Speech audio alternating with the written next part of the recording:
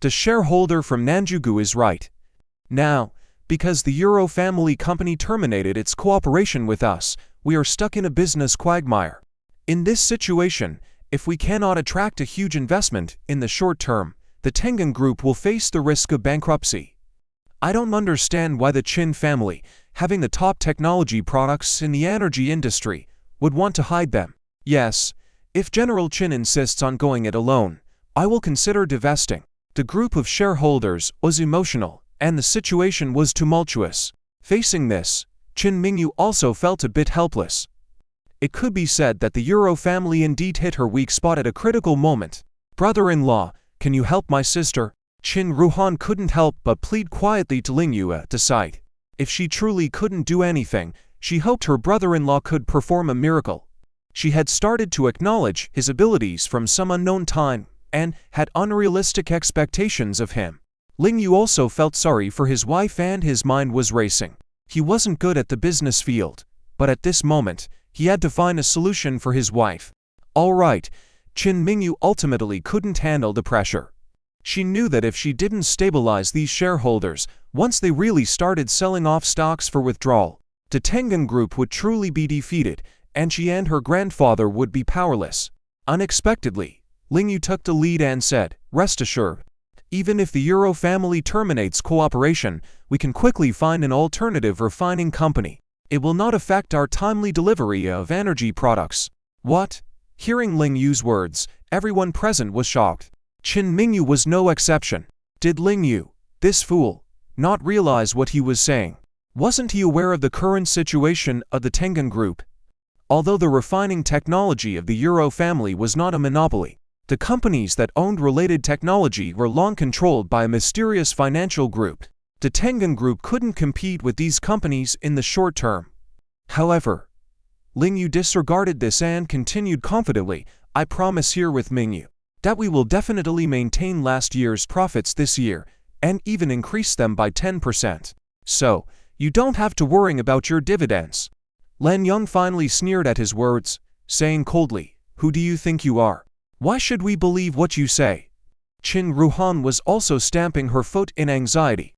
Not to mention the shareholders, she herself could not believe it. The Tengen Group was already struggling to avoid bankruptcy, and a 10% increase in profits. That would mean the group must earn more than 3.3 billion this year. Can you believe what I say then? At that moment, Chin Mingyu stood up, her expression cold then serious. The scene fell silent again. Even Zia Shouty outside the dorm was a bit stunned. General Chin had never been so impulsive before. Today, she actually said these words, "Mingyu, are you kidding?" After Lan Yun understood, he had a half-smile on his face. "Have I ever joked with you?" With just one sentence, Chin Mingyu made Lan Yun embarrassed and annoyed, and he snorted. "Well then, if the profit this year does not exceed that of last year by 10%, I will resign from my position." Meeting adjourned, Chin Mingyu left behind a sentence and left the meeting room directly. The shareholders had nothing to say. After all, Chin Mingyu not only represented the largest shareholder, but was also the CEO of the group. Even she spoke this firmly, so they had to believe for the time being. The news of the shareholder meeting quickly reached Chin Chang'an's ears. Before leaving the company, Chin Mingyu received a call from her grandfather, instructing her and her sister and Lingyu to return to the Chin family immediately. "You should be prepared." Chin Mingyu and her sister got into the Maserati, and she said to Lingyu, who was driving, "It might be a criticism session." She was feeling conflicted at the moment. She didn't believe Lingyu's bold claims at the shareholder meeting at all, but as his wife and Chin Ruhan's sister, she had to support them after what had just happened. "I understand," Lingyu nodded, looking a bit serious but not panicked. He understood his wife's feelings and what they were about to face.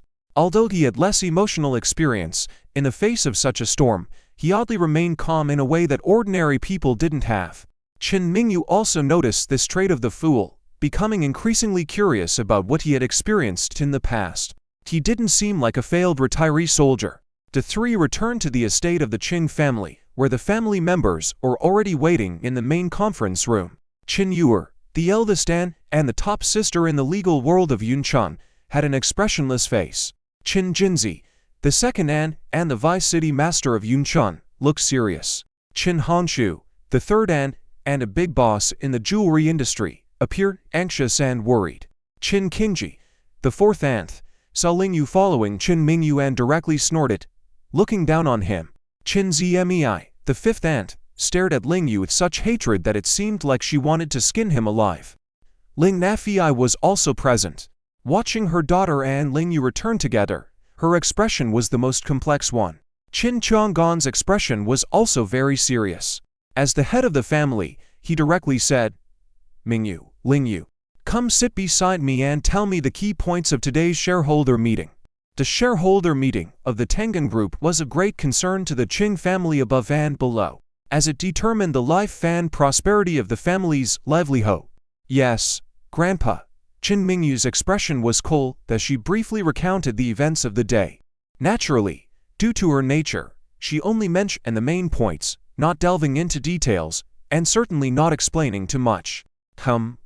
Lingyu, how dare you start a fight at the Tengen Group's shareholder meeting? Do you know that Lan Yan is Mingyu's maternal uncle?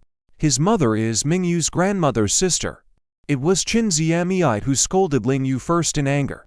Seeing everyone angry with Lingyu, Qin Ruhan quickly stood up to explain for him, "Don't blame brother-in-law. Blame me if you must. It was Lan Fan who started hitting me, and brother-in-law only hit back at him. Moreover, brother-in-law provided evidence and had that guy taken to the police station. Well, you did well in this matter, Lingyu." Qin Chang'an was practical and firmly classified the shareholder meeting incident as bullying our Qin family members. It didn't matter who it was. They would not show mercy, especially since it was a pest to the company. Good riddance. Thank you, Grandpa, for the praise. Lingyu confessed, I just acted on the spur of the moment. Acted on the spur of the moment? Qin Qingji caught his words again and said coldly, and then acted on the spur of the moment to talk nonsense. Don't you know that energy refining technology can easily be blocked by others? How dare you speak recklessly and claim you can solve this problem? Qin Zmei also followed. Since you bragged, it's up to you to solve it. If the Tengen Group can't resolve this issue, then get out of the Qin family. A waste like you, who only knows how to talk big, doesn't deserve to be part of the Qin family.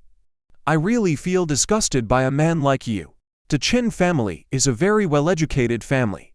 Nowadays, Qin Zmei has even spoken words like useless and disgusting, showing the extent of her disdain for Lingyu. In the past, she would never have bothered to curse someone she looked down upon. Lingyu also feels uncomfortable. Regardless, Qin Zmei is a relative and elder of his wife, and her strong aversion towards him will also affect his relationship with his wife. Qin Mingyu has been secretly paying attention to Lingyu's expression. Compared to the feelings of other members of the Qin family, she cares more about Lingyu's feelings. Sister Wu, don't speak so harshly. Qin Honshu doesn't care about Lingyu's feelings, but she cares about how Qin Mingyu feels. She speaks up, if this matter is not resolved, if shareholders withdraw their investments, Tiagang Corporation is truly at risk of bankruptcy. This is not the time to be stubborn. We should find a solution together at 3. And everyone else, don't worry. Qin Mingyu finally speaks up. As the CEO of Tiagang Corporation, I will handle this business matter. Mingyu, do you have a solution? Qin Honshu's eyes lit up. Qin Mingyu nods, looking somewhat serious. Seeing her like this, Qin Qingji and Qin Zmei become even angrier. Their niece is clearly forcefully defending Lingyu the commoner. Mingyu, do you really have a solution? Qin Jinzi, who rarely speaks or involves herself in the family's business matters, can't help but confirm, seeing Qin Mingyu's expression. Qin Mingyu hesitates a bit. In reality, she hasn't thought of any effective solutions at the moment. Qin Chang'an knows very well that if it weren't for other business partners terminating their collaborations one after another, the Qin family would never have turned to a company like the Yu family, which is not as powerful. Even now, with the betrayal from the Yu family, even he, the old man, is helpless. What's more, his granddaughter lacks the connections and business experience he has. Rest assured, I have a solution. Lingyu once again speaks up for Qin Mingyu, promising earnestly, if you say I'm not worthy of Mingyu and want me to leave her, then I'll take it upon myself to resolve this matter. If I can handle it, I hope that you all, aunts, will not say such things anymore in the future. What? The entire Chin family is shocked. Lin Fei looks at this son-in-law with a new perspective. In fact, she used to look down on this son-in-law, a commoner who couldn't even afford to give good tea leaves as gifts to his mother-in-law. However, Ling Yu can afford it, which is a slap in her face. Moreover, Lin Fei also believes that when Ling Yu buys tea leaves, it's not with Chin Mingyu's money. And now he dares to offer to handle this business matter for Mingyu. Does he really have some hidden talent? Sister's husband, do you know what you're saying? Hearing her sister's husband making these bold claims once again, Chin Ruhan is truly anxious. If her brother-in-law breaks his promise at a shareholders' meeting, it's not a big deal, as he is not part of the Chiag Gang Corporation. But if her brother-in-law breaks his promise in front of the elders of the Chin family, he is unlikely to continue staying with her sister. Chin Ruhan doesn't care if her sister's husband deserts her sister. As long as her sister likes him and wants to be with him, that's all that matters. She just wants her sister to be happy. Then why does the brother-in-law keep making such entreaties? I know. Ling Yu responds seriously to Chin Ruhan and then turns to Chin Mingyu, saying, Mingyu, I hope you can believe me this time. Chin Mingyu has been portraying a stony expression, but her inner turmoil is evident. Staring into Ling Yu's eyes, she can't resist his serious demeanor and finally turns her head slightly and says, All right, do as you wish. All right, it's what you said. Chin Zimai chips in without hesitation. If you can resolve this matter and help Mingyu, I will absolutely not object to you to being together. Chin Kinji also snorts. If little sister doesn't object, it won't matter even if I oppose by myself, right? Okay. Then I'll make the decision. And it's settled. Chin Chang'an soon puts his seal of approval, then turns to Ling Yu. Next, we will have an internal meeting within the Chin family. Ziyu. For now, roam around outside. Ling Yu nods and stands up, then leaves the meeting room. He still can't gain the recognition of the Chin family. For matters concerning the core interests and secrets, the Chin family still doesn't want him involved.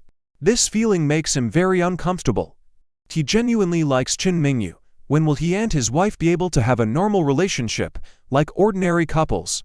The Chin family's following discussion mainly revolves around financial preparations. While Chin Chang'an and Chin Mingyu choose to trust Ling Yu, they must also take precautions. In case Ling Yu fails, shareholders start selling off their stocks, and the Chin family must come together to stabilize the group's stock prices. Unfortunately, Chiagang Corporation's market value is in the hundreds of billions. And even though other members of the Chin family may want to take over, they may lack the resources. My law firm has earned some money over the past few years, and I can put out around 400 million. Chin Yueya, as the eldest daughter, makes the first commitment. I may be the deputy mayor of Yun City, but in terms of wealth, I can't compare to my sisters. I have only a few million in savings and can't put out any more. Chin Jinzi's stance is acceptable to everyone. If she could put out billions, she would likely be investigated. Dad, I can at least put out 1.5 billion. If it's still not enough by then, I'll think of ways to squeeze out a few more billion. Chin Honshu, after opening her mouth, astonishes the other members of the Chin family. Lin Fei is even more jealous. As a daughter-in-law of the Chin family, her assets are not even a tenth of Chin Honshu's. All right, and what about Kinji and Zimai? Chin Chang'an is very pleased with his third daughter, as she is always the most reliable one in the family, and there are family matters. I'll contribute 500 million. I'll put out 300 million. The two women also declare one after another, albeit with a slightly unhappy expression. And Lin Fei. What about you? Chin Honshu then turns to Lin Fei. Lin Fei, clutching her skirt tightly in her hands, nibbles her lip, affecting a cold and cruel demeanor. I have no money. What? Chin Zimai is the first to be surprised, glaring fiercely at Lin Fei. The other daughters of the Chin family also frown. Chin Honshu directly slams the table and rebukes Lin Fei. What do you mean? So, you came back to the Chin family just to benefit yourself. Whenever the Chin family has something to distribute, you're the most eager one. But when it's time to gather money to weather the storm, you sit with your hands folded. Lin Fei endures. Chin Mingyu looks at her mother with a conflicted expression, unsure of where she should stand. Lin Fei. Since you're unwilling to help the Qin family, then leave. The Qin family doesn't need someone like you. Qin Hanshu points directly to the door. The atmosphere on the scene becomes tense once again, fiercer than before. All because everyone's aversion to Lin Fei runs deeper than theirs for Lingyu. Lin Fei's hands are almost swollen from gripping her thighs tightly. She holds back her anger. Qin Hanshu, this woman, just now had not been as harsh towards Lingyu as she is now being towards her. Why? As the mistress of the Qin family, why does she have to endure the anger of these Qin family women every time? Lin Fei, are you shameless enough to stay at the Qin family like this? Go back to your Lin family, leave the money for your maternal family. Qin Qingji and Qin Hongmai saw that Lin Fei was unmoved and followed the third sister in driving away the guests. Lin Fei, who had already endured to the limit, finally couldn't help but explode. She slammed the table and stood up, pointing at the Qin family's three sisters angrily. Do you still have the nerve to blame me? Over the years, what industries has your Qin family given me? What funds have you provided me with? Nothing. You didn't even share the inheritance of Ruxian with me. Now that you need money, you remember me. Where do you expect me to find money? Do you want me to ask for money from my maternal family to support you? HMPH, who is the one without shame in the end? Everyone knows it in their hearts. Seeing that both sides were about to start arguing again, before Qin Chang'an could get angry, Qin Mingyu took the lead in sternly saying, enough. Her voice wasn't loud, and lacked the seniority authority of Qin Chang'an, but her innate cold aura managed to quiet down the elders. You can keep the money yourselves. I will find a way to solve the crisis at Chang'an Group. After Qin Mingyu finished speaking, she stood up and left the table. Watching her leave, several women from the Qin family and Lin Fei coldly snorted at each other before turning away. Then let's disperse. Qin Chang'an also didn't want to witness the women arguing, so he stood up, supported by Bai Lao, and returned to the room. Seeing the worried expression on his face, Bai Lao couldn't help but advise, Sir, didn't you say you wanted to hand over the responsibilities to the younger generation? Why are you still anxious? Sigh. Qin Chang'an sighed deeply. I did plan to, but the waves have hit too strongly. I'm afraid the younger generation's experience and abilities may not be enough to face the challenges head-on. I believe Lingyu and Miss Qing can handle it, Bai Lao said calmly, hands tucked in his sleeves. Sir, you are also blinded by your role. Look at Lingyu's demeanor. Does it seem like he's unsure of what he's doing? Qin Chang'an was momentarily taken aback, then nodded. In fact, he had noticed earlier, which is why he didn't say anything and let Lingyu freely express himself. Sir, relax, trust your own judgment. Since you've made your choice, now just wait to see the results.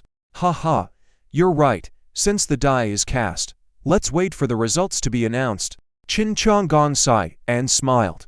On the other side, Lingyu was waiting for his wife to come out in the front yard of the estate. Soon, Qin Mingyu walked out. Lingyu smiled at his wife as she approached. Stupid, how can you still smile? Qin Mingyu immediately reprimanded. Are you crazy? Saying those things twice. Are you fearless in ignorance? Don't you know what a technology lock is? Lingyu was taken aback by his wife's rapid questioning, and it took him a while to respond. However, he didn't expect to say the same thing at the same time as his wife. Anyway, I will handle this matter. They both paused and then simultaneously said, Why did you steal my lines? They paused again.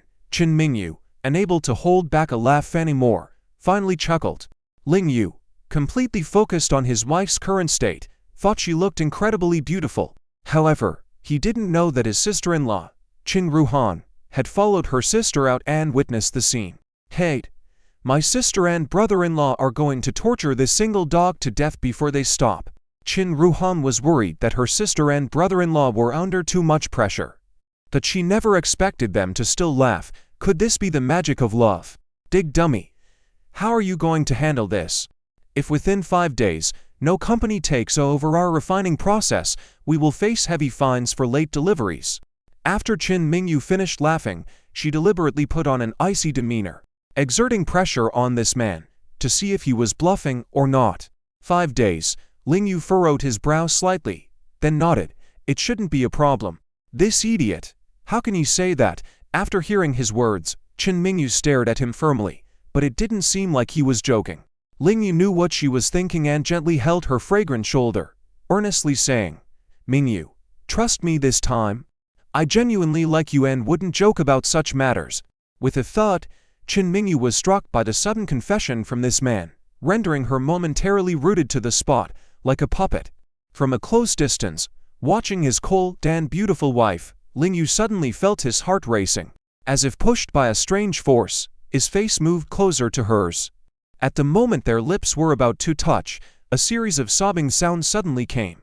Qin Ruhan saw her sister and brother-in-law about to kiss. Nearly blurting out in alarm, quickly regaining her composure, realizing she shouldn't interrupt their intimate moment, she hurriedly covered her mouth. The sobbing sound was caused by her efforts. Chen Mingyu froze in place as if released from a petrification jutsu, pushed Lingyu, the idiot, away, and looked at her sister. "Ruhan, what's wrong with you?" "Sister, I'm sorry, I didn't mean to." "You to continue. Don't mind me, goodbye." Qin Ruhan turned and ran away, thinking she was a fool. Her brother-in-law bravely beat up bad guys for her during the day, only to spoil it for her sister and brother-in-law at night. After her younger sister left, Chen Mingyu glared angrily at Lingyu, her gaze seeming to ask, "Mr. Ling, care to explain what you were about to do just now?" Lingyu awkwardly scratched his head and tried to change the subject. "Mingyu, let's go back." "Humph." Chen Mingyu coldly snorted at him and walked towards the Maserati. Lingyu, oblivious to his wife's snort, thought, "Forget it, let's go home first. We'll talk about it later." Early the next morning, after dropping off his wife at work, Lingyu prepared to contact Yue, only to see a call from Ez. "Boss. Thanks to you, Zhu finally identified the suspect in the murder case of Yanjian." "Who is it?" Lingyu asked casually. "A super expert, currently Zhao Wujin's personal bodyguard. It might be difficult to arrest him and bring him to justice." Yi Zhao's voice carried a hint of melancholy. Lingyu laughed. "Ez, this doesn't sound like you. I remember in the past, on the battlefield, you defeated the renowned high-level fighter of Chegwo, 7 battle buying, with indomitable will. Relying on firm beliefs, you killed 8 enemy generals single-handedly. You shouldn't fear such individuals now, right?" Ez smiled bitterly. "Boss, that was during my peak period. And the expert now, even at my peak, I would be powerless against him. Only you intervene can bring him under control." "Oh, who is this formidable character?" Lingyu's curiosity grew, as there weren't many individuals who could make Ez feel inferior. "Do you still remember the grandmother Li Qingshu?" Ez asked. "Is it him?" Lingyu replied in surprise. "I remember, the martial arts master who practiced diligently for 45 years. Established his own school, and came to the northern region to guide martial arts. I had a sparring match with him back then, and his moves were flawless. I couldn't defeat him. Yes, at that time, only you could spar with him. If it were us, we would have definitely lost." Ez responded, "And the suspect in this case is a super master who defeated Li Qingshu in 1 move after 10 moves. His name is Mo Shu, but we haven't been able to uncover his real name and background yet." "Mo Shu." Lingyu furrowed his brow, a name he hadn't heard before. "Yes, that man, he works with Zhao Wuji. On the day Yu Winken had an accident, according to the hospital surveillance footage, he had approached Yu Winken's vehicle," Ez explained, "but because this is beyond logic, and he didn't directly sabotage Yu Winken's tire. Even with surveillance video, the law can't prove he murdered Yu Winken. And there's another major complication to this case," Lingyu interjected, "because of Zhao Wuji, right? Without solid evidence, it's hard to arrest anyone from his side, isn't it?" "Exactly," Ez affirmed. "If we make a wrong move, that guy will resist arrest with all his might and we won't catch him." Lingyu inquired, "So you called me for this, to help you catch him?" "Brother, can you?" Ez asked with a wry smile. "Recently, Zhu has handled several cases and hasn't cracked any of them. This one is almost resolved, but unfortunately, the suspect is extremely elusive, and she's feeling very frustrated. Let her come find me, and we'll make arrangements." Seeing Yi Zhao's earnest expression, Ling Yu didn't outright refuse but added, "I'm currently occupied with other important and urgent matters." "Oh, what's the matter?" Yizi was curious. If the boss deemed something both significant and urgent, it must be quite serious. Since Yizi had taken the initiative to contact him, and Ling Yu didn't plan to involve DUA, he directly asked, "Can you help me contact Nangong Wu?" Nangong Dasha. Yizi hesitated for a moment before smiling. "Why do you want to find him? Aren't you afraid he'll pester you again?" Nangong Wu comes from a prominent family, or rather, an extremely prominent one, and is also a martial arts enthusiast. After being sent to the northern region by his family to toughen up, he witnessed the martial talent of the War Wolf King, and insisted on becoming Ling Yu's disciple. Initially reluctant to take on any disciples, Ling Yu eventually relented due to Nangong Wu's persistence, assigning him the title of a nominal disciple before sending him off to a military camp for training. However, this gold spoon-fed person couldn't endure the rigorous training. When Ling Yu returned from a mission, he discovered that Nangong Wu had already left the northern region. "I really don't want to find him, but my wife's company is facing difficulties and urgently needs a refining technology. The Nangong family possesses various global technologies, so finding him will definitely be helpful." Ling Yu didn't hide anything from Yizi and directly told him. Upon hearing that Qin Mingyu's company was in trouble, Yizi also felt concerned. For him, Qin Mingyu was more than just a sister-in-law. However, he couldn't express these thoughts and could only take silent actions. "All right, I'll dig up that guy's whereabouts for you today." Yizi, being a top-notch figure in the police department, found locating someone to be a simple task. Indeed, by afternoon, he informed Ling Yu Nangong Wu was on vacation on a private island overseas. Knowing the exact location, Ling Yu decided not to delay any further. He planned to inform his wife that evening and personally go look for Nangong Wu. Understanding Nangong Wu's personality, Ling Yu knew that this matter couldn't be discussed face-to-face. By offering him some benefits, it might not be so easy to get him to comply. "What? You're leaving Yun City for a few days?" Upon returning home that night and hearing Ling Yu's words, Qin Mingyu was truly surprised. Within 4 days, Tia Gang Group must find a cooperative partner for refining and processing, or face significant penalty fees and bankruptcy risks. And now Ling Yu wanted to leave at this critical juncture. "Yes, Mingyu, you must trust me. I will definitely help you resolve this matter." Ling Yu couldn't explain further. His identity must remain unknown to Qin Mingyu. Firstly, assignments above S rank in the northern region must be kept confidential. Any leaks would result in the informant being executed. Secondly, Ling Yu didn't want Qin Mingyu to be directly involved in northern missions, increasing her own risks. "Ling Yu, I don't care how you plan to help me, but you really don't have to do this," Qin Mingyu earnestly said. "This matter can be solved by me." She had grown accustomed to Ling Yu's presence, to his drives to and from work, to his cooking, to their conversations. Remembering the days he wasn't around, she had been restless almost every day. Then, she really didn't want him to leave her side. Seeing her expression, Ling Yu walked over and gently held her fragrant shoulder. At some point, he found this action to be entirely natural. "Mingyu, listen to me." Ling Yu's magnetic voice mesmerized Qin Mingyu. "I know you're smart and capable, a very outstanding woman. But as a husband, I should strive to lighten my wife's burdens, to care for her, to cherish her. It's my duty and my right." This idiot, Qin Mingyu was once again touched by his words. While it may sound like a typical endearment from others, coming from him felt different. Others saying similar things might sound cheesy or even repulsive, but his earnest eyes had an unparalleled impact, making her unable to refuse. Was this idiot, who had failed 18 blind dates, really a loser? "Well, do as you please, but come back soon." Qin Mingyu didn't ask where he was going, as long as it was his decision. If he wanted to be a responsible husband, she could only be a tolerant wife and not restrict his freedom. "Okay, I will return to you as soon as possible." Ling Yu nodded, his gaze inadvertently fixating on Qin Mingyu's soft scarlet lips, akin to ripe strawberries. He wanted to kiss her but hesitated, recalling the embarrassing incident from the previous night. Unable to bear his reluctance, Qin Mingyu directly pushed his head down. The moment their lips touched, Ling Yu was caught off guard, feeling like he'd been hit by a strong electric shock. his eyes widening. Both of their eyes widened in surprise, devoid of any romantic atmosphere. After 2 seconds, Chin Mingyu coldly pushed him away. Turning around, she realized that her heart was racing only then. Had she gone crazy? How could she do such a foolish thing? What if he misunderstood her signal and actually made a move? She had no reason to refuse him then.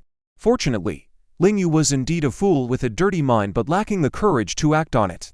After Chin Mingyu pushed him away, this man didn't make any further moves. Early the next day, Lingyu went to the airport to board a flight. Chin Mingyu had little Wang pick her up for work, and when they arrived at the entrance of Chang'an Group, they saw a woman in uniform waiting for her. It was Zia Zhu. She now had 4 cases on hand. The case of Lin Qingxuan couldn't proceed because the body hadn't been found. In the case of the Ferris wheel incident, evidence had been found, linking Liu Hedan to premeditated murder, requiring Ling Yu's cooperation to convict him. There was also the restaurant poisoning incident, where she had investigated Liu Qingyun and needed Ling Yu to provide her with leads on other drugs. Lastly, there was the case of the car crash murder of Wu Yongjian, where Captain Yi even asked her to beg Ling Yu for help in capturing Mo Shu. Every single one of these cases she had involved with Ling Yu, and Captain Yi even said he spoke to Ling Yu on the phone. And the scoundrel made her come to him personally for help. How despicable! Miss Zia, is there something you need? Little Wang asked as Zia Zhu stopped his car and rolled down the window. Zia Zhu ignored him and walked directly to Chin Mingyu's car window, tapping lightly. Chin Mingyu furrowed her eyebrows slightly. Initially, she didn't want to deal with this woman, but suddenly thought of something and slowly rolled down the car window. Miss Chin, where is Ling Yu? Zia Zhu asked in a casual tone. Chin Mingyu, with her naturally straightforward personality, wouldn't directly answer her. If the other party couldn't provide a satisfactory reason, she wouldn't tell her anything. I want him to help solve a case, Zia Zhu said with a hint of arrogance. I'm sorry, Miss Zia, that's your business. What does it have to do with him? My man is busy, Chin Mingyu's reply surprised little Wang, as it seemed like the first time he heard Chin Mingyu actively calling Ling Yu her man. Moreover, Chin Mingyu seemed to be increasingly protective of Ling Yu. Zia Zhu bit her red lips and found this married couple particularly irritating. I can tell Miss Zia, but under one condition. After scolding Zia Zhu for a bit, Chin Mingyu suddenly said. This was why she had rolled down the car window, to not waste time here. What condition? Zia Zhu asked with a frown. She, like Chin Mingyu, had a princess-like temperament. If she couldn't solve the case and had to return home to inherit the family business, she wouldn't agree to any conditions. Isn't your brother Zia Chia still single? I want to set him up on a blind date. If you agree to persuade him, I'll tell you Ling Yu's whereabouts. Deal? Chin Mingyu had been thinking about this and originally planned to have Zia Dai, her cousin, do it. But maybe it would be more effective if his real sister talked to him. Zia Zhu actually wanted her brother to go on a blind date and find a girlfriend quickly. The guy was always indulging in art, not interested in love or managing the family business. If there was a woman to control him, maybe he would focus on self-cultivation, slowly start a family and business, and take over the family empire. Then her brother would inherit the family business, and their father wouldn't pressure her anymore, right?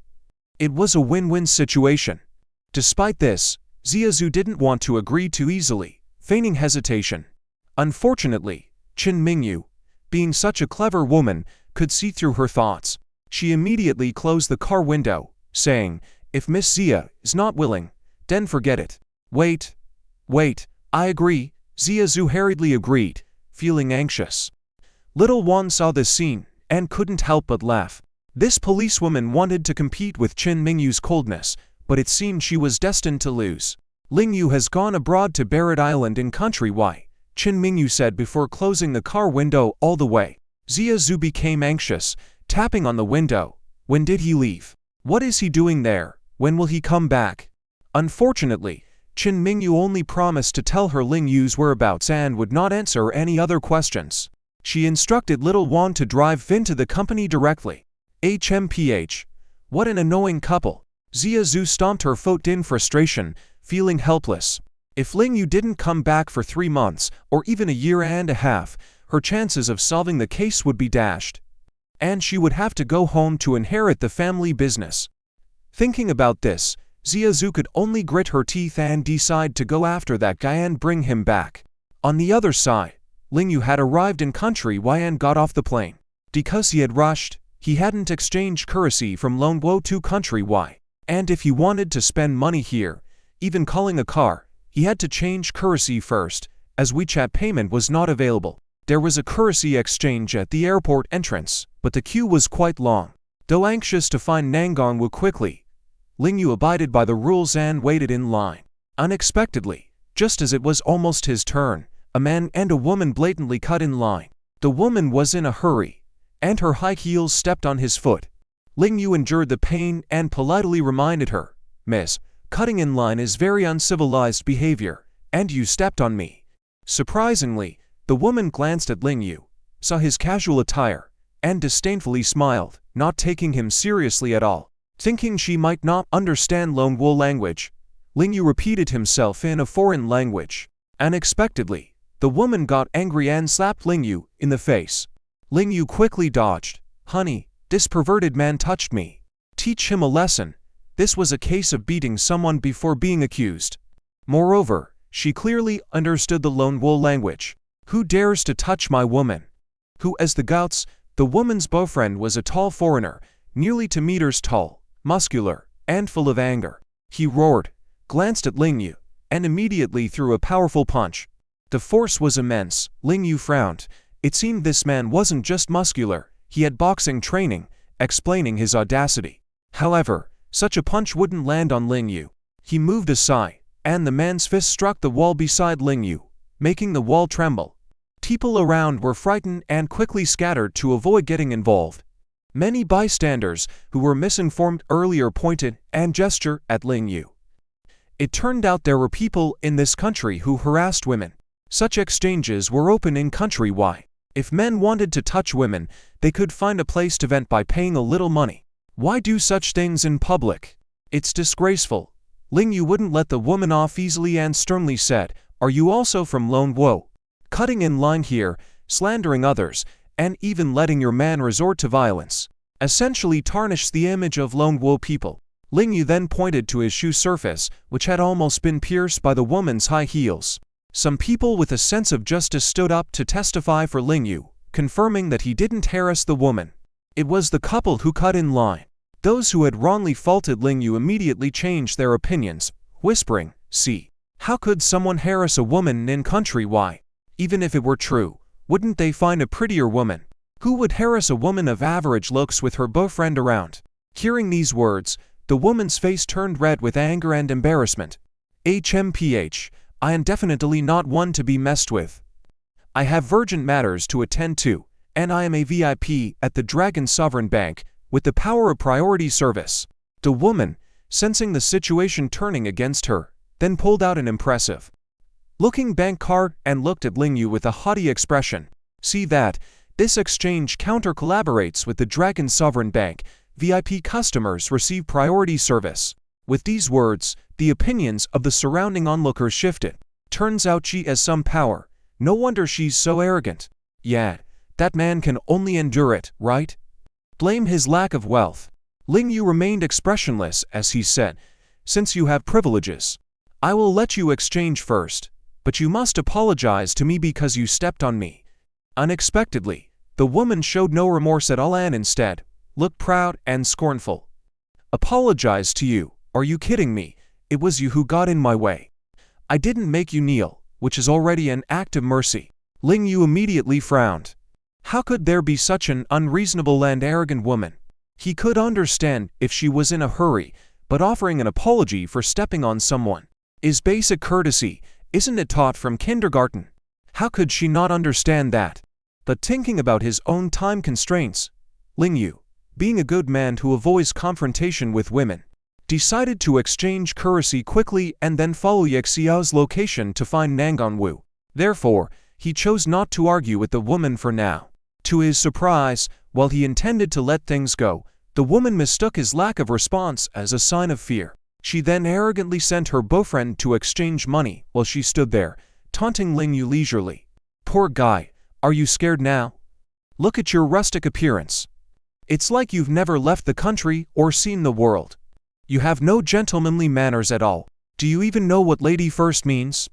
Ah, a country bumpkin like you should stay in the dragon country honestly, and not come out to embarrass yourself, making people think our country is poor. With her prideful demeanor, she was unbearable to even bear. Ling Yu tried to reason by saying, I am dressed appropriately. There is nothing to be embarrassed about. It's you who forcefully occupied a place and acted high-handedly, embarrassing the dragon country. It makes people think the dragon country is full of unqualified and rude women like you. How dare you talk back to me? The woman didn't expect Ling Yu to retort, and her chest heaved with anger.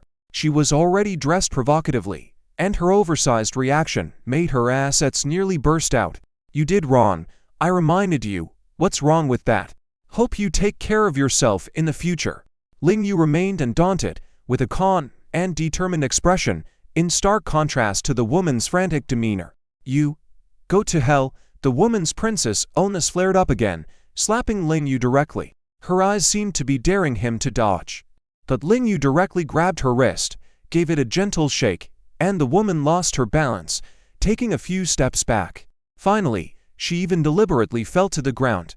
You're sick, Ling Yu frowned, finding the woman's behavior truly abhorrent, even more so than Ziazu. Babe, what's wrong with you? The muscle man, seeing his girlfriend fall, abandoned his money exchange task, rushed over to help her up. Ooh, darling, look at this man with no manners. He dares to lay a hand on a woman. The woman, who was arrogant just moments ago, now pretended to be weak and alarmingly shouted in front of the public, aren't men supposed to give way to women naturally? What's so bad if a woman accidentally steps on your man? Are you still a man being so narrow-minded? Let's all discuss this. A big man bullying a woman, what's fair about that? The people around began whispering words of support for Ling Yu, not understanding the true situation. Ling Yu, ignoring the noise around, found this woman truly revolting. However, with his time constraints and not wanting to get into a fight with a woman here, he decided to ignore her. At that moment, a tall figure in black suddenly walked into the crowd. Without any hesitation, he delivered a hefty slap to the woman's face. A resounding slap echoed in the air, quieting everything down in an instant. Soon after, a group of men in suits approached the scene, controlling the chaos. Seeing this, Ling Yu seemed somewhat surprised but quickly understood the situation. Mr. Ling, my apologies, we were sent by young Master Nangong to the airport to pick you up, and we've just found you. Please forgive us. The man in black bowed to Ling Yu. What? Young Master Nangong? The woman, who was full of arrogance just a moment ago, was stunned and looked at Ling Yu with amazement upon hearing that name. She never would have dreamed that this unassuming man, not only in regular clothes, had a VIP card at the Dragon Sovereign Bank but also had some connection to the top-notch young master. It's all right. Once I've exchanged the money, I can go with you. Ling Yu waved his hand. He was genuinely unaware that Nangong had sent someone to pick him up, but it was convenient for him. Mr. Ling, you don't need to exchange money here. We have plenty of cash available here for you. The man in black gestured, and his subordinates brought over 2 large boxes of money, promptly opening them in front of Ling Yu. Wow, the onlookers were dazzled. A quick glance revealed one box containing a whopping 100 million Y country currency. Ling Yu could only smile wryly. He dared not take the money from Nangong without a justified reason. Without merit, accepting money from that young master might open him up to potential exploitation. Sir, do you still need to continue exchanging this 10,000 dragon country currency? The exchange officer nervously asked. Yes. Thank you. Ling Yu accepted the 10,000 and then said to the man in black, let's go. Take me to meet that kid. Yes, Mr. Ling. The man in black led Ling Yu away. As soon as Ling Yu left, the woman in high heels struggled to close her gaping mouth, trembling as she murmured, it seems there are many people pretending to be weak when they are strong nowadays. Cloud City, Cheonggang Group. Zia Shouty adjusted her glasses and walked into Qin Mingyu's office carrying some files. CEO Qin, as per your request, I have gathered a list of global companies with the extraction technology you asked for. Please take a look. All right. Qin Mingyu quickly opened the files and her expression grew more serious as she read through them. Zia Shouty knew why she was frowning and added, "There are a total of 23 companies in the country with this extraction technology, but only 7 have the capability to meet Chang'an Group's extraction requirements. Among them, 5 have already terminated cooperation with us, and the Ying family suddenly backed out. Now, the only one who can help us is the South Gong family's company." Qin Mingyu closed the files directly and instructed Zia Shouty, "Please contact the head of the South Gong family." "Okay," Zia Shouty nodded seriously. "I'll give it a try. The South Gong family is a very large superfamily, with substantial power and assets both domestically and internationally. Contacting the head of their company would not be easy." Qin Mingyu was well aware of this, but the mysterious consortium behind the scenes had already bought out, minus one of the companies that Chang'an Group was competing against. The only one not under their influence was the South Gong family's company. She even worried that if the South Gong family was targeting the Qin family, then the Qin family might be in real trouble this time. After all, the wealthiest family in Cloud City appeared quite weak when facing a top-notch national and even global giant like the South Gong family. However, to her surprise, Zia Shouty brought her good news in the evening. "CEO Qin, I have managed to contact the head of the South Gong family's company. He replied that their company is willing to cooperate with the Qin family, but on one condition." "What condition?" Qin Mingyu's eyes lit up. This was something she and Lingyu had promised to handle properly. "Mr. Non-Gong requests that CEO Qin meet with him in person." "What?" Upon hearing this request, Qin Mingyu furrowed her brow slightly. Actually, this request was quite reasonable since the two companies had never cooperated before. It was only natural that the bosses meet for the first time. Zia Shouty added, "CEO Qin, the request is quite reasonable, but..." Pausing for a moment, she continued in a low voice, "But I heard that Non-Gong's young master is a playboy with multiple girlfriends. I'm worried he might have ulterior motives in inviting you, CEO." Qin Mingyu fell silent, although she had never traveled abroad for negotiations since taking over Chang'an Group. She knew this day would eventually come. Now that Chang'an Group's survival was at stake, as the female CEO of the Chang'an Group, she had to face the challenge head-on, even if she was walking into the lion's den. "Shouty, book my tickets and arrange for security. Then, reply to Non-Gong that I will go see him tomorrow." "Ah, okay." Zia Shouty was surprised by Qin Mingyu's decisive decision, finding it both unexpected and reasonable, and quickly made arrangements on her behalf. After taking a few steps, she turned around and asked, "CEO Qin, should I inform your husband?" With Lingyu by her side, she thought Qin Mingyu's safety would be better ensured. Qin Mingyu sighed and said, "He just left the country today." She inwardly cursed, preferring that fool to stay out of trouble and leave her to handle these matters. "All right, CEO Qin, I'll make the arrangements right away." Zia Shouty sighed softly, only able to silently pray for a successful negotiation for CEO Qin. On the other side, Zia Zhu had arrived alone at the Cloud City Airport's waiting lounge, preparing to board her flight. In her mind, Captain Yi's instructions to her still echo. "Zia Zhu, I approve your trip to country I to seek Lingyu's help in solving the case, but this matter cannot be made public. Therefore, I am assigning you the task officially, allowing you to travel overseas at public expense. Your additional task is to capture a woman named Tang Zuixuan and bring her back to Cloud City for trial." According to the information, she personally killed her stepfather and fled to country Y. Zia Zhu unlocked her phone to review Tang Zuixuan's information and couldn't help but sigh. She looks gentle and beautiful, was even a university beauty queen, but to think she committed murder is really surprising. The world is so complicated, but as long as they are criminals, they cannot escape my justice. Zia Zhu clenched her fists firmly, murmuring at Tang Zuixuan's photo, yet images of Lingyu surfaced in her mind. Humph, as long as there is even a shred of evidence, she would personally send that scoundrel to prison. On the other side, in country Y, Lingyu followed the black-clad man to a small island. This was a property purchased by the Non-Gong family, specifically for the young master of the Non-Gong family to relax and have fun. Mr. Ling, the young master of the Non-Gong family, is currently vacationing on the private beach. Please go in and find him. The black-clad man led Lingyu to a gate in a wall, respectfully inviting him inside. All right, Ling Yu nodded. Once the door was opened, he walked in.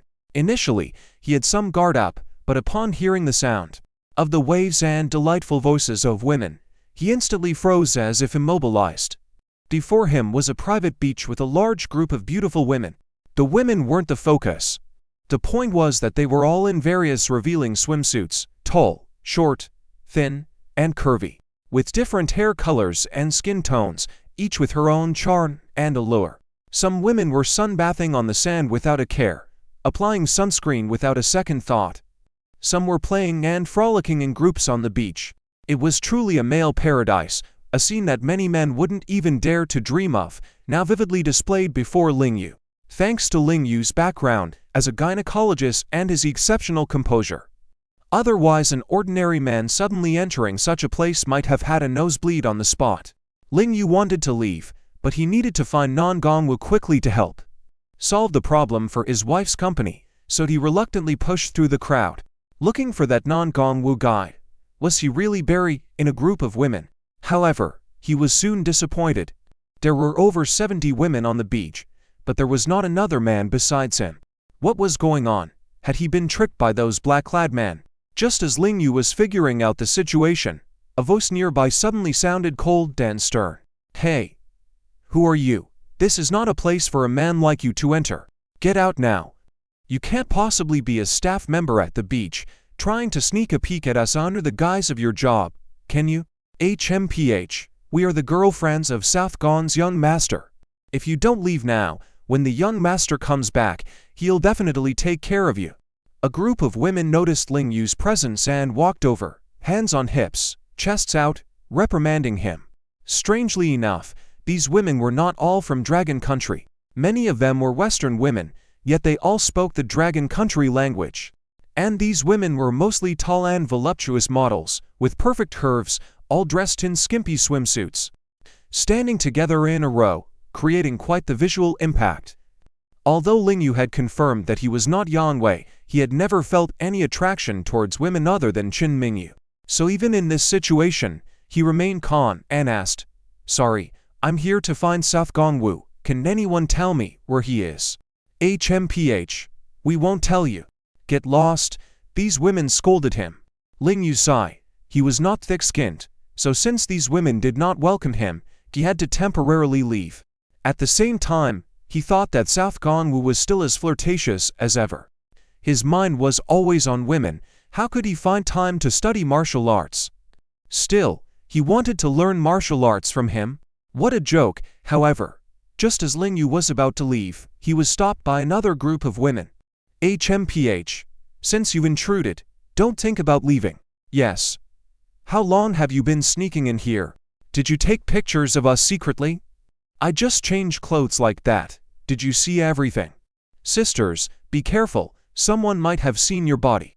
South Gon's young master is possessive. He doesn't like his women to be seen by others. Upon hearing these voices, Ling Yu was helpless and quickly explained, You misunderstood.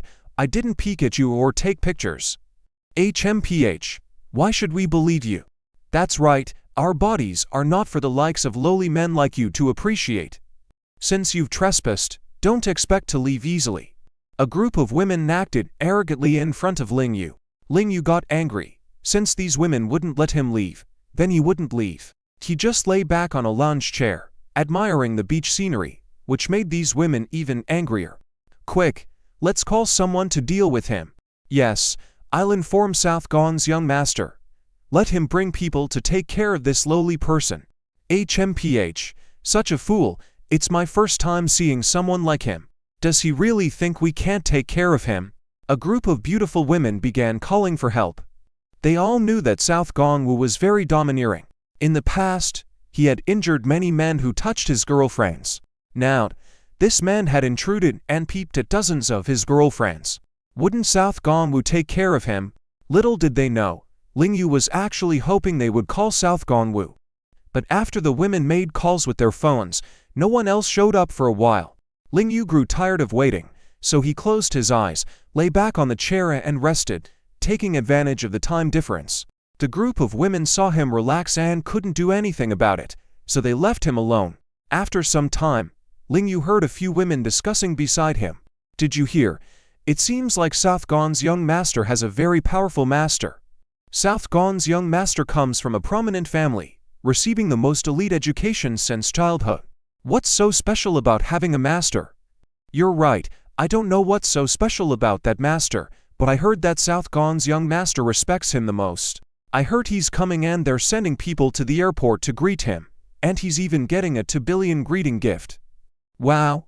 Really? 2 billion just for a meeting? The group of women were skeptical. At this moment, a woman in a pure black bikini emerged from the sea after swimming. Her tiny swimsuit barely covered much, clinging to her wet body after swimming, exuding sensuality. Hearing the women's discussion, she couldn't even dry her hair. Before walking over smugly, you don't know as much as I do about these matters. Oh, it's Kuishi who's back. Kuishi. What do you know? Tell us. This woman seemed to hold a high position among South Gon's young master's women, as a group of women huddled around her.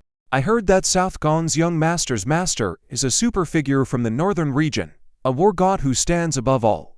Really? Is the war god that powerful? It's not like those Dragon King novels, where he can command 100,000 troops with a word and come back to build a doghouse, right? Hehe. Upon hearing Kuishi's words, the group of women's eyes lit up, joking and teasing.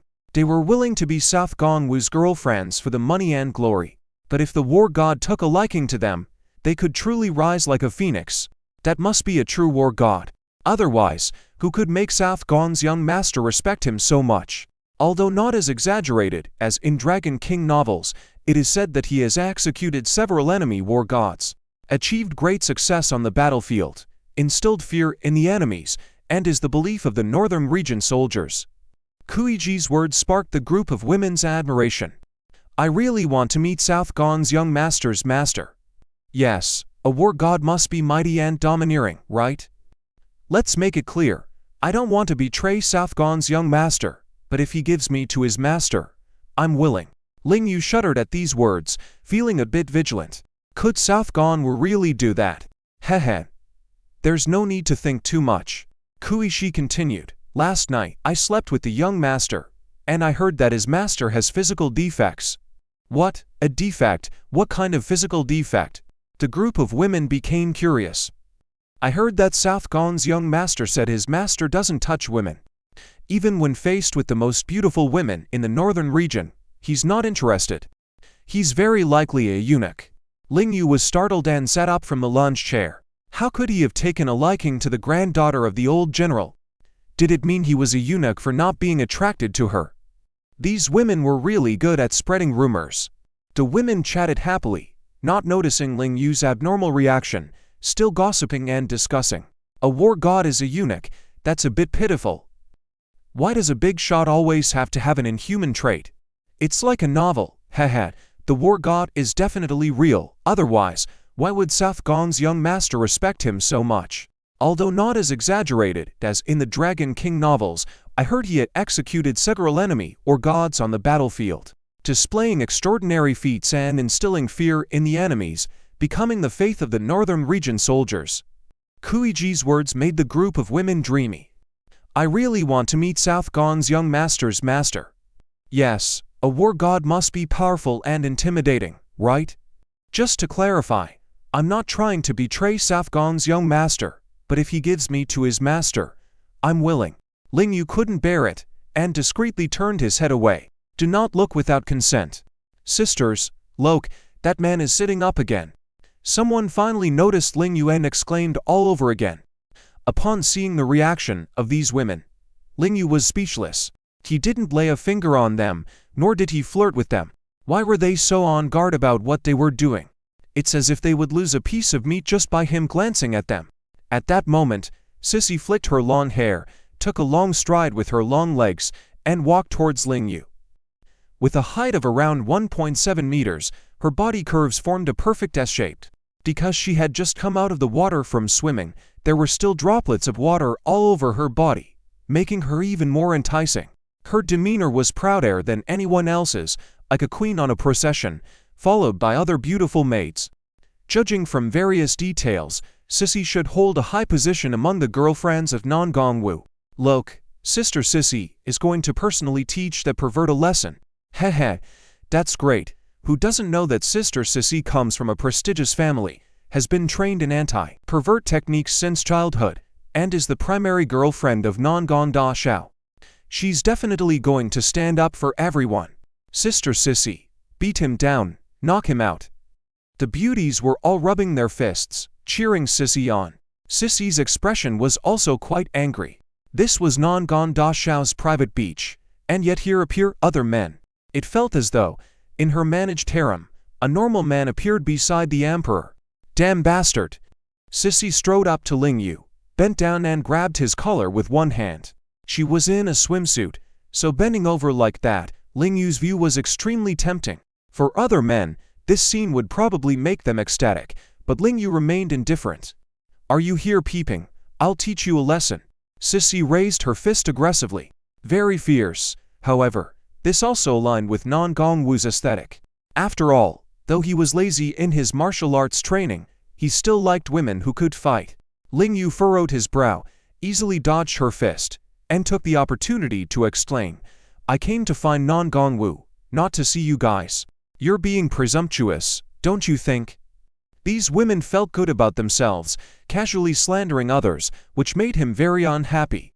Ling Yu didn't want to hit a woman, which is why he had been patient. Unfortunately, Sissy didn't let him off the hook just because he explained and continued to throw punches at him. The more Ling Yu dodged, the angrier she got. With so many women watching, they all saw her as their leader. If she couldn't discipline even one womanizer, where was her prestige? Ling Yu had refrained from fighting back for two reasons. First, the other person wasn't malicious, and second, she was a woman. However, Sissy's incessant attacks showed no signs of stopping, so Ling Yu gently tripped her. Little did he expect that Sissy would fall to the ground, and her swimsuit top would accidentally be lifted up. Big. Really big. This misunderstanding was massive. The women were all stunned. Sissy jumped up, not caring about her exposed view, and furiously roared at Ling Yu. "Ah, I'll kill you. I'm going to kill you." Ling Yu was at a loss. The formidable War-Wolf King had never fought a naked woman before. Oh my. Sister Sissy was taken advantage of by the man. This man is doomed. Who doesn't know that Non-Gong Da Xiao has a strong sense of pride? If his woman is taken advantage of by another man, he'll definitely kill that person. A group of women believed that Ling Yu was doomed this time. They were well aware of Non-Gong Wu's character. In one classic instance, there was a wealthy second generation who didn't know that Sissy was Non-Gong Wu's woman and flirted with her at a banquet. When Non-Gong Da Xiao found out, he went to the man's home with his men and beat him up. Word has it that the man's limbs were broken, but his parents and bodyguards present didn't dare to confront Non-Gong Wu. Now, this man, standing on Non-Gong Da Xiao's turf, had just stripped Sissy of her clothes. When Non-Gong Da Xiao appeared, he would have no place to bury himself.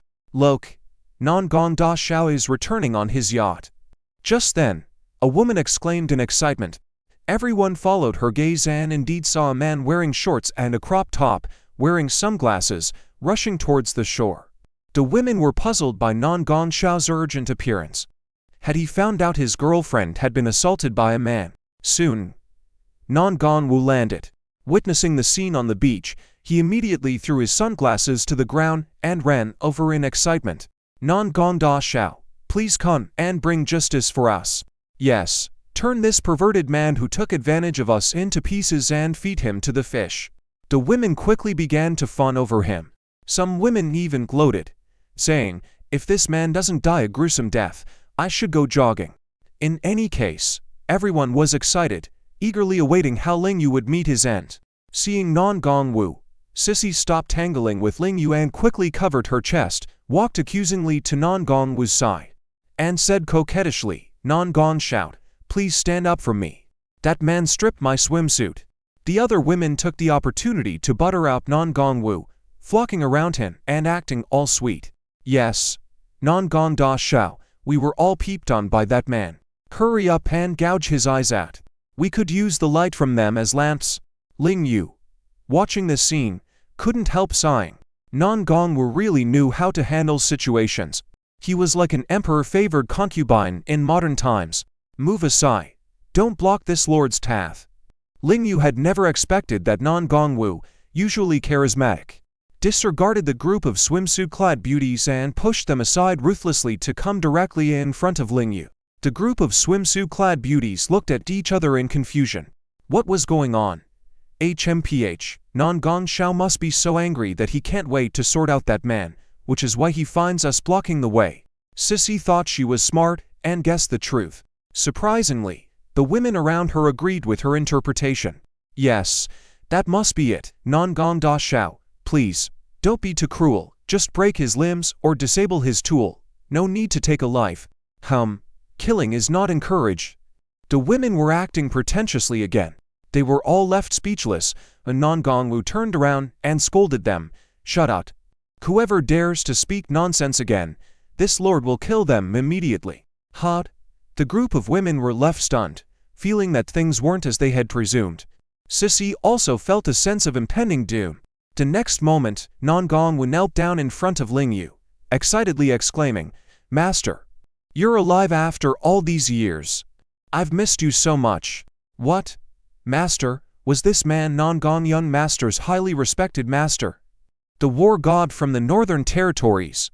The women were utterly dumbfounded. Really? Ling Yu smiled and helped the guy up.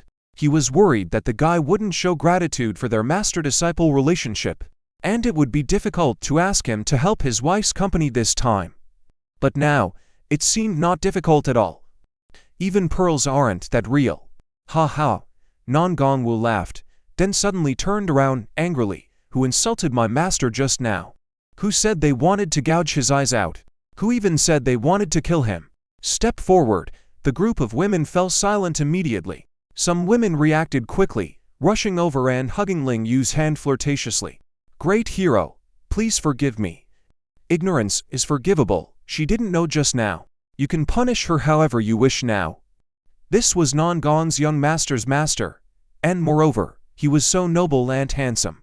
If he took a liking to her, it would be better than following Non Gong's young master. After all, Non Gong's young master had too many women. He couldn't cater to everyone.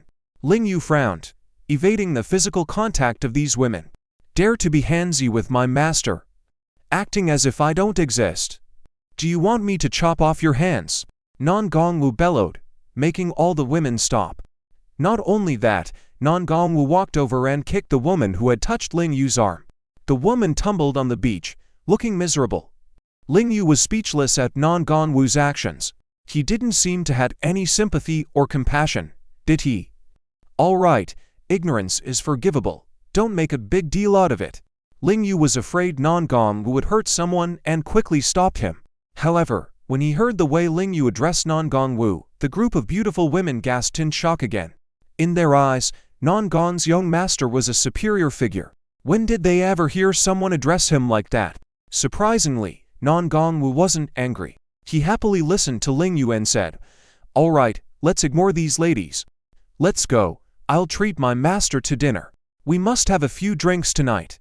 Okay. Ling Yu readily agreed. He had come to countrywide to negotiate with this fellow, and being treated to a meal would save him some money. However, as Ling Yu followed Non Gongwu away from the beach, and was about to get into the latter's Rolls Royce, Non Gongwu received a phone call. Ling Yu didn't hear what the call was about, but after Non Gongwu finished the call, he came over with a helpless expression. "Master, my mom suddenly has something urgent and wants me to go back. I'll have someone drop you off at the restaurant. You wait for me there. I'll come as soon as I'm done." "All right, I will wait for you." Ling Yu found the boy's attitude quite sincere, not like he was playing any tricks. Later, Non Gongwu, worried that Ling Yu didn't have money, handed him a card. "Master, this card is my gift to you. You can use it at the restaurant." Ling Yu accepted the card without hesitation, as it wasn't easy to refuse a 200 million gift. Non Gongwu got into another car and arrived at a building, where he had a video call. "It's a beautiful woman." "Mom, why do you want me to find someone in countrywide?" Non Gongwu looked a bit resistant. He was only 25 years old, a few years younger than Ling Yu, but as the heir of the Non Gong family, he knew that his marriage would eventually be out of his control. That's why he tried to date as many girlfriends as possible before being married. Find a beautiful woman, You always liked pretty girls, didn't you? The mother said, and as she finished speaking, Non Gongwoo's phone received a picture. The woman in the picture was indeed very beautiful, with a purity that none of his dozens of girlfriends had. The only drawback was that she was dressed very plainly. To Non Gongwoo, she looked like a complete Cinderella. Mom, who is she? Non Gongwoo suddenly became interested, no longer appearing impatient. Your fiancée, her name is Tang Zuchuan. According to the information, she happens to be in country. Why? Find her and protect her. That's it. The mother instructed but didn't provide further details. For Non Gongwoo, that was no longer important. He knew the family would arrange a business marriage for him, and he had prepared himself to marry someone he didn't choose. He never expected his fiancée to be so beautiful. Hearing her last name was Tang, could she be from one of the four prominent families in Yanjin, the Tang family's daughter? But he couldn't understand why a daughter of the Tang family would dress like that. On the other side, Lingyu arrived at a local 7-star restaurant. The driver arranged by Non Gongwoo didn't accompany him inside. Lingyu wasn't bothered and went in alone. It was a Long Kingdom-style restaurant with customers from the Long Kingdom. The 7-star restaurant was decorated like a palace, and even the simplest dishes were priced in the four figures. If one wasn't extremely wealthy, they wouldn't be able to afford dining there. As soon as Lingyu walked in, he overheard people nearby gossiping. Sister, look at that person. They are dressed so shabbily. How can they come to this restaurant for a meal? Exactly. Seeing someone like that makes me lose my appetite, instantly bringing down our style. Does she not know how to write the word ugly? The two sisters were talking, and the rich mother sitting beside them chimed in. You two are too young. You don't know that in this world, many people will force themselves to act rich just to show off. Eating a meal here for them might mean they'll go hungry for a year. Mom, you're right, there are so many superficial people in this world. It's really pathetic. The mother and the daughter's sharp words demonstrated their sense of superiority. Lingyu was taken aback. Could the mother and her daughters be talking about him? He was aware of his own attire, ordinary goods that indeed set him apart from the others dining there. He didn't expect to encounter judgmental people even when abroad. However, after glancing around, Lingyu realized he was mistaken. The three women were not looking down on him, but at the young woman sitting at a small table in the corner. She was dressed even more poorly than him, her features delicate, but she looked very worn out. Only her faintly shining watery eyes retained some radiance. Lingyu felt that he recognized the woman somehow. He had seen her before. It was Tang Zuchuan. Yes, that was her name. Lingyu remembered she was Qin Ruhan's senior sister. How had she come to country after they hadn't met in over 3 months? Had she immigrated? Seeing her current appearance, it seemed she was going through tough times. No wonder the mother and her daughters looked down on her. Hey, fool, stop being a bother here. You're ruining our appetite. Get lost. The two young sisters were upset that Tang Zuchuan kept ignoring them. They went up to her and scolded her directly. Lingyu couldn't help but furrow his brows. Weren't the sisters being a bit too much? Tang Zuchuan, this beauty, exudes a delicate vulnerability that makes men want to protect her. They had only met briefly before, and had even shared a room at one point, almost getting into a conflict. Lingyu wanted to step forward to defend her. At that moment, the older sister of the pair of sisters grabbed Tang Zuchuan's black hair, forced her face up, and revealed a smug smile. Ha ha. Don't think I don't recognize you, Tang Zuchuan. Weren't you the campus belle before? How many men used to like you?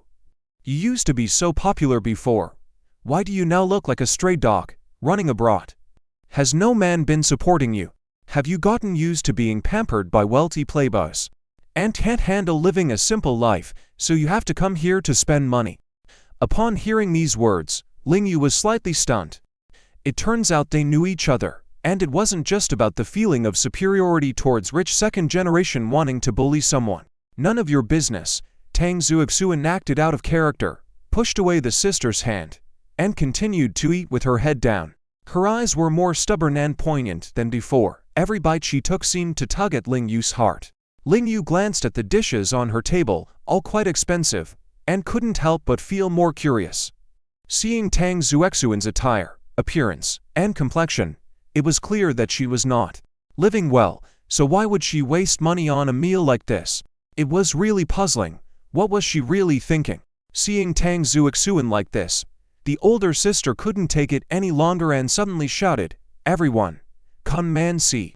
There's a shameless woman here." Back when she was in school, she relied on her looks to snatch other people's rich boyfriends. Then let the men support her and enjoy her life. She must have been dumped by a man she was playing with, couldn't bear to live a tough life, so she's pretending to be rich here. You guys tell me, how can there be such a despicable woman? Hearing these words, Tang Zuoxuan felt wronged, her eyes glistening with tears. She also remembered this woman in front of her, named Tan Jiali, rumored to be a petite wealthy second generation. When they were in university, a guy that Tan Jiali liked relentlessly pursued her, but Tang Zuoxuan did not accept his advances. Tan Jiali insisted that she had stolen her boyfriend, holding a grudge against her ever since. Meeting each other by chance in Country Y today, she naturally wanted to settle the score from years ago. With many diners around being influenced by Tan Jiali's words, Tang Zuoxuan had no choice but to bite her lip. Holding back tears and explaining, "Don't talk nonsense, I've been working in this restaurant for a month, just received my salary and came here to eat. I haven't spent a man's money." She looked helpless, with a stubborn look in her eyes that made it seem like she was not lying. The voices of discussion around them suddenly ceased. However, Tan Jiali remained unyielding, huffing, "So you turned out to be a restaurant server, pretending to be rich and occupying the place of us wealthy people, lowering our status. Aren't you ashamed? Anyone who could afford to eat at this restaurant was wealthy. Which wealthy person didn't feel superior inside? Which one didn't inflate their ego?" Upon hearing Tang Zuoxuan calling herself a server, many people began mocking her along with Tan Jiali, saying she was unreasonably vain. Even Ling Yu couldn't stand by Tang Zuoxuan's side. She worked hard for a month just to eat at this restaurant. Only someone with a screw loose in their head would do that. However, Ling Yu noticed that there seemed to be an untold story behind Tang Zuoxuan's eyes. Perhaps she had a great hardship inside her. "You better leave, or do you need me to push you out?" Tan Jiali was seeking revenge, emboldened by the support of those around her, and she even grabbed Tang Zuoxuan's long hair. Tang Zuoxuan refused to leave, and lifted her head, her eyes filled with determination. Her thin lips were tightly pressed together, silently enduring the pain of her hair being pulled without flinching. "You shameless woman, you want to pretend? We'll make you regret it." Tan Jiali's sister couldn't stand Tang Zuoxuan's gaze, so she rushed over to assist her sister, slapping Tang Zuoxuan's face hard. Tang Zuoxuan's face was marked by a handprint, yet she remained silent, her eyes becoming increasingly intimidating. Ling Yu noticed that kind of gaze, which he often witnessed on the battlefield, a look of facing death head-on. The more resistant Tang Zuoxuan appeared, the more it irritated Tan Jiali and her sister, fueling their rising anger. "You shameless woman, you still dare to look like this? I'll make you pay." Tan Jiali lost her temper and picked up a plate from the table, attempting to smash it on Tang Zuoxuan's head. The whole room was shocked. Was a meal turning into a violent confrontation? Clang! Just in time, a large hand tightly gripped Tan Jiali's wrist. Seeing Ling Yu, Tang Zuoxuan also showed a surprised expression. How could she meet this man in Country Y? "Get out!" Ling Yu tossed Tan Jiali aside. It was understandable for a woman to feel a bit superior, but thinking she could harm others at will just because of that feeling was unacceptable. Tan Jiali's mother and sister rushed to support Tan Jiali. Then, the three of them focused their gaze on Ling Yu, looking at his attire and expressing disdain. "Oh, here comes another poor guy. Are you the boyfriend of this shameless woman? What a perfect match, a wealthy person matched with a poor devil. Ooh, the smell of poverty is so unpleasant." Unable to defeat Ling Yu physically, Tan Jiali and her sister resorted to verbal insults, while their mother watched proudly, clearly indulging them. Either way, they didn't believe that Ling Yu would dare to hit them. "That's enough." Ling Yu pointed at the three women with his fingers and said coldly, "Everyone is here to eat. They're not using your money. How dare you be so overbearing? And you want to drive them away?" Tang Zuoxuan had just been beaten and scolded but held back her tears. Now, hearing Ling Yu's words, she instantly shed tears of grievance. While some of the diners felt superior, there were still many who were reasonable. They all felt that Ling Yu was right because the diners weren't using the mother and daughter's money, so why should it concern them? Yu Tanjiali was left speechless by Ling Yu's words, unable to argue. Yet she refused to admit defeat, once again shouting, "Someone come! Where is the manager of the restaurant? Come here now!" Hearing the commotion, a manager in a suit quickly approached with 2 security guards. "Miss, what's the matter?" the manager politely asked. "How dare you ask what's the matter?" Tanjiali arrogantly scolded the manager. "Aren't you a 7-star restaurant? How can such low-class people be allowed to come in? Where's the ambience?" The manager frowned, eyeing Tanjiali up and down. She seemed to have some money, but how could she, with such a small face, dare to reprimand the head manager like that? However, Tanjiali's mother seemed to understand human nature. She didn't join her daughter in scolding the manager, simply remained proud, saying, "They're ruining our appetite. Manager, you either make this poor trash couple leave, or we'll go, and we won't come here to eat in the future. You figure it out." The manager was truly caught off guard by Mrs. Tan's motherly tactics. As a manager, what he desired was performance bonuses. He was well aware that Tang Zuoxuan might find it hard to dine here again after this meal. But the Tan family trio could potentially become regular customers as long as he catered to them this time. With this in mind, the manager immediately turned to Ling Yu and spoke, "Sorry, both of you." Before he could drive his point home, Ling Yu pulled out a gold card, leaving him stunned. Ling Yu knew what he was about to say, so she couldn't let him speak and risk hurting Tang Zuoxuan again. She had no choice but to produce the super VIP card given to him by Non Gongwu, effectively silencing the man. Ling Yu was seething inside, truly angry. Why did he always encounter such despicable people wherever he went? What was wrong with this world? Tang Zuoxuan wasn't stealing or causing trouble. She was simply enjoying a meal with her hard-earned money. Who did she offend? Why was she being bullied and treated unfairly? "Today, I'm renting out your restaurant." Ling Yu's expression was cold and imposing, his words akin to thunder, stunning everyone present. Most of them didn't even see what cart he had brought out, with many assuming Ling Yu was a fool. Did he really think he could rent out a 7-star restaurant just like that? Tang Zuoxuan was also taken aback.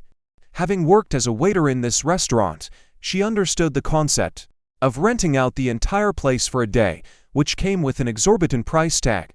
Ling Yu was willing to make a scene for her, but did he have the financial means for it? However, she noticed the manager was trembling. The Tan family trio were equally dumbfounded, staring in amazement at the card in Ling Yu's hand, jaws dropping. That was the restaurant's supreme VIP card, rumored to only be held by heads of state, or the wealthiest individuals, or the restaurant's owner. Who was this man in front of them? What right did he have to possess that card? Seeing the shocked expressions on the Tan family trio's faces, Ling Yu couldn't help but sneer and ask, "Have you always thought you were rich?" The faces of the 3 women turned beet red. The surrounding diners, witnessing this turn of events, directed their mocking gazes towards the 3 women, finding them to be like clowns, not bothering to conceal their disdain. "No, I don't believe that card is his." Tanjiali grew angry, embarrassed and frustrated, daring to question Ling Yu. In front of the manager, a loser like him, who is he trying to fool? "It must be fake," her sister chimed in. "Exactly. Even if it's real, he must have stolen it. Call the police and arrest him." The sisters felt smug, believing they were clever and could turn the tables. But the manager wasn't as foolish as them. How could a mere manager attempt to steal Non Gongwu's card?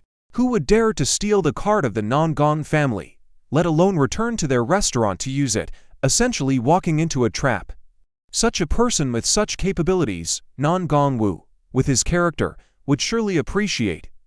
Thus, from all perspectives, the manager knew Ling Yu was a valuable guest.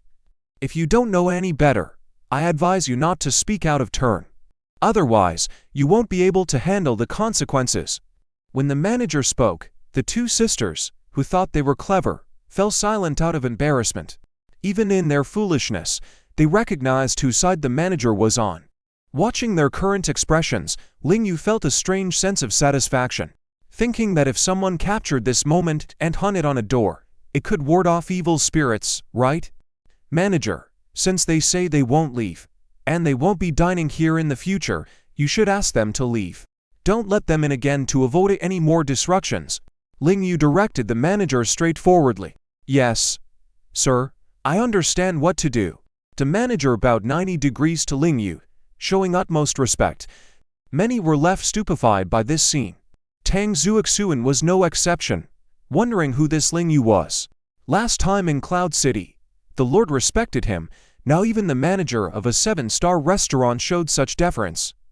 Unwelcome ladies, please leave. You have entered our restaurant's blacklist, and we will no longer do business with you in the future. The manager chose his side and stood his ground. He also dismissed the Tan family trio as nouveau rich, incapable of making a difference as they loved flaunting their superiority, unaware that there were others far more powerful than themselves. Mom, what should we do? Tan Jiali's sister looked panicked, her face flushed with embarrassment. Tan Jiali and her mother wanted to continue causing a scene, even raising their voices and accusing others of mistreating women, ready to resort to violence. However, it was all in vain. The manager had the security escort them out. As they were thrown out, they heard the mocking laughter of the diners, ridiculing them. Ha ha, look at them trying to show off their superiority. Who do they think they are? Do they think this 7-star restaurant needs their measly business? Ha ha, look at their expressions, unable to accept reality. Acting like clowns, believing the world revolves around them. Humiliated, the trio was on the verge of losing their minds. But what else could they do? They had brought shame upon themselves. Continuing the scene would only further disgrace them. Teeth clenched, they departed in frustration. Sir, let me open our best private room for you. Would you like to dine with this lady? The manager didn't spare a thought for the Tan family trio. In his eyes, they were clowns, and Ling Yu was the almighty one. Lacking such insight and judgment, the manager didn't deserve to be in charge of a 7-star restaurant. Zuoxuan, care to join me?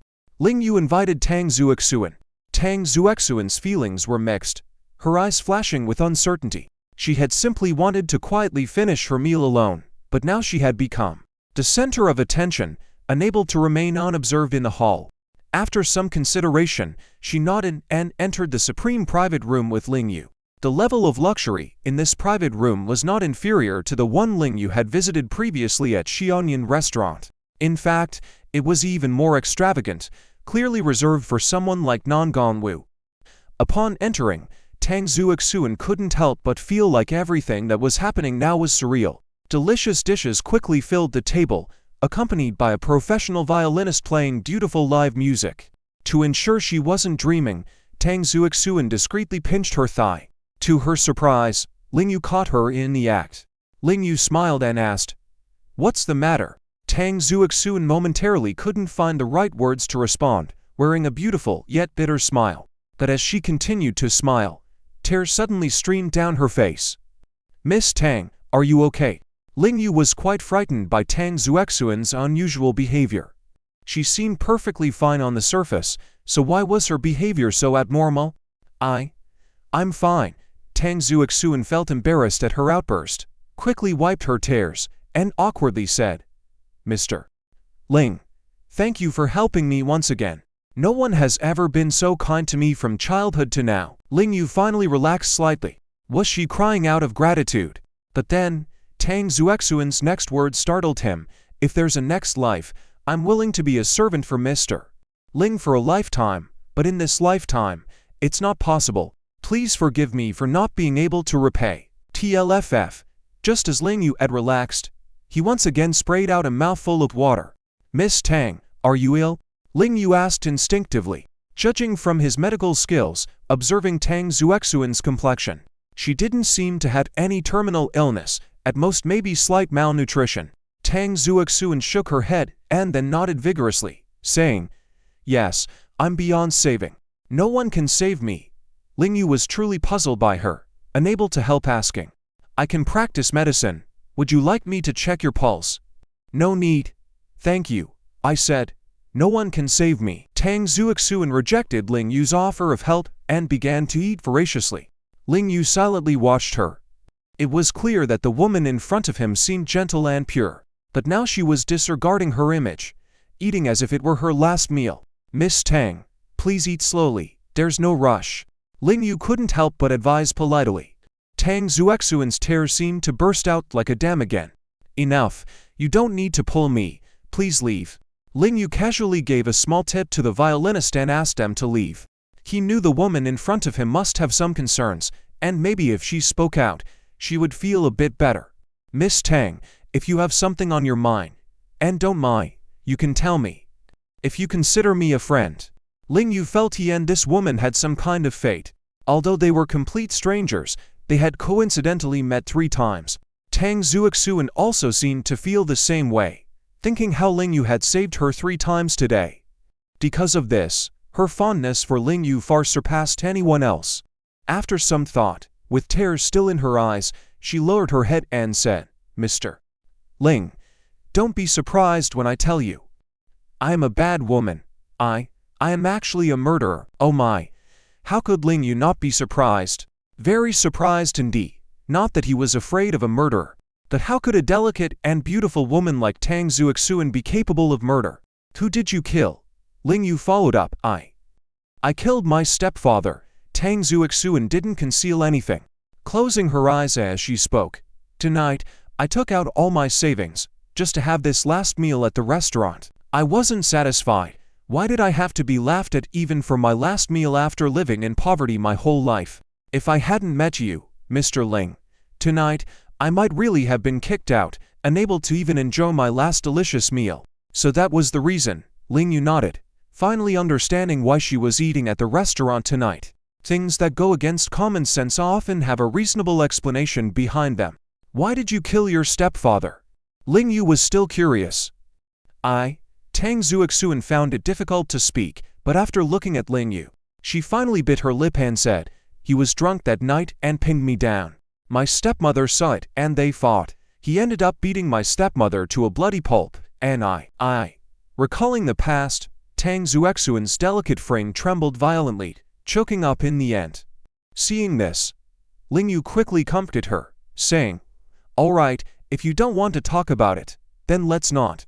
He thought, this was truly a woman with a tragic fate. Every time he encountered her, she was suffering.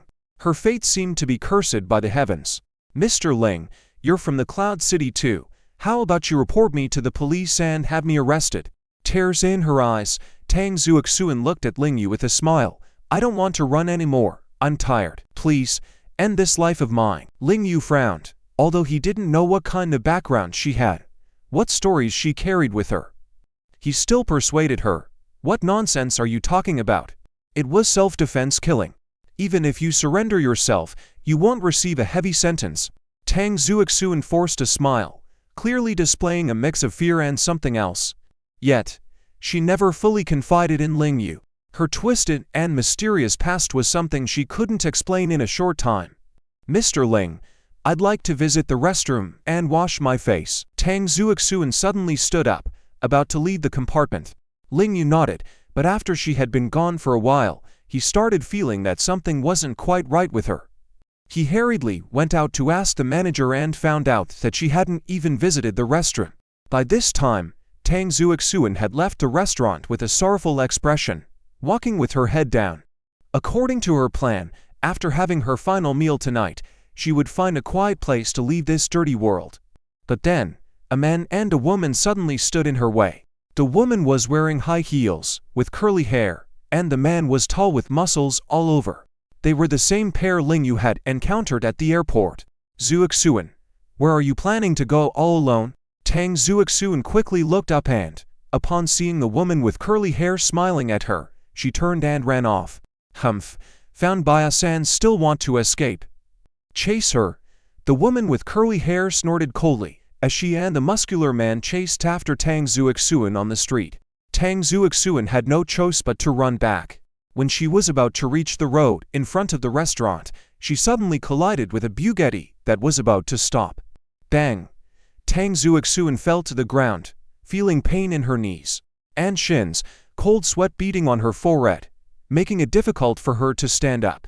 Wow, actually encountering such a bold woman today, even daring to pull a scheme on the young master. Nangong Wu stepped out of the car.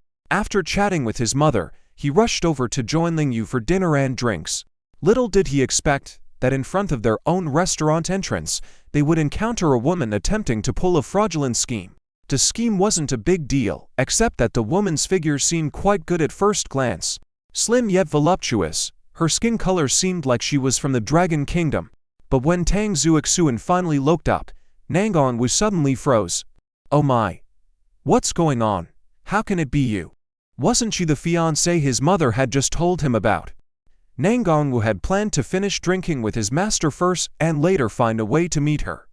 Who would have thought that his fiancée would suddenly fall from the sky and land in front of his car? Tang Zuoxuan, however, didn't recognize Nang Gongwu, and upon seeing the man and woman from before catching up to her, she gritted her teeth and tried to run. Ha ha! You want to escape? The muscular man ran faster, firmly grabbing Tang Zuoxuan's shoulder. Tang Zuoxuan couldn't bear the force, letting out a painful cry. Meow! Seeing this scene, Nang Gongwu immediately flared up, his muscles tensing, a scowl forming on his face as he spoke angrily. You musclehead who gulps down protein and fatty acids to build muscles, release that girl immediately. Oh, who are you? Are you here to play hero and save the beauty? The muscular man looked up, panned down at Nang Gongwu with a disdainful smile.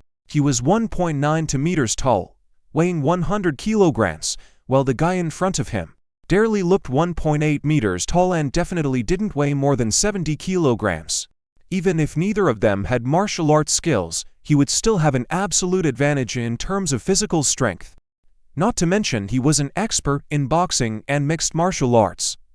Tang Zuoxuan didn't think Nang Gongwu could save her, but with the luxurious car Nang Gongwu drove, she hoped he could call for help. However, Nang Gongwu had no intention of calling for help, even if this restaurant was owned by his Nang Gong family. He emphasized by hanging his sunglasses on his chest and gestured to the muscular man. I'm afraid if I reveal my identity, you'll run away, and that would be boring. Come on. Let's see what you've got. In his eyes, this muscular man was just a muscle-headed guy who liked to work out. He had defeated many such dumb buff guys before, especially now, in front of his beautiful fiancée. Nang Gongwu had a strong desire to show heroism. Once she saw him defeat this big muscle guy, she would surely admire and adore him, becoming utterly unable to resist him, right? Nang Gongwu had already planned that when that happened, he would make her his official girlfriend, and Trissy would have to settle for being a mistress. But while his thoughts were ambitious, reality was stark. The muscular man immediately hit him with a knee, like a rocket launching, his terrifying momentum leaving Nang Gongwu in shock. What strength was this? Instinctively, Nang Gongwu raised his hands to defend himself. But with a crack, the impact from his opponent resulted in an instant fracture. Nang Gongwu couldn't withstand the immense impact, falling to the ground. Ha ha! With this level of skill, you dare to play the hero? What a joke! The muscular man approached him, kicking Nang Gongwu in the face twice. Then he stepped on his mouth with the sole of his shoe, provoking him with a raised finger. Nang Gongwu was furious. Who was he? He was the heir of one of the four great families in Yanjing. The future billionaire, who dared to treat him like this. But now, even with his lofty status, he could only endure severe humiliation, helpless. Fortunately, the restaurant staff rushed out upon seeing the scene, shouting in alarm. Ah, young master, hurry. Someone is bullying our young master. The muscular man was also startled. Not wanting trouble to escalate, he grabbed Tang Zuoxuan and was about to leave. Damn it! Beat up the young master and think you can just walk away. Not so easy. Nang Gongwu grabbed his ankle with one hand. Let go, or I'll break you. The muscular man threatened fiercely. Nang Gongwu, however, was more resolute than expected, refusing to let go. Go to hell! The muscular man stomped on his wrist with his foot. Nang Gongwu screamed in agony once again, not expecting the muscular man to actually act this way. Hey! Are you crazy? At this moment, a woman in high heels finally arrived, witnessing the scene in shock. She spoke loudly. Do you know who you're hitting? He is the young master of the Nang Gong family. The muscular man also realized his mistake. Who would have thought they would encounter the young master of the Nang Gong family in such a place? We have to finish this once and for all. Without witnesses, in the dead of night, Let's get rid of the source. The woman also knew Non Gongwoo's nature. If they let him live, he would definitely spare no effort to take revenge on them. The muscular man hesitated, knowing the grave consequences of killing the young master of the Non Gong family. But if they didn't kill him, it would lead to endless trouble. As he pondered, a group of security personnel from the hotel rushed out. Hurry, save the young master. The manager, witnessing the scene, was drenched in cold sweat. He never imagined someone would dare to harm the young master of the Non Gong family. It was inconceivable, the audacity. With no other choice, the muscular man had to fight back, first subduing all security personnel, then planning to escape. Non Gongwoo, lying on the ground, roared with fury, his eyes bloodshot, resembling a wild beast as he growled, "I will never let you off. I will make sure to kill you." Unfortunately, the restaurant security are just ordinary people. Even when 7 or 8 of them joined forces, they were no match for the muscular man and were swiftly defeated. "Ha ha. A bunch of trash, trying to stop me." The muscular man flaunted his dominance in public. But the next moment, he saw Ling Yu walking out of the restaurant and his face froze. His expression changed instantly. How could it be this guy again? During their encounter at the airport entrance, the muscular man knew Ling Yu was an exceptional martial artist. Although he had never considered himself unbeatable, encountering someone who could effortlessly deal with him like this was extremely rare. Master, please help me discipline this guy." Non Gongwoo saw Ling Yu and called out through gritted teeth. Actually, even without his plea, Ling Yu would not let the muscular man off scot-free. Ling Yu could ignore the airport incident, but seeing that they were now holding Tang Zuxuan and had beaten Non Gongwoo bloody, his face turned extremely grim. "Go, get out of here." The muscular man no longer dared to be arrogant. He directly left without even taking Tang Zuxuan or his girlfriend, fleeing on foot. Witnessing this, Non Gongwoo admired Ling Yu even more. A master was indeed a master. Their presence alone could scare off powerful enemies, truly worthy of the title Werewolf King. Swish! Ling Yu's speed was astonishing, shadowing the muscular man, and quickly intercepting him. Son of a B***chi, go to hell. The muscular man couldn't just sit back and wait for his fate. Under extreme pressure, he unleashed all his strength, using the same move he had used against Non Gongwoo, launching himself at Ling Yu like a rocket. Non Gongwoo's eyes burned with anticipation. He wanted to see how his master would handle this attack. Ling Yu faced the ferocious attack calmly, tilting his body slightly backward, dodging the lethal strike, then using a powerful grappling move to directly pin the muscular man to the ground. Instant defeat. Impressive. How did I not think of that just now? Non Gongwoo regretted folding his hands now. Otherwise, he would have given his master a round of applause. Crack! After taking down the muscular man, Ling Yu swiftly twisted his leg, ensuring the man wouldn't escape. As for the woman in high heels, the manager and security guards had restrained her. "Zuxuan, are you okay?" Ling Yu approached Tang Zuxuan and inspected her injuries. I'm okay, but your disciple seems seriously hurt," Tang Zuxuan pointed out, finally catching Ling Yu's attention to the enraged Non Gongwoo. "Master, you're prioritizing your disciple over me." "But hell, he's claiming to be my man," Non Gongwoo shouted in anger. Ling Yu, unaware of his relationship with Tang Zuxuan, approached with amusement. With 2 snaps, he readjusted Non Gongwoo's bones. After 2 painful snaps, Non Gongwoo felt much better instantly. As he got up, Non Gongwoo charged at the muscular man, kicking him viciously to vent his recent resentment. Then he turned to Ling Yu, excitedly exclaiming, "Master, how are you so powerful? I don't care. This time, you must impart your skills to me. Let me carry on the legacy and shine. Otherwise, I won't let you go back." Seeing Non Gong Dashao, who usually flaunted his arrogance, unexpectedly showing reverence for the man in front of him, the restaurant manager was also amazed. This man dressed casually, behaved humbly in every aspect. Who would have thought he was such a powerful figure? Fortunately, he stood on the right side tonight. Otherwise, just because of that mother and daughter trio, he would have driven away Ling Yu and Tang Zuxuan, and his good days would have been over. Let's not talk about that for now. Do you need to go to the hospital for your injuries? Can you still drink tonight? Ling Yu was here for important matters, not to teach disciples. If it were someone else injured like Nan Gongwu, Ling Yu would definitely have him hospitalized for rest. But he still had to discuss important matters with this guy. It was also fortunate that Nan Gongwu wanted to show a tough front in front of his fiancée and Ling Yu, not mentioning going to the hospital. Haha, it's nothing. Drinking a bit helps with a faster recovery. Alright, have someone take Zhujuan to the hospital first. We'll go in and discuss over drinks.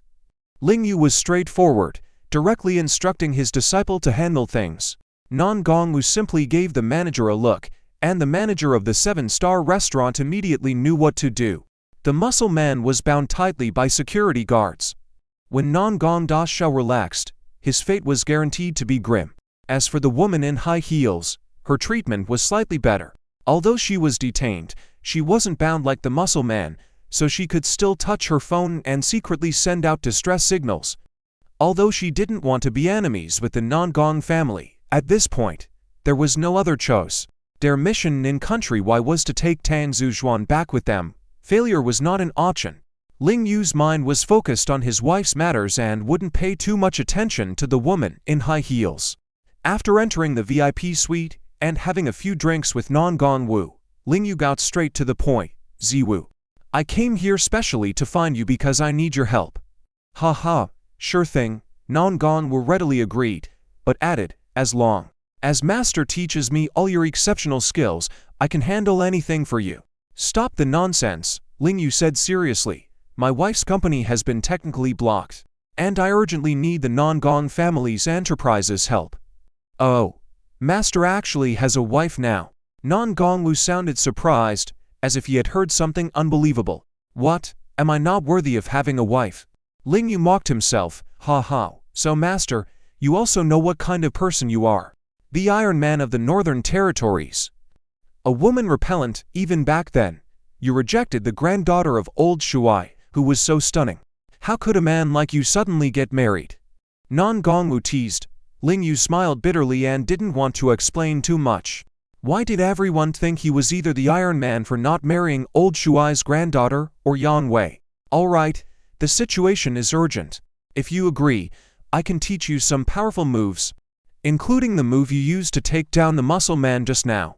Including that, the specific technique of that move is called Control the Crane Sees the Dragon. This move was not taught by old Shuai but by the old drunkard. Originally, it wasn't something to be casually passed on to others, but Ling Yu had to use it in exchange to help his wife solve the business problem. Ha ha, sounds impressive. Alright, what technology does your wife need? The DT6 refining technology. What? Again, this technology. What do you mean? Did someone else ask you for this technology?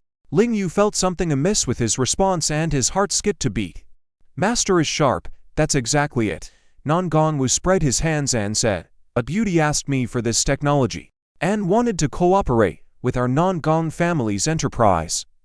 Although I didn't agree, I already told her to come to Country Y to discuss with me. When she arrives, if I reject her, it doesn't fit my personality. Ling Yu sneered. Don't think I don't know your intentions. You just want to use business leverage to play around with that beauty. Ha ha. Master understands me. Nan Gongwu didn't deny it. For him, it wasn't anything shameful, just a matter of mutual consent. But Master also needs the Nan Gong family's refining technology. To help you, I might have to give up the opportunity to have some fun with that beauty. It might be difficult to explain later, as I specifically had someone come abroad for this. Nan Gongwu said this, and Ling Yu knew what he meant. He said directly, should I speak for you? Ha ha. Master is straightforward. Nan Gongwu laughed and said, then tomorrow night I'll host a party at the seaside villa. You both come and join. You just need to convince that woman, and I'll definitely help you, Master. Alright, Ling Yu nodded. For his wife's sake, this gynecologist who had never negotiated before had to push forward. On the other side, Qin Mingyu arrived in Country Y in the afternoon of the next day. Not only was Zia Shaodi by her side, but there were also 12 professional bodyguards. The lineup was quite significant. When they arrived at the airport, they naturally attracted attention. Qin Mingyu didn't want to be so high profile, but she understood a bit about Non Gongwu, who was known for his promiscuity. She had to be cautious, especially since she had experience being drugged by Liu Heading and Lin Baihu before. She needed to be careful at every step. She had remained chaste for Ling Yu. How could she give herself to another man due to a single oversight? Of course, she thought it might be her own sensitivity. Maybe Non Gong young master really just wanted to meet for business talks face to face. General Qin, I received a message from young master Non Gong. He invites you to his beach villa tonight for his party. Zia Shaodi informed Qin Mingyu as soon as they got off the plane. A party? Who will be attending? General Qin, the attendees will be some business elites from countrywide, as well as some local second-generation affluent individuals. The security will be handled by the Non Gong family, and guests are not allowed to bring bodyguards and assistants. Hearing this news, Qin Mingyu frowned slightly, but still decided to attend.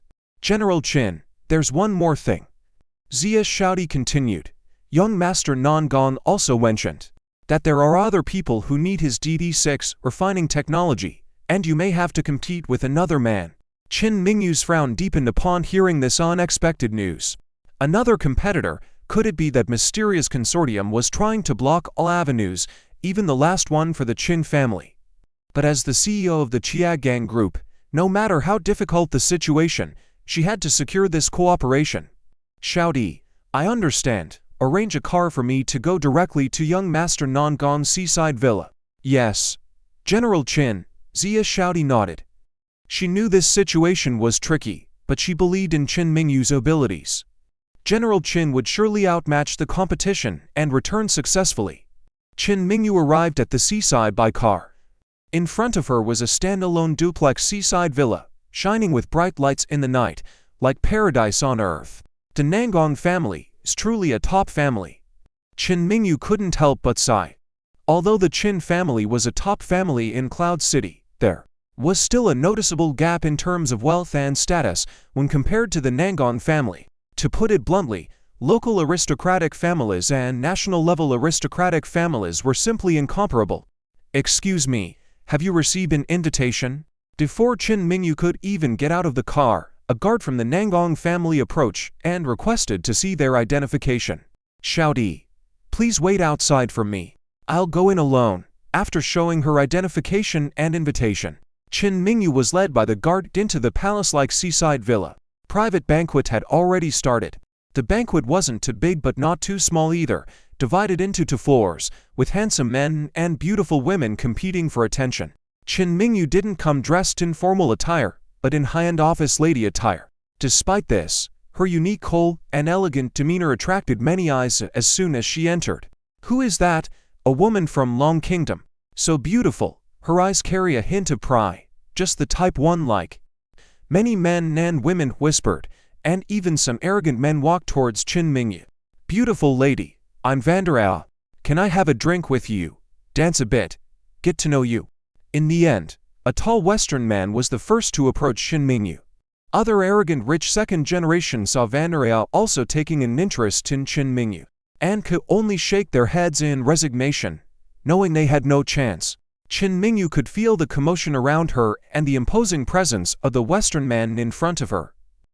Vander was a surname directly translated from Long Kingdom, not a common surname in Long Kingdom, but spelled as Von abroad, a genuine noble surname.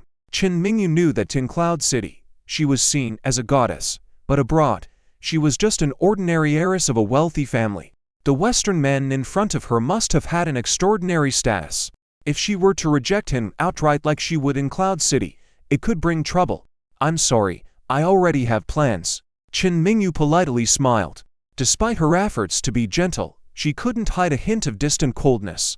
Indeed, when she thought of leaving, Vander directly reached out to stop her. Qin Mingyu furrowed her delicate eyebrows, not anticipating the evening to go so off-script. She hadn't even seen Nangongwu yet and was already being approached by others. She even regretted not wearing a mask. After all, many people at the event were wearing masks, a Western party trend. Miss, in Long Kingdom, isn't there a saying that goes if one doesn't drink the toast, they have to drink a penalty glass? My Long Kingdom language skills are not good. Can you tell me what it means? Vanderao's expression was arrogant, with a hint of disdain in the corners of his mouth. With his status, forcibly bringing a woman back home from Long Kingdom was not uncommon. Qin Mingyu sensed his malice, slightly clenched her fists, and was thinking of how to deal with the situation when a casual and domineering voice came from the second floor. "Vanderao, may I provide an explanation for you?" Hearing this voice, everyone turned their attention to the second floor. "Wow, it's Nangong, young master." "Young master, I love you." "Young master Nangong, can I have a drink with you tonight?" The arrogant young men and women present suddenly turned into fans, wanting to flatter Nangong Wu one by one. This scene felt familiar to Qin Mingyu. She used to play the role Nangong Wu was playing tonight at Cloud City banquets. She hadn't expected to become an inconspicuous and insignificant woman tonight. Nangong Wu descended the uniquely designed staircase and casually greeted his enthusiastic fans. Qin Mingyu couldn't help but carefully scrutinize the man before her. He was nearly 6 feet tall. His figure wasn't exceptional but not bad either. Trendy hairstyle, earrings, a smile on his lips that mixed pride with freedom. This kind of slightly bad nobleman was definitely a woman's weakness. To Qin Mingyu's surprise, such a prestigious young man had a cast on one hand, bandages, and some swelling on his face, signifying recent injury. And Nangong, young master, Vanderao, an arrogant man, saw Nangong Wu and took the initiative to greet him. Nangong Wu's lips curved upwards, a mischievous glint in his eyes. "This Lady Qin is a distinguished guest of mine. If you have any sense, you'll step aside. It's a toast. If you dare to pester her, it's a penalty glass, understand?" Vanderao's forehead started sweating, nodding repeatedly, sensibly stepping aside. Qin Mingyu was somewhat shaken. Even the aristocratic children had to show reverence towards his young master. How high was his power and status? At the same time, she felt a bit flustered. If this young master had ulterior motives for her tonight, her situation would be extremely precarious. "If I'm not mistaken, you must be Miss Qin Mingyu." Nangong Wu smiled at Qin Mingyu. "Yes." Qin Mingyu nodded without expression. "Ha ha, truly deserving of being the #1 beauty in Cloud City. At first sight today, indeed, perfect, flawless." Nangong Wu was indeed as charming as rumored, unabashedly assessing Qin Mingyu from head to toe. "Young master Nangong is generous with praise." Qin Mingyu's lips curved slightly, showing a smile that wasn't really a smile. There are beautiful women everywhere. And, after all, what woman doesn't have 2 eyes and a mouth? Physiologically, we are all the same. She said this deliberately to quench his curiosity. Men won't like a woman if they don't feel curious or intrigued by her. "Ha ha, Miss Qin is indeed interesting. Please." Nangong Wu, not wasting time, directly invited Qin Mingyu to the second floor. Just as they were about to enter a room, a woman walked towards them from the other end of the corridor. Qin Mingyu glanced at the woman and was slightly surprised. The woman looked a bit irritated, and upon seeing Qin Mingyu, she exclaimed, "Qin Mingyu, what are you doing here?" Qin Mingyu's lips twitched slightly, but she remained silent. Her relationship with Xia Zhu was not good, and she was not interested in why she was there, so she had nothing to say. "Oh, do you two know each other?" Nangong Wu was also quite surprised but smiled at Xia Zhu. "If you're looking for her, you'll have to wait. She's with me now." "HMPH, I'm not looking for her. Do as you please." Xia Zhu's attitude towards Qin Mingyu and Nangong Wu was not good. She directly walked past them. The Xia family and the Nangong family were both business families in Long Kingdom, and they had a certain relationship. Xia Zhu had known Nangong Wu since she was a child. Although Xia Zhu was also beautiful, with long and powerful legs, Nangong Wu had never pursued her. It wasn't that he wasn't interested. He simply couldn't handle her. In their childhood, Xia Zhu used to beat him up often. How could he develop feelings for her?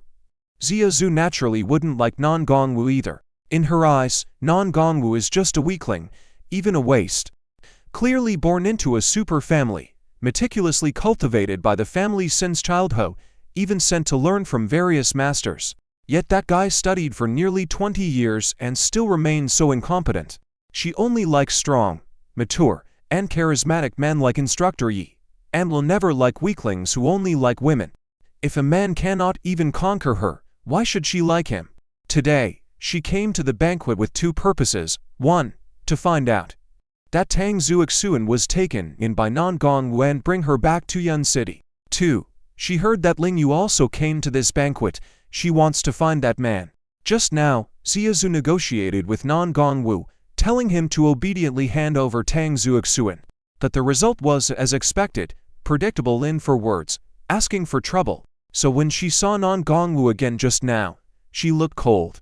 At this moment, Ziazu descended to the banquet hall, finally finding Ling Yu, who was not mingling with the crowd, in the corner. Ling Yu came to the banquet today to wait for Nan Gongwu's notification, and then convince that woman to give up competing with him, but he still hadn't received any message from Nan Gongwu. Unexpectedly, he was sitting at a small table, studying the beverages at the banquet, and suddenly a woman stood in front of him. Ling Yu looked up from below and first saw the woman's slender and fit legs. These legs actually fit Ling Yu's aesthetic sense, not very fair in skin tone, but very straight, healthy, obviously well exercised, with well-defined muscle lines. Above the long legs was a slim waist, and above the slim waist were breathtaking peaks. When the woman lifted her hands, the peaks became more prominent, which made Ling Yu feel a strong sense of oppression. Looking up further, he saw the woman's poker face and trembled slightly. "Why is it you again? What? Scared when you see me?" Ziazu smiled smugly, hoping Ling Yu would admit to being afraid of her. Ling Yu frowned, and said seriously, "What am I afraid of you for? Afraid of falling in love with me? Ha! Dream on." Ziazu got angry on the spot, grabbing his collar. The reason she was angry was because Ling Yu didn't say that line. In a teasing tone like a playboy, he said it so seriously, which made her even more angry. This bastard, does he really think she would fall in love with him? "Miss Zia, I advise you to be more polite." Ling Yu looked at her hand, then at her eyes, but didn't look at her chest. Ziazu suddenly stood up straight, her face slightly red. She came to the banquet today, wearing an off-shoulder dress, and that bending movement just now almost exposed her great figure to this man. Ling Yu was a bit speechless at her reaction and actions, rolling his eyes saying, "Miss Zia, excuse my bluntness, even if you were naked, I wouldn't care to look at you." "Dastard!" Ziazu's face turned black with anger. Seeing her about to get violent again, Ling Yu warned her, "Are you here to investigate? Is this the attitude?" Ziazu bit her silver teeth lightly, coldly snorting. Ling Yu then asked, "Are you here in my country to take Tang Zuoxuan back to Yun City?" Yi Shaosai mentioned this to him. Ziazu didn't know what Yi Shaosai had told Ling Yu, and was secretly surprised to hear Ling Yu ask that. This man seemed to know everything. "I know where she is, but if she doesn't want to go back with you, please don't make it difficult for her." When Ling Yu said this, Ziazu got excited and grabbed his clothes with both hands, threatening him. "I'm here to solve a case. Do you know what crime Tang Zuoxuan committed? Withholding information is considered harboring a criminal. Understand?" Ling Yu just stared at her silently, not saying a word. Ziazu had to slowly release her grip on him, feeling a mix of hatred, anger, and helplessness towards this man. "Miss Zia, Tang Zuoxuan is a friend of mine. I hope you respect her choice. If you agree, I can help you solve another major case." "What case?" Ziazu's eyes immediately brightened. "The poisoning case." Ling Yu gestured for her to come closer. Ziazu was somewhat reluctant, but still walked up to him. Ling Yu handed her a glass of clear water on the table. "What does this mean?" Ziazu furrowed her brow slightly, staring at the man. Did he want her to drink plain water? "This water contains a type of poison similar to the one at Xianyun restaurant." "What?" Ziazu was extremely shocked to hear this. In fact, when Ling Yu discovered it tonight, he was also quite surprised. How could the events in Yun City be related to Y country? But he trusted his judgment, and that's why he said to Ziazu, "I can't say for sure that there will be a major case tonight. And the perpetrator must have a significant connection to the poisoning case in Yun City." Hearing this, Ziazu was instantly shocked, her mouth gaping. On the other hand, Qin Mingyu had already walked into the room with cautious steps. The room was formal, which made her feel a bit relieved. Nan Gongwu sat on the sofa, legs crossed, and glanced at Qin Mingyu with a smile. "Miss Qin, are you nervous?" "No." Qin Mingyu answered directly, sitting opposite him across the table. Nan Gongwu didn't hide his admiring gaze at all. The woman in front of his eyes was definitely top tier, even though he had seen countless women in his life, very few could compare to her. Without exaggeration, she was even more attractive to men than his fiancée. Both in beauty and temperament, she could definitely rival the four beauties of Yanjing. Chen Mingyu also felt Nan Gongwu carefully looking her over, and a touch of disgust flashed through her eyes. Her misandry was acting up again. Nan Gongwu could also feel that Chen Mingyu was indeed somewhat different from other women. Of course, he was also not like those ordinary lechers. "Miss Chen, I'm a straightforward person, and I don't want to waste time." Nan Gongwu's confident smile curved his lips as he directly said, "You can collaborate with any of the Nan Gong family's enterprises. It depends on whether the chips you bring to the table can impress me." The old man's desire was not in the wine. Chen Mingyu realized what the other party wanted just by looking at his expression. What to do? The high-cold female CEO of Yun City was suddenly stuck in a difficult situation. Humph. Nonsense. Do you think I would believe it? At this point, on the first floor of the banquet, Zia Zhu said she didn't believe it, but her body was honest, quickly collecting the glass of water that Ling Yu had given her as evidence. Ling Yu smiled at her and walked away because he had received a message from Nan Gong on his phone and had more important matters to attend to. "Hey, we're not done yet." "Hey," no matter how much Zia Zhu called out, Ling Yu didn't turn back, infuriating her. "Fine. You're so arrogant, you'll regret it for sure." Zia Zhu gritted her teeth in anger. "I was going to tell you, you jerk, your woman is about to be taken by Nan Gongwu. Now I won't tell you and let you wear a green hat, jerk." Humph. Ling Yu indeed didn't know that Chen Mingyu had also come to Y country, and even to the same banquet. And he had no idea that she was currently negotiating conditions with Nan Gongwu. He was now going to persuade that woman to give up the cooperation on the DT6 refining technology with the Nan Gong family because that cooperation belonged to his wife. "Nangong Da Xiao, if you are willing to cooperate with Tiagang Group, I am willing to offer you a price 20% higher than the market rate." Chen Mingyu is very clever, so clever that she can pretend to be foolish. And foolish enough to not know what the other party wants, quietly giving out her own business conditions. Nan Gongwu indeed sneered. He stood up and walked towards her.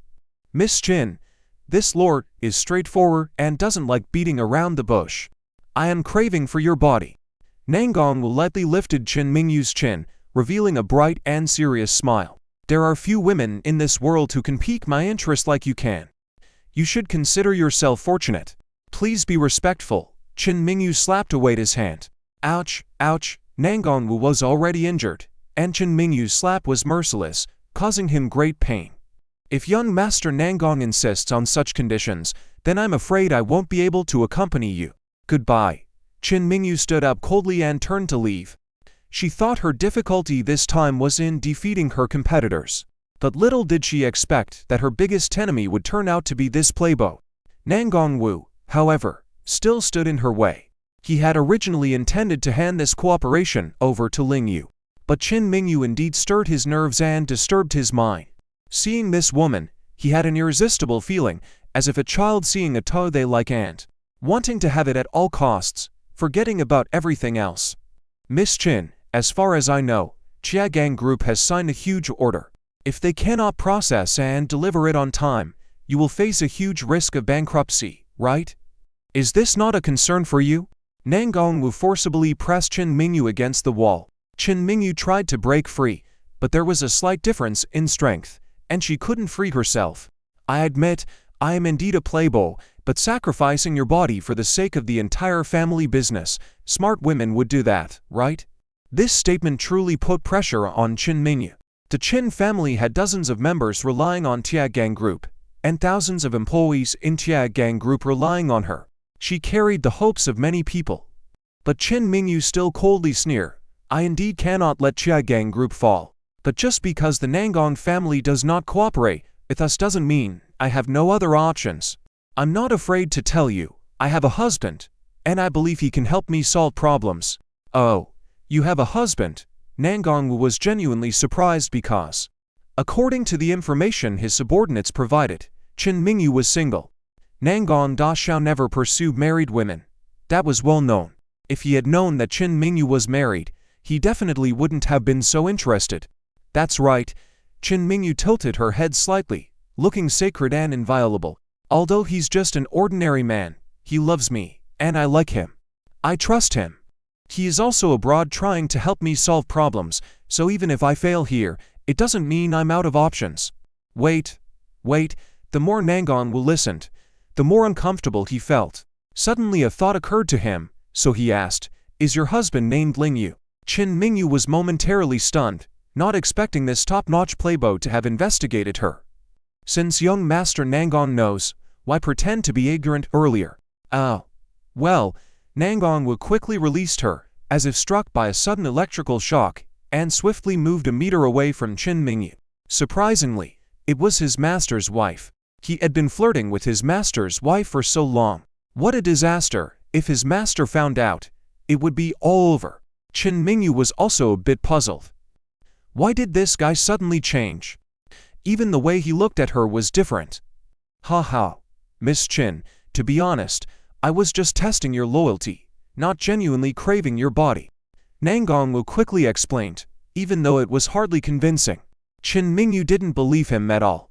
His previous attitude was much more sincere and trustworthy.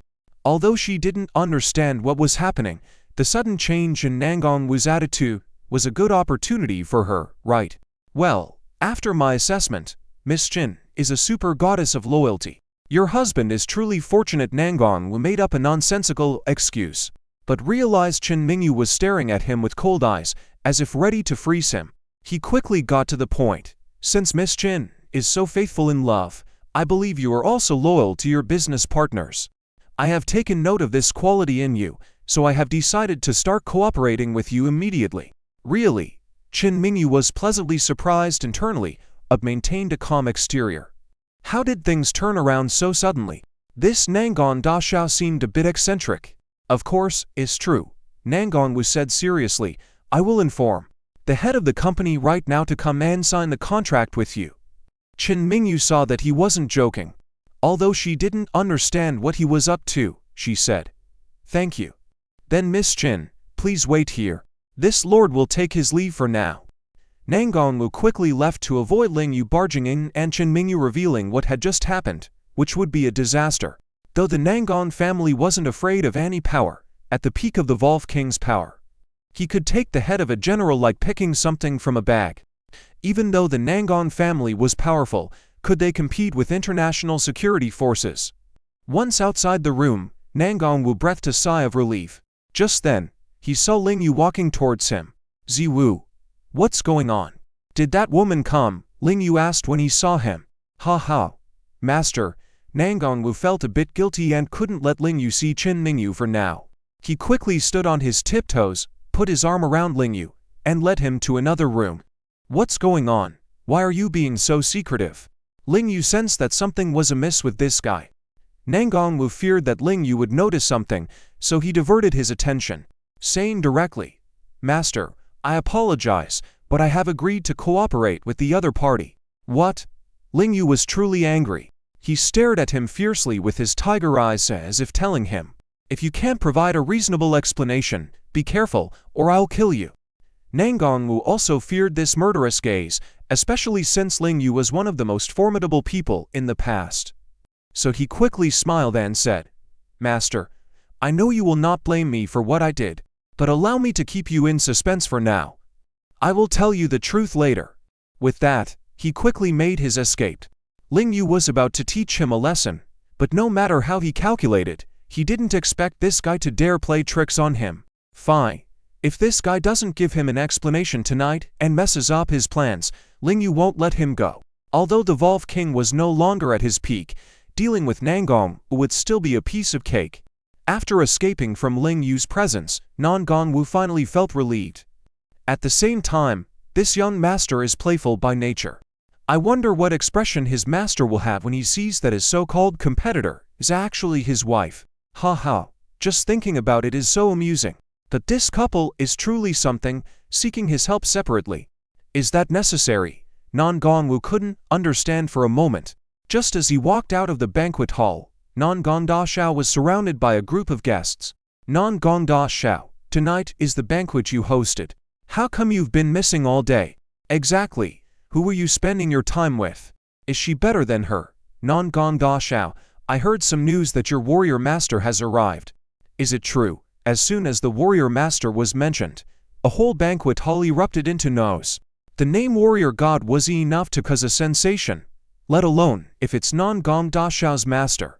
It was definitely the highlight of the night. Unable to resist the pressure from these guests, Non Gong Wu laughed out loud and said, "That's right, the heavyweights have indeed arrived tonight. Allow me to introduce them to you." Wow, really? Who is it? If Non Gong Da Shao is introducing them publicly, they must be heroes and beauties, right? I can't wait. The atmosphere was getting out of control. That's right, you guessed it right. Let me first introduce a beauty from the Cloud City of the Dragon Kingdom. Non Gong Wu said excitedly. Ling Yu happened to arrive at another hall just in time to hear Non Gong Wu's words. Unfortunately, there were too many people, and he couldn't get in. A beauty from Cloud City? Could it be? Ling Yu suddenly had a bad feeling. Could it be Qin Mingyu? This guy Non Gong Wu wouldn't want to reveal his identity in public, would he? Darn it. Ling Yu wanted to quickly squeeze in and shut this guy up, but there were too many people, and he couldn't get through without using force. To make matters worse, a cold and beautiful woman descended the stairs at that moment. Her delicate features were heartbreaking, and her skin shone like snow under the light. It was his wife, Qin Mingyu. Ling Yu quickly turned away, fearing that if his wife found him here, his true identity would be exposed. It's over, better escape from the scene. Ling Yu finally understood why this guy Non Gong Wu dared to hand over the cooperation contract to that woman. It turned out that woman was his wife. Hey! What are you doing? A cold voice came from behind, startling Ling Yu. Did you do something bad? Zia Zhu, full of suspicion, circled around to face Ling Yu and coldly said, "Sneaky, up to no good." Ling Yu didn't have time to deal with the woman and tried to leave with his head down. Don't go. Zia Zhu's professional instinct acted up again as she quickly held onto Ling Yu. Meanwhile, Non Gong Wu was making a grand introduction. Ladies and gentlemen, this is the #1 beauty of Cloud City, Miss Qin Mingyu. Suddenly, the applause thundered, and sounds of amazement and praise filled the air.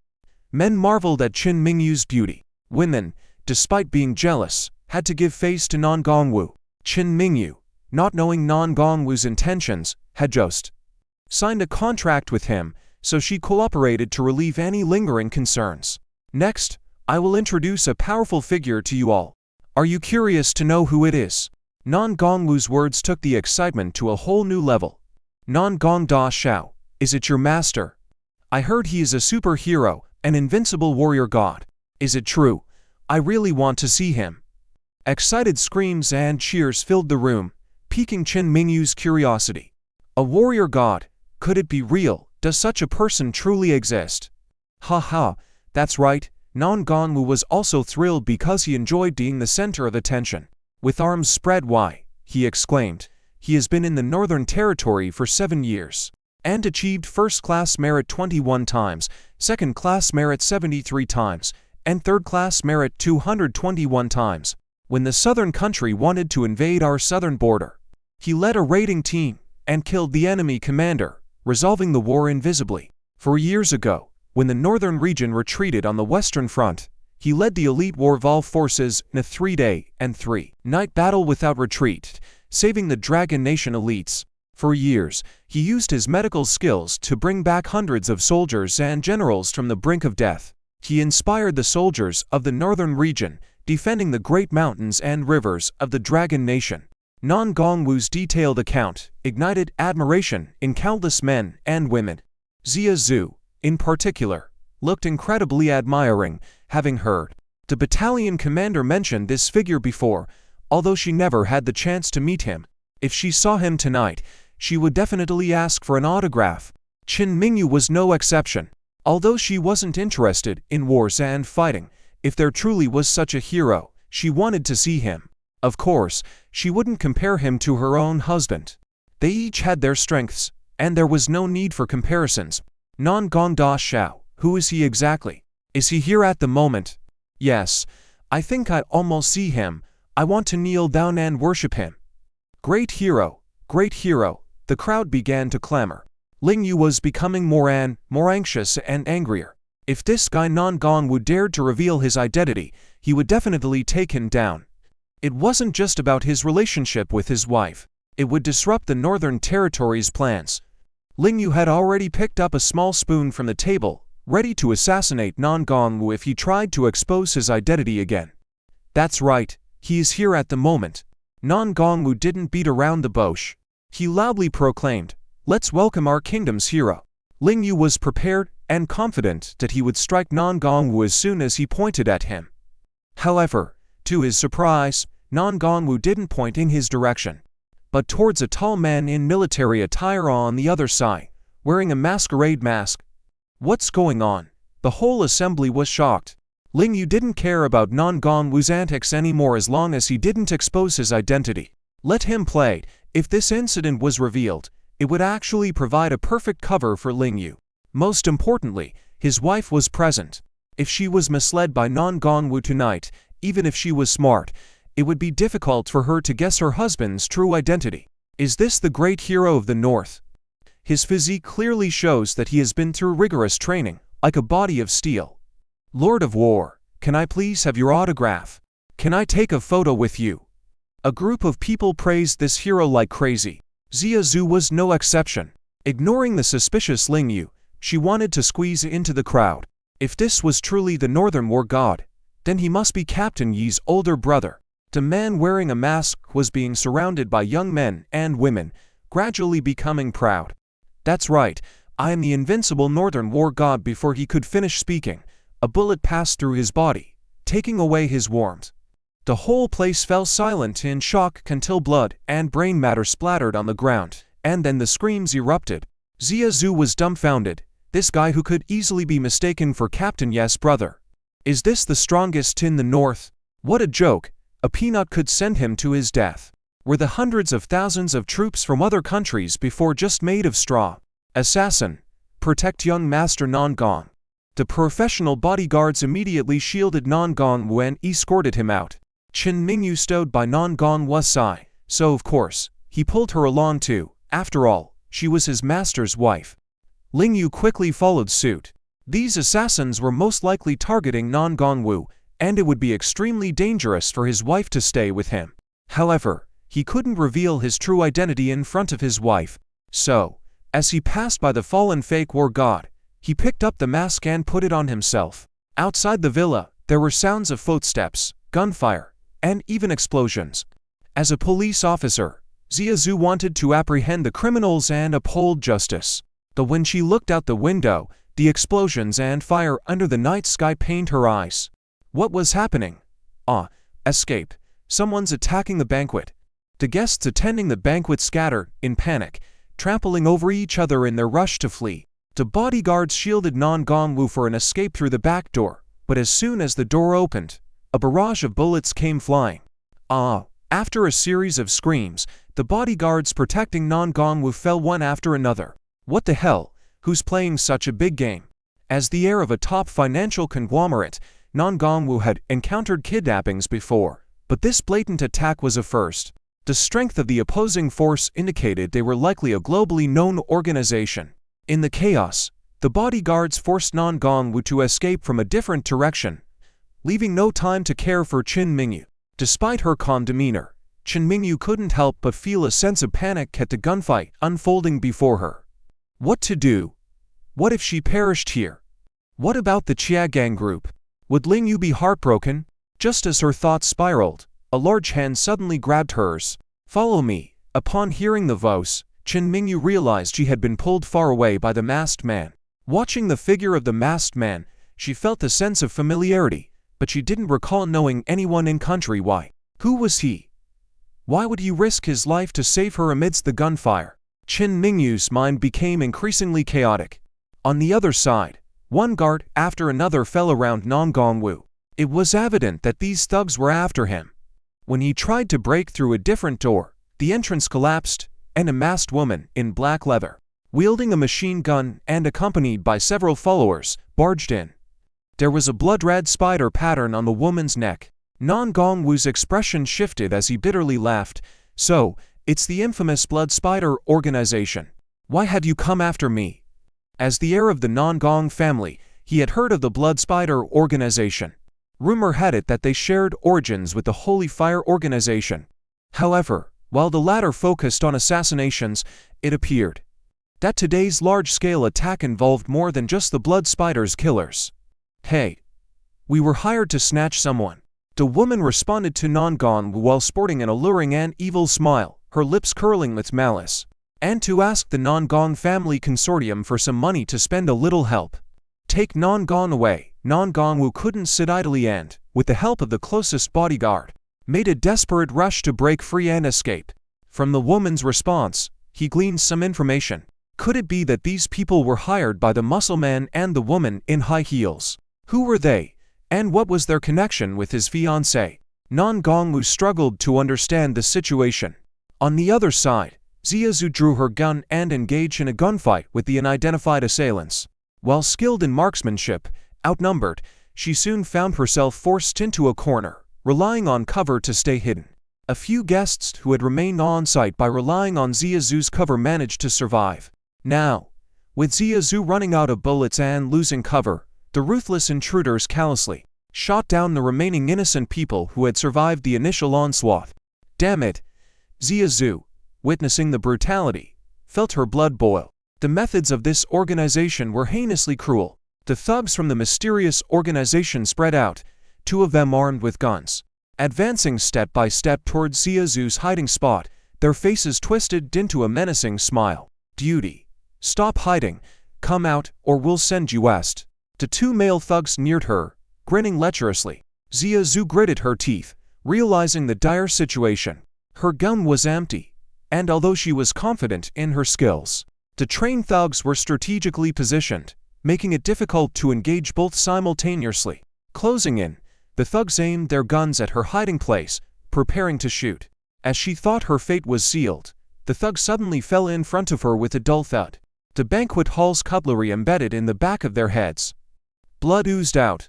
Looking up, Zhu saw a masked man, his hand gripping Qin Mingyu while the other had just hurled the utensils, not yet lower. Damn it, isn't that Ling Yu? Why is he wearing a mask? Does he think I can't recognize him like this?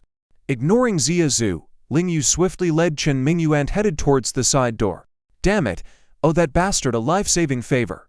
Angered, Zhu rushed out, picked up two guns from the ground, intending to break through and find an opportunity to repay Ling Yu's favor. However, before the couple could escape through the side door, another group of thugs rushed in. Reality was not a movie, it was even more perilous. These assailants aimed their guns at anyone in sight, not intending to leave any survivors. The situation was dire. Ling Yu's combat potential from the past surged forth. Grasping his terrified wife, he evaded the gunfire, leapt through the window, and escaped from the chaos like lightning. This guy is too amazing. Watching from behind, Zhu realized the vast difference between her and Ling Yu in that moment. If this man wanted to teach her a lesson, he could have easily defeated her during their encounter at the station. Who are you? After landing, Qin Mingyu looked at the profile of the man in front of her. Unable to restrain the doubt in her heart, she asked while running and catching her breath. Ling Yu almost used his original voice, but quickly changed it after realizing, I am the master of Non-Gong Wu. He didn't want to lie to Qin Mingyu, but couldn't reveal his identity either. You.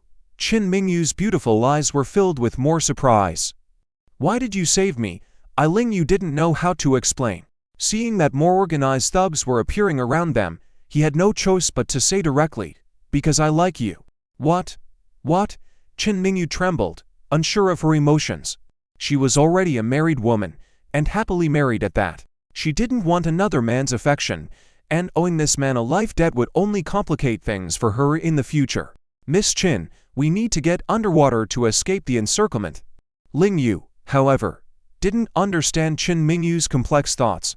He was now solely focused on getting his wife out of danger. He didn't know the origins of this organization, but he believed that if they escaped the villa area, they would be safe. This Qin Mingyu was about to respond when guns were aimed at them from all directions. Without hesitation, Ling Yu picked up Qin Mingyu and jumped into the sea. Ling Yu was a good swimmer, swiftly diving deeper with Qin Mingyu in his arms. Qin Mingyu's expression became increasingly pained as she seemed to be suffocating. Not being accustomed to the water, she felt overwhelmed. At this moment, a woman in black leather emerged with her men and witnessed Ling Yu and his wife leaping into the sea. She watched and then commanded loudly, "Don't let that couple escape. That man is too skillful, he's not ordinary. We must eliminate the threat." The woman in black leather was evidently the one in charge of this operation. Despite her reluctance, she had to give up pursuing Ling Yu and focus on the more critical task of chasing after Non-Gon's eldest son. Ling Yu, on the other hand, was fully utilizing his skills, swimming underwater with his wife. His wife's body was soft, emitting a faint warmth and a captivating body fragrance. Her delicate face was so close to him, making Ling Yu feel extremely comfortable. For some inexplicable reason, he felt no attraction to any other woman. His feelings for his wife were immensely strong, wishing they could stay embraced underwater forever. Unfortunately, this was just a fleeting dream. Ling Yu soon realized that his wife couldn't hold her breath underwater, let alone perform the technique like him. "Trouble, I need to swim to the surface quickly. Otherwise, my wife won't make it." Ling Yu sighed in dismay. Initially planning to escape the danger by swimming underwater, it seemed impossible now. Qin Mingyu's consciousness was fading, yet she stubbornly clung to Ling Yu, even though she knew he was trying to save her. She was a married woman. How could she embrace another man? No. Absolutely not. Ling Yu noticed his wife's cold behavior, understanding her inner thoughts. He couldn't help but smile bitterly, unsure whether to be angry or happy. Eventually, Qin Mingyu lost consciousness, and when Ling Yu carried her out of the water, she was deeply unconscious. "Miss Qin, wake up, Miss Qin." Ling Yu placed Qin Mingyu on the beach and gently patted her. There was no response whatsoever. The cold and elegant female CEO of Cloud City, in her wet white shirt clinging to her body, displayed her white undergarments clearly visible underneath. Her curves were like two small snow-covered mountains, and this transparent allure was irresistibly seductive to any man. As for her lower body, Qin Mingyu wore a tight black waist-cinching skirt that had just passed her knees. However, due to the water, the fabric clung tightly, outlining her delicate curves completely. Her high heels had been lost in the water, revealing a pair of jade-like feet resembling crystal-clear golden lotuses. The partially visible female CEO of Cloud City was at the peak of her seductive power at that moment. Even Ling Yu, a former gynecologist, appreciating his wife's alluring figure, couldn't help feeling a bit breathless. For an average man, it would be challenging to resist such temptation, especially with the goddess unconscious, unleashing primal instincts. Ling Yu immediately pressed his hands onto his wife's chest, clearing the water from her airways. Then, he pinched her nose, performing artificial respiration. Despite his efforts to remain focused, he couldn't help feeling a rush of emotions as he touched his wife's soft chest and delicate lips. Gradually, it seemed that Qin Mingyu regained some consciousness. Her eyes, though still unable to open, her jade fingers twitched slightly. She seemed to sense someone kissing her. How could this be? She was Ling Yu's wife. Qin Mingyu subconsciously wanted to push away the person, but her body was unresponsive. Ling Yu also felt his wife showing signs of recovery and promptly ceased the artificial respiration. At this moment, there was commotion by the seaside. Lit by the dim lights from the villa, Ling Yu looked up and saw two armed men approaching with their guns aimed at them. Ling Yu's heart sank as he realized they hadn't completely escaped the encirclement. "Hey, what an exquisite woman lying on the ground. It's been a while since I've tasted the flavor of a beauty. Tonight, I can finally savor it. Look, her chest is still moving. She's not a corpse, right? It should be comfortable to have her later." Heh. The two men didn't take Ling Yu seriously, focusing solely on the alluring Qin Mingyu, making lewd comments and displaying dirty smiles. Ling Yu's eyes flared up instantly. No one would defile his wife. These two. They were asking for it. Kill this man first. The two men finally acknowledged Ling Yu's gaze, but disregarded it entirely. Helpless when facing a weaponless opponent, what could he do in his anger? However, the next moment, they learned their mistake. A split second before they could shoot, Ling Yu threw sand at them. The two men immediately screamed in pain, their eyes stinging severely as blood gushed out. They tried to pull the trigger, but found their wrists held firmly. Go to hell. Ling Yu, rarely this furious, directly twisted their arms, landing to punches square in their chests. Dang! Bang! A terrifying fist mark appeared on the men's backs, and they gasped for breath before falling lifeless. Their bodies gradually softened, blood pouring from their mouths, staining the beach red. Ling Yu noticed 3 flames imprinted on their clothes. Could this be the mark of the Sacred Fire Organization? Ling Yu frowned in thought but had no time to dwell on it. He needed to get his wife out of harm's way first. At this moment, Qin Mingyu's consciousness started to return gradually. Sensing she was being held, her cheek pressed against the sturdy chest of a man. This sensation stirred resistance within her. Yet she found a strange sense of familiarity. Illusion. Yes, an illusion. No, I can't let another man hold me. Driven by this thought, Qin Mingyu forced herself to open her eyes slightly, her vermilion lips parting softly. You. Please let me down, Miss Qin. Are you awake? Ling Yu heard the voice from his arms, and he sighed in relief. You. Please let go of me. Qin Mingyu's voice turned colder. Ling Yu smiled bitterly, nodded, and gently put down his wife. Qin Mingyu tried hard to stand firm, pushing Ling Yu away forcefully, exuding a coldness that kept people at bay. Don't touch me. I can stand on my own. Okay. Okay. Ling Yu raised his hands, indicating that he wouldn't touch the woman in front of him again. If it were any other woman treating him like this, he would definitely be angry, and feel that the other party didn't know how to appreciate kindness. But she was his wife after all. The more cold and heartless Qin Mingyu acted, the more at ease and happy Ling Yu felt. Thank you for saving me. Give me the account number. I will reward you when I get back. Qin Mingyu still maintained her proud and sharp attitude. It's not necessary, Ling Yu responded to his wife, looking around and realizing that the Villa's assailants had already left, so they should no longer be in danger. He also heard gunshots and explosions coming from the back of the villa on the small hill. Guessing that Nan Gongwu's forces were probably engaged in a firefight with the assailants and he needed to quickly go check on the situation. After all, Nan Gongwu was his disciple and had just helped his wife out of a big trouble. He couldn't stand idly by. Stop! Qin Mingyu called out to Ling Yu, who was about to leave. Did this man save her without expecting monetary reward just to make her owe him a life-saving favor? Humph, not a chance. Qin Mingyu intentionally became sarcastic and harsh. It's best for you to tell me the account number, otherwise don't blame me for not repaying the favor. And, she paused, then lightly bit her lip. I'm already married, you can't like me. And you definitely shouldn't had any inappropriate thoughts about me. Cold, proud, Ling Yu couldn't help but smile. Although Qin Mingyu couldn't see his smile, she could feel it. Miss Qin, it's my freedom to like you. I wish you and your husband a long and happy life together. Goodbye. Ling Yu finished speaking and quickly ran towards the direction of the small hill. Just at that moment, a car also drove over in their direction.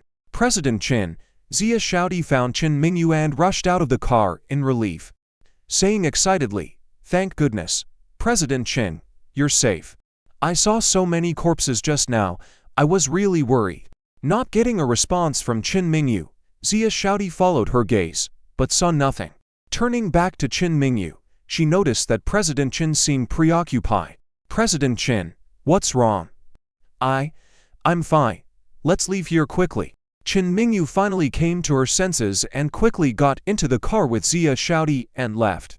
Under the cover of night, Ling Yu watched his wife and Zia Shaodi leave, finally letting out a sigh of relief, and hurried towards the lush shaded hill.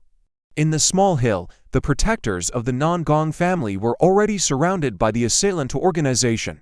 In the fierce battle with bullets flying, the loyal bodyguards around Nan Gongwu fell one by one. Damn it! What feud do I have with the Holy Fire Organization and this prickly air of mine? Do they have to kill me? Nan Gongwu leaned against a large rock, revealing a bitter and angry expression. He was already pushed to a dead end. Nan Gongda, surrender. In the darkness, a proud voice of a woman was heard. You have no chance of winning. If you don't want to die, surrender obediently. Then hand over the Tang sisters. The Tang sisters, Nan Gongwu finally understood completely. This organization was actually targeting his fiancée and that woman in high heels. Damn it, he was careless. Non-Gongwu was also very smart and immediately thought that the woman in high heels was probably associated with the powerful Tang family in Yanjing. Otherwise, she wouldn't have had the ability to mobilize the Holy Fire Organization. "Young master, why don't we surrender?" At this moment, the bodyguards by his side didn't want to fight anymore. They had completely lost hope of breaking through. "Damn it!" Non-Gongwu suddenly jumped up and kicked and scolded the bodyguards. "Good-for-nothings. A bunch of good-for-nothings. My Non-Gong family spent so much money on hiring you. Yet, you can't even handle a measly Holy Fire Organization. You can't even guarantee my safety. You are all just useless wimps." The bodyguards were already disheartened and were only there for the money. Now that their lives were at risk, who cared who he was? One bodyguard couldn't bear Non-Gongwu's insults, directly hit him on the head with his gun, and shouted to the woman in leather clothes, "We surrender. Non-Gongwu is under my control. As long as you promise not to kill us, I will hand him over to you." "Dastard!" Non-Gongwu gritted his teeth. Soon, the surroundings lit up. The woman in leather clothes appeared in front of Non-Gongwu with a group of armed men. Looking at the infuriated Non-Gongwu, she taunted, "Oh dear, Non-Gongda. Your Non-Gong family is known to be rich and powerful. Can't you even afford to hire some capable individuals? Were you all duped by these good-for-nothings? With such a wealthy Non-Gong family, there isn't even one capable person. How pitiful." The woman not only insulted Non-Gongwu but also humiliated the entire Non-Gong family. Even uncle couldn't stand it, and auntie couldn't bear it. However, Non-Gongwu gritted his teeth, feeling helpless and only regretting not learning his master's true skills. Otherwise, why would he end up in such a humiliating situation, being insulted by others? Under the cover of night, Ziazu also stealthily made her way to the hilltop. Originally, she only intended to save Non-Gongwu and help him escape out of courtesy, even though she didn't particularly like this weakling young master. But now seeing him in such a dire situation, abandoned by everyone, she also felt powerless. In this situation, even if the god of war from the north arrived, he surely couldn't save him. Just as this thought crossed Ziazu's mind, a thunderous shout came from the darkness, who said there's no capable person by Non-Gongwu's side. The furious shout, resounding and deafening, echoed through the night sky. "Who?" Even the woman in leather clothes became a little panicked. The man hidden in the darkness under the night sky had incredibly strong inner strength. Dang! Bang! Bang! The man didn't respond with words but with gunshots. Gunshots rang out, and the members of the Holy Fire Organization, who had been so dominant tonight, fell one by one. "Master! It's my master who has come!" Non-Gongwu shouted excitedly. Ziazu was very surprised. Wasn't Non-Gongwu's master shot in the head just now? Was that person a fake? The woman in leather clothes also became flustered. Could it really be the former Norse border war Wolf King returning to the scene tonight? Dang! Bang! Bang! Under the cover of darkness, Lingyu leapt down from a height with a gun in each hand. Ziazu had always thought of herself as a sharpshooter, but seeing Lingyu's marksmanship on the scene left her shocked to the point of feeling her scalp tingle, realizing how weak she was in comparison. In this dim light, he could still shoot with incredible accuracy, each bullet taking down an enemy, hitting vital spots, dropping them in an instant. His precision with the gun was like having a built-in targeting system, simply mind-blowing. How on earth did he do that? While ordinary people might not be as shocked, Ziazu, a professional, knew that the type of gun one used made a huge difference. The gun in Lingyu's hands was one he had taken from this organization, yet he handled it with such ease. How many years had he trained in marksmanship? How many different types of guns had he held? "Ha ha! Master is here. It's my master, the Wolf King, making a comeback. You cowards, all of you, go to hell." Non-Gongwu was instantly overwhelmed with excitement, completely forgetting the danger. He knew better than anyone else present the true strength of the Wolf King of the northern region. During his peak period, he could not only pierce through enemy generals in the midst of thousands of troops, but also breach enemy defenses, infiltrate any location at will, riding like 1,000 men. While the members of the Holy Fire Organization were well-trained, could they rival a professional army in hot war zones? Let alone now, with just 30-odd people, They were completely incapable of stopping the Wolf King. Watching their comrades fall one by one, even the leather-clad woman began to panic. Her earlier proud and arrogant demeanor long gone, replaced by a look of horror. As a seasoned professional assassin squad leader, she was feeling a bit frightened. Now, her mind overrun with 4 words: the return of a king. However, she couldn't just sit back and do nothing.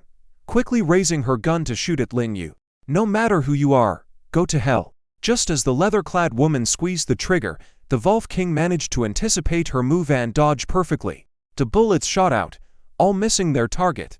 Xia Zhu was once again shocked, taking a few steps forward in reflex, eyes wide open, unable to blink. My God, is it really possible for someone to dodge bullets?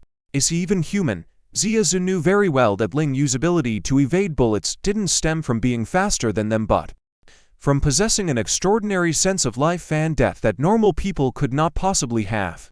This kind of keen sense was honed through countless life and death situations. On the battlefield, a skill that neither Xia Zhu nor Yizi could possess. The leather-clad woman's shock at this moment was no less than Xia Zhu's. Before she could react, Ling Yu had already kicked the gun out of her hand. She had no time to make any move before feeling a chilling sensation at her temple. Ling Yu had already aimed his gun directly at her head. Too powerful, the leather-clad woman admitted defeat, saying with a bitter smile, "Is this the true strength of the Wolf King? I am no match for you at all." Before Ling Yu could respond, Non Gongwu stood up and burst into laughter. Why waste words on her? If you were truly as powerful as my master, wouldn't you have become a legendary hero long ago? No need to act like a bandit, haha. He seemed so excited, as if he had single-handedly taken down a dozen or so people. The leather-clad woman had nothing to say. Swish. Ling Yu waved his hand, knocking off her mask. In that moment, he had doubted whether this woman might be the sister of the snake spirit, due to her figure resembling hers, but it turned out to be a false alarm. Hehe. Does the great hero always have to be so interested in seeing people's faces? The woman wasn't beautiful, but she exuded a unique aura, witty yet wild. Ling Yu had suspected her to be the snake spirit's sister due to their shared wild nature. Who are you? Why did you attack the banquet and wantonly kill so many people? Ling Yu's eyes blazed with anger. He had never been merciful to those who played with human lives. Mission failed. Just kill me if you want. The leather-clad woman sneered coldly, showing no fear in her eyes. Ling Yu knew well that the blood spider assassin had been trained in a brutal system, ready to die if the mission failed. Back then, if Ling Yu hadn't used the snake spirit sister's life as leverage, the snake spirit would never have submitted. So, he wasn't confident he could extract any useful information from her. Damn it, this woman is so stubborn. Non Gongwu couldn't take it anymore and directly picked up a gun, firing a shot at the woman's right chest. With a muffled sound, the leather-clad woman half knelt, clutching the wound, not even looking at Non Gongwu but glaring at Ling Yu. The blood spider admired strength and power. Might makes right. She only admitted defeat to Ling Yu, and as for someone like Non Gongwu, she didn't spare him a glance. Master, let me handle her. I'll interrogate her. I excel in the top 10 tortures, and I guarantee I can make her talk. Non Gongwu excitedly said, I'm more eager than you, master, to get information from her because it's clear they came for rescuing that couple, as well as my fiancé. Your fiancé? Ling Yu furrowed his eyebrows. That's right. Tang Zuchuan is my fiancé. Otherwise, why would I risk my life to save her last night? Non Gongwu was straightforward, as he believed only 3 people were left alive. Ling Yu was his master, the leather-clad woman would be his captive, so there was nothing he couldn't say. Unexpectedly, a voice came from behind. Non Gongwu, I never expected you, the flirty playboy, would actually enter into a political alliance with the Tang family. Ling Yu also looked at Xia Zhu with newfound respect. He had only noticed her when she had boldly stepped forward just now. His attention had been focused on Non Gongwu's surroundings, so he hadn't noticed this woman lurking in the darkness. Seems like this reckless and brainless woman actually had some skills in this area, which explained why, with her intelligence, she had managed to survive until now. Why are you still here? Non Gongwu was equally surprised to see Xia Zhu. Just here to save you, Non Gong playboy. Xia Zhu glanced at Ling Yu again, pride evident in her voice. Too bad this guy beat me to the punch and stole my thunder. Ling Yu chuckled, choosing not to provoke this Cloud City policewoman for now. She was one of the few who knew his true identity, and Ling Yu didn't want to harm her or expose his identity, so he decided to leave her be for the time being. However, Nan Gongwu couldn't resist laughing. Miss Zia, if you had such skills, you wouldn't need to hide till now. Hitting someone while they're down, how ridiculous. Zia Zhu was caught off guard by Nan Gongwu's revelation, and she held his collar. Dare to obstruct me in carrying out official duties. I'll take care of you first. Really don't believe it, give it a try. Although Nan Gongwu couldn't beat this woman in a fight, he wasn't one to be easily intimidated. After all, he had the might of the Nan Gong family behind him. Seeing the two at a standstill, Ling Yu finally spoke up. Ziwu, let Zhuxuan choose for herself. All right, I'll listen to my master. Although Nan Gongwu was a bit reluctant, he had to give face to Ling Yu since he spoke. After all, his master had just saved his life. Zia Zhu on the side was also surprised. It was the first time she had seen the arrogant Nan Gongwu being so obedient. Whatever Ling Yu said, he would do it. If she had witnessed this scene before tonight, she would surely have been even more surprised. That after witnessing Ling Yu's almost godlike power, she found it within reason. Zia Zhu's feelings towards Ling Yu now were very complicated and confusing. Her idol had always been Instructor Yi. In Zia Zhu's eyes, Ling Yu was a super annoying guy, the one she hated the most. But she had never imagined that Ling Yu was actually the big brother of her idol. This sudden change in status made her feel at a loss. Zia Zhu finally understood why Instructor Yi had been so protective of him. It was for this reason. And you, Zia Zhu, huh? Yes, when Zia Zhu heard Ling Yu calling her, still lost in her thoughts, she subconsciously responded obediently. This caught Nan Gongwu off guard. In his eyes, Zia Zhu had always been a fierce dragon beast. Even after becoming a police officer, she was still a fierce and super tough female dragon. When had he ever seen her so obedient? Seeing Nan Gongwu's expression, Zia Zhu realized her mistake and quickly pretended to be cool as she hummed to Ling Yu, "What do you want?" Ling Yu ignored her and Nan Gongwu's expressions, thinking to himself, and said directly, "If Tang Zuoxuan doesn't want to go back to Yun City with you, you're not allowed to force her." HMPH. Why should I listen to you? I'm not your disciple. Zia Zhu raised her hand, looking proud. If she doesn't want to go, no one can take her away.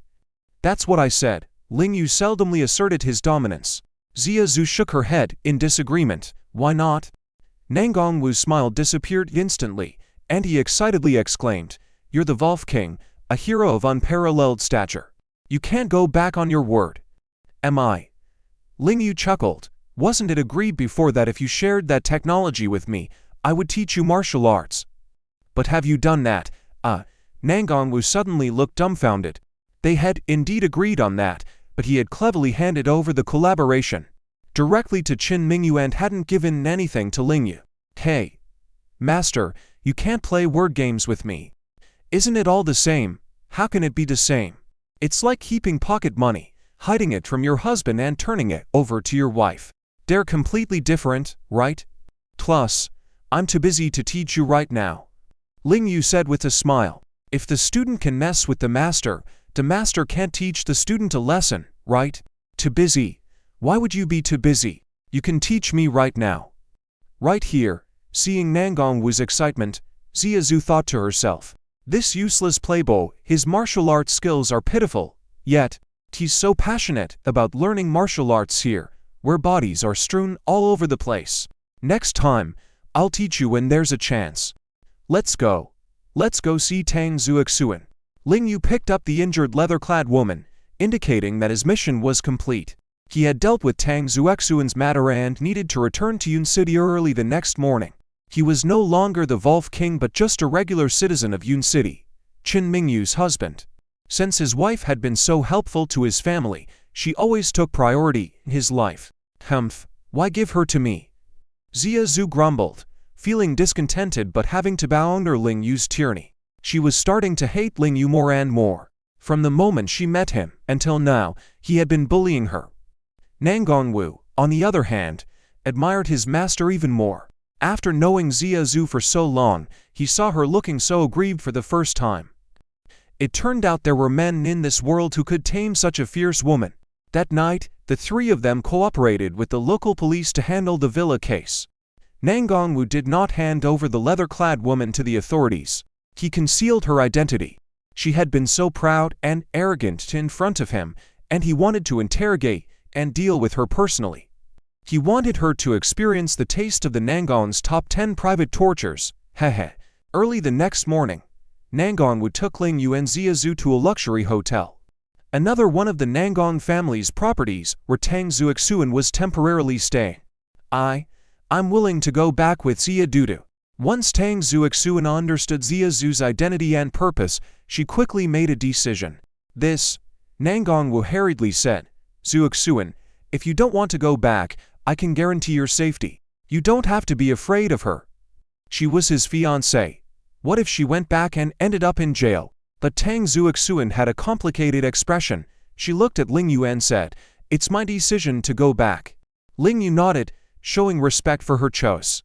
Nangongwu was at a loss and had to go back to discuss with his mother whether this fiancé was a must-have. What was so special about her that she could enter the Nangong family? Shao, I leave the interrogating of that woman to you. Inform me of any information. Ling Yu patted Nangongwu's shoulder. Don't worry, master, I'm the best at interrogation games, especially when it comes to women. Ha ha. Nangongwu's eyes flashed with a mischievous glint. Ling Yu shook his head, smiling bitterly. It seemed like those two women and the muscle man were in for a tough time, that they were all not good people and not worthy of sympathy. Let's go. I'll accompany you back to Yun City. After discussing the important matters, Ling Yu said to Tang Zuoxuan. Tang Zuoxuan nodded, looking at Ling Yu with eyes that were clearly different from when she looked at others. Ling Yu didn't pay too much attention to it. In his eyes, there was only a distinction between Qin Mingyu and other women. After leaving the hotel, the three of them headed to the airport together. Ling Yu and Tang Zuoxuan sat in the back seat of the car, chatting and laughing, while Zia Zhu sat in the passenger seat, poker-faced. Ling Yu, you only care about beautiful women, right?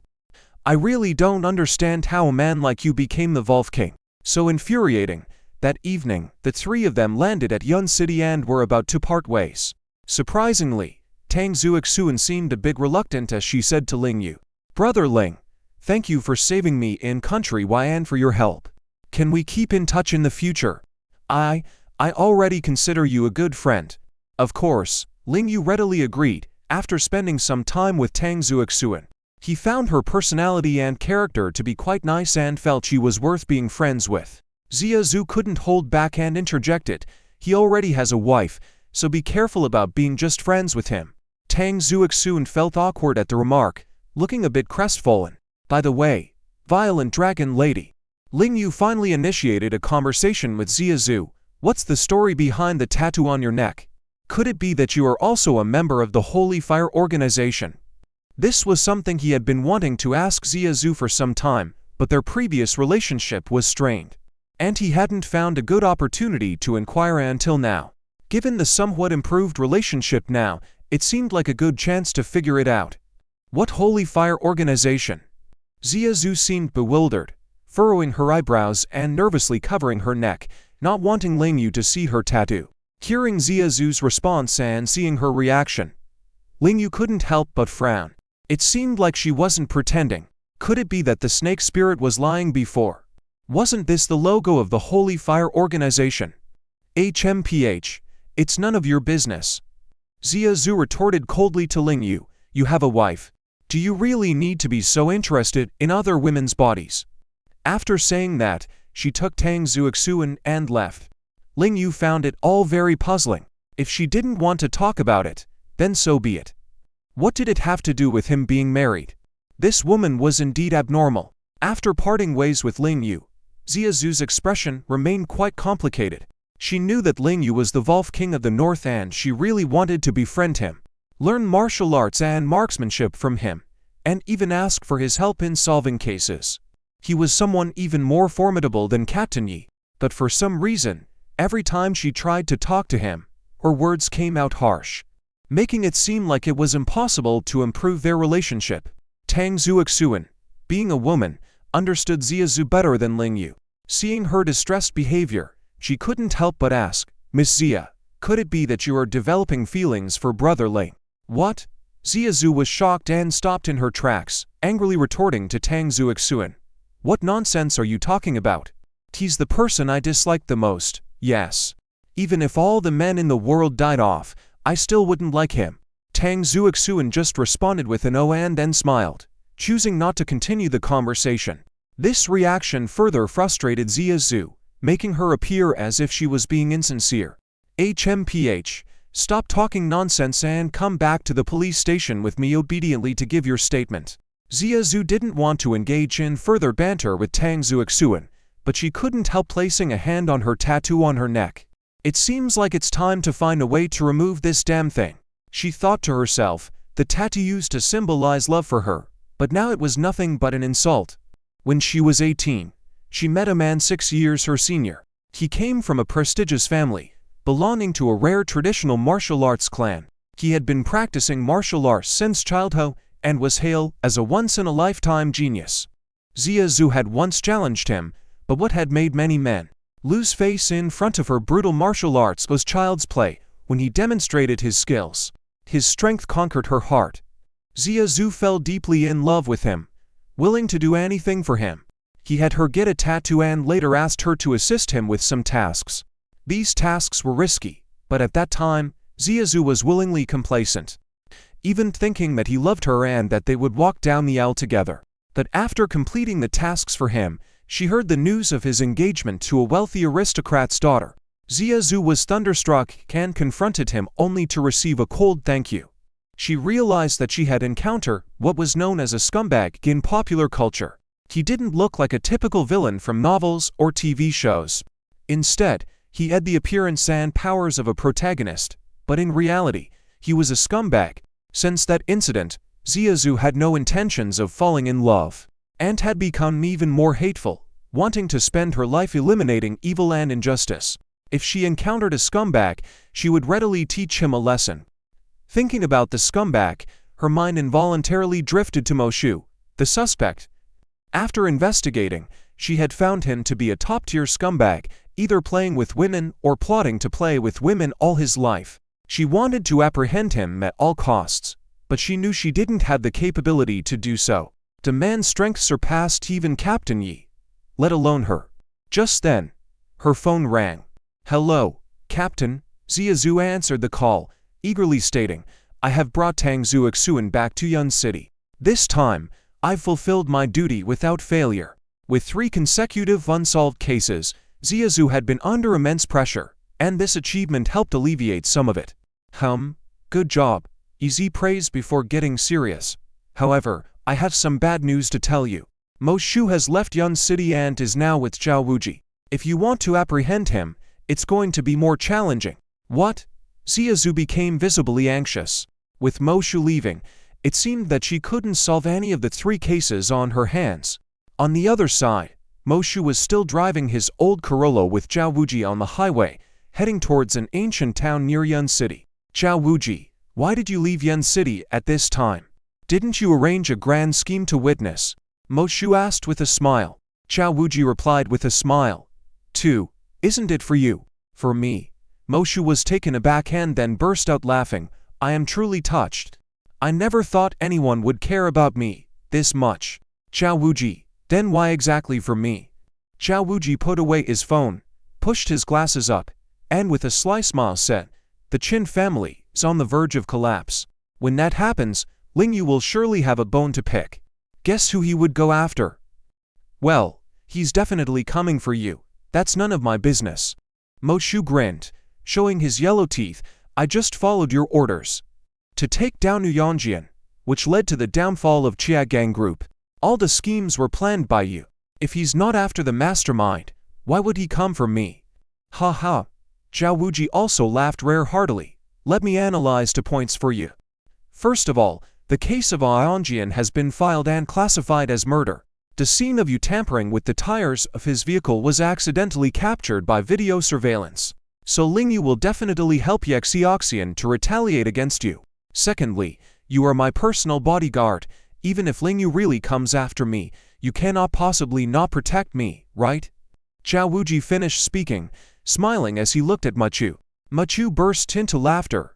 Well done, you bastard. You can still use your status as a young master to suppress me. It seems like I will have to have a showdown with Lingyu, right? Are you afraid of him? Zhao Wuji asked, clearly provoking. Unexpectedly, Machu did not play by the rules either, slapping his thigh vigorously. Afraid? Of course, how can I not be afraid? What if I can't beat him? He easily defeated Guo Mao, after all. With Machu's reputation preceding him, Lingyu's outstanding achievements were also well known. Heroes respect heroes, so generally, skilled individuals wouldn't want to engage in a life-and-death battle unless absolutely necessary. Winning brings no rewards, only fulfilling one's duty, while losing results in total defeat. Who wouldn't be afraid? I am truly disappointed in your answer. Zhao Wuji shook his head, sighing, but fortunately, your answer was also within my calculations. So, just to protect you, I am taking you away from Cloud City temporarily. Now do you understand how good I am to you? Machu paused for a moment, then grinned widely. You really are crafty, using different tactics depending on my answer, right? Zhao Wuji chuckled without saying a word, indicating his agreement. Machu then expressed some regret. You meticulously orchestrated the downfall of the Qin family just to make Qin Chang'an, that old fox, reveal something. Tomorrow should be the historic moment when Chang'an Group collapses. I really want to go see it. However, Zhao Wuji laughed and said, why strategists never personally enter the battlefield. In the future, if you stick with me, you should get used to it. With that, he pushed his glasses up and a gleam of victory shone in his eyes. Who knows how desperate Lingyu and Qin Mingyu will be tomorrow. On the other hand, Lingyu returned to Yunshan district late at night. Although it was within his expectations, he was slightly disappointed not to find Qin Mingyu at home. He had wanted to call her to let her know he was back in Cloud City. But considering the time, he assumed his wife was already resting, so he abandoned the idea. In reality, Qin Mingyu couldn't possibly be sleeping tonight. Upon returning to Cloud City, she had already received the news that Lan Yang had united with other shareholders to frantically sell off Chang'an Group stocks. Rumors of Chang'an Group's default and bankruptcy were flying everywhere. Under these two major impacts, Chang'an Group's stock price had hit the limit down for 4 consecutive days. Various parties in Cloud City had completely lost faith in Chang'an Group. Both Qin Mingyu and the entire Qin family had been brainstorming overnight, trying to find a solution. Qin Mingyu even instructed Xia Shaodi to arrange an urgent press conference early the next morning to clarify the bankruptcy crisis, boost confidence in Chang'an Group from all sides, and bring in new capital in order to turn the tide. Early the next morning, Qin Mingyu hurried to the press conference venue. On the way, she received a call from Chen Nailin. Mingyu, I heard that Chang'an Group is in a dire situation. Will it affect your work? Chen Ailin's tone was filled with concern.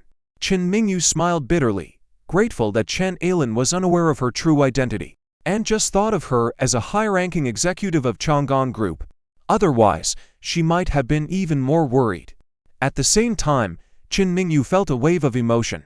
Despite Chen Ailin's poor health, she still cared about her. Qin Mingyu didn't want to cause her more worrying, so she confidently reassured her. Mom, don't worry. Chang'an Group will definitely not go bankrupt. I hope so. Chen Ailin had been closely following the news and public opinions in the city recently. No matter how you looked at it, Chang'an Group was in a difficult situation this time. Mingyu, I'm sorry. Mom can't help you much. How about this? I'll make some soup for you, and Ruozu can bring it to you later. Remember to take care of yourself. Qin Mingyu was touched again, but she couldn't spend too much time talking to Chen Ailin, and simply replied with an acknowledgement before quickly hanging up. Afterwards, her face was filled with sorrow. In her heart, she silently prayed, Chang'an Group must not fall. If it does, everyone around me will be plunged into despair and sorrow. Meanwhile, through his rearview mirror, Wang watched Qin Mingyu's expression and couldn't help but sigh. He had been her driver for 3 years, and this was the first time he had seen the beautiful CEO like this. On the other hand, Lingyu also received a call from his mother, discussing the huge crisis facing Chang'an Group and urging him to take care of Mingyu.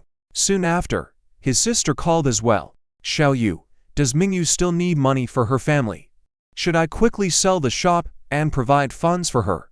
Although it's just a drop in the bucket, but Mingyu is our Ling family's daughter-in-law, and our family must do our best to help her. Hearing Ling Ruoxu's words, Lingyu felt warmth in his heart. He had been married to Qin Mingyu for nearly 4 months. Qin Mingyu not only didn't live with his family, but rarely visited as well. However, his mother and sister still cared for her so much. A harmonious family life like this was a dream come true. Sister, don't worry. Mingyu is my wife, and I will definitely protect her from all harm. Xiao Yu, do you have a plan?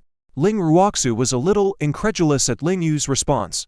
In her heart, she didn't think her little brother was a freeloader, but the class difference between him and Qin Mingyu was significant. She was concerned that he might not be able to help when his sister-in-law faced difficulties and would be looked down upon. Hence, she was completely surprised by his response. Yes, as long as I'm here, Mingyu will not fall. Without explaining further, Lingyu ended the call and immediately called Duyue. Dig brother, I've established the company for you. When the stock market opens today, Chang'an Group stocks will definitely rise. Good. I believe in you. With Duyue's response, Lingyu felt somewhat reassured but quickly headed to the venue for Chang'an Group's press conference. At the press conference venue, though it hadn't officially begun, the area was already swarmed with reporters and prominent figures from various companies. Qin Ruhan and Zia Shaodi had arrived early as well. Hearing everyone at the venue discussing Chang'an Group's bankruptcy, their hearts felt heavy. Qin Ruhan even had the urge to argue with these people several times, but Zia Shaodi held her back. After all, without evidence and actual performance, just arguing verbally would be fruitless. Let's wait for your sister to handle this. She will definitely turn the tide. Miss Sen, please trust her. Zia Shaodi comforted Qin Ruhan's emotions. Qin Ruhan nodded. She had always admired her sister since childhood. Many things she couldn't handle would no longer be an issue once her sister stepped in. But this time, the situation was too critical and too dire, so Qin Ruhan was also feeling uncertain. Hey, never in my wildest dreams did I expect the Tiagang Group to end up in this situation. Waiting for the press conference at the scene, a man in a casual suit suddenly chuckled. The Qin family miss that I used to look up to. How is she feeling now? His smile was filled with fantasy and greed. Yes, as the saying goes, 30 years on the Eastern River, 30 years on the Western River. It's all true. Another man in a beige suit beside him, also smoking a cigarette, blew a smoke ring and continued. The Chiagang Group shareholders are selling off stocks, facing huge breach of contract compensations. Many debts that were not a concern before might now be the end of them. Both of these men are heirs of the Young City Enterprises and also one of the admirers of Qin Mingyu. One is named Zhou Jifa, the other is named Huan Yokai. Both of them had wanted to pursue Qin Mingyu before, but were discouraged by each other's cold gaze. Remember that saying from the high society circles in Yun City? Zhou Jifa also lit a cigarette and asked Huan Yokai. Ha ha, I remember it even in my dreams. Huan Yokai chuckled self-mockingly. Before the Ice Mountain president, all beings are equal. Back then in front of Miss Qin, we were no different from the ground-level workers, right? Zhou Jifa snorted. That's all in the past. After today, Qin Mingyu will step down from her pedestal. Let's see if she can still be as aloof as before. Exactly. Huan Yokai's eyes were also full of anticipation. If the Qin family can't pay off their debts, I'd be willing to spend tens of millions to buy her back home and serve me, to fulfill my obsession from back then. Ha ha. If you could buy her back home with just a few million, I'm afraid it won't be your turn. Zhou Jifa was just looking down on Qin Mingyu, but upon hearing this, his thoughts were stirred, and he gritted his teeth. Even if it costs $1 billion, I'll make her mine. I'll indulge her every night fiercely. There are definitely not a few men who share the same thoughts as them, especially when they know that Qin Mingyu chose an ordinary man, not choosing a business marriage. Perhaps this is the root of the decline of the Qin family. Another person discussed if Qin Mingyu had married into the Liu family. Even in today's predicament, she might still be able to get out of it. These voices fell right into the ears of Chin Ruhan and Zia Shaudi. Chin Ruhan was very worried. If her mother and aunts heard these comments, they would surely go all out to break up her sister and brother-in-law, right? In fact, several aunts of the Chin family had already heard these comments. At this moment, a few aunts were backstage, whispering complaints in Chin Mingyu's ear. "Mingyu, look at the man you chose. He promised to solve the technical refining issues, but where is he now? 5 days without a sight." Chin Zimai was very angry now, and her words were sharper than before, typical low-class man's face, talking big but powerless in action. Chin Mingyu was saddened. She was already worried about the company and the press conference. And with the fifth aunt saying this, it made her even more upset and confused. "Mingyu, listen to the fourth aunt. While there's still a chance, do you want to contact the Liu family proactively? Or perhaps other business families?" Chin Qingji no longer bothered to speak ill of Ling Yu directly. She directly advised Chin Mingyu. "Auntie knows, many wealthy youngsters, big business owners are infatuated with you. As long as you extend an olive branch, they will definitely help us get through this difficult time." Hearing this, Chin Mingyu was starting to get annoyed. Ling Fei was also backstage. Seeing her daughter like this, she did not dare to speak up. "All right, stop bothering Mingyu." Chin Hongshu genuinely felt sorry for Chin Mingyu and quickly stopped her sisters. "Mingyu needs to focus on the press conference now. Tell the public that we have resolved the shipment issue. As long as Mingyu can stabilize the shareholders' confidence and attract external investors, the Chiagang Group will definitely survive." Chin Qingji and Chin Hongmai usually listened to Chin Hongshu, but at this moment, although they didn't argue with Chin Hongshu, they didn't think the situation would be resolved that easily either. "Thank you, aunts, for coming to support me. I need to go out to the press conference now." Chin Mingyu didn't want to chat with these women too much, let alone argue with them. She always remembered what Ling Yu had said. Harmony in the family leads to success in all endeavors. But that idiot, disappearing for days without returning, what is he doing? With various thoughts in her mind, Chin Mingyu's demeanor was more solemn than usual, making her harder to approach. The press conference was about to begin. In a corner of the venue, a rugged man with one arm hanging down was glaring at the sea in the spotlight. This was Pei Yun, whose arm was crippled by a serpent spirit. Seeing people starting to appear on stage, he immediately instructed a bald man next to him. "Get ready. Today, we will pluck the feathers of the phoenix in Yun City." "Ha ha, they say plucking a phoenix's feathers is not as good as slaughtering a chicken. Let's see how fun it will be then." The bald man chuckled. "Don't worry. Our debt collection company handles things properly. There's nothing we can't handle." At this moment, under the escort of guards, Chin Mingyu walked out from the backstage passage. "Look, Chin Mingyu has finally come out." Someone suddenly screamed, and a group of assorted characters immediately surrounded Chin Mingyu, not even allowing her to take her seat at the press conference. "General Chin, it's said that the Chiagang Group is facing billions in breach of contract compensations. How do you plan to deal with it?" "General Chin, the Chiagang Group stocks have been continuously hitting the limit down, is on the verge of bankruptcy. What are your plans after bankruptcy?" "General Chin, you're so beautiful. Do you have any plans to enter the entertainment industry? Or do you have other money-making plans?" The reporters, wild with questions, completely ignoring the rules of the venue. Chin Mingyu immediately understood. Someone definitely wanted to deliberately sabotage her press conference. With a glance, Chin Mingyu's bodyguards promptly drove these reporters away. But as soon as the reporters were expelled, more people excitedly came forward, holding up invoices and shouting, "General Chin, the Chiagang Group owes us 30 million in final payments. Please settle it quickly. And our 40 million for the goods. And the 5 million in our company's records." For a moment, it seemed like a trend of people pushing the wall would make everyone present believe that the commercial building of the Chiagang Group was about to collapse. Chin Mingyu remained calm, coldly saying, "Everyone, today I am here to clarify some issues and rumors, not to settle accounts with you. Please remain calm." She still had a strong presence. In the past, with just one statement like that, the little wolves would not dare to make a scene again. But today, her aura lost its power. Woman surnamed Chin, Stop talking big here. Your Chia gang group is broke.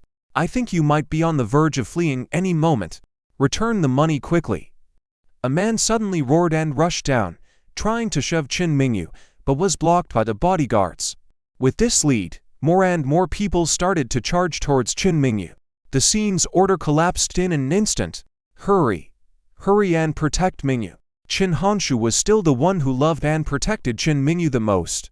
It was she who organized a few sisters to support Qin Mingyu on the scene. And when she saw a group of people attacking Qin Mingyu, she was the first to order the people around her. Unfortunately, there were too many people on the scene, and they couldn't get to Qin Mingyu for a moment. Besides, Qin Mingyu discovered that some of the people were clearly doing it on purpose. They were inciting emotions and maliciously attacking her, not wanting to give her the opportunity to conduct this news conference normally. The longer the time dragged on, the more unfavorable it was for the Chia gang group. Who is behind all this mischief? Qin Mingyu muttered through gritted teeth. At this moment, for her, the situation was definitely more dangerous than at the banquet in Country Y. At this moment, no one saw her as a beautiful female CEO anymore, and no one admired her as before. In the chaotic crowd of people pushing and shoving, the people around Qin Mingyu also found it difficult to protect her thoroughly. Qin Mingyu was ultimately knocked down to the ground. Mingyu. Qin Honshu saw this and, gritting her teeth, grabbed her riot batons from the scene, and began wildly swinging and smashing through the crowd to rush in. Surprisingly, when this woman went all out, everyone was afraid of her. Qin Honshu finally protected Qin Mingyu in front of everyone, loudly scolding the group of people. Do you dare to continue? Who dares to touch Mingyu? I will kill her. I, Qin Honshu, do what I say. Many were cautious of this reckless and fiery woman and temporarily backed off. Sister, are you okay? Qin Ruhan and Xia Shaodi took the opportunity to rush in and help Qin Mingyu up. Qin Mingyu did not speak, her beautiful face showing a hint of pain. The fall just now was not light at all. For an ordinary woman, at this moment, she was probably already in a panic. A stronger one might have lost control or even burst into tears. But Qin Mingyu remained calm, quickly spoke again. Everyone, the Chia gang group has not breached the contract. Our group is still operating normally, so we absolutely will not default on payments. She was well aware that the enemy behind the scenes did not want her to release useful information, so she needed to seize the opportunity to reveal powerful information in front of the media journalists. Only by increasing public confidence could the Chia gang group be saved. Ha ha, who would believe such nonsense? Women are good at deceiving people. That's right, give back our money. Even if you don't give the money, Qin President is so beautiful, with such a great figure. How about accompanying me at night to play and offset the debt? The group got more vulgar as they spoke, not at all like business people, and many faces were completely unfamiliar to Qin Mingyu. It was obvious that many of those who had infiltrated the scene were hired thugs.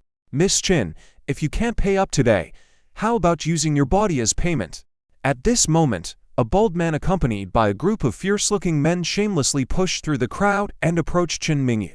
In the bald man's hand, there was even a promissory note. That's Bald Khan from Yun City, known as the debt collector ghost. Who invited him to collect debts? Miss Qin from the Qin family might be doomed today. Tsk. Upon seeing the bald man, someone in the crowd exclaimed. Qin Honshu's expression also worsened instantly. As the boss in the Yun City jewelry industry, she knew very well about this bald Qiang's origins. The notorious head of a debt collection company in Yun City. His debt collection methods were always ruthless, and he had no qualms about causing trouble. He had been in and out of jail several times due to violent debt collection. But these people just cared about money and would do anything for it. At this moment, the bald man approached Qin Mingyu, actually pushing Qin Honshu aside, and attempting to forcibly grab Qin Mingyu, without any hesitation. A beauty like Qin Mingyu, the jewel of Yun City, had countless people wanting to get close to her, and Bald Khan saw this as an opportunity to take advantage of the situation. He couldn't let this chance slip by. He was even more excited than he had ever been. He even imagined dragging Qin Mingyu back and tasting the flavor of such a top-class beauty for himself. Damn it! Seeing this scene, Zhou Jifa and Wang Youkai almost simultaneously cursed. They were not the only ones who felt this way. They also wanted to take advantage of the situation and get close to Qin Mingyu, but they had been beaten to the punch by other men. They were not fools. If Qin Mingyu were really taken away like this by Bald Khan, the next scene would certainly be a disaster. Qin Mingyu would not let him succeed, but she had not expected Bald Khan to be so agile in his actions. She evaded his groping hand momentarily, but the man anticipated her movements and swiftly took another step, seizing her wrist. His grip was strong, and Qin Mingyu felt a sharp pain in her wrist. Just then, a stern voice rang out from the back of the crowd. "Stop right there!" The next moment, a group of black-clad bodyguards forcefully broke in, making way for an elderly man behind them. The women of the Qin family were relieved to see the old man. It was Qin Qiangan, accompanied by Bai Lao. "I am the chairman of the Qiagang group. If there's a problem, come at me. Release my granddaughter." Qin Qiangan asserted his authority. Qin Mingyu felt a bit uncomfortable. She had always thought she was powerful enough to support the Qiagang group, to share her grandfather's burdens. But today she realized that she was not as formidable as she thought. "Damn, you're coming for this old man, right? Then I'll kill you first and then take your granddaughter back to repay the debt." Bald Kong was extremely arrogant, pushing Qin Mingyu aside and throwing a punch at Qin Qiangang. They had collected a huge sum of money, and their mission was to deal with the Qin family. They didn't care about the consequences.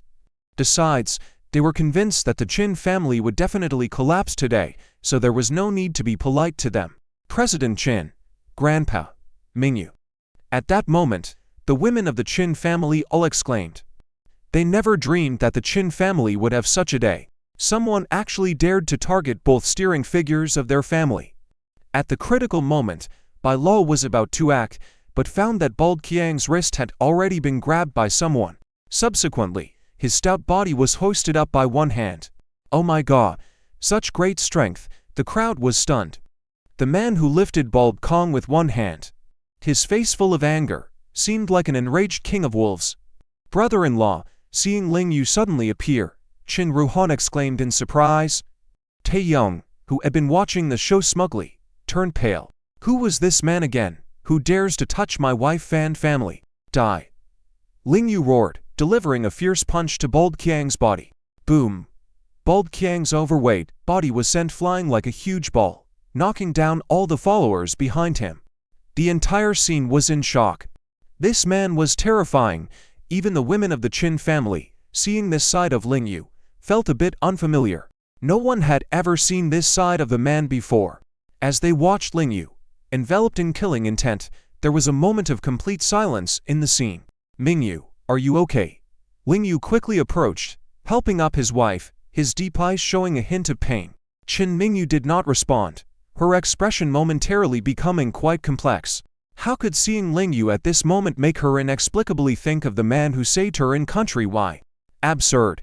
Qin Mingyu, you absolutely cannot let your mind wander. I'm fine, Qin Mingyu said with a slight curl of her lips towards Ling Yuju. The iceberg lady was showing a hint of tenderness at this moment. Ling Yu, seeing his wife in a disheveled state and her swollen wrist, couldn't quell the anger in his heart, which continued to surge. At the same time, Bald Kong was helped up by his men, blood gushing out of his mouth with a pale face. "How dare you? Dare to hit me? You dare to be so insolent after owing money? Let's discuss this together." Such words unexpectedly came out of Bald Qiang's unreasonable mouth, making many present find it ridiculous. Ling Yu's eyes were wide with anger as he approached step by step towards him. The onlookers subconsciously dispersed. They were afraid. Who exactly was this man in front of them? Like a god of death, at this moment, many people seemed to see a scene of mountains of corpses and seas of blood behind Ling Yu. Old Bai, who had been squinting his eyes, also opened them, silently watching the young man before him. Bald Khan also recoiled in fear, stepping back repeatedly. Ling Yu advanced further, and retreated again, until there was no more space to retreat. Bald Khan and his men leaned against the wall, their legs trembling. "How much does my wife owe you?" Ling Yu asked. 20 million. "No. It's 21.7 million, owed to Boss Jew." Bald Khan pretended confidently, puffing out his chest but his voice trembling. "All right, I will repay it for her." Ling Yu nodded, then suddenly glaring angrily, kicked Bald Kong into the air, slamming him hard against the wall before bouncing back. The whole scene was shocking once again. Even members of the Qin family were a bit terrified. Ling Yu was truly beating Bald Kong to a pulp. How dare you hit the boss? Get him! Bald Kong still had loyal henchmen, who wielded weapons and rushed towards Ling Yu. Ling Yu didn't even look at them, delivering a slap that made the henchman groan, falling to the ground. I let you touch my wife. Let you cause trouble. Ling Yu, who was usually quiet and low-key, at this moment showed a completely different side, ferociously kicking and beating Bald Kong. Of course, he not only wanted to vent his anger but also wanted to show the people present, intimidating them not to cause any more trouble. Otherwise, if he really wanted to deal with Bald Kong, it would have been over with that first punch. Qin Mingyu was his sore spot. How many times has his wife pampered him in the past few months? How many times has she assisted his family in difficult times? How dare this pig like Bald Kong hurt her? Whoever dared to provoke his berserk king, this was the outcome. Third miss, your brother-in-law is too fierce. Zia Shouty nudged Qin Ruhan secretly. Qin Ruhan looked at Ling Yu, her eyes already shining with stars, nodding excitedly. Yes, yes, beat him, I feel so good. Sister Shouty, I feel so good, beat him. Qin Ruhan was getting out of control. Ling Yu, that's enough. No one dared to stop Ling Yu at the scene, but ultimately, it was Qin Mingyu who spoke up. Ling Yu took a long breath, slowly walking back to his wife's side, and said, Now, isn't it time for the official start of the Chia Gang Group press conference? This idiot! Qin Mingyu's eyes sparkled with coldness. Qin Ruhan, Zia Shouty, and some single men at the scene felt like they were being tortured at that moment. A tough guy with a tender sigh. Wait a minute, just as Qin Mingyu was about to officially start the press conference, someone called out. Zhou Jifa and Huang Youkai and others stepped forward, still aggressive but not daring to get too close to Qin Mingyu, fearing the man next to her. They were like mad dogs. What else do you have? Qin Mingyu was not in a hurry now. With Ling Yu and Grandpa present, her safety was assured, and she felt more at ease than before. General Qin, we're here for debt collection. We don't care what you say at the press conference, just pay us and we'll leave. Zhou Jifa said boldly. No one believed that the Chia Gang Group stock had been continuously suspended for 4 days and could still turn the tide. What use was it to have a man who could fight by Qin Mingyu's side? This was a legal society, not a martial arts world, let alone a fantasy novel where anyone who could fight was invincible. Yes, pay up. Wang Youkai was also assertive, his greedy intentions still not gone as he insinuated.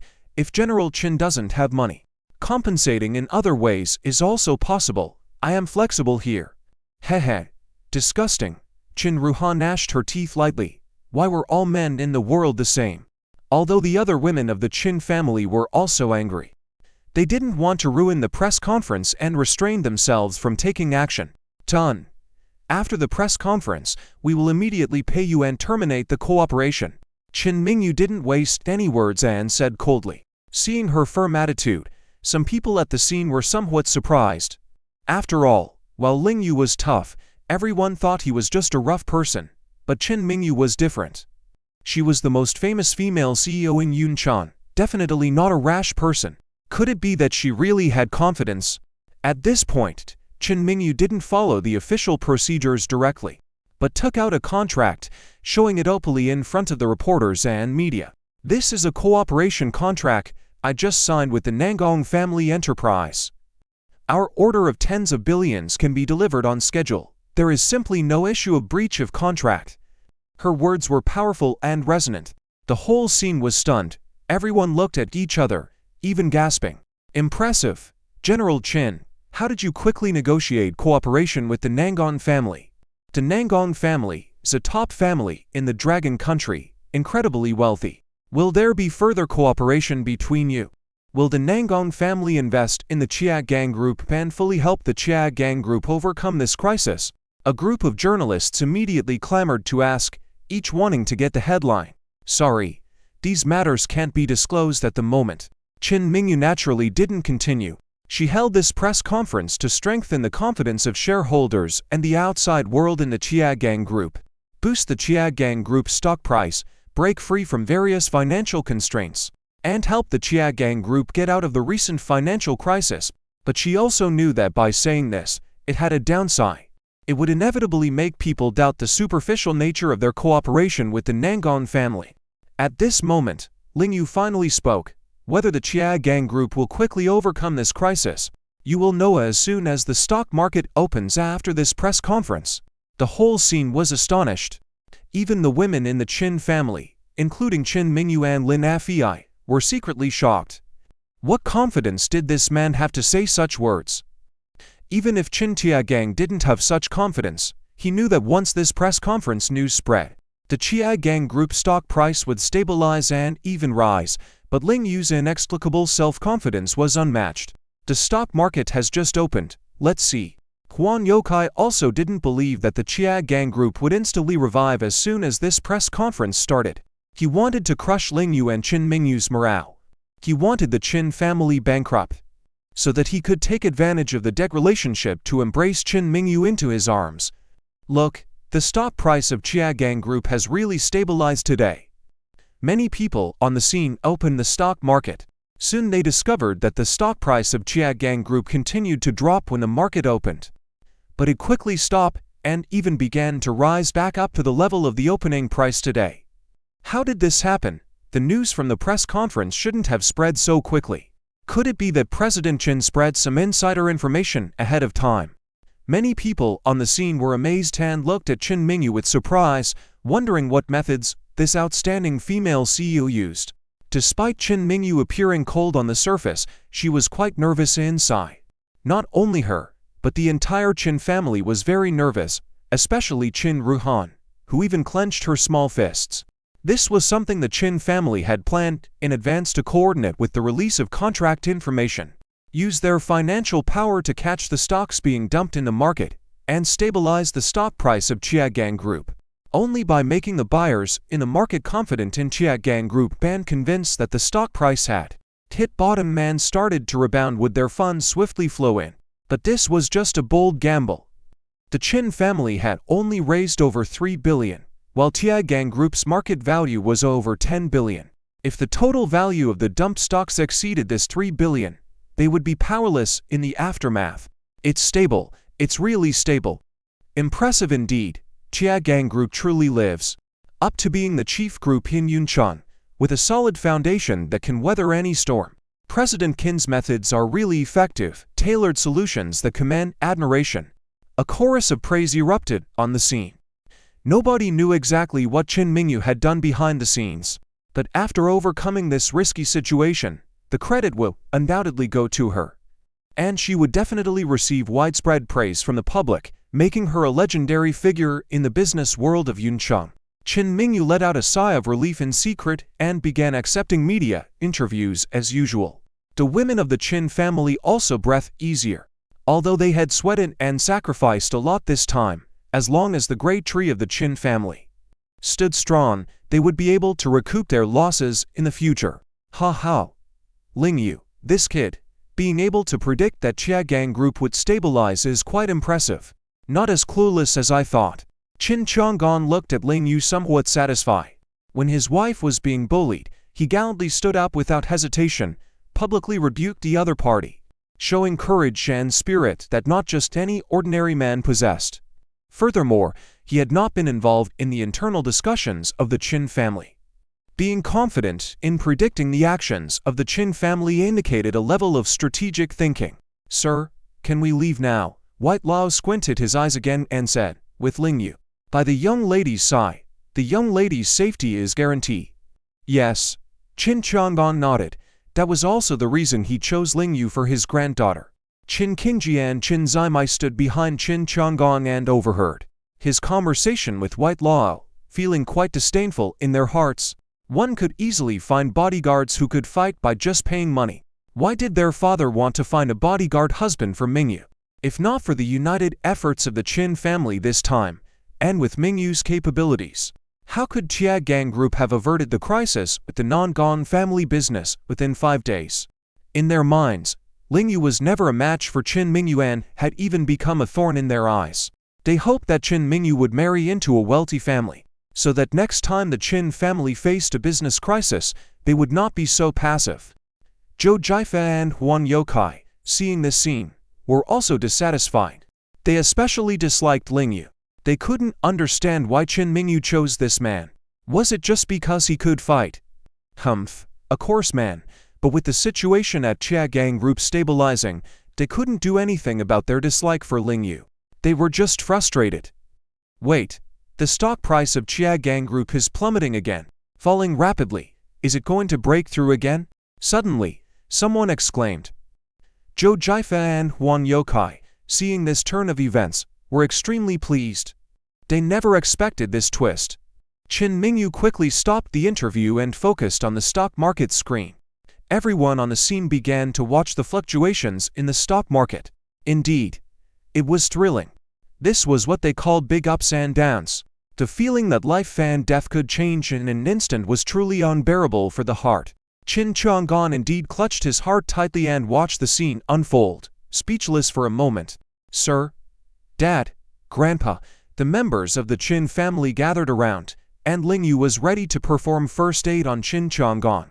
At that moment, in the ancient town of Ding'an, Moshu stared at his phone screen, laughing heartily. Ha ha, the people of the Qin family must be experiencing a stock market roller coaster more thrilling than a roller coaster, right? Zhao Wuji, you are really mean. Giving people hope and then crushing them mercilessly. TSK, on the brink of success. How devastated are the hearts of the Qin family members now? I really want to go see the exciting scene on the spot. Ha ha. Zhao Wuji listened to Moshu's words and smiled without saying a word. With a title like Intelligent Zenith Wuji, how could he let the Qin family turn the tables so easily? He had already factored everything in. He had previously instructed Gao Jianbo to deliberately show goodwill to the Qin family, purchasing $2 billion worth of Qin family's stocks, and together with the interests held by the Lan family father and son, it had already exceeded $4 billion. The $4 billion worth of stocks hadn't even been dumped before. Chia Gang Group had been performing poorly lately. He only needed to short the stocks held by other small stockholders to trigger a chain reaction, allowing the stock price of Chia Gang Group to hit limit down consecutively. As for the $4 billion, it was waiting for the collective rescue effort of the Qin family. When the time came, he would throw it all out in an instant, completely crushing the final hope of the Qin family. He walked 10 steps ahead. That was the dreadful aspect of this man. It's over, it's over. It's about to hit the limit down again. There was a clamor on the scene, and each person's expression was different. Qin Ruhan sat on the ground, her big eyes becoming hollow and lifeless, unwilling to accept all of this. 5 consecutive days of limit down on the stocks meant bankruptcy. Although the elder sister and everyone had worked so hard, why couldn't they save Chia Gang Group? Why did it have to be like this? President Qin, it's better to repay the debt soon. Stop with all the nonsense. Yes, this is my final offer. Promise to be my lover now, and you won't have to repay this money to me. Zhou Jiafe and Huan Youkai took the lead again, launching an attack on Qin Mingyu. Qin Mingyu, known for her cool and calm demeanor, was now sweating coldly on her forehead. She had underestimated the capabilities of her opponents behind the scenes. In the current situation, she was basically helpless. Isn't it over yet? Just then, a confident voice sounded beside Qin Mingyu.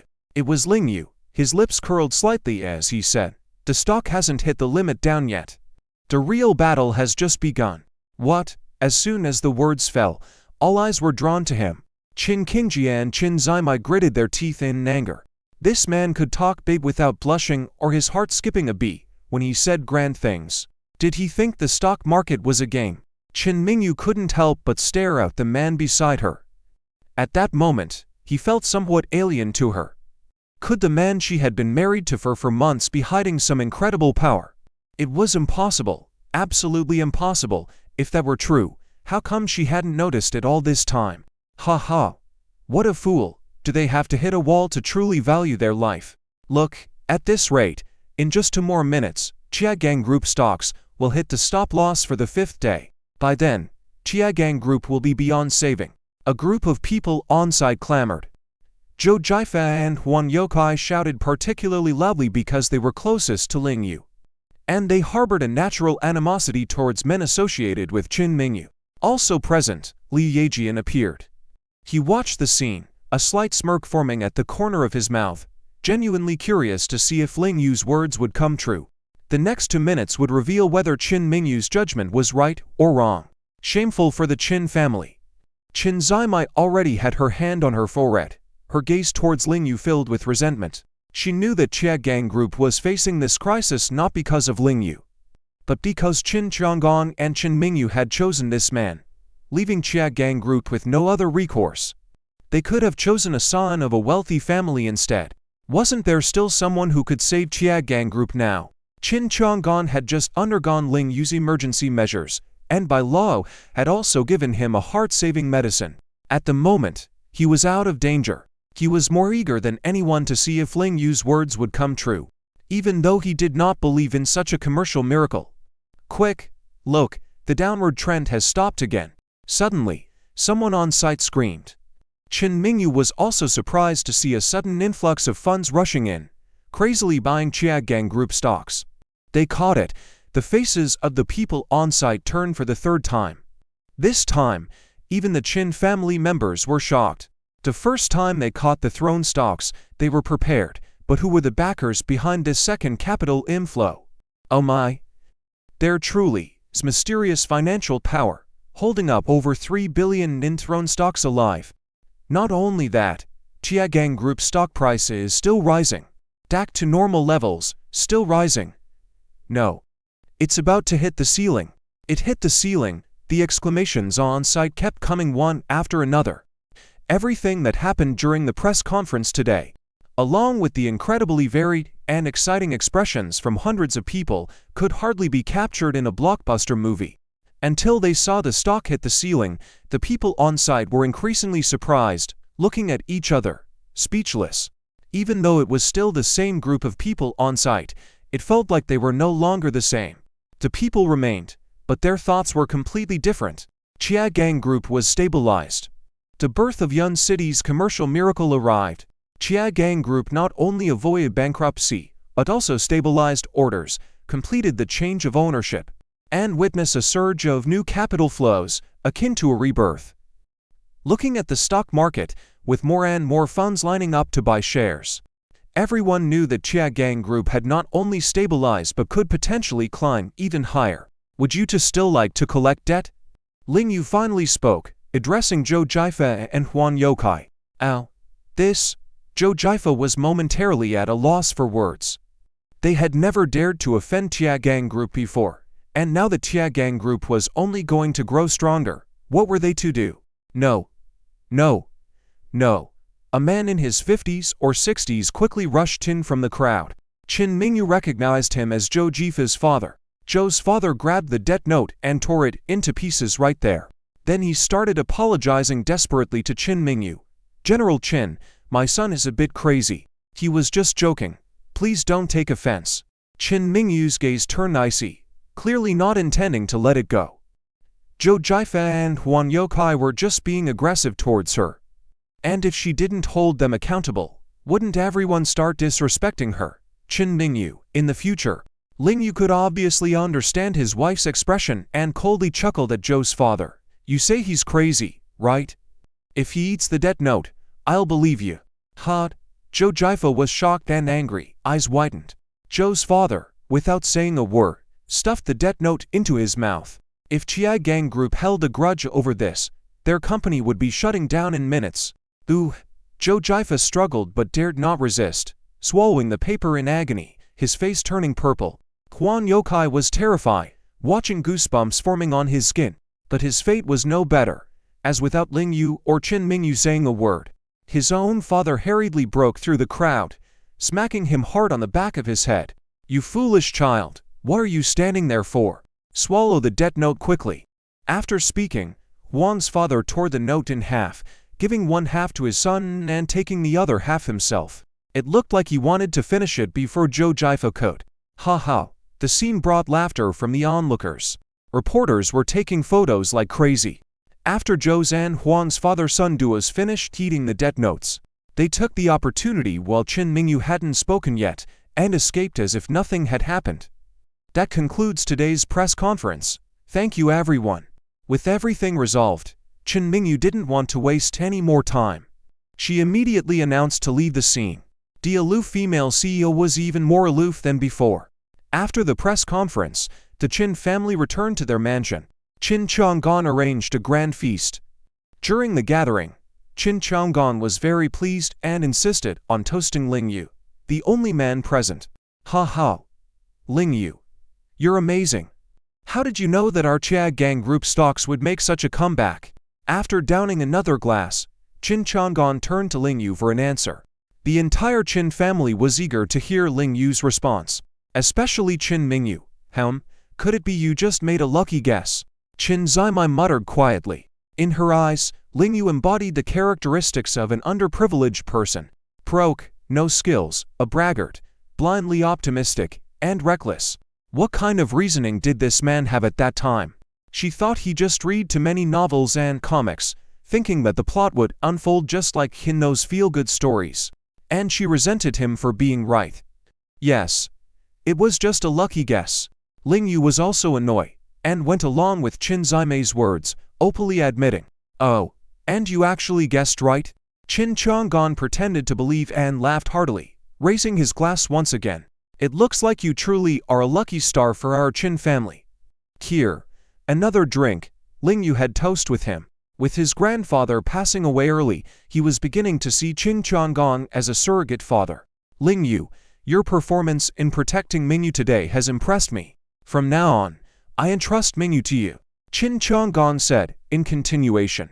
He knew that some of his daughters still didn't appreciate Ling Yu, so he had to find a way to support him. "All right, Grandpa, I will take good care of Mingyu." Ling Yu nodded and then glanced at Qin Mingyu. Her expression was somewhat strange, and she even unusually smiled at Ling Yu in public. She was, of course, touched by the scene of Ling Yu protecting her today. But the man who had also protected her in life and death before was not just Ling Yu. After the banquet, Qin Chang'an drank a lot of alcohol and was half drunk and half awake, smiling as he suggested Ling Yu stay the night at the Qin family estate. "Ling Yu, you seem so happy today. Why don't you and Mingyu stay here instead of going back to your small home? We have plenty of empty rooms here." Upon hearing this, Qin Qingji and Qin Zimai were naturally the most uncomfortable. The other women of the Qin family also didn't want Ling Yu to stay. Their opinions were essentially the same. Ling Yu serving as Mingyu's personal bodyguard for the Qin family was acceptable. But as her husband, he couldn't provide any support for Mingyu in the business world. In short, he wasn't deserving. Lin Fei, on the other hand, had a change in attitude. She saw through the women of the Qin family, who were always wary of outsiders. If Ling Yu stayed at the Qin family, she, as the only outsider, would naturally be on the same side as him. Plus, she could also improve her relationship with Mingyu by befriending Ling Yu. Is it inconvenient? Ling Yu couldn't directly reject Qin Chang'an's offer, so he deferred the decision to Mingyu. Moreover, Mingyu will return to the company tomorrow. It might be better to stay closer to the residential area before he could finish. Mingyu calmly said, "It's okay, you can stay here tonight." Ling Yu was a little surprised. "Ha ha. In that case, you two can stay tonight."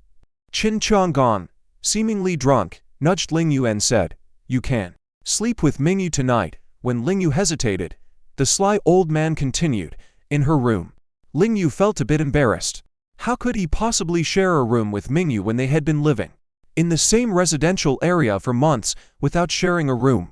With so many rooms in the Qin family estate and so many people around, how could he unabashedly sleep in the same room with Mingyu? Even the icy woman couldn't agree. To his surprise, Mingyu replied, "There's nothing wrong with that, come if you want." Ling Yu was taken aback. What had gotten into the icy woman today? Qin Ruhan was also amazed and quickly covered her mouth to prevent herself from making any noise. Was her sister evolving again? She was actually allowing a man into her room to share a bed with her. "Mingyu, you can't do this." Qin Zimai, who was about to leave the Qin family estate, hurried over to advise her. This time, Qin Hanshu sided with her. After Ling Yu and Qin Chang'an had cleared things up last time, they firmly believed that Mingyu hadn't given herself to this man. Having gone through the storms of the business world, they were more determined to help Mingyu find a suitable match. And sooner or later, they would find a way to kick Lingyu out. However, Mingyu still expressed calmly, "There's nothing wrong with it. He is my lawful husband."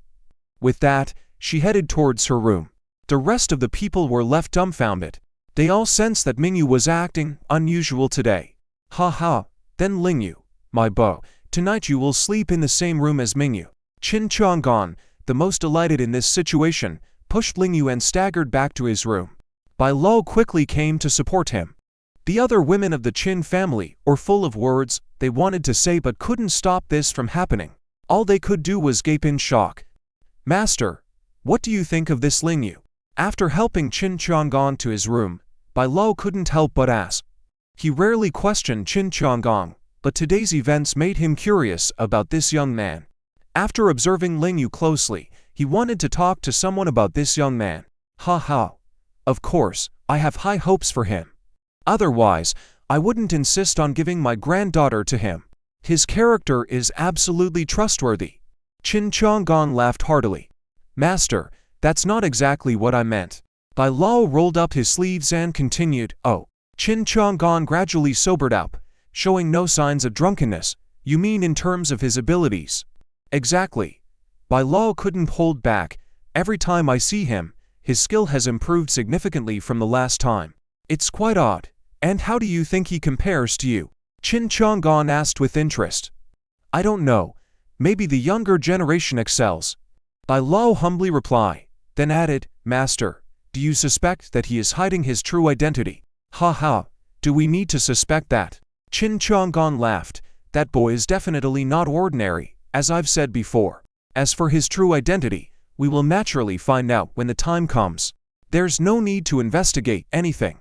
I just need to trust him as a person and trust that he will treat Mingyu well." Bai Luo nodded, marveling at the old master's wisdom. Lingyu was indeed a hidden dragon. On the other side, Lingyu entered Qin Mingyu's room. The room was quite spacious, almost as large as their house in the Yunshan residential area, even bigger than some regular suites. "I'm a bit tired.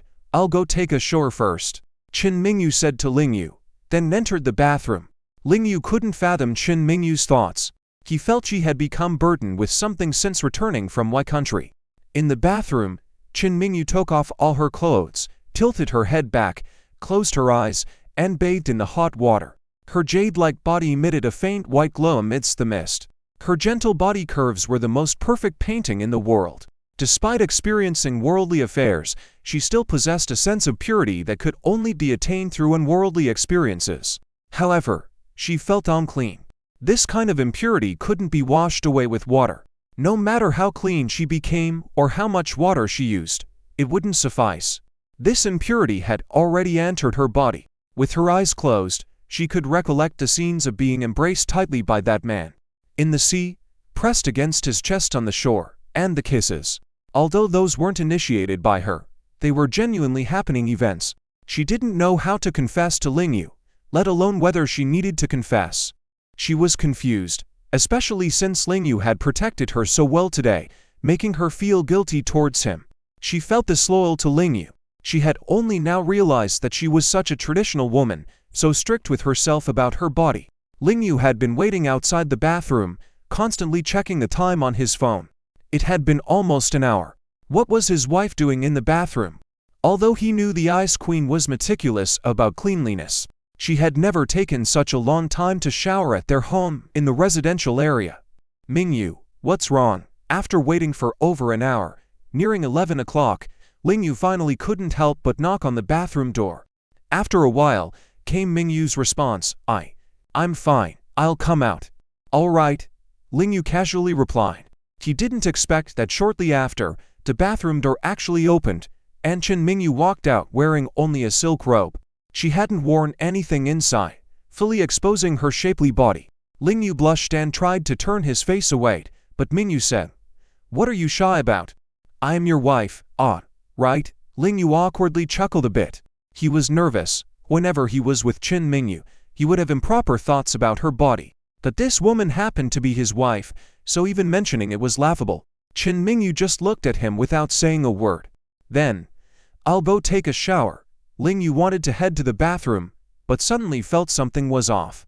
First, he didn't have spare clothes to change into. Secondly, the bathroom was filled with Qin Mingyu's personal items. In their previous home in the community, their towels, shower gel, loofah, and even shampoo were all separate. He knew the iceberg woman didn't like others touching her things. What's wrong? Qin Mingyu noticed him, suddenly pausing, unable to resist asking. Nothing. I just realized I won't shower. I don't have any belongings here. Ling Yu scratched his head. I'll have the servant bring you some. Feel free to use my things if you like. Qin Mingyu unexpectedly changed her usual self, not treating Ling Yu as a stranger. She felt like she could give affection and kisses to other men. Then why should she distance herself from her husband? It wasn't fair to Ling Yu. She felt like she was making it up to him.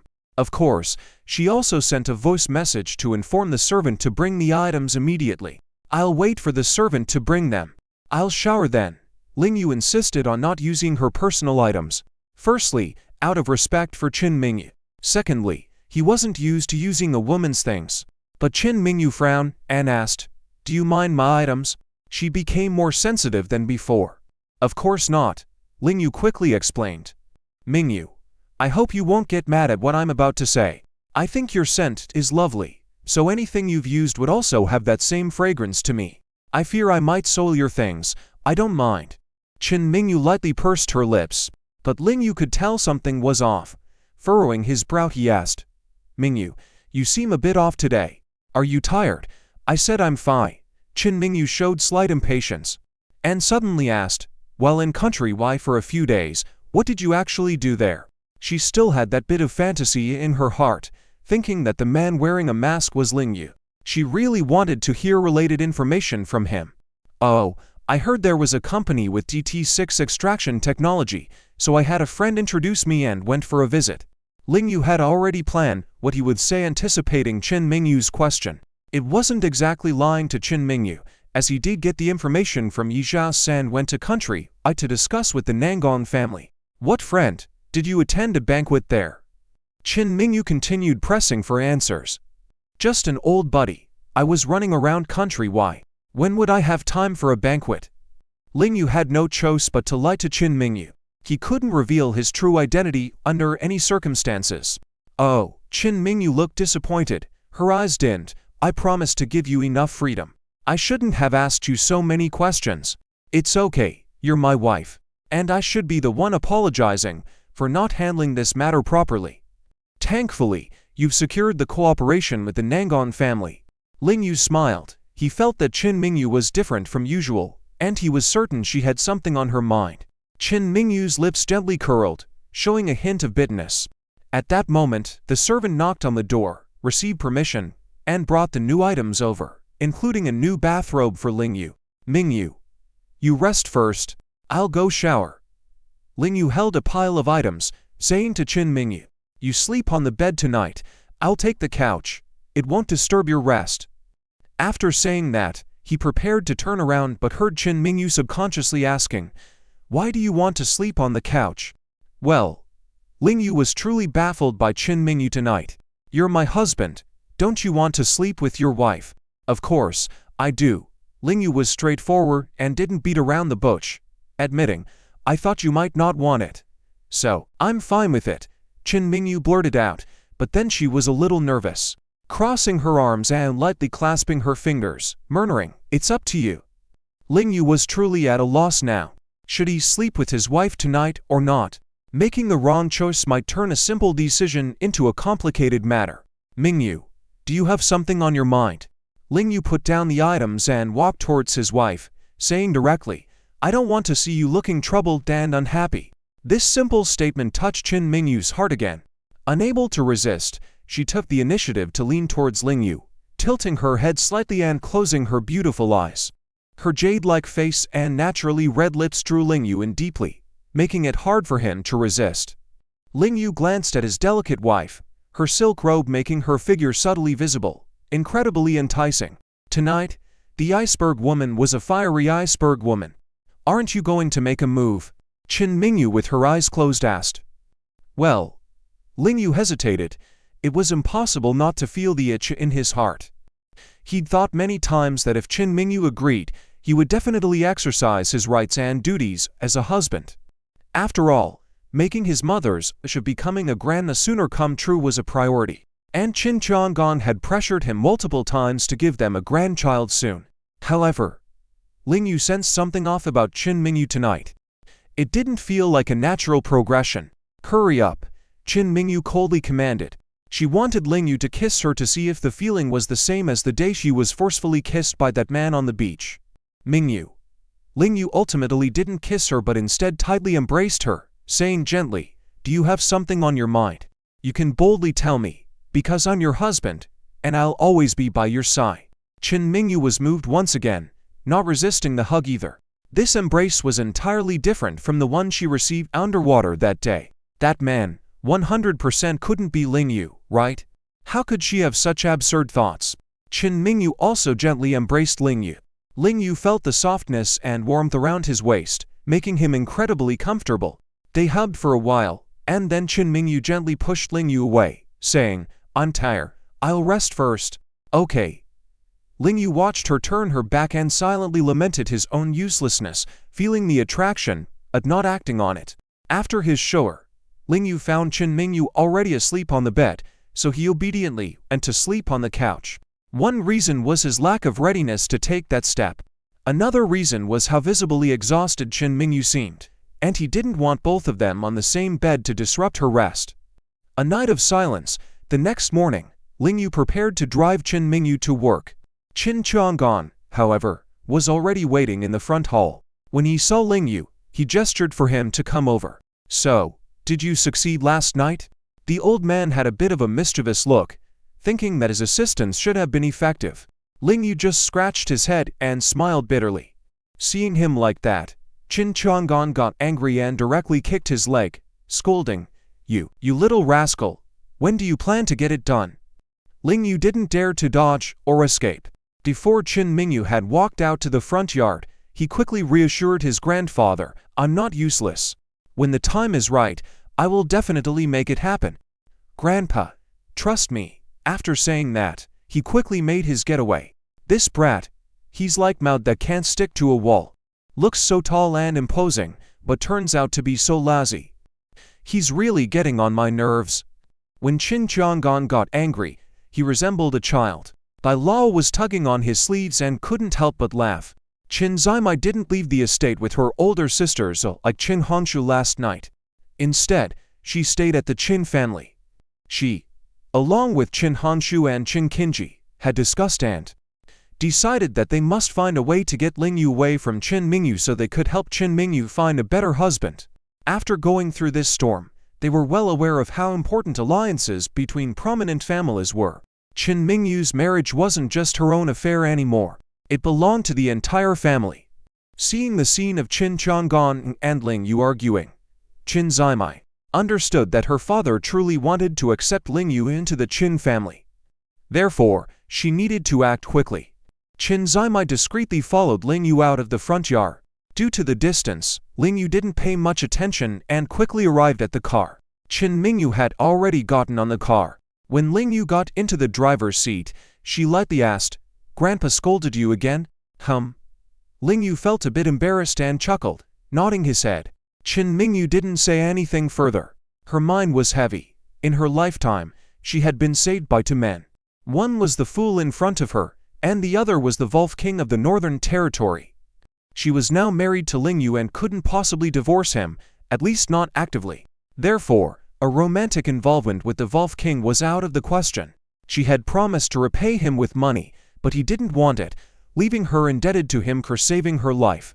Qin Mingyu was quite sensitive and could sense that the man who saved her initially must have had some affection and concern for her. Why else would he choose to save her among so many others? If the Wolf King never appeared in her life again, she might slowly forget about the incident in Y country. However, she feared his reappearance and any potential romantic entanglement that might ensue. If Ling Yu's relationship with her remained lukewarm, the other party would surely take advantage of the situation. "Qin Mingyu, what are you thinking?" Qin Mingyu shook her head inwardly, wondering if she was being too self-centered. What if the Wolf King didn't actually like her? Mingyu, what's wrong? Lingyu noticed Qin Mingyu's unusual state once again and felt concerned. I'm fine. Qin Mingyu regained her composure, offering a faint smile to Lingyu, not wanting him to know her thoughts. If you're too tired, just rest at home for a couple of days. We've almost never had a break since we got married. Your health is important. I'm really worried about you, Lingyu earnestly expressed. Qin Mingyu smiled again, saying, no need. I'm fine. The company has just weathered a storm, and now is the time to regroup. I can't take a break now. All right. Lingyu understood Qin Mingyu's situation and didn't press her to rest. By the way, I promised to help arrange a blind date for your sister. Now that I have some free time, let me know when your sister is available so we can set a date. Qin Mingyu had been keeping this matter in mind, and now that the company's issues were resolved, she could focus on it. Okay. I'll talk to her about it. Lingyu nodded, thinking how could he not love such a wife? Beautiful, intelligent, outwardly cold but warm inside, good to his family, was practically perfect. He felt lucky to have such a good wife and vowed to cherish her. Soon, Qin Mingyu returned to the company. Xia Shaodi was as diligent as ever, reporting on the work status of various departments in the company early in the morning, as well as the progress of various projects and important matters. After listening, Qin Mingyu gave her instructions, as usual, for Xia Shaodi to pass on. All right, General Qin, I'll get busy downstairs. After finishing recording, Xia Shaodi prepared to leave. Wait, Qin Mingyu called out to her. General Qin, do you have anything else? Xia Shaodi was a bit tired, with too many business matters to handle recently. Shaodi, can I trouble you with two more things? For the first time, Qin Mingyu spoke so politely to Xia Shaodi. Surprised by her courteous tone, Xia Shaodi smiled and said, General Qin, whatever you need, just tell me, and I'll do my best to help. She always considered Qin Mingyu her boss as well as her best friend, despite the latter's cold demeanor. Their relationship had always been harmonious, even though Qin Mingyu didn't lack money. She had come to Chiagang Group because she wanted to work with Qin Mingyu.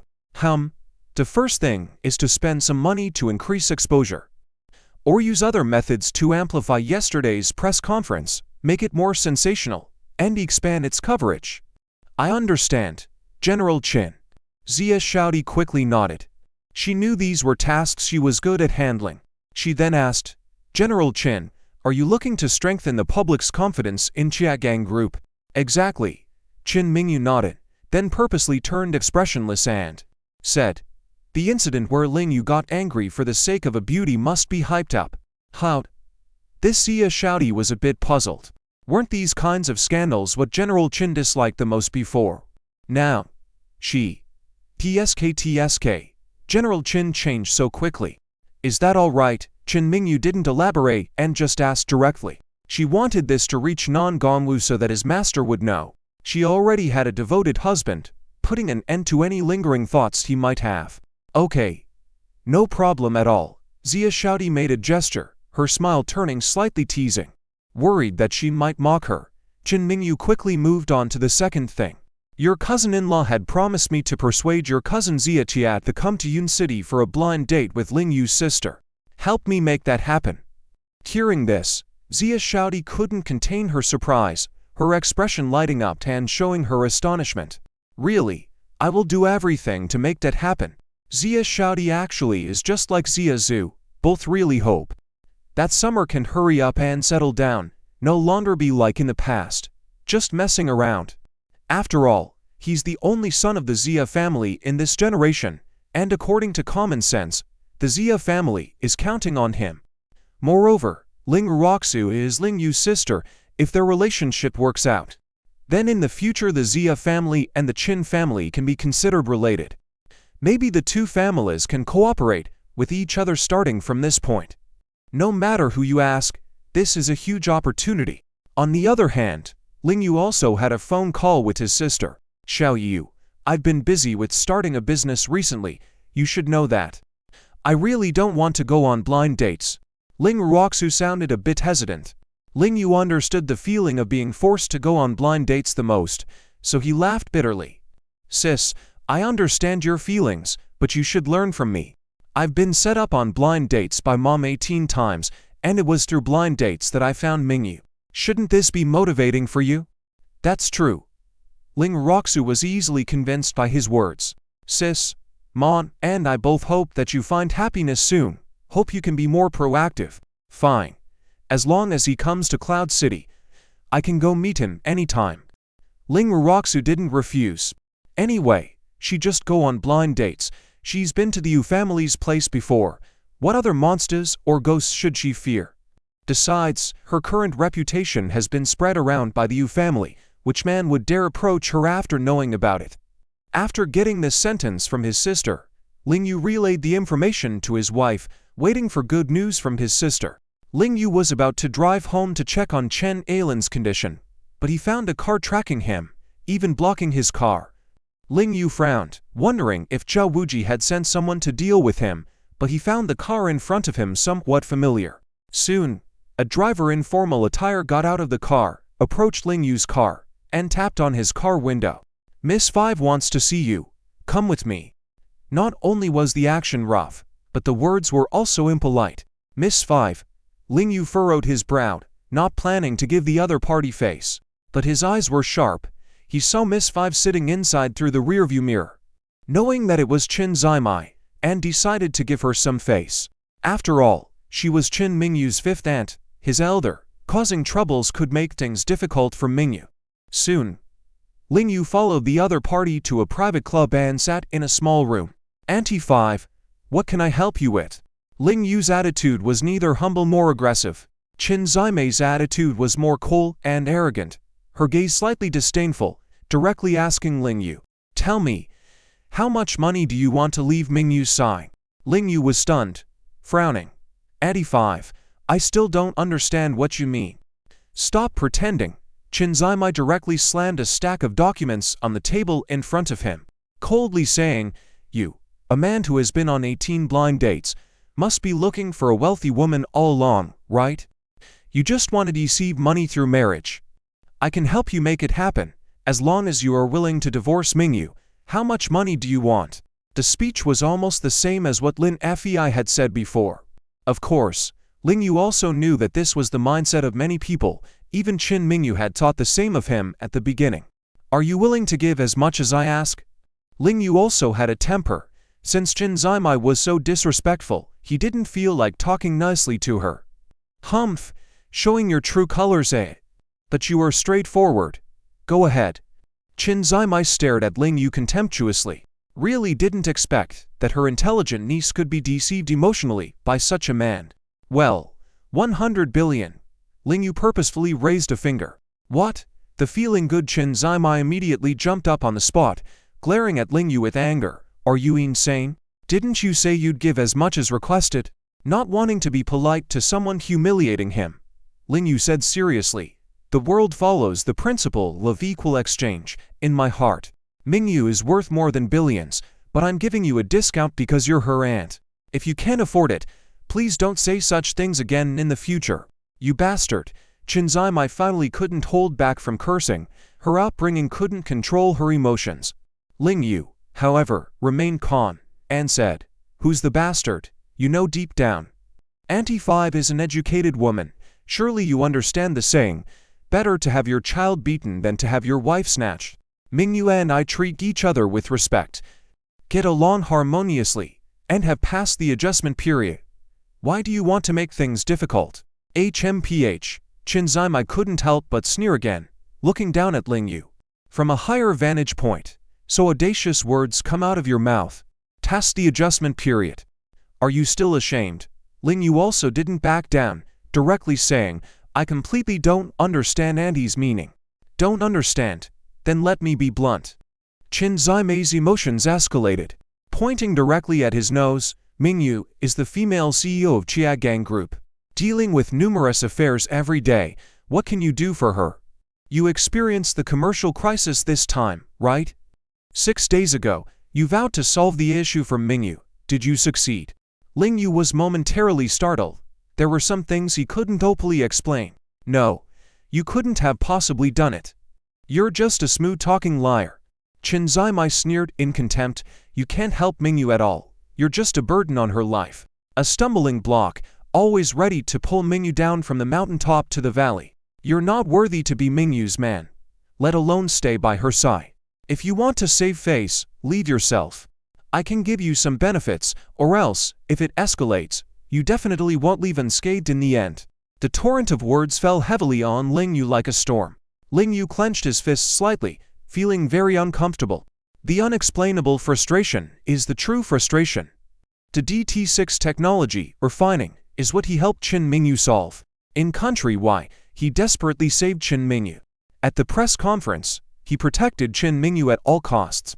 And in the end, it was him who turned things around for the Qin family. However, apart from him, many things in the Qin family were unknown. In the eyes of the Qin family women, he was just a smooth-talking waste. In the end, Lingyu relaxed his fists, calmly asking, Auntie 5, have you never been married? Have you ever been in love? Yu Qin Zaimai slightly gritted her teeth. What do you mean? Nothing special, Lingyu said frankly. If Annie understands love, you would know that love is not measured by money and material things, nor is it judged by the outcome of a single matter. Mingyu likes me, and I deeply love Mingyu. Willing to go through fire and water for her. The two of us together can face storms and enjoy the process of a happy life. That's enough. Our goal in being together is for a happy life, not for making money. I hope Annie 5 can understand that. The words of Lingyu indeed held great penetrating power. However, Qin Zaimai, after a moment of bewilderment, continued to sneer. Understand? Why should I understand? Why should I comprehend you? Have you ever understood us? It was Lingyu's turn to be unable to answer. It was not that he hadn't tried to understand Qin Zaimai and the others, but he knew they needed a powerful and stable Qin family. So, they hoped Qin Mingyu's husband, a business magnate, could help the Qin family weather difficulties and provide an extra layer of protection. Clearly, Lingyu did not meet their requirements at all. Auntie Wu, if there's nothing else, I'll leave first. Without a good opportunity, Lingyu didn't want to respond to Qin Zaimai's questions, or continue sitting here, knowing these matters will not reach a resolution. He was anxious to go home and check on his mother's health. Regardless, he would not leave Qin Mingyu just because of a few words from Qin Zaimai. He had been through so much with Qin Mingyu, and reaching this point was not easy. He would never give up easily. Wait. Qin Zaimai called out to him. If Lingyu left like this, then she would have wasted her time today. As the owner of a chain of beauty salons, time was money. She had turned down several major clients today to speak with Lingyu and couldn't let it end like this.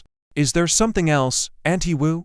Lingyu remained calm and did not treat her as an enemy. Since you won't talk to me about money or love, if I could find you a woman you like who fulfills your view of love, would you leave Mingyu? It was clear that Qin Zaimai had started to lose her composure. Lingyu was speechless but couldn't afford to quarrel with this woman. He casually replied, if that possibility arises, of course, I would. He believed he would never waver. After spending 28 years finding a woman who stirred his heart, how could he easily find another one, especially when he already had someone in his heart? Women like Lin Qingshuan and Chen Yushuan were all excellent, but he couldn't muster that same feeling, let alone with other women. All right, you said it. Qin Zaimai seemed to see a glimmer of hope. Lingyu smiled casually and left the venue, not wanting to waste any more time. Qin Zaimai was in a bad mood. She finished the drink on the table and was preparing to leave when suddenly, she was struck with a severe stomachache. Driver, Miss Wu, what's wrong? Quickly, take me to the hospital. Understood. Half an hour later, Qin Zaimai lay in a hospital bed at Renai Hospital, where Director Guan personally examined her. The relationship between Director Guan and the Qin family began with her. After a comprehensive examination, Director Guan made a diagnosis. Miss Wu, your illness isn't severe, but it's challenging to cure. Qin Zaimai smiled with a tinge of worrying in her eyes. If even Director Guan couldn't cure her, then the illness wasn't easy to treat.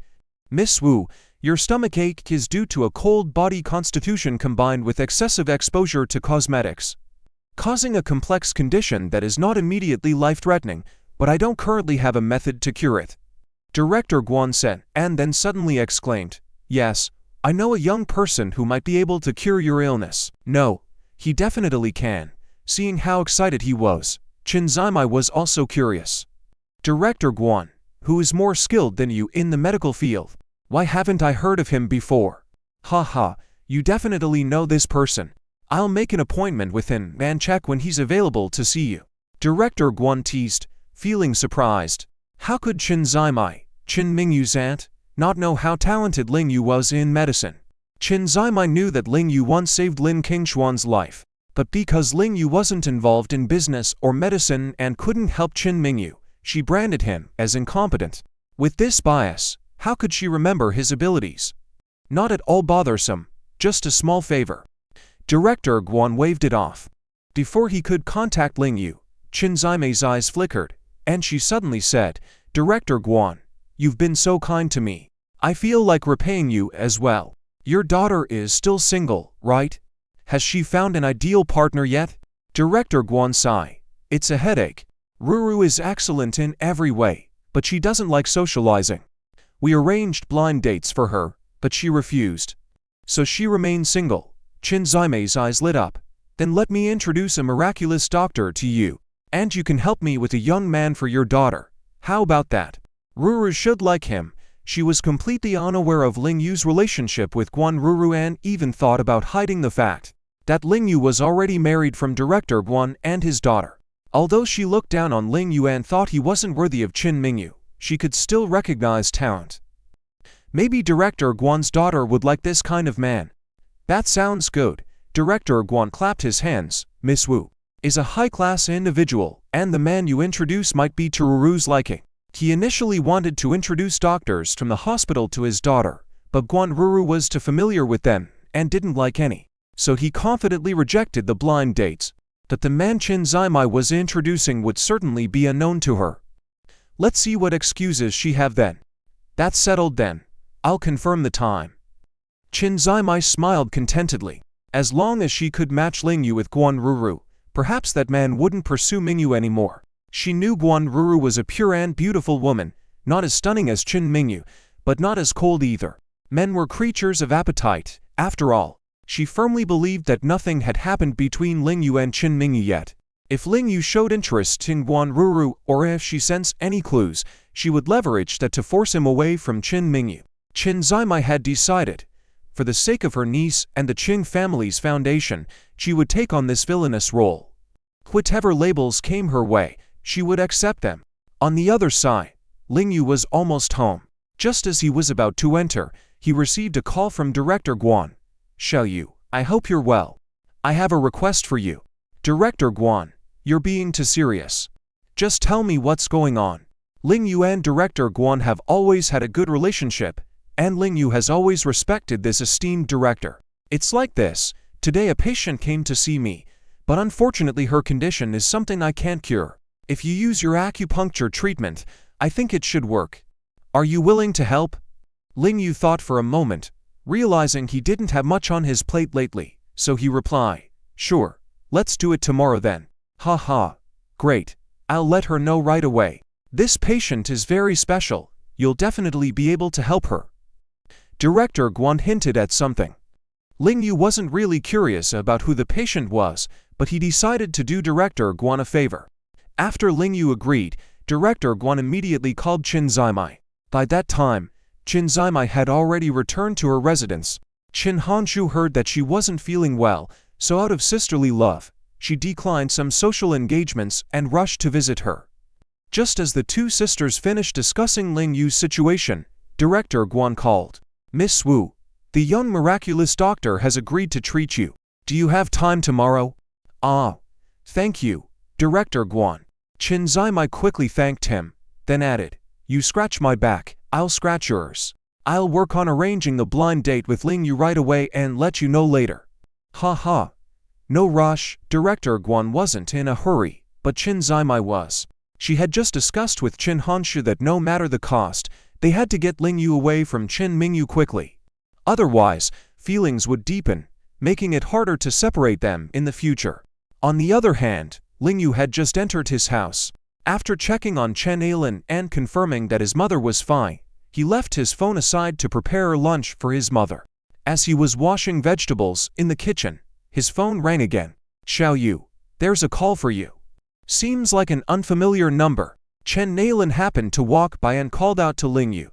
Mom, I'm washing vegetables, my hands are wet and I can't answer. Just hang up from me. Ling Yu casually responded. He wasn't busy with social activities now, so could the unknown call be a scam? He decided not to pick up. Chen Nailin noticed it was a call from Yun City and didn't think it was a scam, so she answered for her son. Hello, who is this? Hello, I'm looking for Ling Yu. Isn't this his number? Oh, you're looking for Xiao Yu. He's busy. Is there anything I can help with? Could you please tell him to come to Yunzun Hotel tomorrow at noon? I'm arranging for him to meet a woman. Once he's there, let me know. Sure. I'll pass on the message. Chen Nailin had never met Chen Zimai and didn't know who was on the line, finding the situation strange. Why would someone arrange for her son to meet a woman when he was already married? When Ling Yu finished cooking and brought the dishes out, he asked Chen Nailin, Mom, who was calling for me earlier? The person on the phone sounded like a middle-aged woman. She asked you to go to Yunzun Hotel tomorrow at noon to meet a woman. Yunzun Hotel, meet a woman. Ling Yu found it strange. Wasn't it his in-laws' hotel? Who arranged for him to go there? Could it be Chen Zimai? That would be truly speechless. At that moment, the phone rang again, and it was Director Guan. Hello Xiao Yu. Please come to Yunzun Hotel tomorrow at noon. The female patient will be waiting for you there. Director Guan didn't mention payment, knowing Ling Yu would likely refuse money once he knew who the patient was. Of course, Ling Yu wasn't thinking about money at the moment. He just wanted to help out as a favor to Director Guan. Okay. Ling Yu readily agreed. After hanging up the phone, he explained to Chen Nailin. Mom, Director Guan asked me to help treat a female patient at Yunzun Hotel tomorrow. I think that earlier call was probably from his wife. Strange how they both notified me twice. I see. Chen Nailin felt relieved, realizing it was for a medical purpose. However, she gave her son a word of caution. Xiao Yu, now that you're married to Mingyu, you can't mess around with other women anymore. Don't anger Mingyu, or I won't forgive you. Mom, don't worry. Do I look like that kind of person? Ling Yu chuckled. If he was easily swayed by other women, he wouldn't have gone on blind dates 18 times. Chen Nailin agreed and dropped the subject. Suddenly, Ling Yu noticed other unread messages on his phone and opened them, feeling excited. Mom, Mingyu said she's arranged a blind date for her older sister. Really? What's the guy like? Chen Nailin was more excited as she had been waiting for days. I heard he's Mingyu's personal secretary's cousin, named Ziachie. He enjoys photography, comes from a wealthy family, but I don't know much more. Ling Yu honestly replied, as he hadn't met the man yet. I trust Mingyu's judgment. He must be a good match. Chen Nailin had high faith in her daughter-in-law's decisions. Yes, I trust Mingyu's judgment too, but I heard the man is very busy recently, so he might come to Yun City the day after tomorrow. Then we'll have to wait 2 more days. I need to inform Ruoxu quickly. After chatting with Ling Yu, Chen Nailin was so eager that she forgot about dinner and immediately called Ling Ruoxu.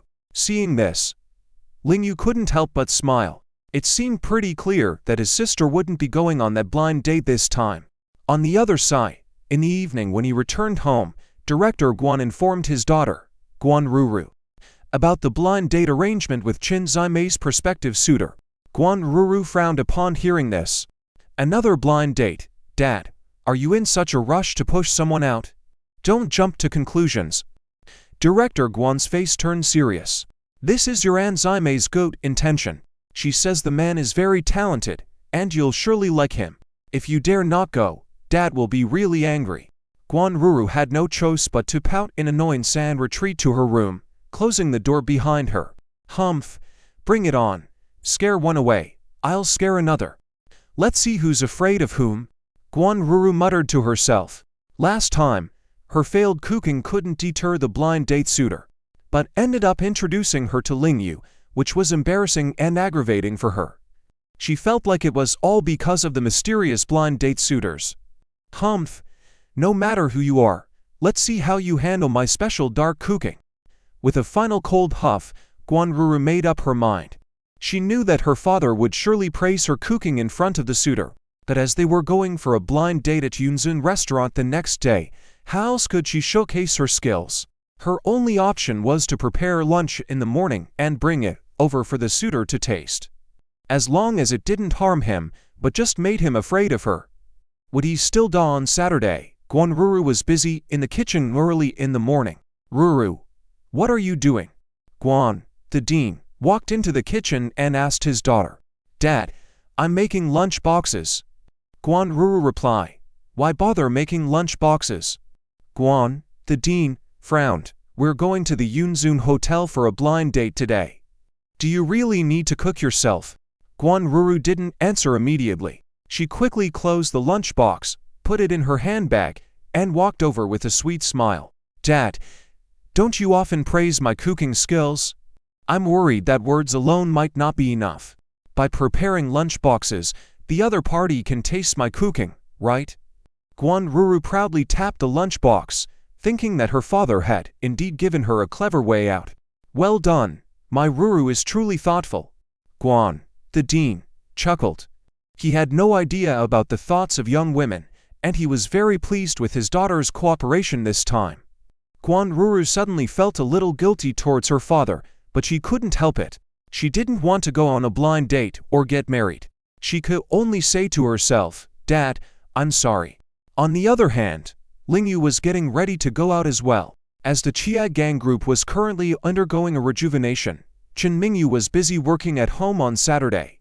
Lingyu had prepared lunch in advance and walked up to her, saying, Mingyu, I've put the food in the microwave.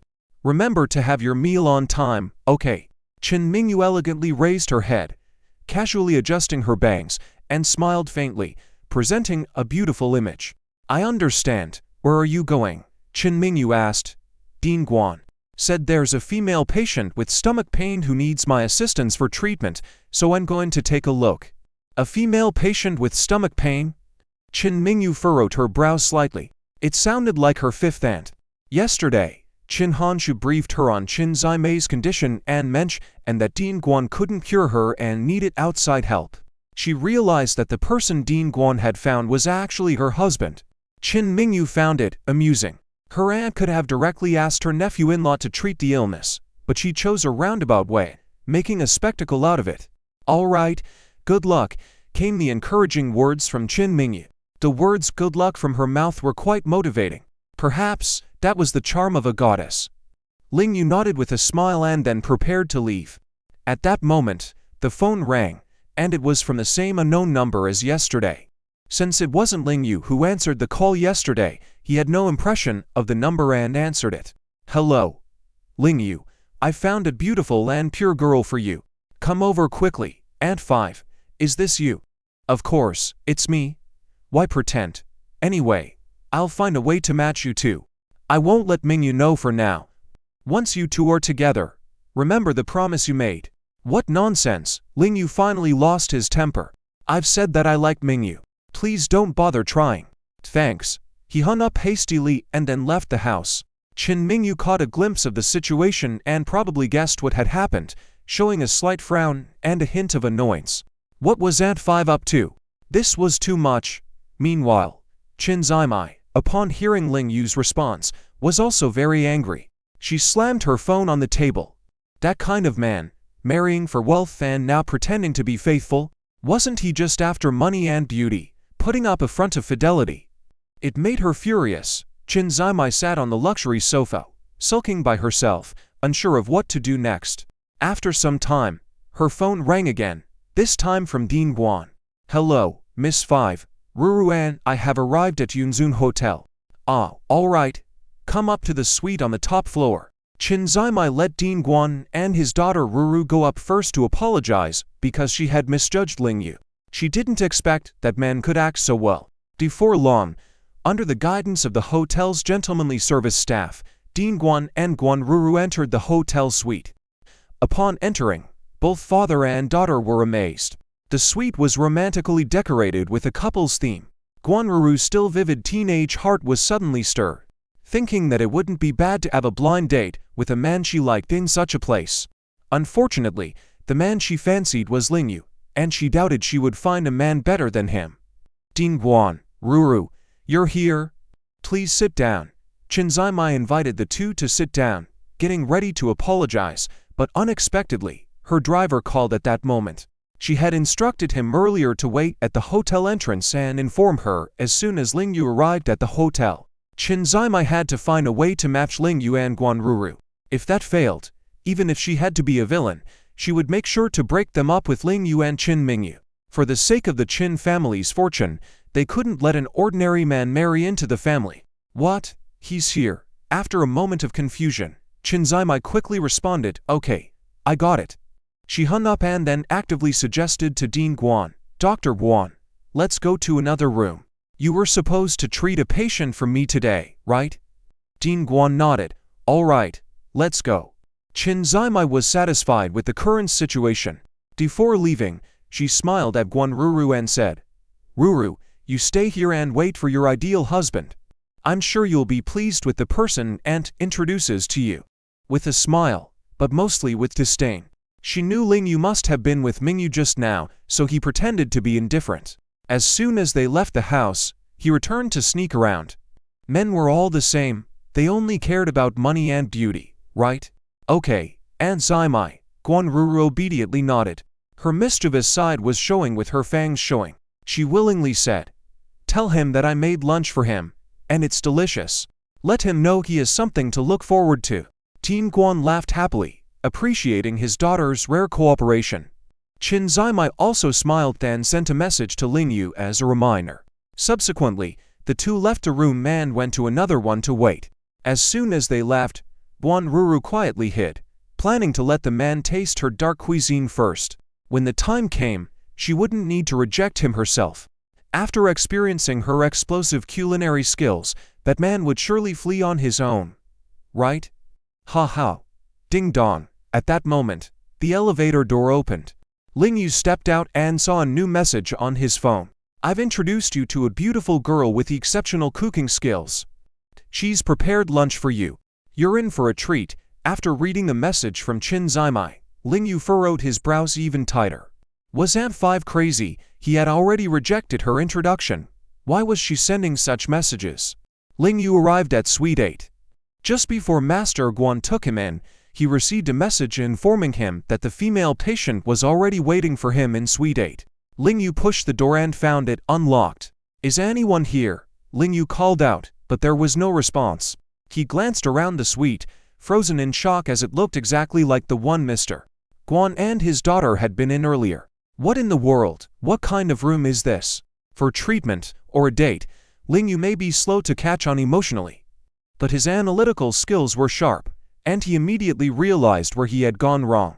At that moment, he noticed a beautifully prepared bento box on the table, clearly made by a girl. Furrowing his brow, Ling Yu felt it was strange to have this sort of mix-up. He was supposed to come to treat the female patient invited by Master Guan. Why did the scene resemble what Qin Zimai described? Like a blind date, it seemed that there was only one truth here. The female patient Master Guan mentioned must be Qin Zimai. As expected, moments later, Master Guan called him directly, saying, "Ziyu, we've switched to room 11. Have you arrived at the hotel?" Ling Yu smirked slightly and replied, "I suddenly have something to attend to. Let her wait for a bit." Master Guan hesitated a bit and without hanging up, turned to ask Qin Zimai, "Miss Wu, the young doctor says you should wait." Qin Zimai was angry because her stomach was beginning to ache again. But since she was indebted to someone, she could only grit her teeth and say, "Fine, I'll wait for him, he better hurry up." Master Guan nodded and immediately informed Ling Yu, "Ziyu, she's waiting for you here. If it's convenient, please hurry." "Got it," Ling Yu responded before ending the call.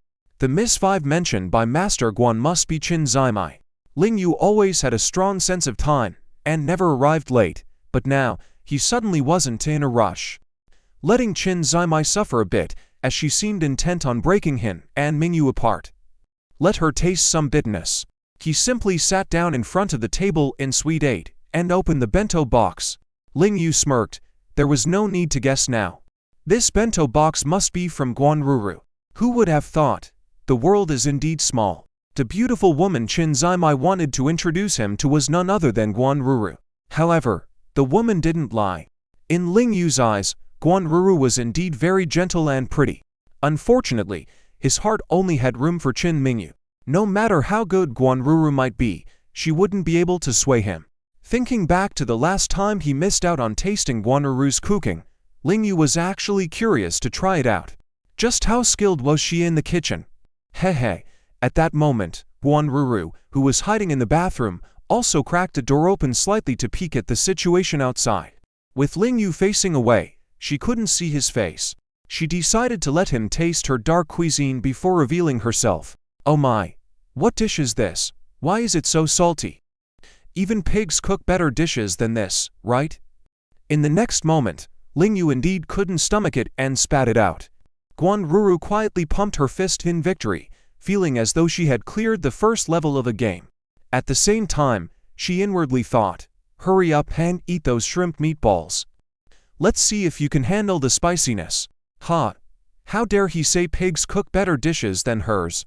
She was going to spice things up for this silly pig. She didn't expect the man to be so foolish. After eating the distasteful dish, he still continued with the shrimp meatballs. Guanruru felt even more accomplished, proving that her cooking was indeed flavorful and fragrant. Otherwise, even if the man were foolish, he wouldn't have fallen for it again, right? Oh my! Why is this so spicy? It's killing me. Seeing the man spew out his food once again, clutching his throat and crying out in pain, Guanruru squeezed her fist, exclaiming quietly, yes, yes, yes. This was so fun, like clearing a level in a game. Now, let's go see who this unlucky person is. Guanruru had initially felt sorry, but how could he compare her cooking to a pig's? Well, that served him right. When she stepped out and saw his face, her complexion turned pale instantly. My goodness, why? Why is it Lingyu again? How could this happen? Wasn't Aunt Qin Mingyu's grandmother Qin Zaimai? Why would she introduce Lingyu to herself? What kind of fateful coincidence was this? Next moment, Guanruru quickly rushed towards Lingyu, in a panic. Flustered, she gently embraced Lingyu, her tone apologetic and tearful. Big brother Lingyu, I'm sorry. I didn't know it was you. If I had known it was you, I wouldn't have done this. The more she explained, the more she felt like crying. How could she mess up twice and hoodwink the same person, especially someone she admired? Ruru, it's you again. Are you trying to kill me? Lingyu glared at Guanruru angrily. No. Really not. Please forgive me. I'm not a terrible cook. Truly not. It was intentional. As she explained, she felt like she was digging herself into a deeper hole, getting more desperate as she cried. I didn't mean it. My intention wasn't to harm you. I was just, oh. What am I saying? Okay, I was just messing with you. Seeing her on the verge of crying, Lingyu chuckled. I knew it was your dish. I understood your motive, so I didn't even eat it. Hot. Guanruru felt exasperated, glaring at Lingyu before lightly tapping his arm and pouting. You're so bad. Big brother Lingyu, you're so naughty, toying with me like this. On the other hand, since Qin Zaimai had stomach pain and was going to wait regardless, she decided to check her phone. She had installed a camera in Suite 8 to capture Lingyu's true colors. She intended to show Mingyu and the Qin family what kind of person he really was, leaving him no face. Opening the camera feed, her expression turned cold, and she murmured, I knew he wasn't a good person. Finally caught him with his tail between his legs, right? Miss 5, what are you looking at? Master Guan overheard her muttering and approached to inquire. Qin Zaimai willingly showed him the phone screen, smiling. Looks like Ruru really likes the man I introduced. Initially delighted, Master Guan adjusted his glasses and took a closer look at the man in the video, realizing something. His expression froze, and as he moved in for a better view, he was utterly shocked, rendered speechless. After a while, trembling, he stuttered. Miss Wu, the man you mentioned, is it Lingyu? You. He was beginning to get angry. Lingyu was a married man. How could Miss 5 do this? Qin Zaimai understood his concerns and promptly tried to calm his emotions, saying, Master Guan, don't worry. Let me explain. Lingyu and Mingyu are not a real couple. They have no spousal relationship. If your daughter likes him, I will definitely help match them. This. Master Guan didn't know what to say. Director Guan, don't you see it yet? Does your daughter like Lingyu? Qin Zaimai stared at her phone screen and said, Even a woman who has never been married like her can see it. How can Director Guan not see it? He even knows that his daughter doesn't want to go on blind dates because she has someone in her heart. But Ling Yu is already married, no matter if he and Chen Mingyu are truly husband and wife. If their daughter gets involved in their relationship, she will undoubtedly be scorned by others. Although Qin Zimai has never been married, her mind is clear. She immediately understood Director Guan's concerns and assured him, just let them develop naturally. If they truly love each other and face criticism, I will definitely step in to help clarify everything. Maybe by then, Ling Yu will already be divorced from Mingyu. Director Guan did not respond, silently watching his daughter and Ling Yu together, laughing and chatting happily. As a father, he only has this one daughter and of course he wants her to always be happy. Sighing, I'm old. I don't understand the young people nowadays. Let them be themselves. I won't interfere anymore. Director Guan ultimately compromised, but he was still quite worried, fearing that his daughter would get more deeply involved while Ling Yu remains with Qin Mingyu. What will happen to his daughter in the future? Qin Zimai doesn't care about his worries. She is only determined to break up Ling Yu and Qin Mingyu by all means necessary. With this video today, victory is already within her grasp. She knows Qin Mingyu's personality very well. She has never liked it when people are disloyal to her. If she sees this man eating her food, wearing her clothes, and still fooling around with other women, she will definitely kick Ling Yu out in anger. Qin Zimai's expression went from smug to pained, and then she doubled over on the couch, eventually falling to the floor in agony, disregarding her image. Miss Wu, what's wrong? Are you in pain? Director Guan observed her condition and, without much thought, quickly called Ling Yu. At that moment, Ling Yu was chatting with Guan Ruru. They were already good friends, and Ling Yu had been in Y country for 5 days, with Guan Ruru looking after his mother. Later, Ling Yuding and Yu Tingting had also visited a few times, making him curious about how things had developed between his cousin and Yu Tingting. The abrupt ringing of the phone interrupted their conversation. What? She fainted. All right, I'll come over right away. Ling Yu heard Director Guan's words and quickly stood up. He had only wanted Qin Zimai to suffer a bit more, but he didn't expect her condition to be so serious. Brother Ling Yu, let me accompany you. Guan Ruru immediately volunteered. She couldn't be Ling Yu's woman, but she wanted to be his capable assistant. She admired Ling Yu for his medical skills. Okay. Ling Yu didn't hesitate and quickly went with Guan Ruru to Suite 11. They found Qin Zimai looking pale, like seafood just taken out from the freezer and not yet defrosted. Ling Yu, please hurry. Your fifth dance condition is not good. Although it's not life-threatening, if it continues to long, it might affect her health in the future. Director Guan quickly came over, having prepared the silver needles in advance. Ling Yu nodded, took the needles, and walked up to Qin Zimai. After checking her pulse and other signs, Ling Yu shook his head in disbelief. The next moment, he tore off Qin Zimai's tight shark pants, especially the tight waistband, ripping it apart. He went even further by opening her jacket and tearing her tight-fitting clothes to shreds. Even though Qin Zimai was 39 years old, her upbringing as an elite lady meant her skin was well-maintained, appearing youthful.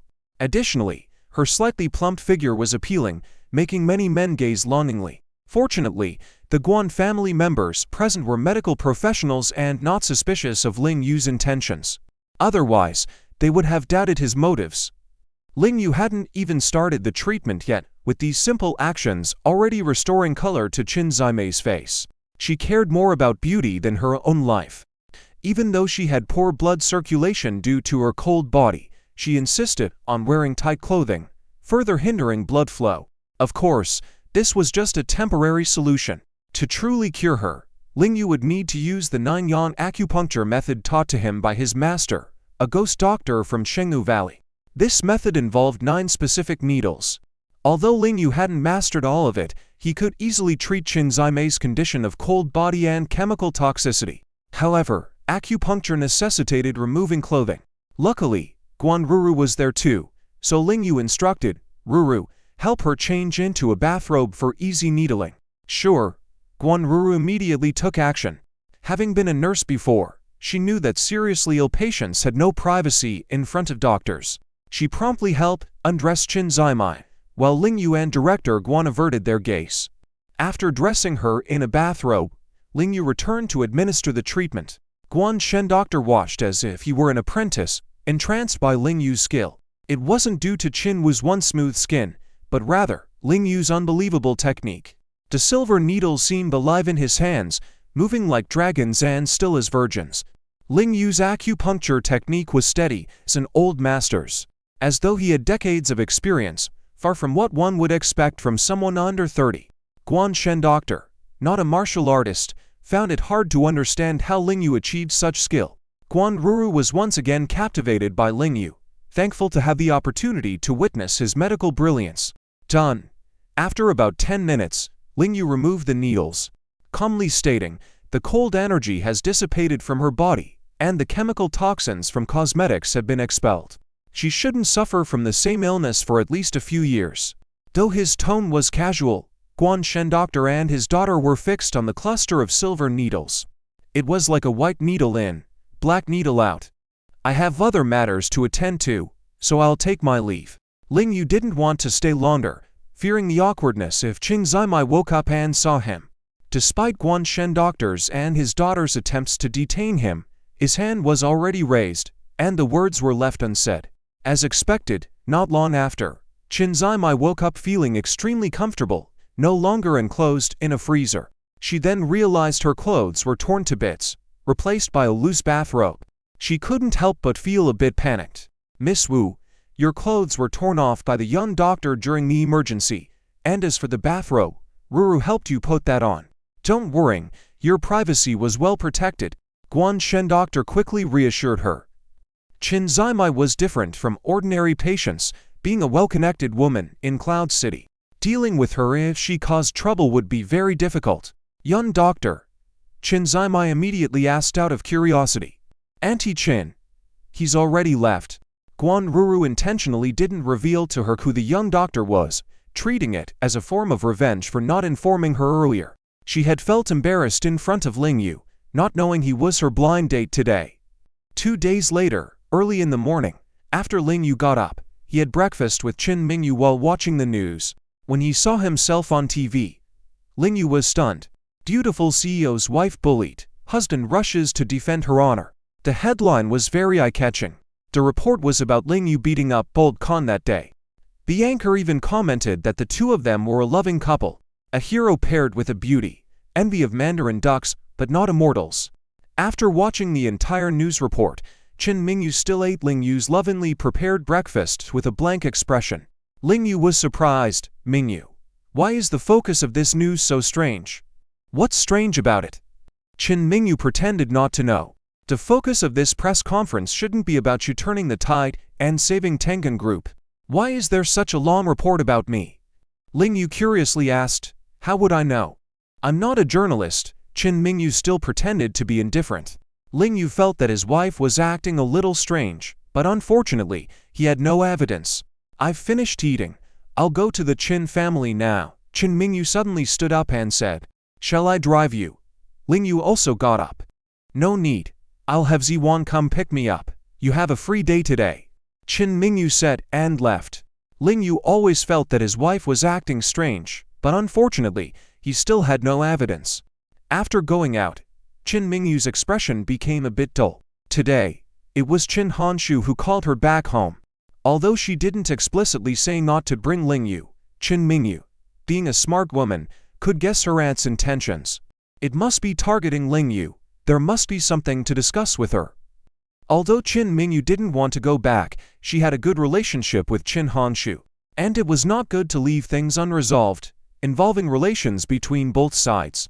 Soon, Qin Mingyu returned to the Qin family estate. As soon as she entered the villa area, she saw Lin Fei. Lin Fei was watering the flowers in the front yard, looking busy and seemingly content, a far cry from her past self. Like a woman who had awakened and was living a peaceful life. Seeing her like this, Qin Mingyu pursed her lips. Although it felt a bit unnatural, she still called out, "Mom." When Lin Fei heard this word, she was shocked as if struck by lightning. It took her a while before she turned around to see that it was indeed Qin Mingyu calling her that way, her eyes becoming red in an instant. "Mingyu, you're back." Lin Fei hadn't even said anything yet when someone called out from the villa entrance. It was Qin Hanshu who came out, followed by Qin Zimai. They didn't even pay attention to Lin Fei and pulled Qin Mingyu into the villa on either side. Qin Mingyu couldn't help but look back and found that Lin Fei, unlike before, was not angry, but was smiling at her. This smile struck Qin Mingyu's heart. Perhaps Lin Fei wasn't the villain everyone thought she was. "Aunt, why did you call me back?" After entering Qin Zimai's room, Qin Mingyu asked directly. After a glance between Qin Zimai and Qin Hanshu, they walked up to Qin Mingyu, holding her hand gently, and said, "Mingyu, you need to be prepared for what I'm going to tell you next." Qin Mingyu slightly frowned, a bit coldly responding, "Go ahead. Then I'll tell you." Qin Zimai called Qin Hanshu to join her, fearing that Qin Mingyu might get angry. She gathered her courage and said, "Do you know what Lingyu did yesterday? He went on a date with another woman." Qin Mingyu indeed seemed taken aback. When Lingyu left yesterday, didn't he say he was going to treat a female patient? Wasn't that Aunt Wuyi? What was Aunt Wuyi talking about now? Qin Mingyu's demeanor became increasingly cold, her eyes even showing some anger. "Aunt, did you call me back just to tell me this?" Qin Zimai felt a bit guilty and quickly turned to Qin Hanshu. "Yes." Qin Hanshu quickly added, "Mingyu, as your aunts, we view you as a daughter. We really don't want you to be with Lingyu." "Why?" Qin Mingyu grew angrier and angrier. How could she not be angry? These were her aunts. They didn't even ask for her opinion and yet wanted to break up her marriage, completely disregarding her feelings. "Mingyu, you're so smart, don't you understand?" Qin Zimai also became agitated. "Lingyu is not good enough for you. He can't help you at all. What you need is a man who can stand by your side and help run the Qin family's business empire. Like Liu Yejian, Lin Qinglong, or even the news of Xia Tia coming to Yuncheng recently." Hearing her words, Qin Mingyu laughed. It turned out that Aunt Wuyi's standpoint was about the Qin family business, not her happiness and freedom. However, Qin Mingyu couldn't blame her. After all, she was a member of the Qin family, and that stand was not wrong. "Mingyu, if you can't understand our intentions, watch this video." Qin Zimai, unable to sway Qin Mingyu even after this point, had no choice but to show the surveillance video of Lingyu meeting with Guanruru yesterday. Qin Hanshu watched it with a red face, scolding, "This Lingyu is despicable. After leading you to the marriage certificate, how could he go on a date with another woman?" Qin Mingyu, however, remained expressionless, no emotion whatsoever. "Mingyu, this man betrayed you. Aren't you angry at all? What has he turned you into?" Qin Zimai couldn't make Qin Mingyu angry. She ended up making herself angry. "Aunt, are you aware of your stomachache yesterday? Ask Director Guan to treat you." Qin Mingyu suddenly asked. "Ah, yes. So what? What does this have to do with this matter?" Qin Zimai became a bit guilty, as she was using this matter to arrange Lingyu and Guanruru's meeting. That's right, although Qin Mingyu wasn't involved in any of this and hadn't asked Lingyu about it. Based solely on the fragments of clues she had gathered, she had already deduced the truth of everything that happened yesterday. You deliberately arranged for Guanruru to meet with Lingyu, right? Besides, Lingyu didn't go on a date with her. He went to treat your illness. Ah. What? Upon hearing this, Qin Zimai's entire demeanor turned sour in an instant. She had felt that something was wrong yesterday but couldn't figure out what it was. Now, with Qin Mingyu's reminder, she suddenly understood many things. Lingyu should have rejected you.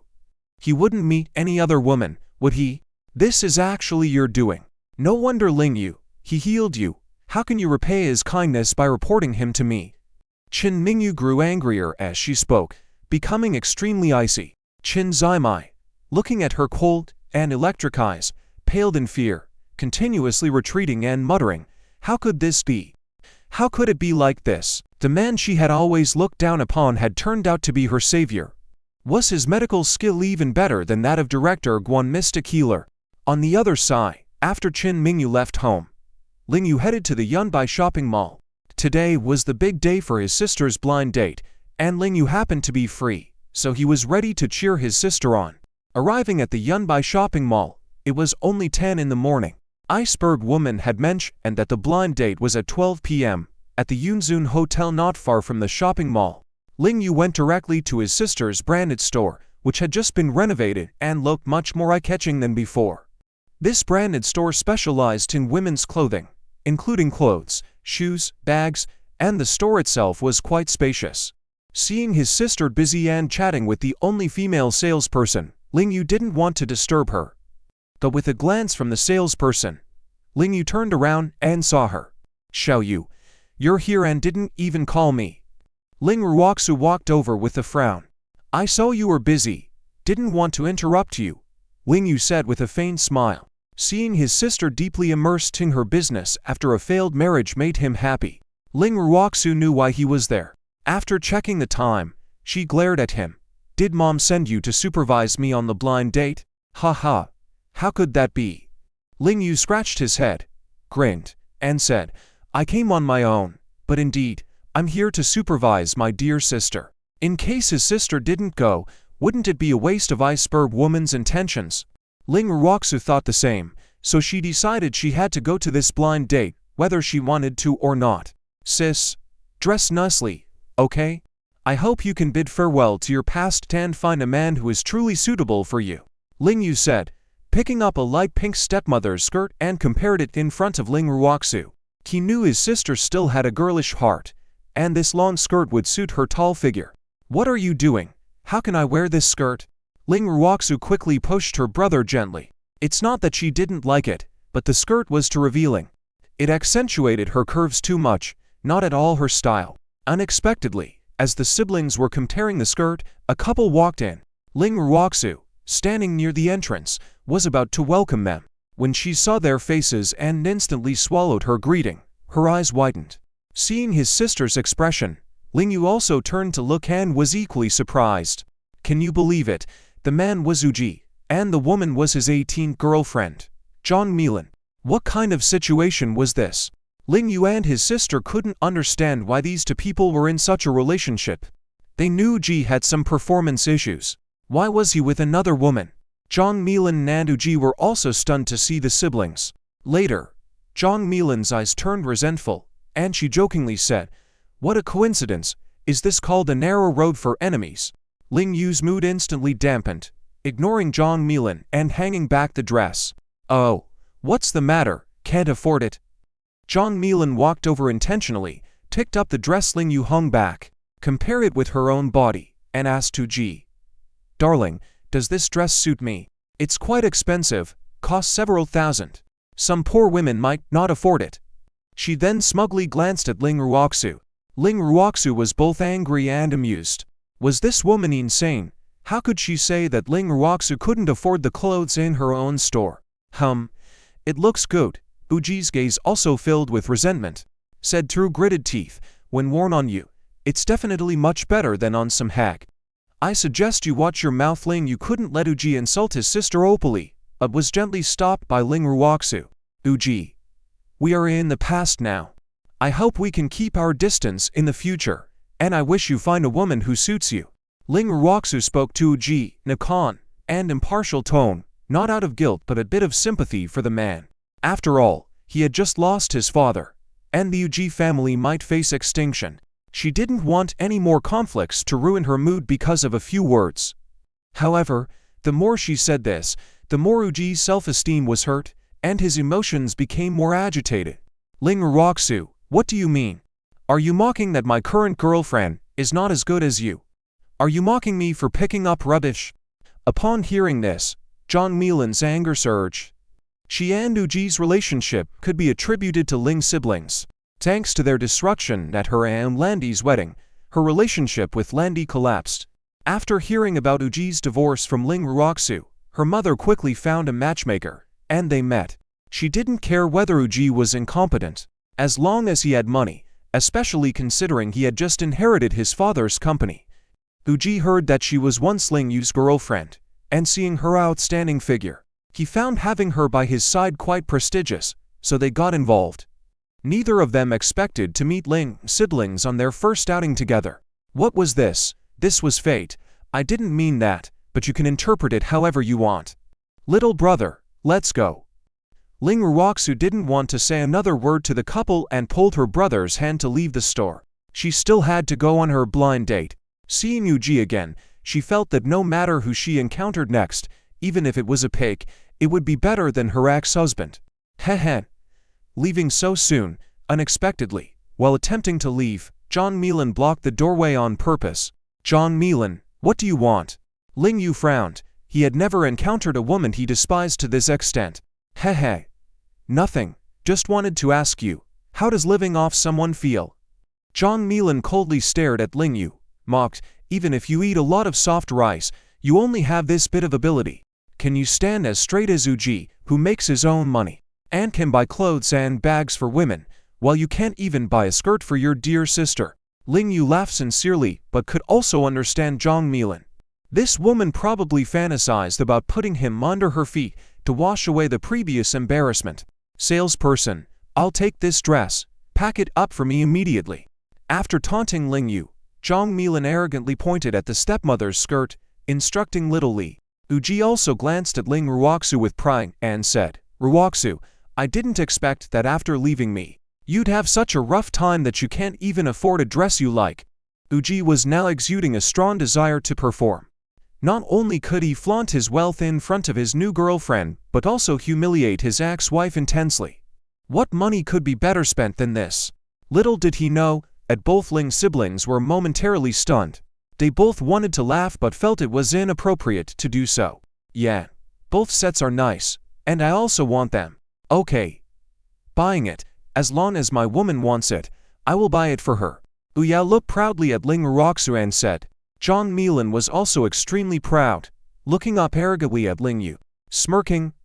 Ling Yu, you soft rice man, do you know what a real man is? Do you see the difference between you and a true wealthy man? You can't even afford one dress, but I can buy 3 sets in one go. And this amount of money from my dear, it's simply not worth mentioning. And you, this pretty beau, without a woman by your side to freeload off, can't even afford anything, right? How embarrassing. John Milan, to seek revenge and soothe her wounded soul multiple times, spared no effort to ridicule and humiliate Ling Yu. Only by ruthlessly pressing this man to the ground could she get a feeling of satisfaction from avenging herself, as well as a sense of superiority from living better than her ex. Hearing her mocking her brother like this, Ling Ruoxu couldn't help it. Unexpectedly, this time, it was Ling Yu who stood in front of his sister. Sister's new shop has just been renovated, and she had been worried about the business not doing well. Isn't this a great opportunity to help boost her sister's business? Since this couple loves to show off so much, let's give them a chance to show off to their heart's content. John Milan, are you trying to compete with me, to see who buys more in this store? Ling Yu also deliberately provoked. Ling Ruoxu saw her brother so spirited for the first time, but immediately understood his intentions. Ah, little brother is so clever. How come she didn't think of that? HMP, so what? John Milan was not afraid of Ling Yu's provocation. She was afraid Ling Yu would back down too easily. If he admits defeat straight away, it wouldn't be fun. He can't admit defeat easily, but be tormented until he is forced to admit defeat. That would be more satisfying and would give her a sense of being superior when she posted on social media. Thinking about this, she excitedly taunted Ling Yu. I bet your rich woman may feed you, clothe you, and shelter you, but may not give you much money to spend, right? I guess you're struggling and can only afford 1 or 2 outfits at these designer stores. Ling Ruoxu had already guessed her brother's intentions and upon hearing this couldn't help but pretend to be angry, saying, Shall you, let's not lower ourselves to their level. Let's leave quickly. Indeed, I advise you to leave quickly too. How can your arms compete with legs? John Milan deliberately held the door open, her tone becoming increasingly sharp. If you want to fight physically, you might be good at it, but you won't be able to compete with me in terms of money. It's a clear choice. I can say on social media that you're quite interesting, recognizing your defeats so quickly. Hey. Seeing her humiliating Ling Yu like this, Huya also felt very pleased, especially as Ling Ruoxu got angrier. He became happier. Okay. Let's compare and see who loses. Who's the coward? Ling Yu remained calm and composed, contrasting with John Milan's aggressive behavior. Shaoli on the side dared not say anything, thinking that her boss's brother was too clever. The whole store belonged to Boss Ruoxu, And this couple is competing with the boss in the boss's store to see who buys more. Isn't that just giving money away? However, Zhang Milin and the others seemed oblivious, eagerly watching Ling Yu's performance. Ling Yu couldn't disappoint them, so he casually pointed and said, "Salesperson, please help me pack everything. This set, that set, and that bag. I'll take them all." Zhang Milin and Ya were taken aback when they saw this. They didn't expect the freeloader to have such power. But since they had decided to compete, Zhang Milin, not wanting to be outdone, quickly started randomly selecting items, basically buying anything she laid her eyes on. Ya, on the other hand, felt a pinch in his heart. This woman was playing around, and his wallet was bleeding. But the thought of beating Ling Ruoxu and her brother made it all bearable for him. Shaoli found herself struggling to keep up, but she was secretly thrilled. She gets a commission based on sales, so with this kind of shopping spree, she would be making a fortune today. Hey, this arrogant couple was really clueless. Despite having money, could they really compete with the store owner in terms of purchasing power? They probably didn't even realize that while they wanted to humiliate the owner, they were actually just giving the boss money, right? Who knows how crushed they will be when they discover the truth. Of course, she had to remain silent and discreetly help the boss earn more money. After the chaotic shopping spree, Zhang Milin was sweating on her forehead from exhaustion. But inside, she felt exhilarated. She had never shopped like this before. It was like a dream come true. Heh. Ling Yu, it's your turn. Go ahead and select. I want to see if you, this freeloader, can get a lot of money to spend from a woman. She refused to believe that a freeloader could outdo Ya, a businessman who inherited his wealth. You've finished your selection so quickly. I've just warmed up. Ling Yu remained calm and composed, waving her off with a faint smile. Zhang Milin instantly exploded in anger. HMP, you little freeloader, your pockets are almost empty, but your mouth is still so strong. I see you're about to spit blood out of frustration, yet you dare say you've just warmed up. Well, I'll see how much energy you have after warming up before she could finish. Ling Yu pointed directly to the clothes on the rack and declared loudly, "Salesperson, I want all the clothes on this row. And all the shoe styles on that row. I'll take them all." Ah, Shaoli was shocked. How much would that cost? It would take her a long time to pack. Zhang Milin and Ya were on the verge of going crazy on the spot. Who buys items like this? Was he trying to empty the entire store? How much money was that? HMP, I can do that too. Zhang Milin refused to accept defeat, thinking it wasn't her money being spent anyway. What did she have to lose? She also pointed casually, "We'll take all the clothes and bags on this row."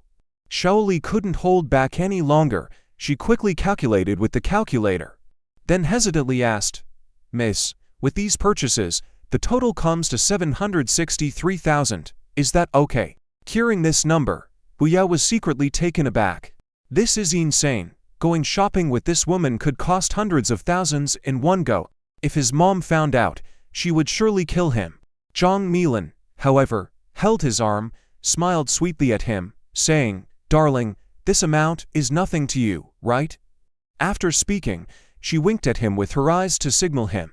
Ya glanced at Ling Ruoxu and clenched his teeth. He couldn't lose face in front of his ex. So, even though he looked visibly upset, he still nodded. "Sir, please make the payment.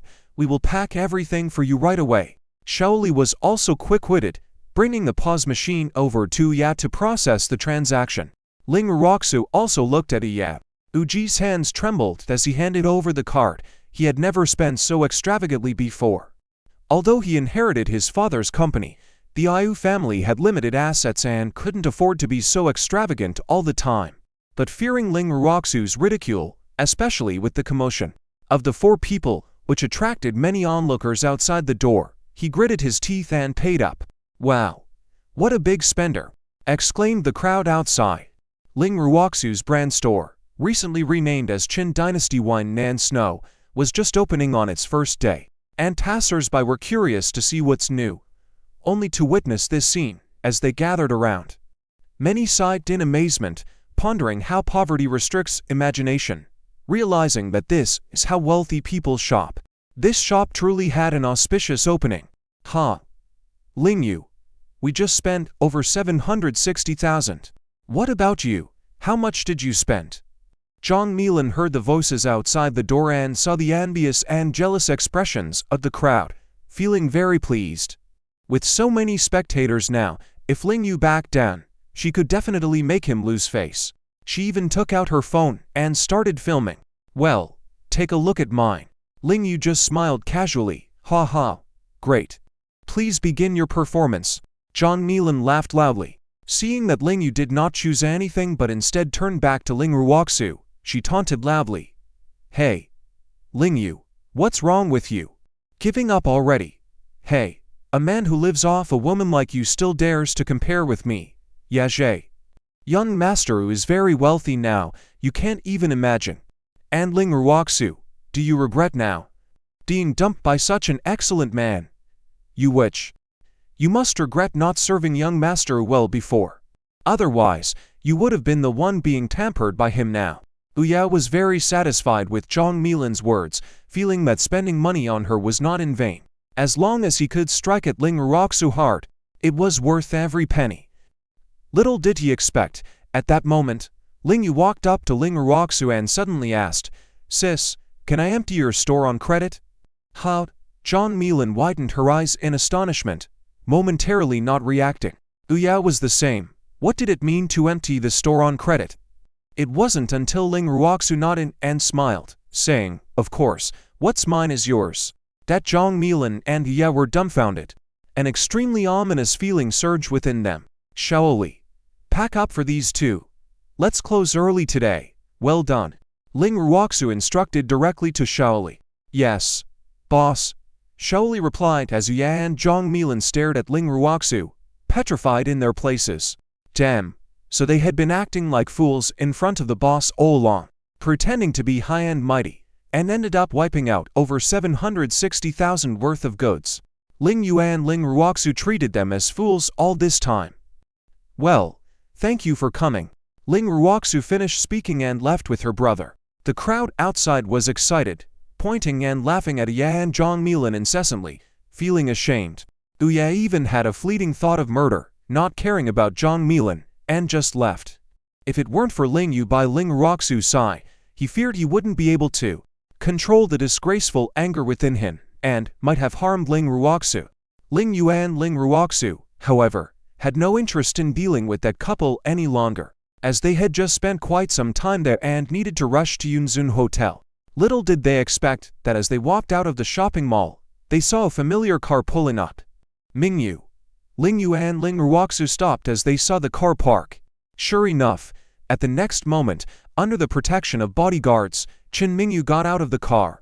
Accompanying her was Qin Zimai. The two of them walked towards Ling Yu and Ling Ruoxu. Mingyu, what are you doing here? Ling Yu smiled. From some point on, the wife had always held a sense of sacredness in his eyes. He felt that it was always surprising to see her appear at public events, as Qin Mingyu was too conspicuous and attracted a lot of attention, and it only seemed to increase with more people. If she stayed here for more than 10 minutes, she would surely draw even more attention, and would have the effect similar to that of a female celebrity. To things, Qin Mingyu, though not smiling, didn't appear cold either, said, I came to see if Sister Ruoxu was ready. It seems I came at the right time.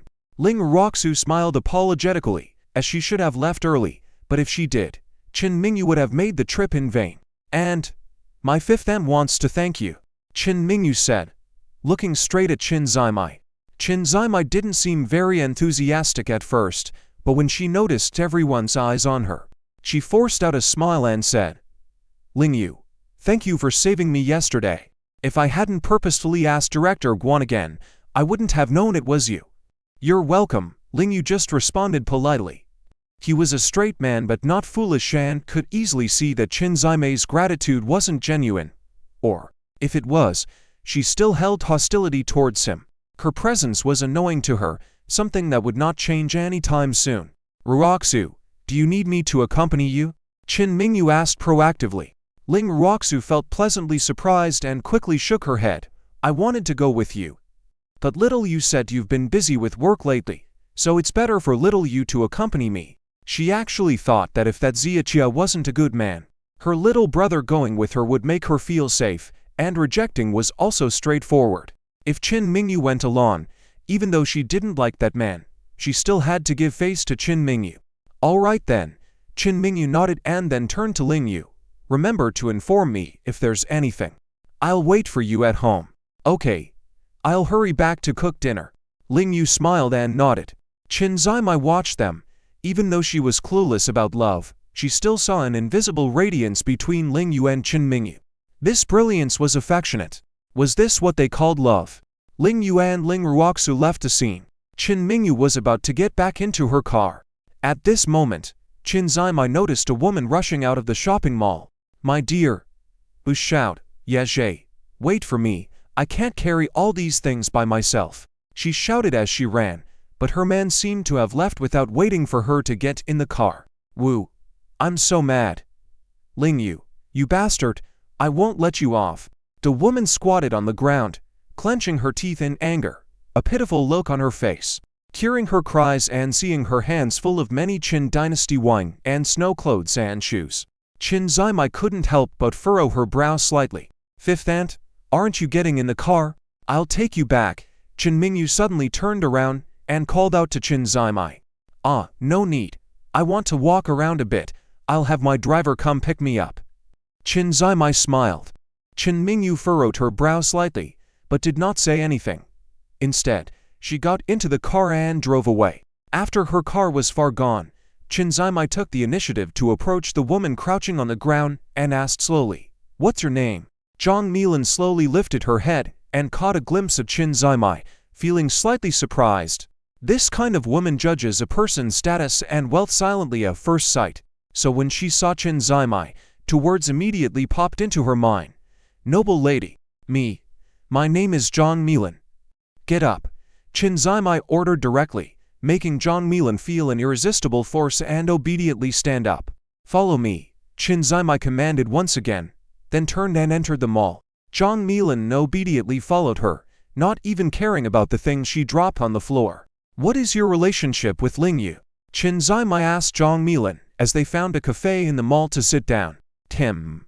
Zhang Milan glanced at Chin Zimai before gritting her teeth. He is the person I hate the most. He ruined my life. Up to this point, she still believed that her failure to get a promotion, marry into the Liu family, and just falling out with Hu Ji were all because of Ling Yu. Tell me, I'm quite interested. Chin Zimai gestured for her to sit down and even ordered her a cup of coffee, eager to hear her story about Ling Yu. Zhang Milan narrated her story. After listening, Chin Zimai's lips curved up and she said, since that's the case, the best way for you to get back at Ling Yu is probably to break him and Chin Mingyu up, isn't it? A word awakens the dreamer. Zhang Milan had thought about it, but quickly dismissed the idea.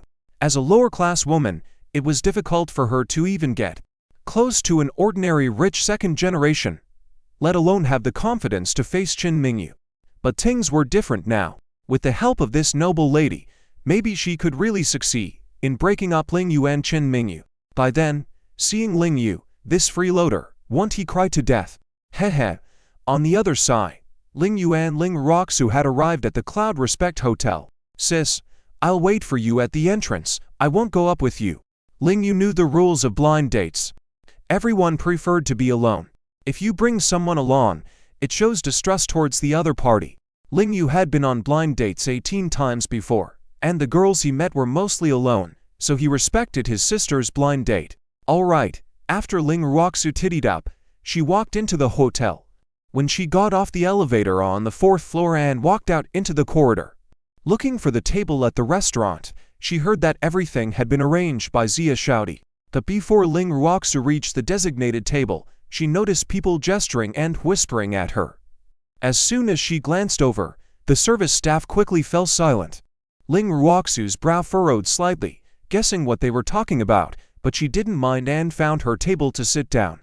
Glancing at the time, the scheduled time was approaching, and the other party hadn't arrived yet, which made Ling Ruoxu unhappy.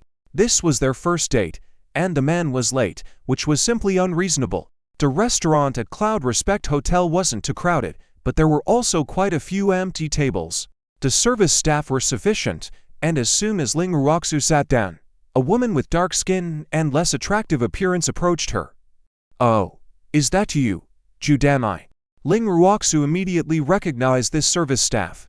Wasn't she a high school classmate?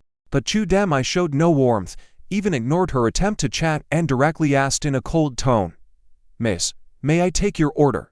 In high school, Ling Ruoxu was referred to as the class flower due to her tall stature and beautiful features. But Judami, also tall, had more masculine features, and people called her the tomboy. At that time, the boy she had a crush on always revolved around Ling Ruoxu, which made her gradually resent Ling Ruoxu's popularity with the opposite sex, so she wasn't fond of Ling Ruoxu. Meeting now, she pretended not to know her. Let me see the menu first." Ling Ruoxu felt slightly awkward and quickly opened the menu. Unexpectedly, Judami directly reminded her, "Miss, the one you are looking at is the expensive menu. The other small one is the regular menu." Ling Ruoxu immediately felt displeased. "What do you mean? Do I look poor to you?" Even though she hadn't dressed too extravagantly for the blind date today, she valued the blind date set up by Qin Mingyu, so she dressed appropriately for it. "Miss, it's not about how you look, I just know that your family background isn't that great in the first place." Judami rolled her eyes. "You, how dare you?" Ling Ruoxu was really annoyed by this woman. Since she recognized her, why did she pretend not to know her just now? "I like this menu, is that a problem? Wait here for me, I'll order if I decide on something." Ling Ruoxu decided to give her a lesson reasonably.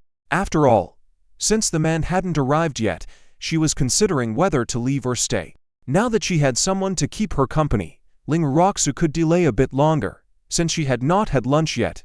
"I'm sorry, but if you don't order, according to the rules of our restaurant, we have to ask you to leave." Judami was determined not to let Ling Ruoxu have her way. Besides her jealousy from high school, she had heard too much negative news about this woman recently. Arrogant and disrespectful, living off her in-laws, even challenging her mother-in-law, and even causing trouble for her husband, she was a universally condemned troublemaker. Judami didn't want to serve her. Ling Ruoxu was completely enraged by Judami. She had no idea what had gotten into Judami. Had she stolen her man? Insulted her ancestors? Ling Ruoxu had done nothing to offend her, right? And she was the customer. Wasn't she supposed to be treated like a goddess? How dare she have such an attitude? "I want to complain about you. Bring your manager here." Ling Ruoxu slammed the table in anger, but Judami was unfazed. Only her superior could summon her manager. When Ling Ruoxu had come in earlier, the manager had already known that she was the troublemaker of Yun City, making comments with others about her. "Sorry, our manager is very busy and not everyone can meet with him. If you're not ordering, please leave," Judami said, and walked away, doubting that Ling Ruoxu could do anything to her. She had no idea that Ling Ruoxu couldn't contact her manager but could reach Qin Mingyu, who happened to own this hotel. What? Such a thing happened. Qin Mingyu had just returned home, received Ling Ruoxu's call, and was also very angry after hearing what happened. How dare someone be so disrespectful to Ling Ruoxu on her property? She would not spare them. "Ruoxu, just wait, I'll take care of this for you." After calmly reassuring Ling Ruoxu, Qin Mingyu immediately called a hotel's general manager. Upon receiving the call, the general manager was instantly panicked and promised to handle the situation seriously. Someone, come with me to the 5th-floor restaurant immediately, and summon the restaurant manager to see me." After hanging up the phone, the general manager hurriedly left his office, shouting in frustration. The security guards and employees around him had never seen him like this before and were stunned. What on earth was happening? Seeing the general manager in such a state, there must be a major internal shake-up about to occur. The hotel general manager led a group of people, with great momentum, marching towards the 5th-floor restaurant. There was an ominous feeling in the air. As the elevator door opened, the employees on the 5th-floor corridor were all startled and quickly greeted, trembling with their heads lowered. "General manager." The general manager ignored them directly, his face full of anger, heading straight towards the restaurant. "Hey, what's going on? I don't know. I've never seen the general manager this angry before. Someone must have caused a big mess." As the general manager moved further away, these employees immediately started whispering to each other, hoping not to be affected. After all, working at the Yunzun Hotel had decent perks. At this time, Ju Damai had already returned to her work area. The supervisor was a woman in her 30s, curious as she asked, "Ju Damai, was that woman really the infamous witch that's been circulating in Yun City recently? She looks decent. I didn't expect her to be so malicious," she said with a hint of jealousy in her eyes. "Yes, it's her." Ju Damai also sneered. That woman was fierce in high school and relied a bit on her looks. She's good at arguing, fighting, all sorts of things, but many men pursued her, so her ego must be high, right? Humph, I bet she's not feeling so proud now. The supervisor also sneered. Yes, this kind of woman only relies on her youth. Once she's over 30 and divorced, now that such a scandal has emerged, whether she can get married in the future is a problem. Did she think she's a lady of leisure? Let's see how she embarrasses herself, all flustered and frustrated. Her subordinates behind her also nodded in agreement. Women, for the most part, tend to be petty and have strong jealousies.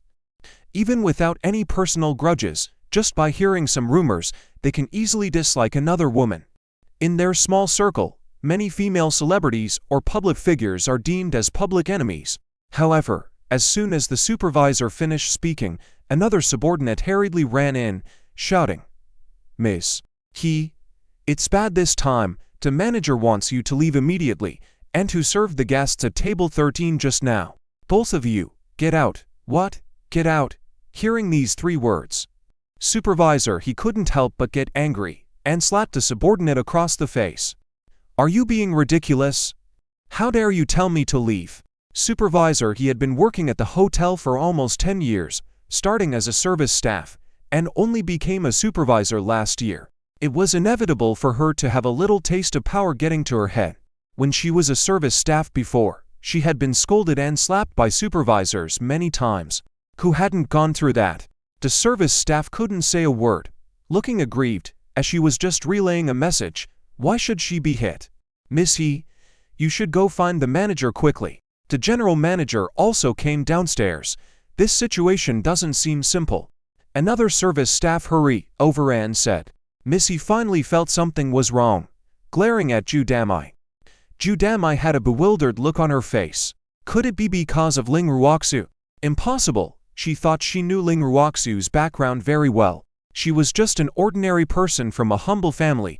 How could she have influential connections? "Miss why are you still not going out?" Just as the 2 of them hesitated to leave the work area, the manager's furious shouting could already be heard from outside. Missy had a pale face, and quickly grabbed Ju Damai's arm to leave. "Manager, what's going on? What's going on? What calamity have you caused yourself? Do you not have any sense of urgency? You were just complained about by the VIP at table 13. The manager was so angry, he wanted to hit someone. If there weren't so many people present, he would have kicked supervisor he for sure. Because of this incident, he knew he would surely be scolded and punished by the general manager. After all the restaurant employees were trained under his supervision. The commotion in front of the work area also alerted some of the diners in the restaurant. Ling Ruoxu also noticed. Immediately, she wondered if things were being blown out of proportion. Sure enough, the next moment, led by the general manager, followed by the manager, supervisor Ju Damai, and several security guards, a group of people marched towards her. This scene stunned the other guests in the restaurant. Ling Ruoxu was also taken aback, having thought that the situation would be minor after Qin Mingyu's calm response. How could it have escalated this much? The general manager, with a smile on his face, arrived in front of her, bowed 90 degrees and apologized. "Miss Ling, I apologize. It's our inadequate professional training that allowed for some miscreants to appear, affecting your mood. Please rest assured, I will handle this strictly and give you a satisfactory explanation." As soon as he finished speaking, the manager immediately pushed supervisor and Ju Damai out. "Hurry up and apologize to the valued guest." The general manager roared. Supervisor he immediately knelt on the ground, bowing in apology. "Miss Ling, I'm sorry. I should have handled it seriously earlier. Please forgive me." However, Ju Damai remained standing. It wasn't that she didn't want to keep her job, but her grudge against Ling Ruoxu ran deeper. How could she possibly let go of her resentment to kneel in front of Ling Ruoxu? Without waiting for Ling Ruoxu to say anything, the general manager angrily exclaimed, "All of you are fired." Seeing this, Ling Ruoxu was even more stunned, her body trembling slightly. She used to be an ordinary person, used to a life in the lower ranks, and would normally just complain when something upset her. She only wanted an apology from the other party to vent her frustration. Never did she imagine it would jeopardize their livelihoods. At that moment, she once again felt the terror of hierarchical power. Just a single word from someone in a higher position could mean disaster for those below.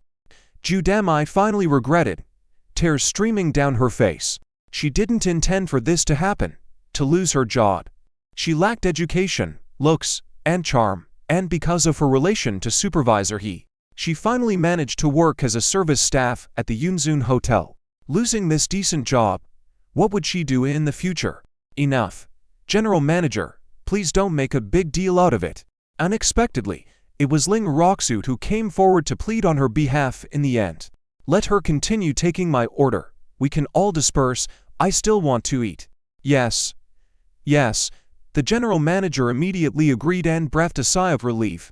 If this matter wasn't handled well and Ling Ruoxu wasn't pacified, it wouldn't just be those below who would lose their jobs.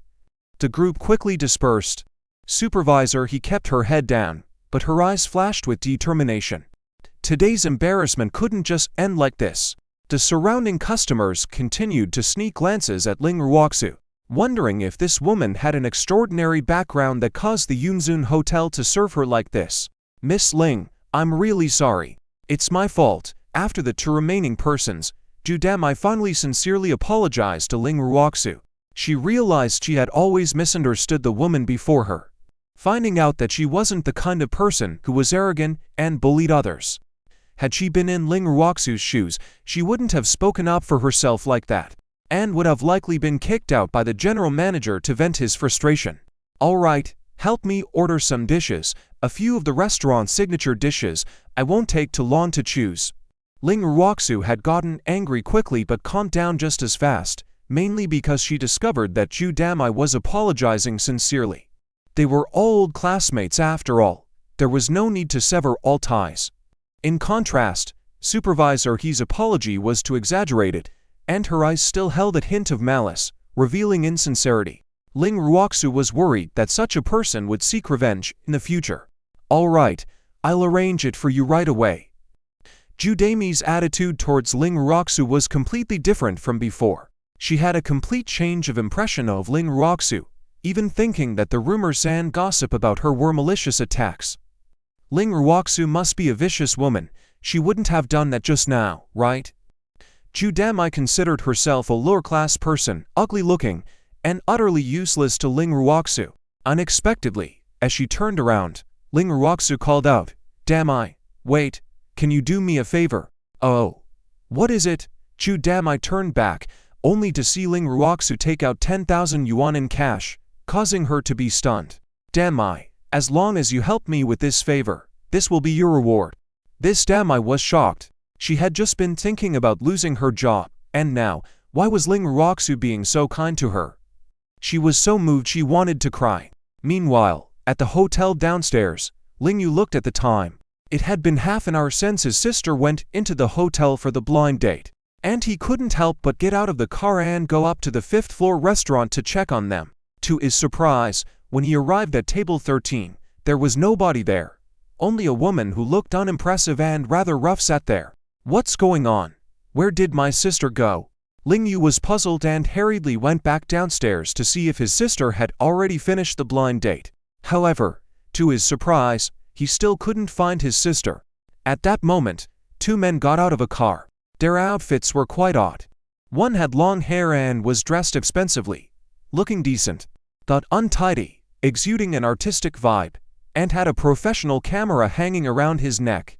The other one was a chubby man, dressed in a hip-hop style, looking like a round ball, and as he passed by Ling Yu, there was a strong body odor.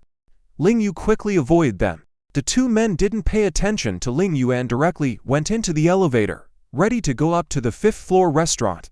Once they were in the elevator, the chubby man chuckled. Master Zia, why did you agree to go on a blind date this time, and come all the way to Yun City? This is unlike you. The man with long hair shrugged, looking helpless. If I didn't come, my sister and cousin said they would sever ties with me. I also heard that Yun City has many beauties. Maybe I'll find my goddess here. They walked out of the elevator and the man with the camera took a picture of a service staff with a good figure. When that female staff member saw them, just like Ling Yu, she quickly distanced herself, mainly due to the chubby man's strong body odor. Ha ha.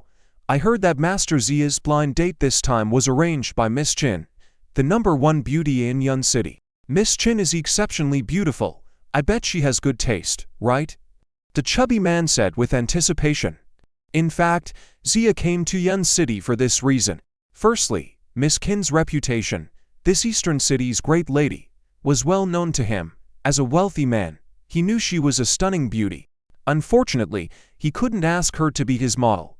Secondly, his whole family was pressuring him to get married, so he reluctantly went through the motions. Who knows? Maybe Miss Chin can introduce him to a perfect goddess. However, when they entered the restaurant and Zia's gaze landed on table 13, he was immediately frightened and pulled the chubby man back, frantically hiding in a corner and gasping for air, his heart pounding with fear. Master, what's wrong? The chubby man was a bit puzzled. Dao Dong, today, you are Zia, and you must take over for me no matter what this time, Zia said, then hurriedly left the restaurant as if he had rockets on his feet. The chubby man was perplexed and also glanced at table 13. Oh my! What grudge did Miss Chin and Master Zia have? How could they set up Zia, the young master of the Zia family, with such a dinosaur? What a waste of time! What a waste of expression! He knew that women who needed blind dates were unreliable. They either had physical defects or psychological issues. On the other hand, Ling Ruoxu was still hiding in the restaurant's work area. She had just given Zhu Damai 10,000 yuan and insisted that she change clothes and go on the blind date instead of her. Ling Ruoxu was a romantic at heart, and she had heard that Zia was Zia Dai's cousin, born into a wealthy family.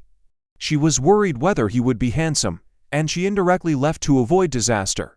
However, through the door, she peeked and discovered a super chubby man walking towards table 13.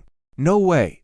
Ling Ruoxu exclaimed in shock, quickly hiding in the work area, like Zia, leaning against the wall and catching her breath. What was up with everything? Her siblings were all okay, but was this arrangement too much today? She wouldn't marry someone like this 200-pound chubby man. After regaining her composure, Ling Ruoxu quickly took the opportunity to escape. To ensure she hadn't made a mistake, she deliberately approached table 13. Zhu Damai took her money and had to do her job well, so when the chubby man arrived at the table, she also widened her eyes and said, in surprise, You are Zia. Ling Ruoxu had clearly told her that the other party was a young master, very elegant. She thought she must have made a mistake, only to find that the chubby man nodded. I am Zia, are you Ling Ruoxu? The chubby man was also puzzled. Zia Dai and Zia Zhu both said that Ling Ruoxu had a great figure and wasn't bad looking, but what was this? Zhu Damai also nodded, finally understanding why Ling Ruoxu had paid her 10,000 yuan to go on the blind date. Any woman would find it hard to endure this. Fine, take the money, resolve the calamity for others. At that moment, Ling Ruoxu shivered, secretly gave Zhu Damai a look signaling she was leaving first, and asked her to handle this chubby man. Ling Ruoxu quietly slipped away and ended up at the back entrance of the hotel, only to be surrounded by several men and women. What's going on? Ling Ruoxu furrowed her brows. These people were clearly up to no good.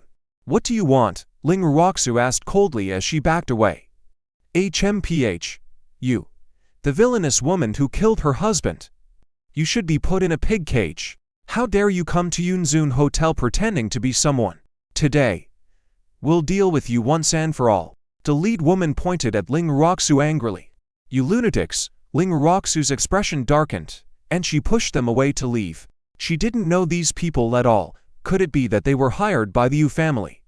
But how did they know she was here? Thinking of leaving, get her, the leading woman gave the order. And two men immediately pushed Ling Ruoxu hard, causing her to fall to the ground. Ling Ruoxu fell unexpectedly, her phone shattered, and her palm was scraped, blood seeping from her pale hand, causing a sharp pain in her brain. "You bastards!" Ling Ruoxu was not one to be trifled with. She got up and prepared to fight back. However, these people were no ordinary troublemakers. One of them picked up a garbage can and smashed it over her head from behind. Dang! Ling Ruoxu was knocked down to the ground, feeling dizzy and disoriented, with a warm sensation at the back of her head. Subconsciously touching it, she found red liquid with a metallic smell. Not only that, but she was also covered in garbage from the trash can, smelling all over. Bastards! Other women might have panicked at this moment, screaming and shouting, but not Ling Ruoxu. She refused to fall, standing up against all odds. Xia Tia happened to be coming down from the restaurant at that moment, ready to casually take some photos with his phone. However, hearing some commotion, he subconsciously walked over and saw the scene. Witnessing Ling Ruoxu's unwavering gaze, he felt his soul being drawn in. "Who is this girl?" Xia Tia marveled silently. Covered in blood, surrounded by 3 men and 3 women attacking her, she persisted in fighting back. They kept hitting her with objects and fists, and she swung the stinky garbage can wildly in defense. The scene was somewhat tragic. Xia Tia originally wanted to capture Ling Ruoxu's resilient gaze, which was the dynamic painting he sought. The tall woman, covered in blood, was fighting fiercely, like a goddess of fire in his eyes, incredibly beautiful. But in the end, he didn't capture it. Seeing a man about to deliver a fatal blow to Ling Ruoxu from behind, he rushed in without hesitation, pushing the man away, and then grabbed Ling Ruoxu's blood-stained hand. "Let's go!" Xia Tia pulled Ling Ruoxu and ran. The men and women behind them tried to chase them. Ling Ruoxu didn't care and grabbed Xia Tian's camera, using it as a weapon to strike at them. This woman Xia Tia felt heartache. She was his treasure, however, seeing Ling Ruoxu's fiery eyes.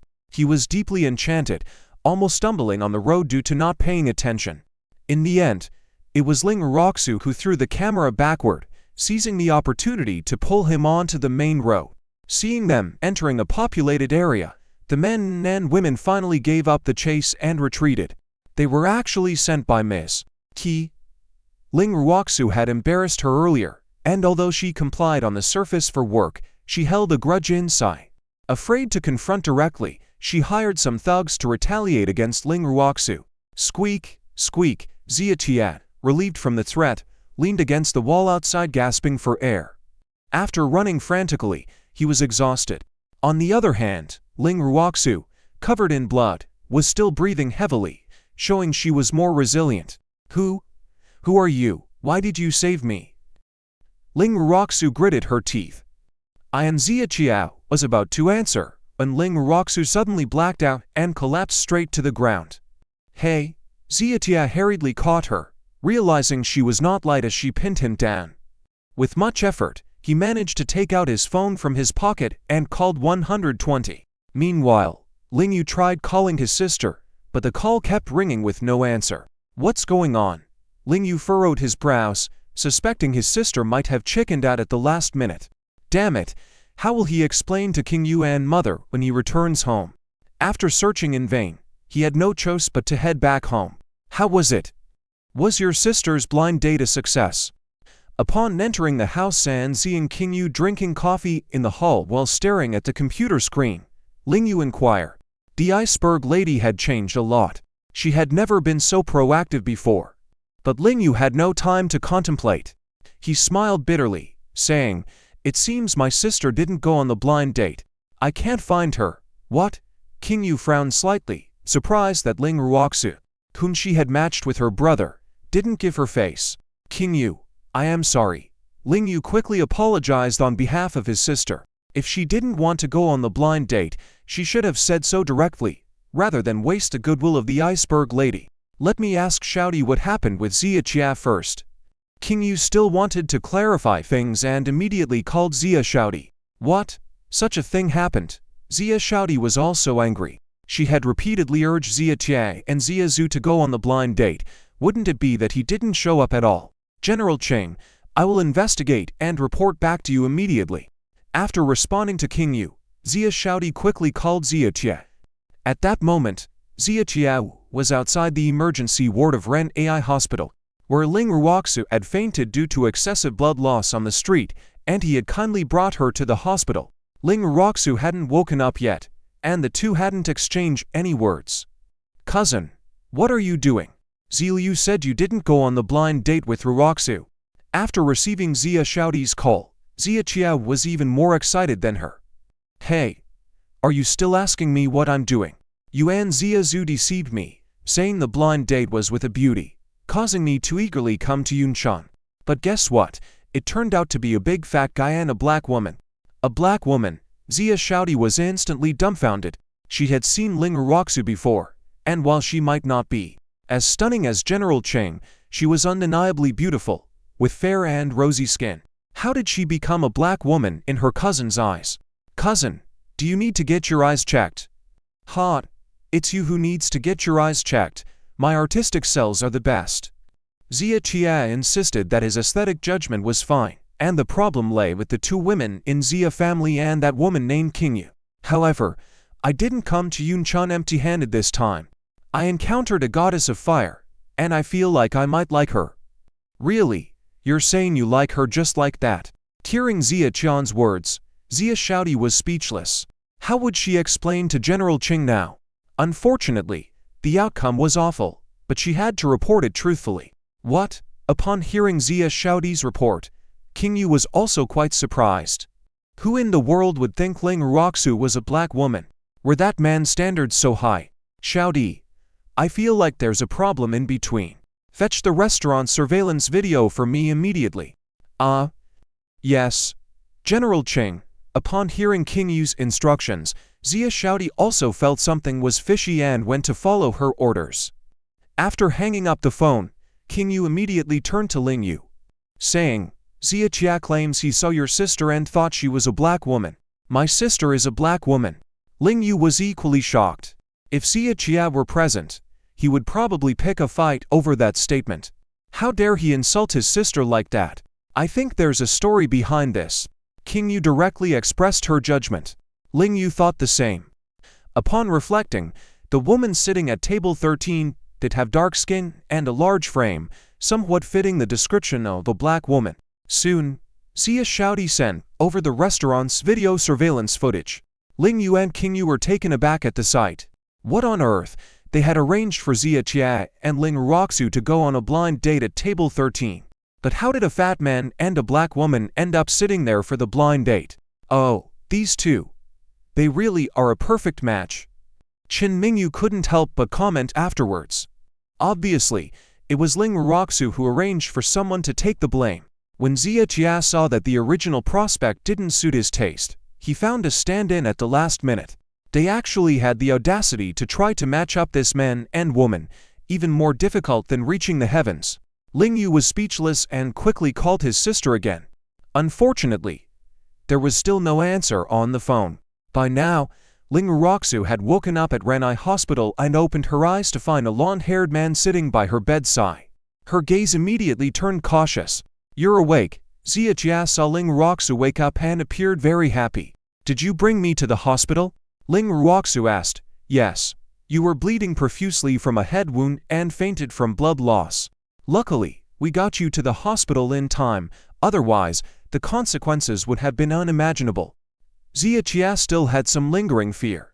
If he hadn't fled from the blind date and happened to pass by the back door, this beautiful woman in front of him might have been in real danger. "Why did you help me?" Ling Ruoxu continued to ask. "Why?" Xia Qiao hesitated for a moment, then smiled. "Under those circumstances, any man would act heroic seeing a woman in need of help. In other words, if you weren't beautiful, I wouldn't have helped you. So, being good-looking can even prolong one's life." Ling Ruoxu, however, did not enthusiastically thank him. She simply said calmly, "Thank you, you can leave now. If you want a reward, you can leave your contact information." "Oh, well." Xia Qiao was obviously caught off guard. Although he didn't think of himself as particularly handsome, he was decent looking, and he had the appearance of a wealthy young man, right? No woman had ever spoken to him like that, especially after he had just saved her. Don't get me wrong, I didn't save you for money. Are you interested in me physically? Ling Ruoxu cut in. Ziachia smiled wryly. This woman was so direct, quite different from other subtler women. Keep your distance, Ling Ruoxu said, turning her head away, no longer looking at the man. Ziachia wanted to get angry, but he didn't. He felt that this woman wasn't aloof. There seemed to be a story in her eyes that made him curious. And he didn't know that when a man becomes curious about a woman, it's not far from being smitten. Miss, did you get something wrong? I'm your savior, not your enemy. Why this attitude?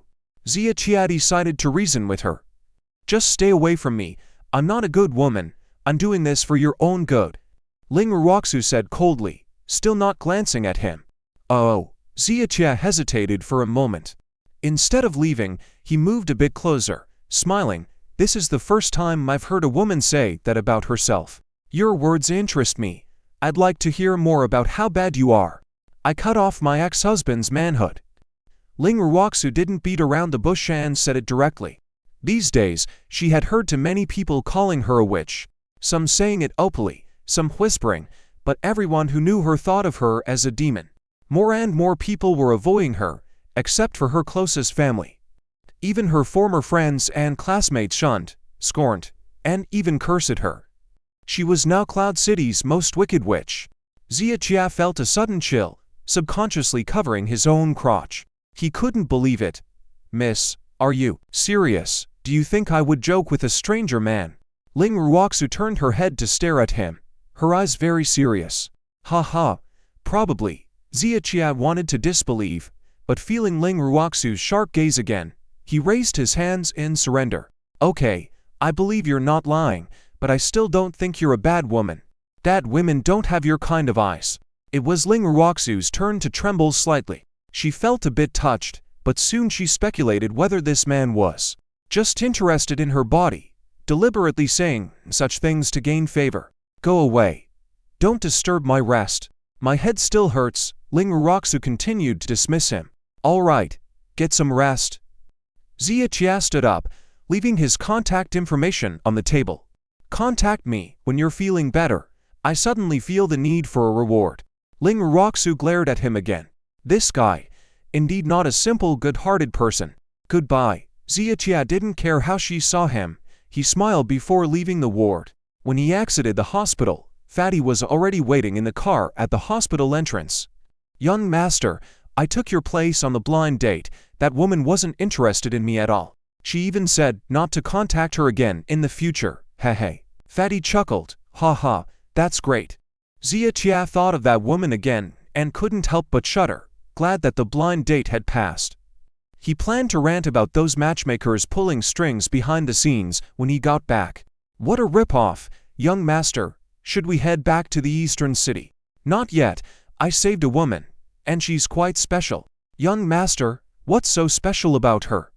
Is she exceptionally pretty? Go on. You talk too much. Do I look like a lecher?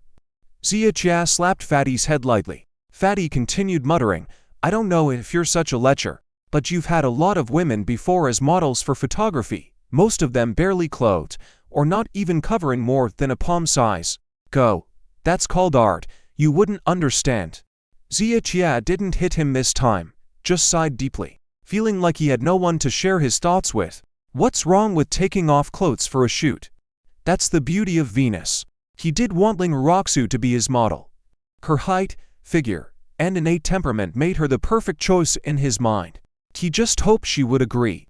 Anyway, the blind dates for the two were over.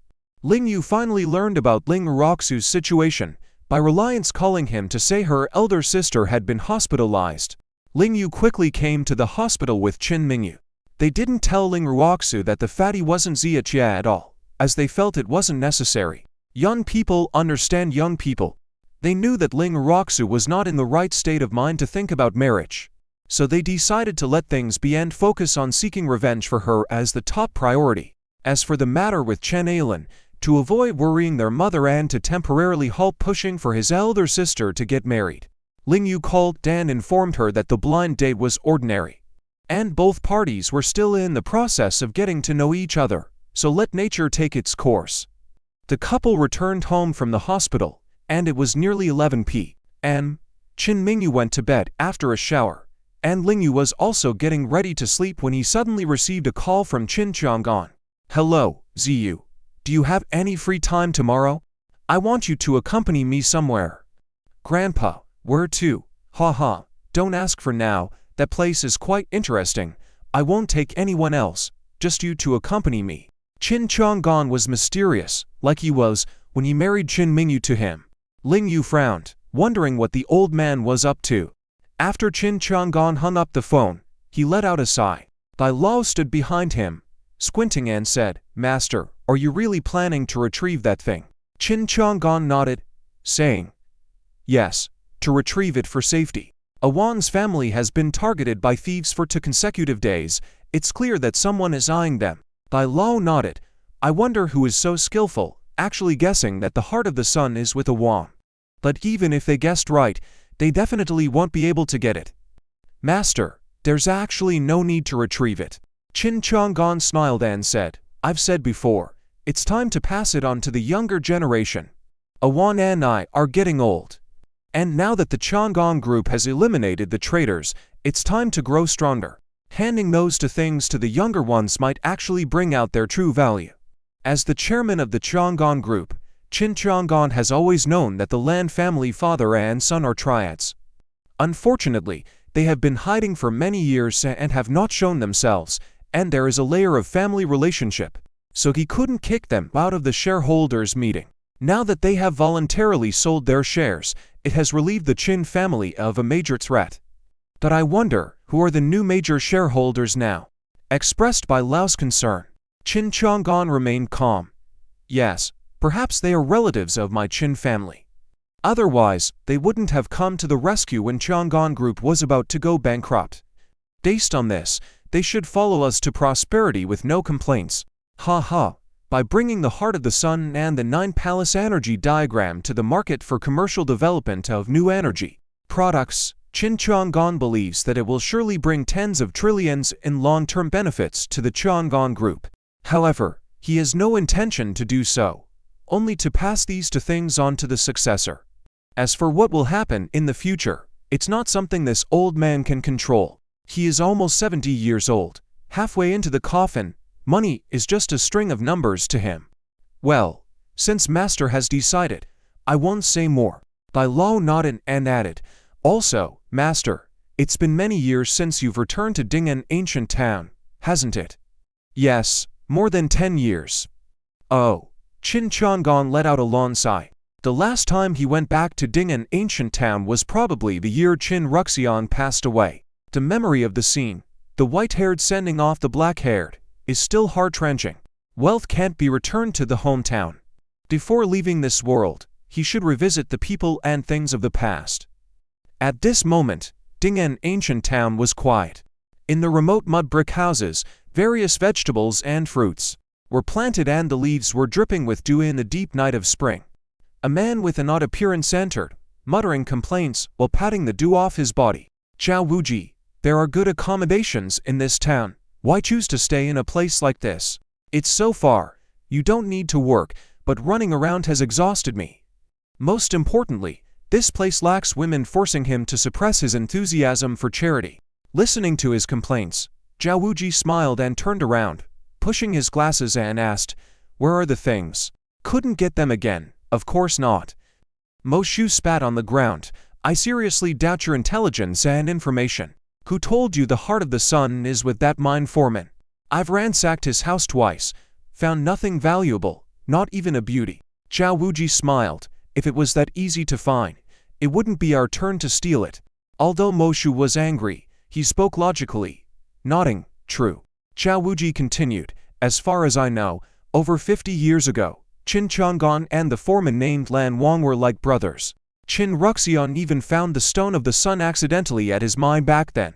Compared to the 9 Palace Energy Diagram, the Stone of the Sun was even more valuable. The Stone of the Sun is the source, and the 9 Palace Energy Diagram is the energy technology developed based on it. The 9 Palace Energy Diagram is already worth billions, and the Stone of the Sun is truly priceless. You are so sure the things are with Lan Wang, but I just can't find them. What can be done?"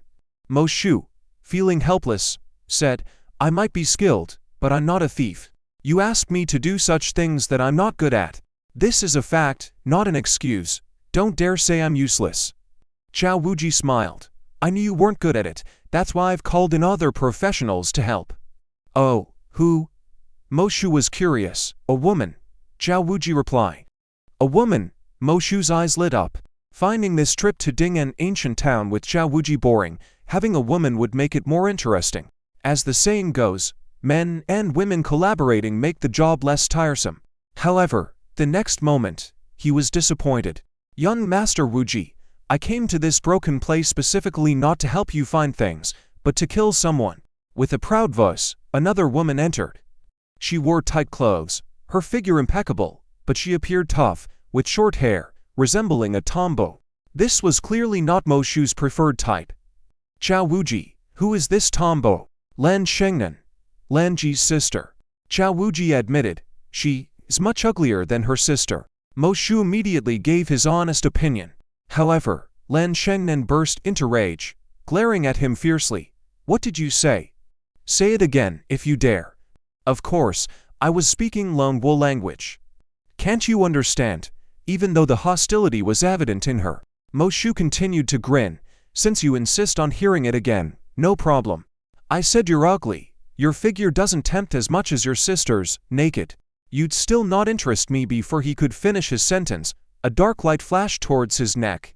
Oh, that was fast. Mo Shu's eyes lit up. He hadn't anticipated her throwing the hidden weapon so well. Lan Shengnan also coldly snorted. It seemed the skilled fighter worshipped by the Yanjing Zhao family wasn't as formidable as rumored. Now that she had the upper hand, she could definitely take him out in one move. Skins to kill.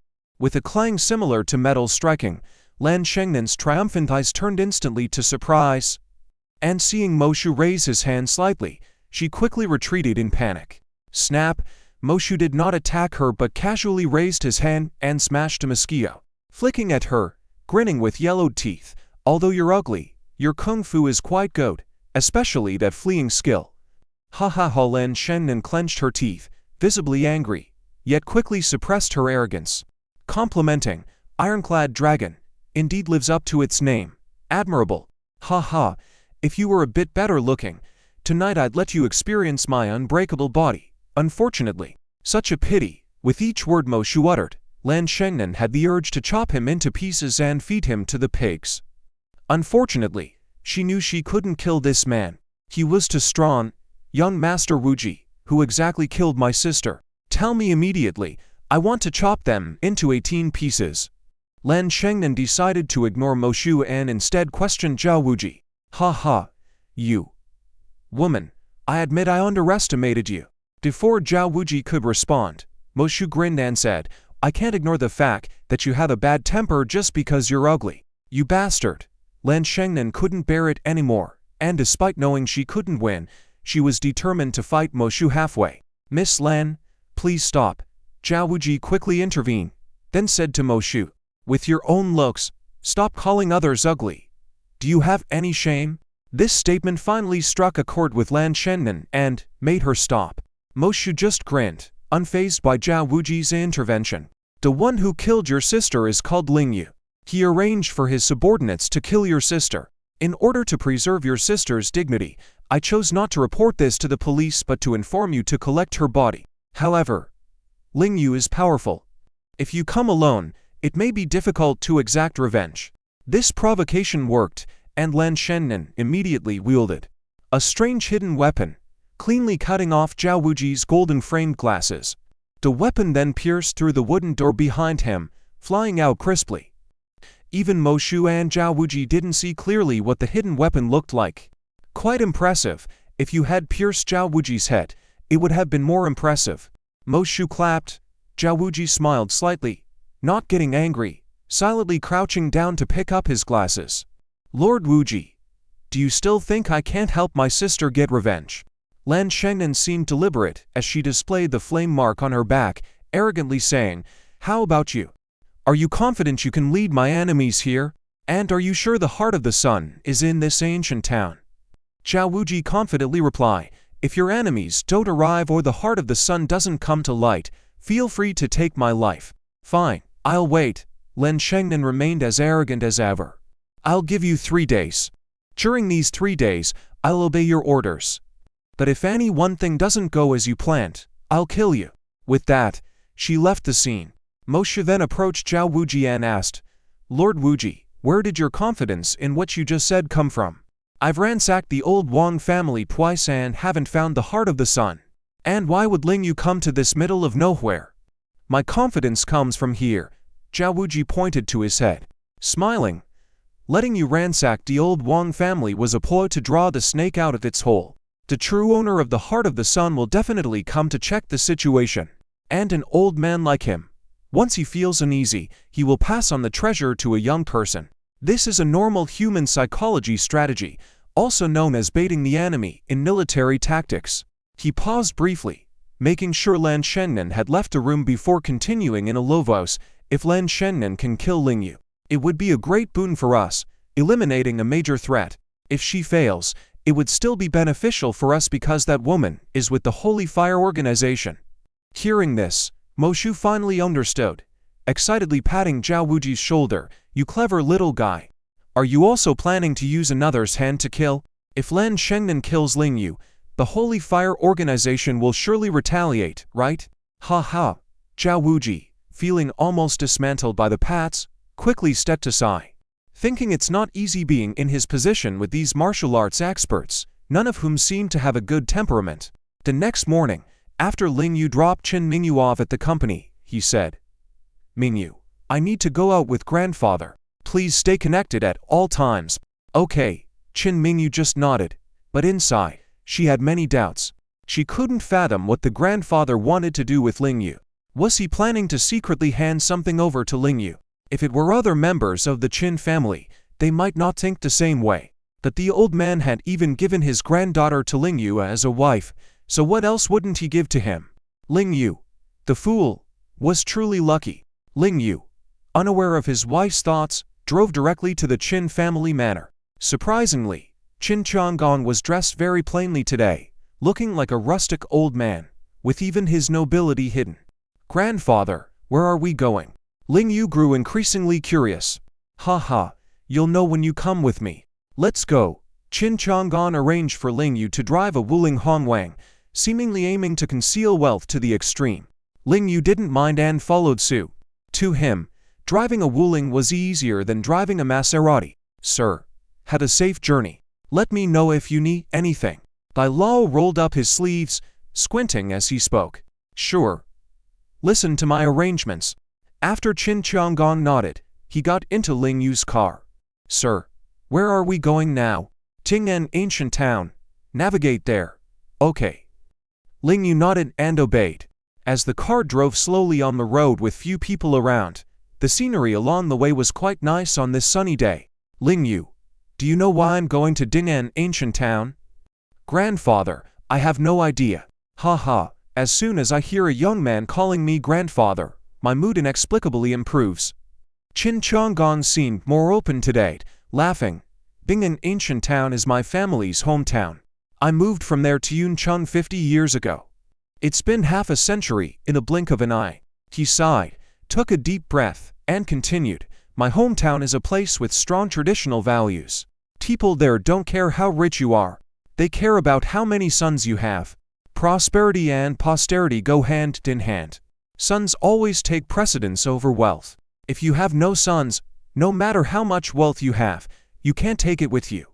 Ling Yu listened silently, occasionally nodding in response.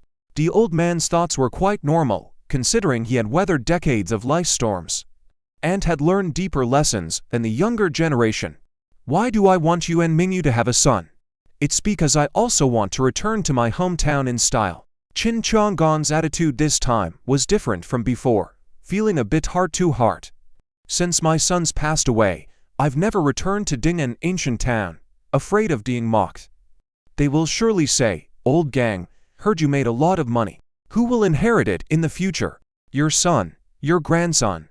I have none. I won't have anyone to pass it on to. Qin Changong looked desolate and helpless, revealing how truly heartbreaking it was. Ling Yu saw the old man's genuine expression through the rearview mirror and felt sympathy and regret. So this time, I'm taking you back. The most important aim is to take you to drink the famous DRIZZLE water in Ding'an ancient town. After drinking it and going back to bed with Mingyu, you will surely have a son. It's very effective. Ling Yu couldn't help but burst out laughing. How did they end up discussing this matter again? It seemed like if he didn't have a son with Qin Ningyu, Qin Qianggong wouldn't let him off, even in death. What's with that reaction? Isn't it normal for a man and woman to marry and have children? Qin Qianggong scolded, knocking his cane angrily inside the car. Ling Yu, in the future you will know that in this world, people are always more important than money. After reprimanding Qin Qianggong, he continued with a serious tone. Wealth is external. It is good to have it, but not having it is also fine.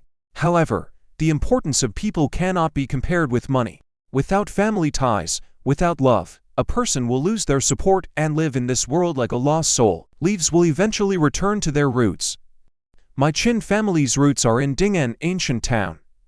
Even if I am wealthy, without ensuring the continuation of the Qin family and the passing on of the family line, I would be too ashamed to go back and face the ancestors of the Qin family. And those old buddies of mine, they would make fun of me and look down on me for sure.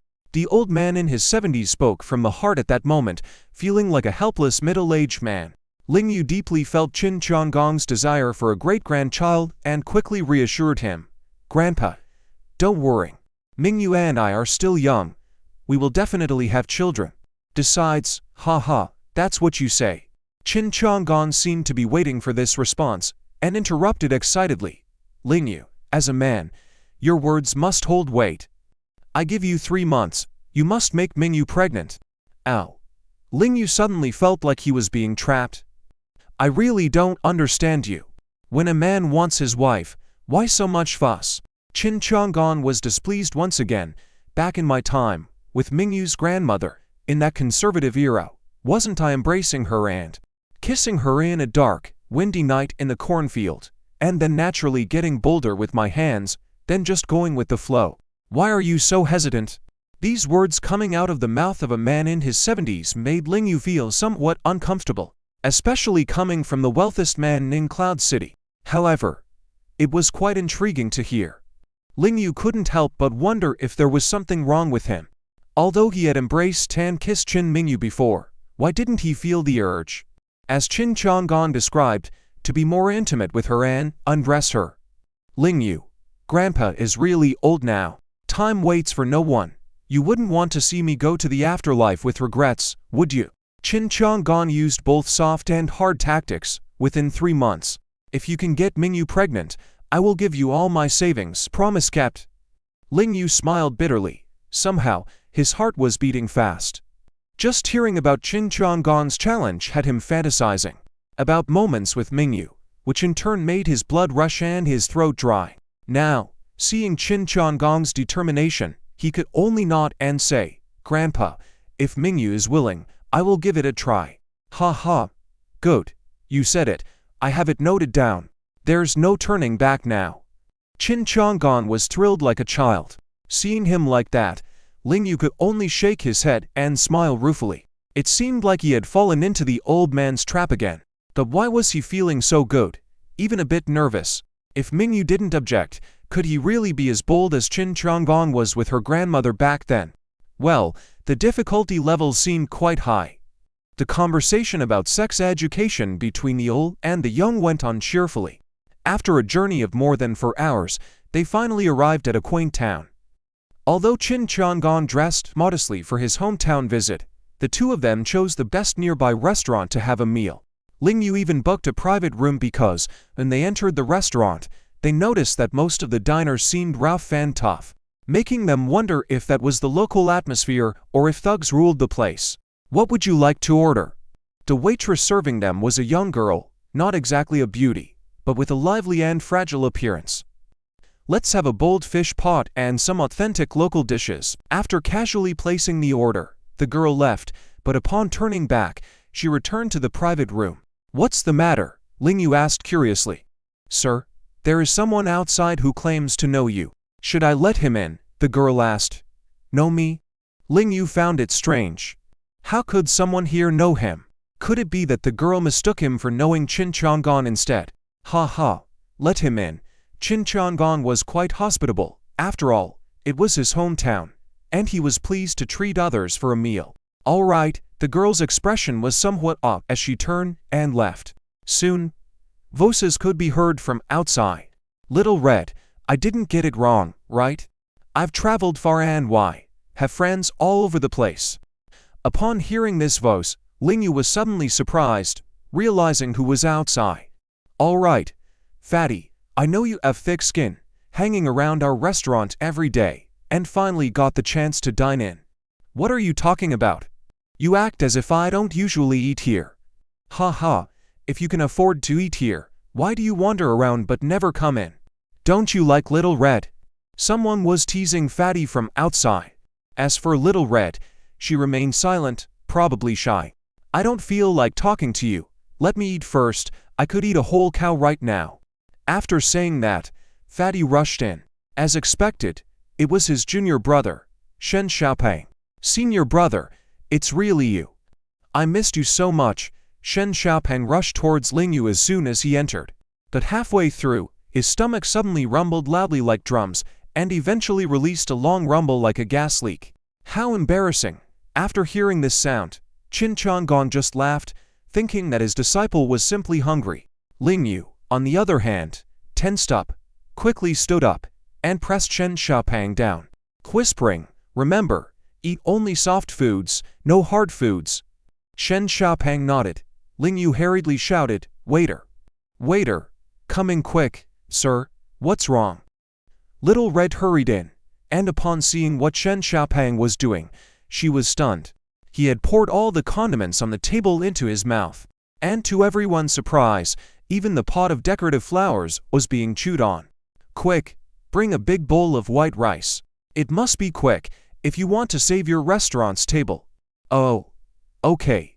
After nodding, Little Red still stared at Shen Xiaopeng in disbelief. Ling Yu urged, "Don't just stand there. Hurry up and get some food. If you don't serve him soon, he might start gnawing on your restaurant's wooden tables. Do you believe me?" "Oh, okay. Little Red ran out in a panic. Qin Chang'an thought it was just a joke by Ling Yu. Who would have thought that after Shen Xiaopeng ate the condiments and flowers, he would actually start gnawing on the table? Chomp chomp. This scene left even the well-traveled Qin Chang'an dumbfounded. What kind of creature was this fatty? "Hey, what are you doing?" Ling Yu turned around and quickly lifted up the chubby guy, scolding him. "Didn't we agree earlier that you can only eat soft things and not hard ones?" The chubby guy looked innocent, touched his round belly, and pitifully said, "Brother, I'm hungry." "Even if you're hungry, you can't eat someone else's table." Ling Yu sighed helplessly and quickly pressed two acupoints on him. At that moment, a voice came from outside the door. "Food is ready." Zihong Mei carried a basin of rice, hurriedly entered the compartment, and was shocked to see the scene inside, even more so than Qin Chang'an. She was so stunned that she couldn't even speak for a moment. Following her gaze, the chubby guy hurriedly explained, "I was just practicing karate and accidentally cut a piece off your table. Don't worry, I'll compensate." Zihong Mei nervously swallowed and nodded slightly. With a bit of hesitation, she placed the food down and quickly went to serve the dishes. "Eat quickly." Ling Yu pressed the chubby guy down, and he started stuffing his mouth recklessly. Qin Chang'an watched the scene and couldn't help but laugh, asking, "Ziyu, what's the matter with your disciple? Can he really eat wood? Eating it is already difficult. How does he even digest it?"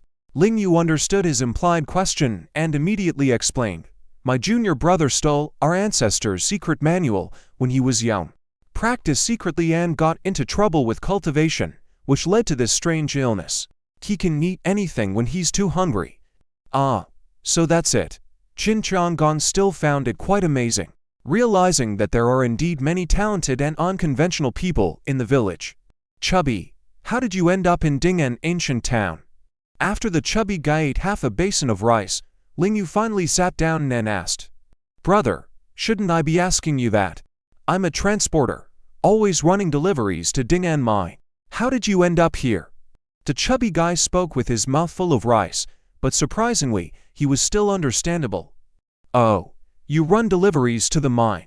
When Qin Chang'an heard this, he became interested. Is the mine very unstable recently?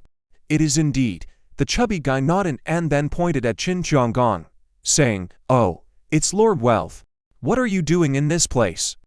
Everyone in the hero village remembered that Qin Chang'an and Qin Mingyu came to the village on New Year's Day, each with a big red envelope, earning them the title of Lord Wealth. Qin Chang'an clearly enjoyed this title and laughed heartily. "I originally came from here."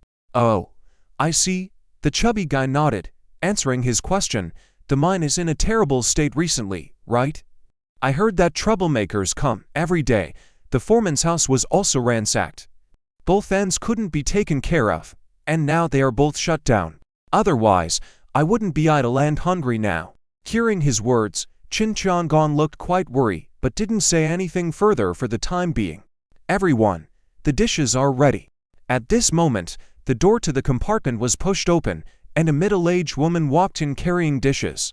She placed the dishes down and intentionally looked at the table's knob corner. Then immediately smiled and asked, "Excuse me, who ate the corner of my table?" Ling Yu glanced at her and said, "The cost of the table will be included in the bill later. I'll take care of it." No, you misunderstood." The woman waved her hands and laughed. "I heard from Zihan Mei that someone here can eat wood." Ling Yu furrowed his brows and pretended not to understand. "Eat wood? Even if cooked, wood shouldn't be eaten, right?" He didn't want the chubby guy's condition to be exposed. It was already hard enough for him to find a partner. If this strange illness spread, it would probably scare away any potential women. "Sir, you're quite humorous." The woman laughed and directly expressed her intentions. "I am the owner of this restaurant. If someone here can indeed eat wood, I would like to invite you to perform in my restaurant. I can pay you a performance fee. How about it?" In this age of social media influence, such a unique talent like eating wood, if performed in the restaurant and live streamed, would definitely attract attention, bring in explosive traffic, and increase profits significantly. The business owner was indeed quite savvy. Honestly, even the chubby guy was a bit tempted. After struggling for years outside, all he wanted was to buy a house, a car, and get married. After finally managing to buy a second-hand car, facing unemployment now, if there was an opportunity to make money like this, he was willing to try it. However, Ling Yu shook his head and refused directly. "You misunderstood. No one can eat wood here. Your table was damaged by my friend accidentally. Please don't spread rumors." Ling Yu knew about medicine and was aware that eating wood could have long-term effects on the chubby guy's body. He couldn't let him harm himself for money. Still, the business owner continued to persuade, "You don't need to deceive me. It's obvious that the table was not on. Besides, no one was watching earlier, so why not perform for everyone? If you doubt my sincerity, I can advance you the money." "Stop." Ling Yu interrupted directly and asked seriously, "Do we look like we need money?" "Oh." The business owner felt a bit embarrassed. Indeed, if they were in need of money, they wouldn't be dining at the best restaurant in the area and booking a private room. "Well then, since you all are unwilling to cooperate, I won't bother you." The business owner looked displeased and murmured as she left. After she left, the chubby guy couldn't help but ask, "Brother, the business owner did make sense. Why didn't you let me go eat wood to earn money? Eating too much will harm your body." Ling Yu told him directly. But not having money is more distressing.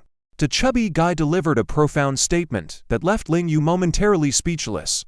Qin Chang'an burst into laughter, finding the chubby guy's honesty amusing. "Listen, hero." Ling Yu suddenly became serious, calling out the chubby guy's name, saying, "Master said that as martial artists, we must be upright, not be swayed by women or lost in money. If old drunkard master knew, he would definitely not allow you to make money like this." Upon hearing Ling Yu's words, Qin Chang'an secretly gave him a thumbs up. It was Ling Yu's integrity and qualities that had won him over and led him to marry his granddaughter. However, to their surprise, the chubby guy immediately became excited. "Who said old drunkard doesn't allow it? He said as long as I find a wife, I can do anything." "Brother, look at my conditions. How can I find a wife without money?" "Oh, why didn't you say so earlier?" Ling Yu shrugged. "Or should I go back and talk to the business owner?" Qin Chang'an was almost spitting blood from holding in his laughter. But then he burst out laughing, finding the interaction between these two brothers quite amusing. Dining with them was indeed joyful. Shen Xiaopeng is about to stand up and leave. Just as he opens the private room door, Ling Yu hurriedly grabs him and says, "What are you doing?" "I was just joking. Are you for real?" "Of course I'm serious," Shen Xiaopeng said excitedly. "You probably don't know, if I hadn't run into my senior brother today, I would really have been known on wood to fill my stomach. Since known on wood can make money, why wouldn't I do it? With money, I can eat other things and even chase after girls." He almost let slip, but quickly covered his mouth. Ling Yu already knew, having listened to their conversation outside, that Xiaopeng often lurked in the restaurant to watch the young ladies. "All right, if you want to earn money, you don't have to resort to harming your body in this way. When we go back to Cloud City, I'll introduce you to a job to make money." "Really?" Shen Xiaopeng's eyes lit up immediately. "When have I ever lied to you?" Ling Yu retorted. Shen Xiaopeng then chuckled and prepared to return to his seat. However, at this moment, the private room door was violently pushed open. Shen Xiaopeng turned around and saw a scene outside that made his anger erupt like a volcano. A burly man with a rough appearance had one hand around the neck of a young woman, dragging her directly to the doorway. He showed no mercy towards her. The young woman's face was turning red, her eyes starting to glaze over, clearly in distress. Behind the man were several followers. The restaurant owner and others watched helplessly at this cruel scene, too afraid to speak up, no one daring to help the young woman. "You little bitch, you're really testing my patience, daring to disobey even my instructions?" The man, with a strong grip, obviously well-built, said. "Damn it! Let go of the young lady." Shen Xiaopeng rushed forward in anger. The man immediately pushed him hard, causing the young lady to fall to the ground, face flushing, coughing forcefully. Shen Xiaopeng felt a pang of heartache seeing this and quickly helped her up, his eyes filled with intense anger. Ling Yu stood up as well, positioning himself between Shen Xiaopeng, the young lady, and the man, his face dark as he asked, "What's going on? A group of big men like you. Why bully a young girl?" The man glared at Ling Yu for a moment before proudly saying, "This woman claimed that someone here could eat wood. So I brought her here to invite you out and show my brothers a demonstration. But this woman dared to disrespect me, FEIE, and refused to listen. She's looking for trouble herself." As the man spoke, his followers commented, "Hey, look, that table really has a chunk gnawed off." The onlookers outside marveled. It seemed the young lady was telling the truth. The young lady regretted deeply. When she saw that table gnawed off, she hurriedly told the restaurant owner, not expecting FEIE and his friends dining outside to overhear, resulting in this situation.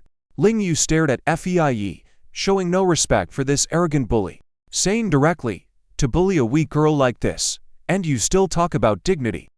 Even if we give you face, do you even have a place for it?" FEIE, enraged, clenched his fists, issuing an intimidating sound, his aura terrifying. "Boss. Get him. Yes, show them who's boss, or they won't know the might of our boss. Who dares disrespect us, Flying Stone Club, in Dingan Ancient Town?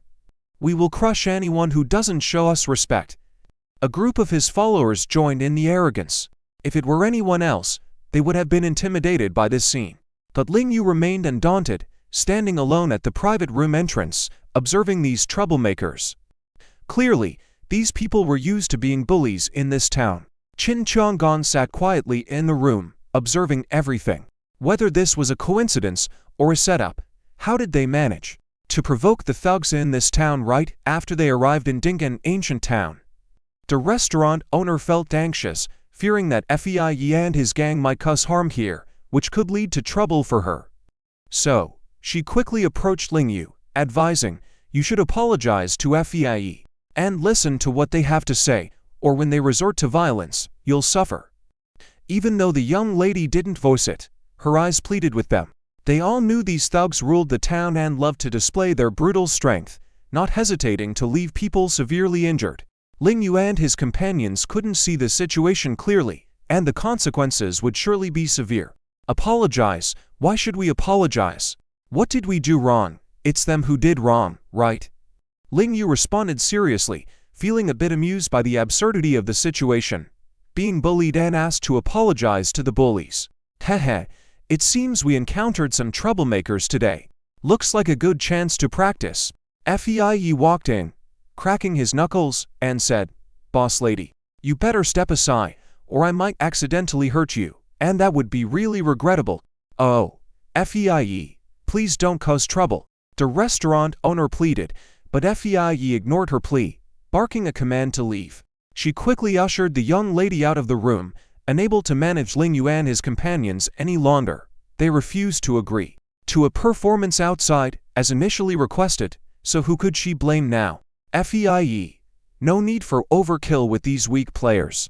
I've got this covered. At that moment, a man with an explosive expression stepped forward to join in. Though Fei wanted to personally discipline Ling Yu, he felt that getting personally involved in dealing with just anyone would affect his status as the leader, so he agreed. The explosive man threw a punch toward Ling Yu. Thinking after just one blow, Ling Yu, being a person with integrity, would kneel and beg for mercy. And they would then humiliate Ling Yu further, mocking his initial defiance. To his surprise, Ling Yu dodged, swept his right foot, sending the explosive man flying and crashing onto a table. Food on the table flew into the air. Shen Xiaopang, frightened, quickly caught the food, with a sigh of relief. Thank goodness it didn't hit the ground, or else I'd be eating dirt for real. He had indeed eaten dirt, but it tastes really bad, so he wouldn't say, "I know the taste of dirt." Ling Yu scoffed, "Who did you say was the weak one?" The explosive man was on the ground, in pain, rolling around, unable to respond. Fei and his gang were stunned, not expecting to encounter such resistance today. They found it a difficult situation to handle. "Daju, you go." Fei unexpectedly pointed towards Daju, his right-hand man. His underlings were shocked at this decision. The restaurant owner and the young ladies' faces changed drastically. Daju was a renowned figure here, formerly the top fighter of the Dingan Ancient Town Martial Arts School. He was ruthless in fights, and after leaving the school, he had joined Fei, becoming the most formidable member of the Flying Stone Club. "You brat, you've got some skill. Let me have a go at you." A muscular man emerged from the crowd, eager and slightly proud. In his eyes, Ling Yu's handling of the explosive man was insignificant. Faced with the enthusiastic display from the big pillar, Ling Yu remained expressionless, as if in his eyes, everyone in front of him was the same. 3 words, child's play. "Ha ha, you guys are right. Why use a sledgehammer to kill a chicken? Yushe, I'll take care of this guy." The godly chubby also walked out at this moment. The air of authority couldn't all be taken by the senior brothers. He also had a need to show off, right? Little red sister was still watching from outside. "All right, go easy on him."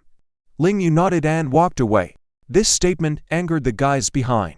What does "go easy on him" mean? It's too condescending. "You little brat, go to hell." The big pillar directly shouted and threw a punch at Ling Yu's back. His fist was indeed much more intense than his companions just now, and the speed was extremely fast. In the eyes of outsiders, even the champion boxer wasn't much compared to this. "Hey, be careful, outside," little red sister gasped, holding her small hand. Ling Yu and the others only resorted to violence to stand up for her. She didn't want to see Ling Yu get hurt. At this moment, the godly chubby also took action. To be precise, he acted with his mouth. When he just caught the food, he secretly took a bite of the boiled fish, and then directly spit out the fishbone in his mouth. Puff! A fishbone pierced directly into the big pillar's fist at lightning speed. A sharp pain, as if being pierced, split the big pillar open. But in the eyes of outsiders, they couldn't see the fishbone at all. They just thought the chubby guy spat on him in the fight. "Ah, ah!" The big pillar clutched his right fist, screaming in pain. Tears streaming down. Fei and his group were all stunned. "What's going on? He just spat at you, and now you're acting like this. Are you trying to shirk work and pretend to be injured sneakily?" However, it soon dawned on people that the big pillar's fist was bleeding, and it was getting worse, blood gushing out like a fountain. People were shocked and looked at the chubby god with fear in their eyes. Turns out this chubby guy was a master. What kind of spit did he use to injure someone like this? Many were instinctively retreating, afraid of being hit by his spit. Fei saw through the chubby god's move, knowing that he didn't spit saliva, but a fishbone. Despite that, he was still quite fearful inside. He couldn't achieve the level of the chubby god, as spitting to harm someone required extremely strong internal energy support. These two in front of him were definitely experts in internal martial arts. So the next moment, Fei immediately softened his tone, asking, "Brother, what's the move you used?" Quite slick, the chubby god smirked, "Don't overestimate me. I don't have any specific moves, just playing around casually." Didn't expect him to be so easily injured. Damn it, the big pillar was immediately red-faced with anger.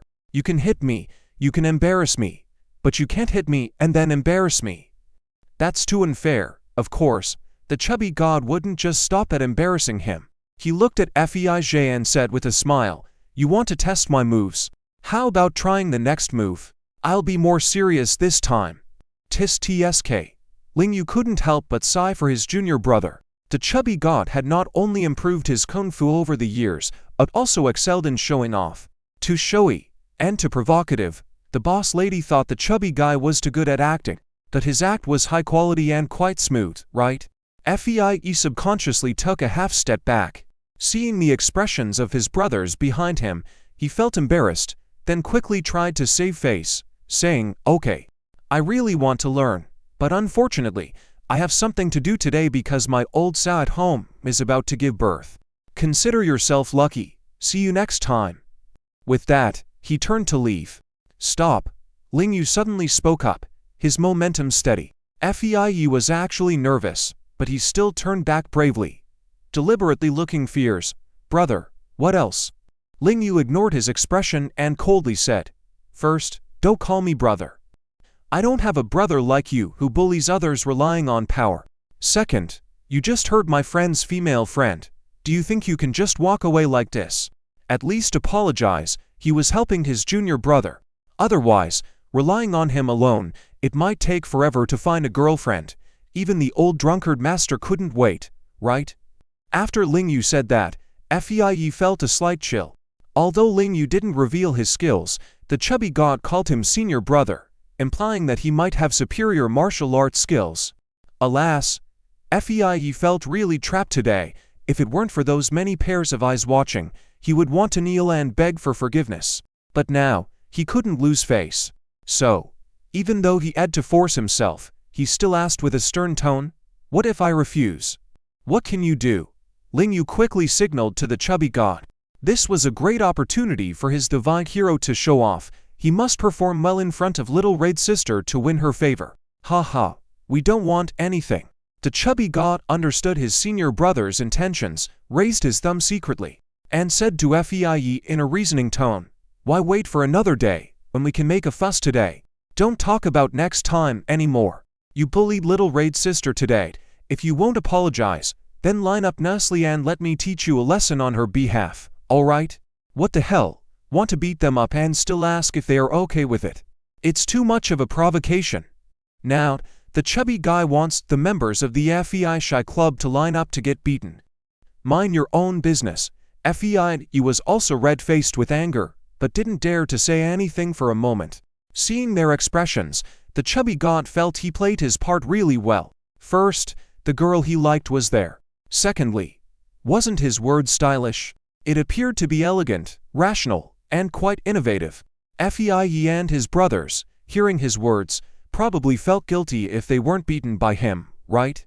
Unexpectedly, after hesitating for a while, Fei smiled and said, "Kid, I advise you to back down. The Fei club is not easy to mess with. Today, with so many eyes watching, do you still want to bully others with power?" Look at how smoothly he said that. Ling Yu and the chubby god were quite impressed by the thug's audacity. They thought they were tough just now, acting all high and mighty, as if they were invincible and no one dared to mess with them, even arrogantly bullying a weak woman. And now, unable to beat Ling Yu and the chubby god, they casually said a few polite words and wanted to leave as if nothing had happened. If you didn't let them leave, they'd say you were the one bullying others. Forget it, chubby. It's pointless to reason with thugs, right? Ling Yu finally lost his patience and reminded, "When I was in the army, the superiors always said, that the truth is always within the range of the canon. We have the canon now, the truth is in our hands. Why bother reasoning with thugs? Brother, I understand. The chubby god also felt Ling Yu was right. He took another bite of the fish, then used internal energy to spit out another fishbone. Puff! The fishbone pierced Fei's right arm. Ah! Fei screamed in pain. His arm instantly soaked in blood. Fly's younger brothers were so scared that they all retreated in panic, and for a moment no one dared to care about Fly's life. Unexpectedly, it was the boss lady who walked in and interceded for Fly, saying, "Please stop. We don't want a bloodbath. I will call the police." Fatty was stunned. He looked incredulous. He was supposed to be the hero saving the damsel in distress, but now it seemed like he was being painted as the villain. Ling Yu also asked sternly, "Boss lady, when you saw them bullying Zi Hongmai earlier, dragging her in by the neck, did you consider calling the police?" The boss lady was stunned. Ling Yu continued, "So when bad people bully others, you think it's justified. But when good people bully bad people, you want to call the police. What kind of logic is that?" The boss lady was speechless, even a bit embarrassed. This was completely illogical. This was just aiding and abetting villains. Fly felt that the boss lady's reluctance to side with Ling Yu was disrespectful, so he roared angrily, "Call the guys. Call them all over here. Let's see if these two punks still dare to be arrogant." "Yes, boss." His henchmen immediately started making calls. However, Ling Yu remained unfazed. Qin Chang'an, who had been watching from the sidelines, then spoke up, "Xiao Yu, bring their leader over here. I have some questions for him." "Okay." Without hesitation, Ling Yu reached out, grabbed Fly, and pushed him down onto the table. Dang! Fly's face hit the table hard. The whole room gasped. Fly was shaken, not knowing what kind of move this was. As the person involved, he was even clueless about how Ling Yu had grabbed him. "Brother, who are you messing with? Know your place." Ling Yu cut him off, showing no mercy. "I will never be on good terms with trash like you. Even if there is a connection, I will pretend not to know you." Fly. He felt utterly disrespected. They all realized that the man in front of them was the kind of tough nut who wouldn't budge, leaving them completely baffled. "Let me ask you, were the thugs who stirred up trouble at the Lao Wang mine from your group?" Feishi Hui, Qin Chang'an, with a calm and dignified demeanor, questioned Fly. "Who are you, old man? What do you care about the mine's Mac?" Ling Yu didn't let him finish his sentence before delivering a strong blow. "Show some respect when dealing with the elderly." Ling Yu reprimanded. Qin Chang'an smiled, feeling that his son-in-law was quite good. Of course, he thought highly of his own judgment as well. Choosing Ling Yu as his son-in-law was based on his excellent qualities of respecting the elderly and loving the young. "Damn it, I'll make you regret this. You won't walk out of this restaurant today." Fly felt deeply humiliated and decided to go all out. Most importantly, if he were to apologize and seek forgiveness from Ling Yu now, who would give him face as the boss in the future? Who would respect him? Hearing their leader speak like this, the henchmen outside were inspired and started to shout, "That's right. We may not be as skilled as you, but we have many members in Feishi Hui. We are very united.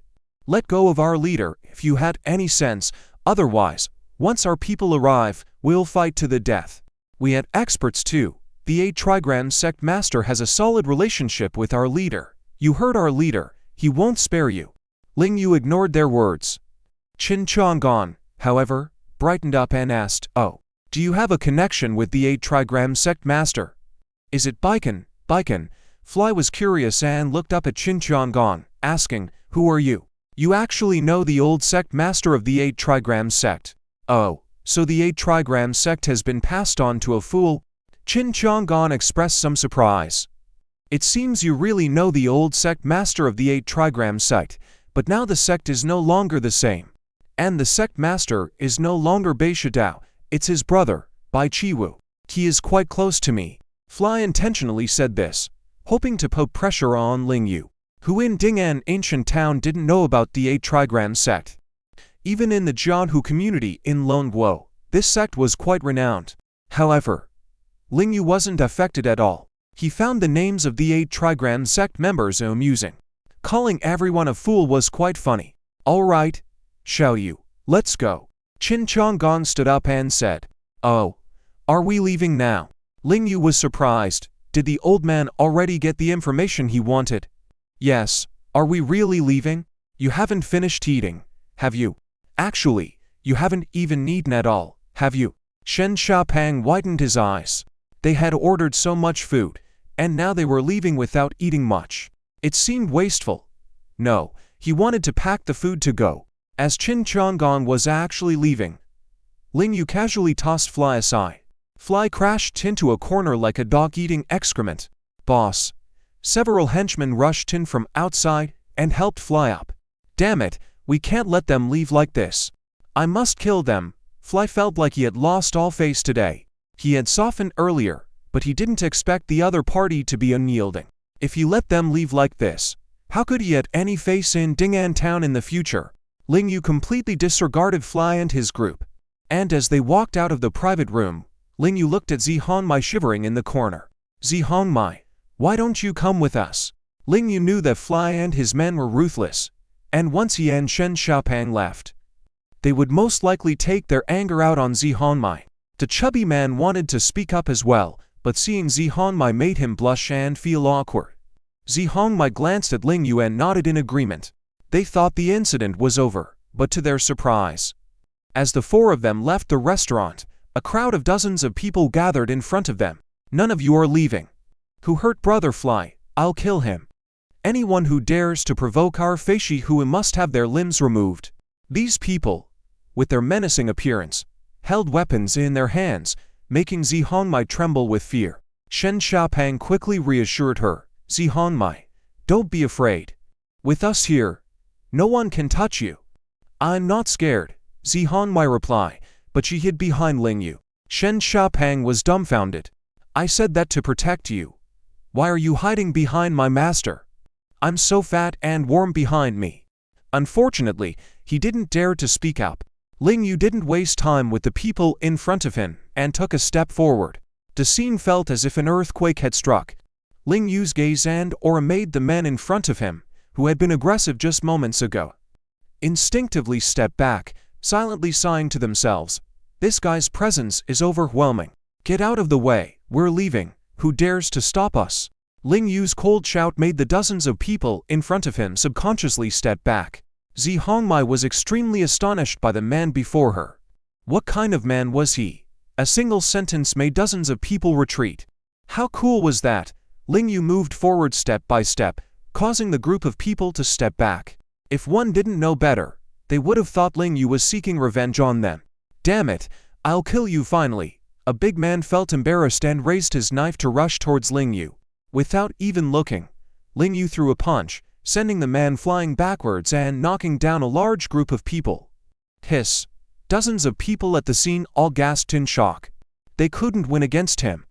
Even if they all attacked together, they still wouldn't necessarily defeat the man in front of them.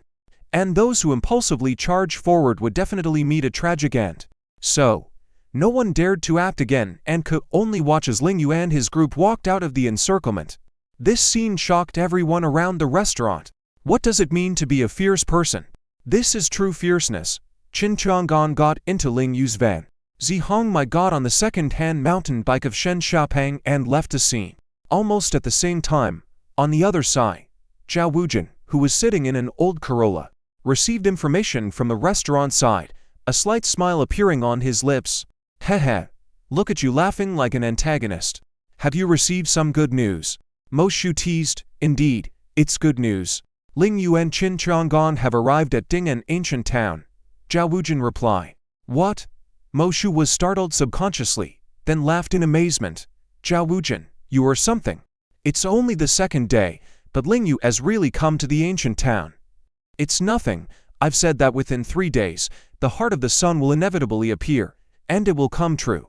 Zhao Wujin said confidently. Ha, so you just need a bit of sunlight to shine brightly. All right, I'll wait and see. If your prediction is completely accurate, I'll recognize you as the wise and supreme Zhao. Mo Shu exclaimed excitedly. Proudly, Zhao Wujin said, the title of wise and supreme Zhao was bestowed upon me by the great sage of Long Kingdom. Do I need recognition from such an ugly man like you? You son of a... If it weren't for the money your Zhao family gave me, I'd have killed you, believe it or not. Money can make the devil push a grindstone, that's for sure. Zhao Wujin pushed up his glasses, smiling smugly. Then, his expression suddenly became aloof. You just called me an antagonist, right? Well then, it's time for me to show my true villainous side. You better cooperate well. TCH, Moshu snorted disdainfully. I refuse to cooperate with you, but I also want to play the role of a big villain for once. It's been a while since I last showed off, and both my body and mind are feeling uncomfortable. Ha ha, Zhao Wujin coldly smiled, took off his glasses, abandoned his usual gentlemanly demeanor, and his eyes turned extremely proud. That evening, a traditional garden building in the ancient town welcomed two rare guests. The two got out of a black Corolla, and immediately two men in martial attire approached. Who are you? What are you doing at the Bagua Gate? The two men looked proud. The Bagua Gate not only had a high position in the ancient town, but also in the whole country. As disciples of the Bagua Gate, they naturally felt prideful. Oh, so this is the Bagua Gate. The place indeed has good feng shui, but I heard that the people here are no good, becoming more trash with each generation. Moshu indeed lived up to his sharp-tongued nature, as a casual remark made the two disciples vain out of anger. Nonsense! How dare you come here and act recklessly at the Bagua Gate? We cannot tolerate it. The two disciples were about to act, when Moshu preempted them, clapping his hands hard against the sides of the two. The two disciples felt a sudden, intense ringing in their ears, their vision darkened, and their heads felt dizzy and uncomfortable. The next moment, the two were lying on the ground, bleeding from their ears, their lives hanging in the balance. Junior brother, hearing the commotion, a few more disciples rushed out from the gate and, upon seeing the scene, were horrified. This ugly man was ruthless. What kind of grudge did he have to beat their people this way? Hey, quickly call out your gate master. I'm here to challenge, Moshu said smugly. How dare you provoke our Bagua Gate? Let's attack together and avenge our brothers. A woman in purple martial attire, commanding a few fellow disciples, surrounded Moshu and Zhao Wujin. She looked to be just in her early 20s, average looking, but seemed to be the senior sister among them. Trash gathered together can only be a pile of trash. Must I act before you understand? With one against many, Moshu found it surprisingly easy. Zhao Wujin stood behind him, avoiding some attacks and, adjusting his glasses, watched as Moshu knocked down the 7 men. The senior sister also seized the opportunity and struck at Moshu's exposed weakness. Caught him. The senior sister's eyes lit up in surprise, determined to avenge her brothers. However, her Bagua palms landed on Moshu as if hitting hard steel, causing both her hands to go numb. I spared you to cherish beauty. Why do you still come seeking death? Isn't the oppression from the great demon king me enough for you? Moshu suddenly turned around, his blood-red eyes intimidating the senior sister into stepping back repeatedly. Quickly call out your gate master and don't force me to spank you. Moshu motioned his hand. Feeling insulted, the woman coldly shouted, unleashing a Bagua palm strike at Moshu. The result was the same. Moshu remained unmoved as her palm swelled from the impact. A child who doesn't listen is often spoiled. A couple of slaps should do the trick. Moshu delivered 2 resounding slaps. Slapping her face, the senior sister turned red with shame and anger, covering her behind in embarrassment, her eyes glaring daggers at the ugly man before her. Your resilience is admirable, heh. Although Moshu felt his behavior wasn't right, the sensation was rather satisfying, and he wanted to continue. The fight at the gate quickly attracted more Bagua Gate disciples. Moshu, it seems your big demon king person isn't fierce enough. They're not afraid of you. Zhao Wujin was displeased with wasting too much time and energy on the scuffle at the gate. Then, with a cold look, he ruthlessly stomped on the head of a fallen disciple. Plop! Everyone witnessed a horrifying scene akin to a watermelon bursting. The innocent disciple's head was flattened. The smell of blood instantly filled the gate area. The Bagua Gate disciples were plunged into fear, even though Zhao Wujin's martial arts prowess was far inferior to Moshu's. The pressure he exerted was 10 times greater. Temporarily, no one dared to make a move. Moshu, let's go in. Zhao Wujin pushed up his glasses and walked inside. Moshu spat, cursing, this ordeal serving under someone like you is sheer bad luck. Zhao Wujin didn't perceive it as an insult but as a form of praise. He needed to be ruthless to become the next heir of the Zhao family. Otherwise, he would surely become a stepping stone for other Zhao family scions. Bold ruffians, who dares to provoke the Bagua sect like this? The commotion at the entrance finally reached the interior of the garden architecture. Just as Zhao Wuji and Mo Shu stepped into the front yard, a middle-aged man clad in black martial attire, accompanied by a group of disciples, emerged with a furious expression on his face. Clearly aware of what had transpired at the Bagua sect that night, as he laid eyes on Zhao Wuji and Mo Shu, his expression turned icy, and he angrily demanded, "Who are you people? What grudge do you have with the Bagua sect that you would resort to murder at our doorstep?" The disciples were all indignant, waiting for Zhao Wuji to provide an explanation.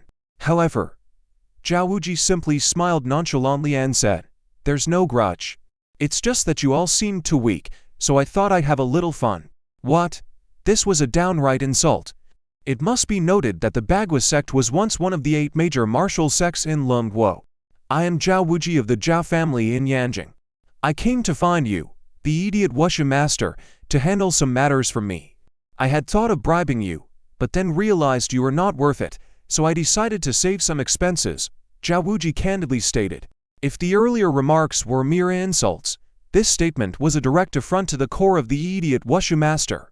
As the current head of the Bagua sect, even if the idiot Wushu master wanted to save face, he had to confront this young man with all his might. In the next moment, he leapt into action, descending from above with a palm strike directed at Zhao Wuji. "I want your life." Despite being the current head of the Bagua sect, the idiot Wushu master lacked magnanimity and composure. Having been insulted by Zhao Wuji, his eyes turned bloodshot, and his palm strike exuded an aura of murderous intent. Anyone familiar with the Bagua sect's principles knew that Bagua palm emphasized harmony between yin and yang, following the natural order, while avoiding hostility and killing intent. The idiot Wushu master's behavior was completely contrary to the essence of the Bagua sect, yet Zhao Wuji remained composed, his smile unwavering. Mo Shu spat in disdain and stepped forward to shield Zhao Wuji, clashing with the idiot Wushu master's Bagua palm. However, to their surprise, the idiot Wushu master's techniques were unexpectedly formidable, and he unleashed multiple palm strikes, landing on Mo Shu's body. "Master, well done," the purple-clad senior sister exclaimed excitedly. Eager for her master to defeat this unsightly male disciple and avenge the recent humiliation, the disciples echoed her sentiments, cheering for their master. But in the next moment, their expressions began to gradually freeze.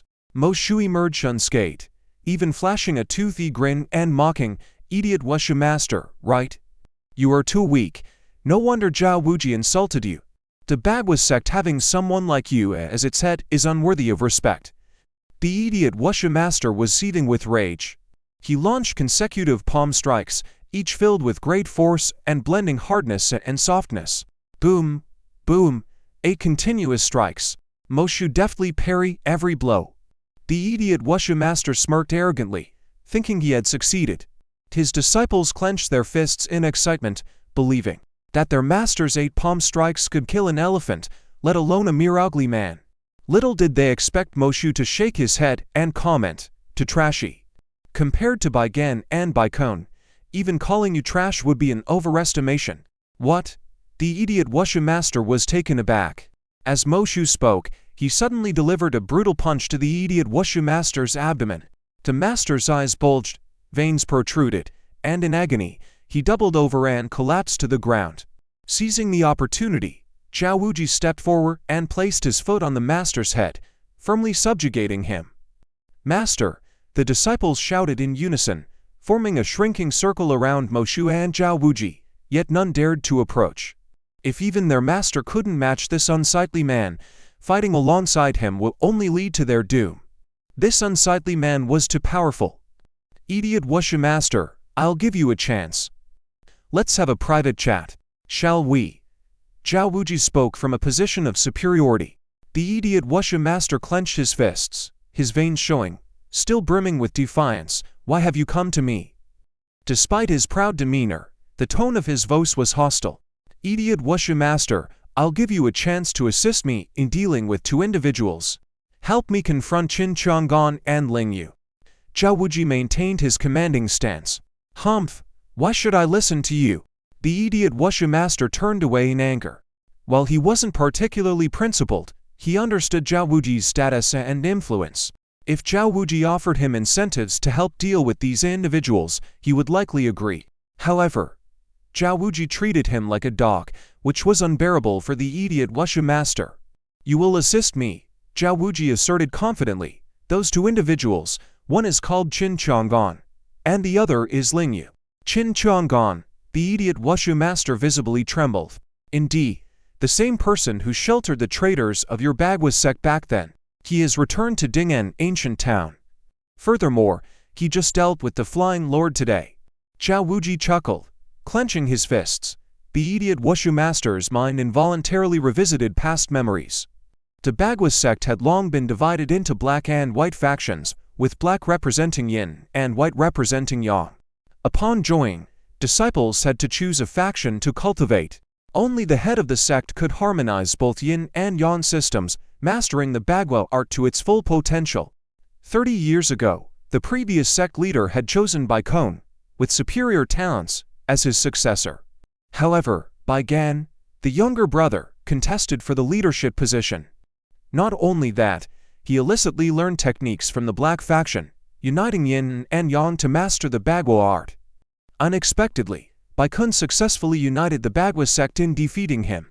Injured, Bai Gan fled the Bagua sect, expecting certain death, only to be saved by a wealthy merchant named Qin Chang'an. That man became one of the idiot Wushu master's greatest enemies. Now that he had returned and reprimanded the Flying Lord, old grievances resurfaced. And there was no way the idiot Wushu master would let Qin Chang'an off the hook. Here's the deal. If you can kill Qin Chang'an and Lingyu, I will impart the Bagua white faction's techniques to you. Zhao Wuji presented a monumental bargaining chip.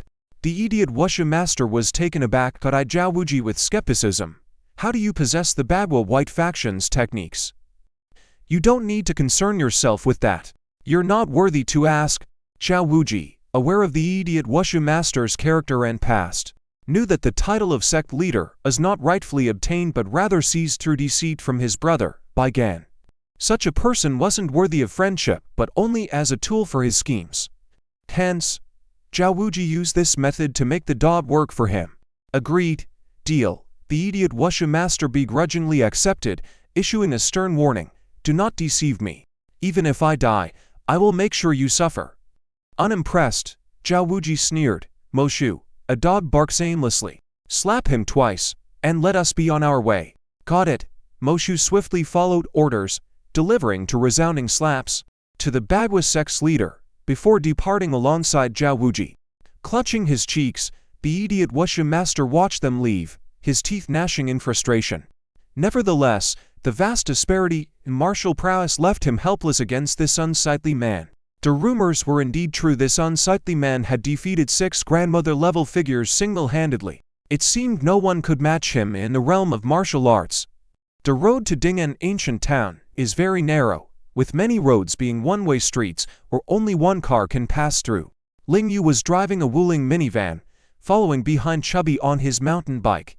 Whether it was because Chubby's car was too lousy or his driving skills were lousy, he was driving exceptionally slowly. If Lingyu and Qin Chang'an didn't have great patience, they would have wanted to curse. Little did they know that Chubby was doing it on purpose. He had been waiting at the restaurant for several days just to see Little Red. Now that he had the rare opportunity to be alone with Little Red, he naturally wanted to cherish the precious time. Unfortunately, he was usually very talkative but became nervous and couldn't speak much in front of cute girls. Throughout the journey, he had basically not spoken up proactively. Chubby, can you take me home? Little Red, who had been silent all the way, suddenly spoke up. Chubby was taken aback. Oh my. Did Little Red just ask him to take her home as if he were her boyfriend? Did she develop feelings for him just because he saved her once? If he went to her house, he would inevitably meet her parents. Wouldn't that mean meeting the parents already? Things were developing too quickly. What if her parents wanted a dowry of over 200,000? What would he do? Break up? Or grit his teeth and get the money? So troubled, can you? Little Red, seeing him not reacting, asked again.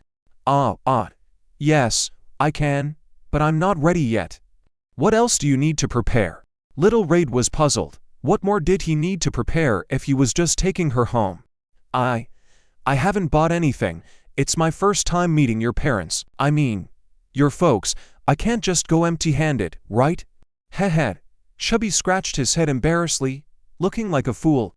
Little did he expect that Little Red would lower her head and sadly say, I no longer have parents. I'm sorry. Chubby quickly apologized. It's okay. It's all in the past. Little Red smiled, looking pitifully cute but with a strong personality. Let me tell you, Jay, he will send you home right away. Thank you. You're welcome. It's only right. Chubby quickly called Ling Yu to explain the situation. After getting Qin Chang'an's approval, Ling Yu sighed. It's no problem to go there, but can your car go any faster? Even snails find you slow. Ha. I'm not afraid of driving too fast. Dig brother, can't you catch up with me? I'm the car god of the ancient town.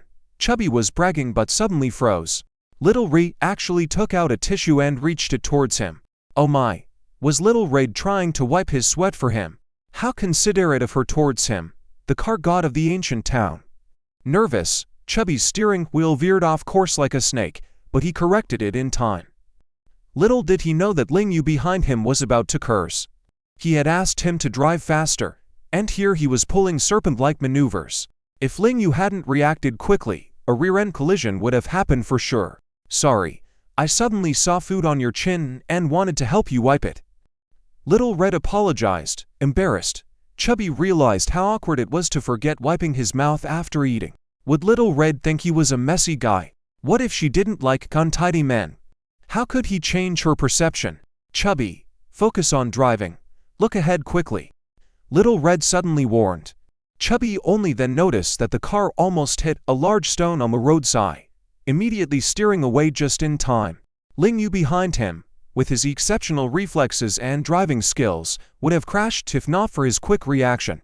For safety, he decided to maintain a distance of over 50 meters from Chubby's car, even though Chubby was only driving at around 20 kilometers per hour. Ha.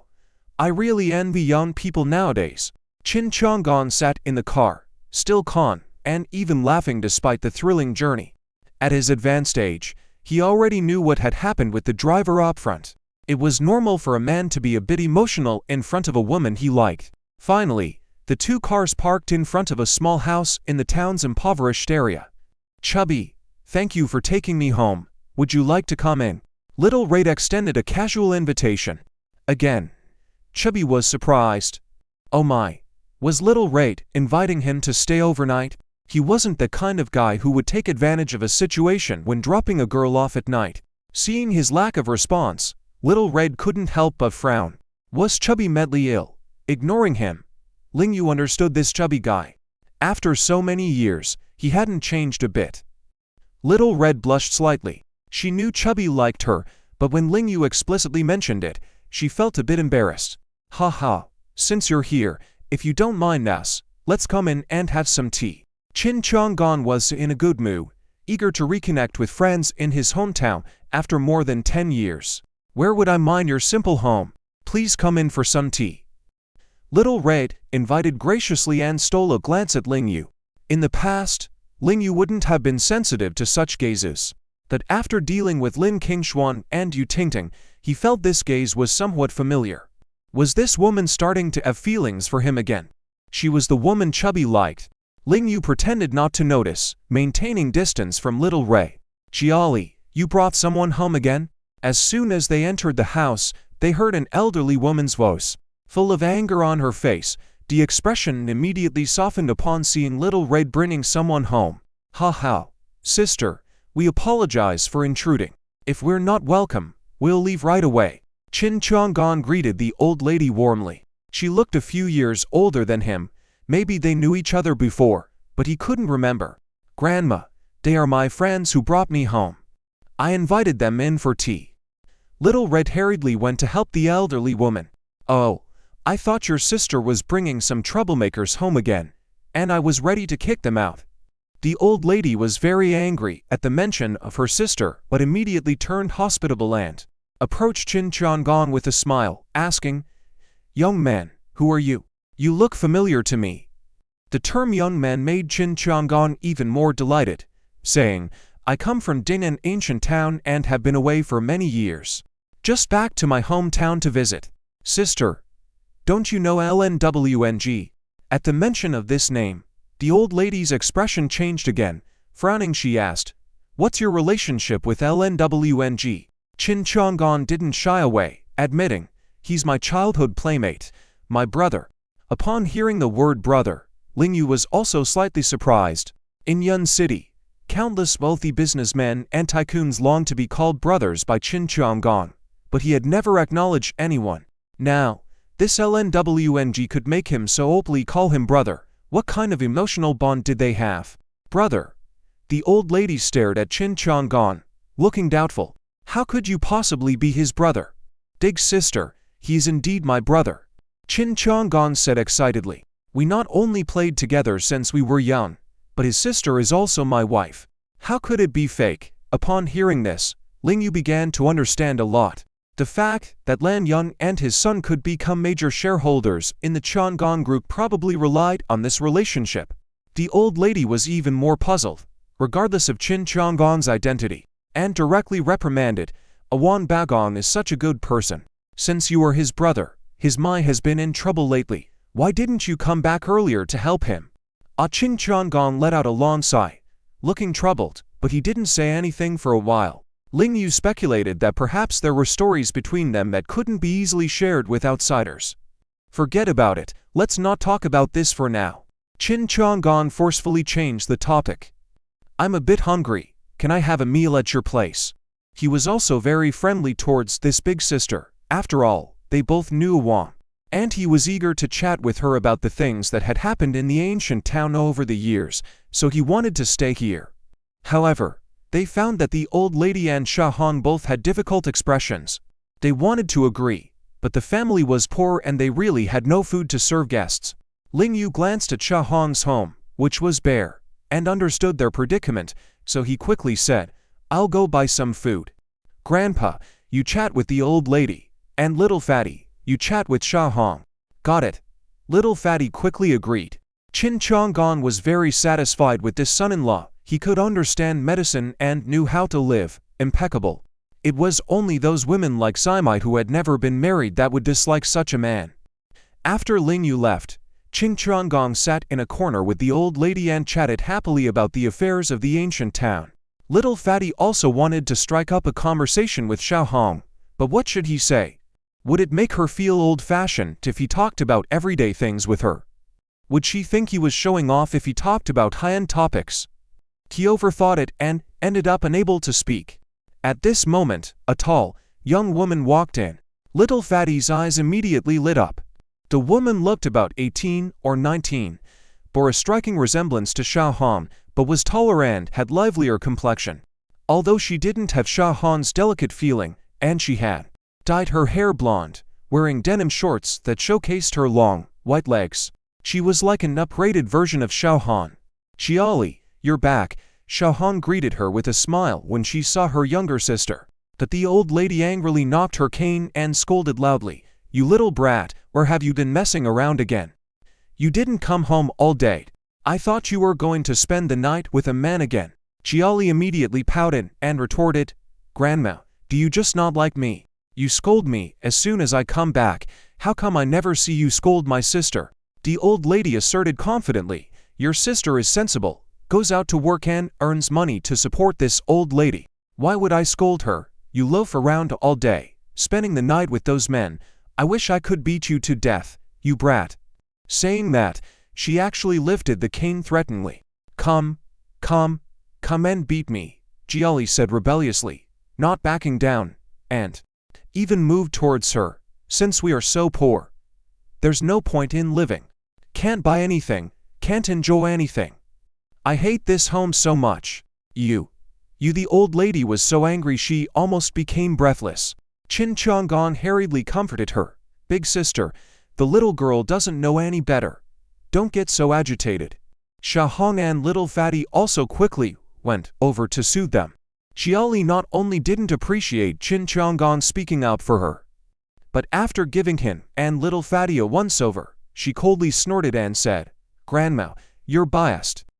I bring friends back, and you chase them away with a broom. What kind of people does my sister bring back? An old and a young one, ugly and poor. Do you joke and laugh with them? What kind of logic is this?" The old lady was truly angered, raised her cane and scolded loudly, "Get out! Get out of this house!" Little Fatty felt sorry to see Jiali being harshly struck, so he quickly went over with Xiao Han, concern in his words, "Are you all right? Get lost." Jiali completely disregarded their concern, and upon seeing the fervent look in little Fatty's eyes, she sarcastically taunted, "Fatty, do you like me? Do you like these legs, longer than my sister's, right?" Little Fatty's face immediately turned red, stammering, "Sister, don't say that. I like your sister. Oh, how did this secret slip out?" Shahan's face also blushed instantly. She knew little Fatty liked her, but now that he had spoken it out loud, it was embarrassing. She didn't like him in that way, but she could still be friends with him. She was afraid that after this statement, their interactions might become awkward. Men are hypocrites, thinking that I don't know. Jiali intentionally bumped into little Fatty with her arm, eyebrows raised. "Give me 3,000 yuan, and I'll spend the night with you." "Okay." Goodness gracious. Little Fatty was tensed all over. Why was his sister so direct? Both her sister and grandma were present. How could he respond appropriately? And 3,000 yuan seemed a bit steep. If he tried to bargain, would he come off as stingy? "Go to hell. I will smash you, you shameless flirt." The grandma was completely enraged, her face flushed, and she scolded again, threatening to come over and hit her. Jiali made a face, then turned and ran out, but as she left, she turned back to mock, "Hey, old man, and Fatty, whether you want to hit on my grandma or my sister, with your poor looks, you better save yourself. I don't look up to you." Little Fatty was also angry. She was being so disrespectful. Qin Chang'an laughed and said, "Jiali, right? How about a bet with me? Maybe you'll like this old man in the future." "You?" Jiali was quite surprised. After scanning Qin Chang'an, she made another face, "Old man. I prefer energetic young handsome guys like that. You don't fit the bill." Qin Chang'an just laughed and didn't engage in verbal sparring with her, treating her as an immature child. Jiali rolled her eyes once again, then left home. As she was leaving, she bumped into Ling Yu, and with a sudden realization look, she smirked, "Oh, so my Hong likes you. You look fit, but you don't seem like a rich person." Ling Yu furrowed his brows slightly, not sure what the woman meant. Jiali chuckled, then hopped onto a motorcycle and sped off. Could that woman be Shahan's sister? Ling Yu noticed her resemblance to Shahan but saw a striking difference in their characters. He didn't delve into it too much and went inside to coke. That night, around 11 o'clock, Qin Chang'an and Ling Yu and Shen Xiaopeng left Shahan's house and stay at a nearby hotel. After 11 o'clock, Qin Mingyu and Yun Chang received a phone call from her grandfather. "What? Grandpa, you want to invest 1 billion in the ancient town?" Hearing Qin Chang'an's plan, Qin Mingyu was greatly surprised. "Indeed, Ding'an Ancient Town is the hometown of our Qing family. Now that we have money, we should come back to benefit the villagers and elders here. The people here are too poor," Qin Chang'an said with compassion. Returning to the ancient town today, he realized that in the past decade or so, the town's economy had not developed much. The living conditions here were somewhat manageable over a decade ago, but in the past 20 years, Longwo had developed rapidly, lifting people out of poverty and towards moderate prosperity everywhere. Seeing his hometown still in poverty, Qin Chang'an couldn't sleep at night. Although Chang'an Group now has sufficient funds, investing 1 billion at once without immediate returns requires careful consideration, doesn't it? Qin Mingyu symbolically advised. She also supported her grandfather in benefiting the villagers, but Chang'an Group had just experienced a bankruptcy crisis, so pulling out 1 billion at once wasn't a very wise choice. "I have considered it thoroughly," Qin Chang'an firmly stated. "Tomorrow, have someone talk to the town mayor about the investment. As for the details, figure it out." "All right." Qin Mingyu understood her grandfather's firm decision and didn't say much. Then she asked, "What are you and Ling Yu doing back in the ancient town? Is it for this kind of thing?" She vaguely wondered if her grandfather wanted to entrust something important to that fool. Qin Chang'an didn't directly tell her, only expressing his anger. What kind of situation is this? That kid didn't report to you, his wife. Preposterous. I'll talk to him. A man has to report to his wife every day. This is the most basic requirement. Qin Mingyu knew her grandfather was saying that on purpose, but she still smiled. She indeed wanted to gain this kind of power. Before she could hang up on Qin Chang'an's call, another call came in. Qin Mingyu immediately said, "Grandpa, you don't have to call that man. He's calling. Haha, all right, you to chat well. It's best to have fruitful conversations." Qin Chang'an chuckled before hanging up. Qin Mingyu felt a bit fluttery in her heart, a feeling she felt a bit embarrassed about but also strangely sweet. After taking a deep breath, she intentionally appeared impatient and answered Ling Yu's call. "Why are you calling me so late? Forget my habit of resting at 11. Mingyu, sorry. Just finished settling Grandpa's accommodation. I called you right away." "Okay. You're the only one with Grandpa right now. Take good care of him." "I will." Ling Yu nodded and replied. They remained silent for several seconds. "Well, you called me, but you're not going to say anything." Qin Mingyu pretended to be cold. "If there's nothing, I'm going to bed." "Ow. It's just that there's nothing special. I just wanted to talk to you." After Ling Yu finished speaking, he felt his cheeks flush. He knew this was definitely related to Qin Chang'an's words to him that day. He had made a promise, if Qin Mingyu didn't resist, they should have a baby within 3 months. He couldn't remain as reserved as before. Both not taking the initiative, how would this marriage develop? "Go ahead, I'm listening." Qin Mingyu also felt strange, thinking she had changed. Previously, anyone who dared to call her for no reason would face consequences. But now, she found herself looking forward to the man's words, even if it was just casual chat. "Well, your grandpa had a great time chatting with an old lady here today," Ling Yu casually started. Once the floodgates opened, they couldn't stop. They talked about the events in the ancient town that day, Qin Mingyu's grandmother, and even veered into Ling Ruoxu's blind date aftermath. They chatted on various topics, satisfyingly talking for over an hour. Both felt surprised and content. They had never spent this much time chatting, even face to face. Yet, due to Ling Yu being away from home, they leisurely chatted for a long time this time. "Mingyu, it's getting late, you should rest." Ling Yu eventually checked the time, reminding Qin Mingyu, although he still wished to continue chatting with his wife. "All right, be safe out there." Qin Mingyu also reminded him considerately. She noticed that she was becoming more and more like a wife. After hanging up, she still couldn't sleep.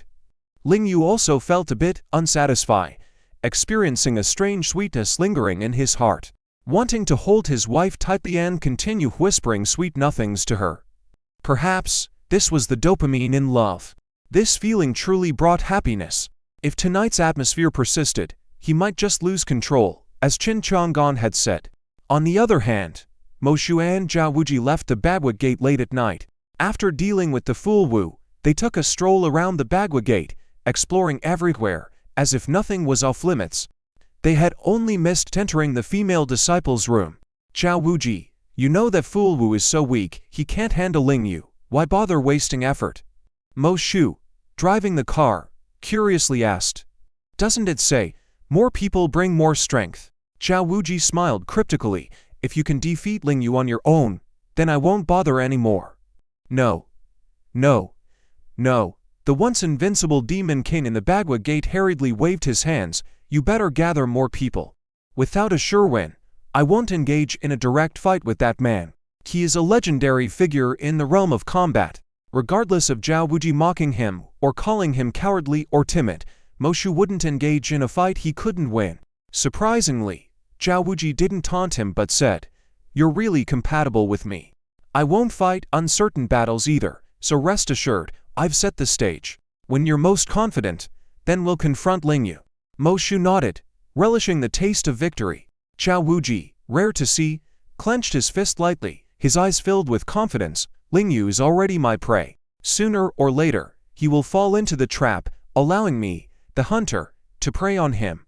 Lin Qingshuan died because of Ling Yu."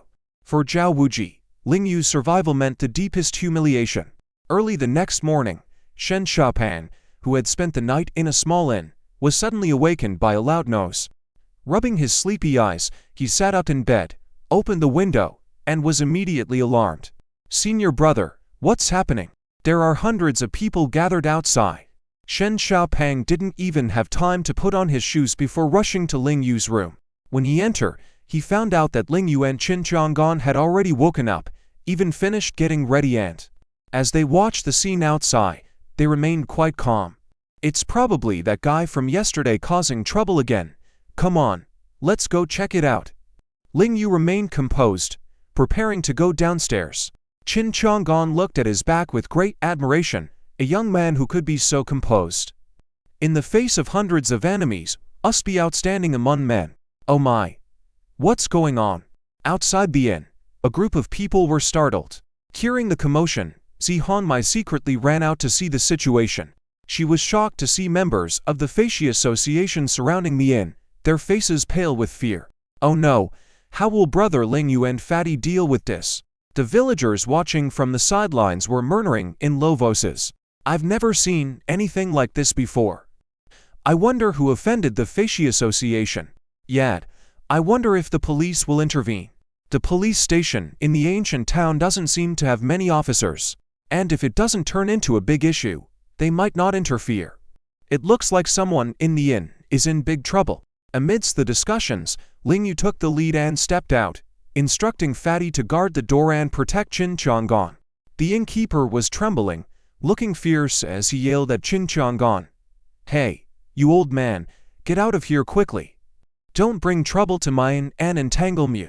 Before he could finish his sentence, Qin Chang'an took out a stack of money and smirked. "Now, will this still bring trouble to your establishment?" "Ha ha, how could it bring trouble? You're too kind, sir." The innkeeper quickly accepted the money, reminding with a smile, "Old man, the thugs outside are not to be messed with. If necessary, you can leave through the back door. As the owner, it's my duty to protect you as you leave." Fatty, observing this scene, discreetly raised a finger to signal his distaste at the innkeeper's money-minded behavior. Qin Chang'an, smiling, had no intention of leaving. At that moment, Ling Yu's gaze turned sharp as he asked in a cold voice, "Who's looking for me?" A strange scene unfolded as he advanced, and the Feishi Association members, despite their momentum, began to step back. What's going on? Who's surrounding whom? Why are so many people afraid of just one person? Villagers watching from the safety of their homes were bewildered by the sight. Zihongmai also sneaked a peek and thought brother Ling Yu was incredibly cool. If her sister saw this scene, with her temper, she would definitely fall for this domineering man.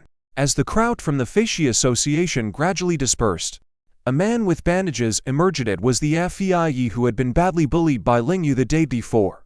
"Oh, it's you," Ling Yu asked calmly. "Are you here for revenge? Let's get started then. I have other things to do today."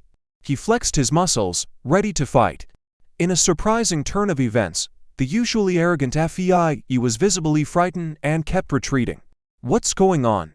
Is the Feishi Association seeking revenge today, or are they here to cause trouble? After a while, FEIE hurriedly spoke. "HMPH.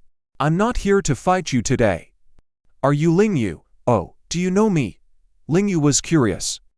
These people not only knew he was here but also knew his name.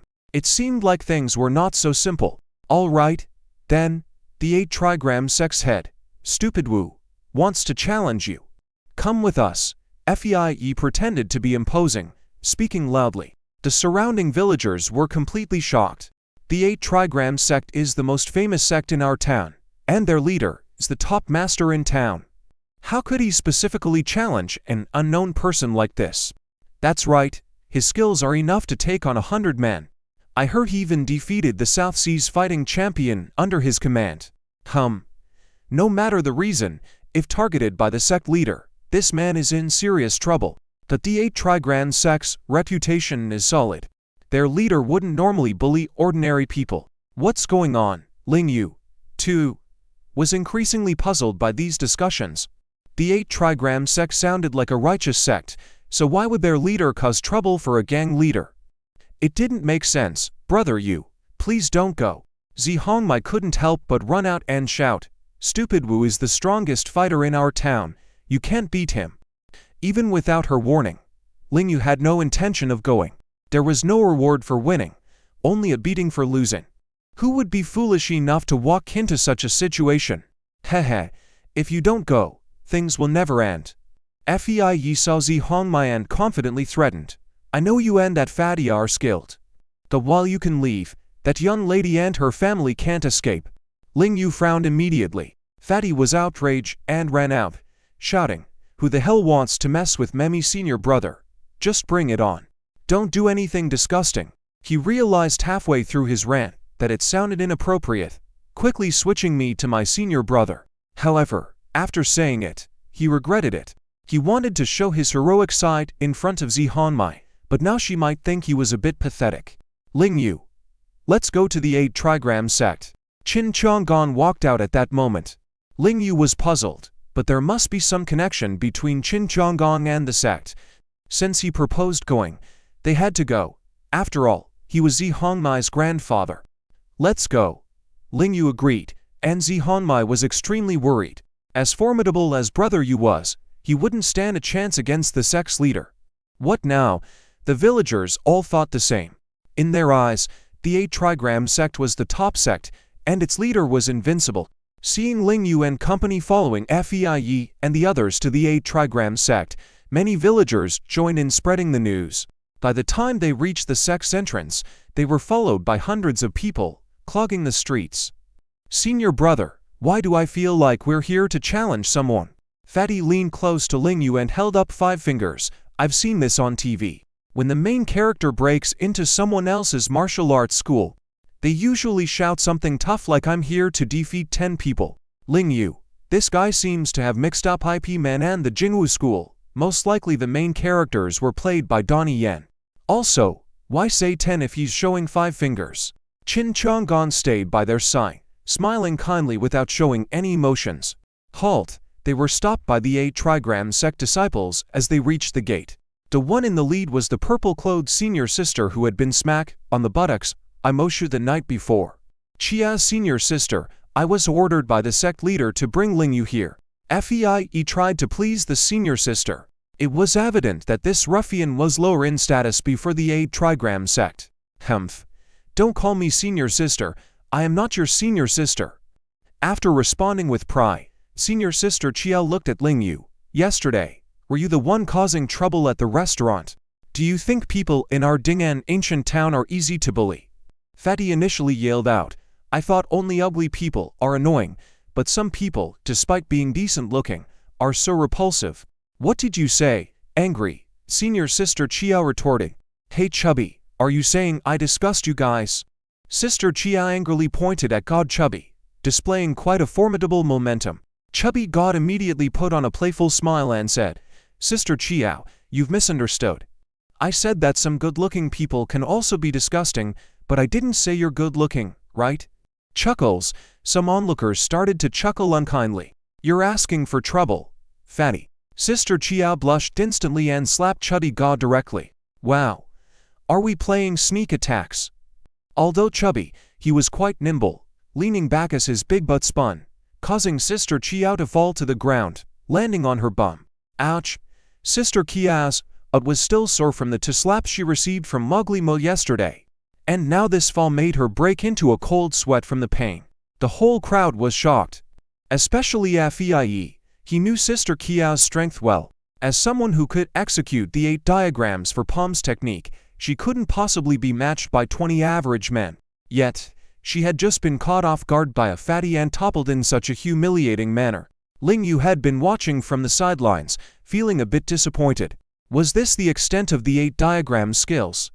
Qin Chang'an let out a sigh, never expecting that after so many years, the 8 diagrams had deteriorated to this extent. "Sister, don't stop them," Master said to let them in. Luckily, at that moment, another disciple came to relay a message from inside. Otherwise, Sister Chia wouldn't have had a graceful way out. Bully, and must retaliate, right? But if she retaliated, she feared she might not win. After being reprimanded by that ugly man last night, her confidence was at its lowest. A warrior without confidence naturally has a diminished strength. HMPH, Master will teach you a lesson later, Sister Chia said stiffly before entering on with a resentful expression. Without further ado, Lingyu strode right in. He wanted to understand the background of the 8 diagrams master, why he had specifically challenged him by name. The 8 diagrams had a grand martial arts hall. With too many villagers present today, the master did not turn them away but allowed them all inside. From another perspective, Idiotic Wu was extremely confident in this challenge. In his eyes, Lingyu was just an insignificant figure, far from having a reputation like Ugly Mo's, who had defeated several grandmasters in the past. All of Lingyu's past glorious victories belonged to the War-Volve King, not the current name he bore, so they remained largely unknown. In the past, Idiotic Wu would not have been interested in defeating such an unknown figure to boost his reputation. But the humiliation from last night had cut too deep. He wanted a victory to boost the morale of the 8 diagrams, while also upholding his invincible image in the eyes of the villagers. Dig Pillar was in the crowd, eyeing Lingyu with bitterness. Fei walked up to him and said, "Don't worry, today Master Bai will avenge us. These two are going down soon." Dig Pillar nodded, teeth clenched. "I know, Master Bai is not one to show mercy. I can't wait to see these two losers meet their end today." Although the people from Fei Stonegate wished for Lingyu's defeat, since it was agreed upon as a match, Idiotic Wu had to put on a show. Idiotic Wu was dressed in a black martial attire today, with long hair. Carrying himself in the manner of a martial arts grandmother, politely bowing to Lingyu, "You must be Lingyu." "Indeed." Lingyu also returned the gesture, "You are the current master of the 8 diagrams. Quite young, why challenge an unknown figure like me?" "You are no unknown figure." Idiotic Wu deliberately exaggerated Lingyu's prowess. "I've heard. You've defeated the grandmother Cat King Guamal and senior school officer Lan Ji. You're a talented master currently making a name for yourself in the martial arts world." In reality, Idiotic Wu didn't know Guamal or Lan Ji, nor did he consider them particularly formidable. The purpose of his exaggeration was threefold. First, deliberate praise.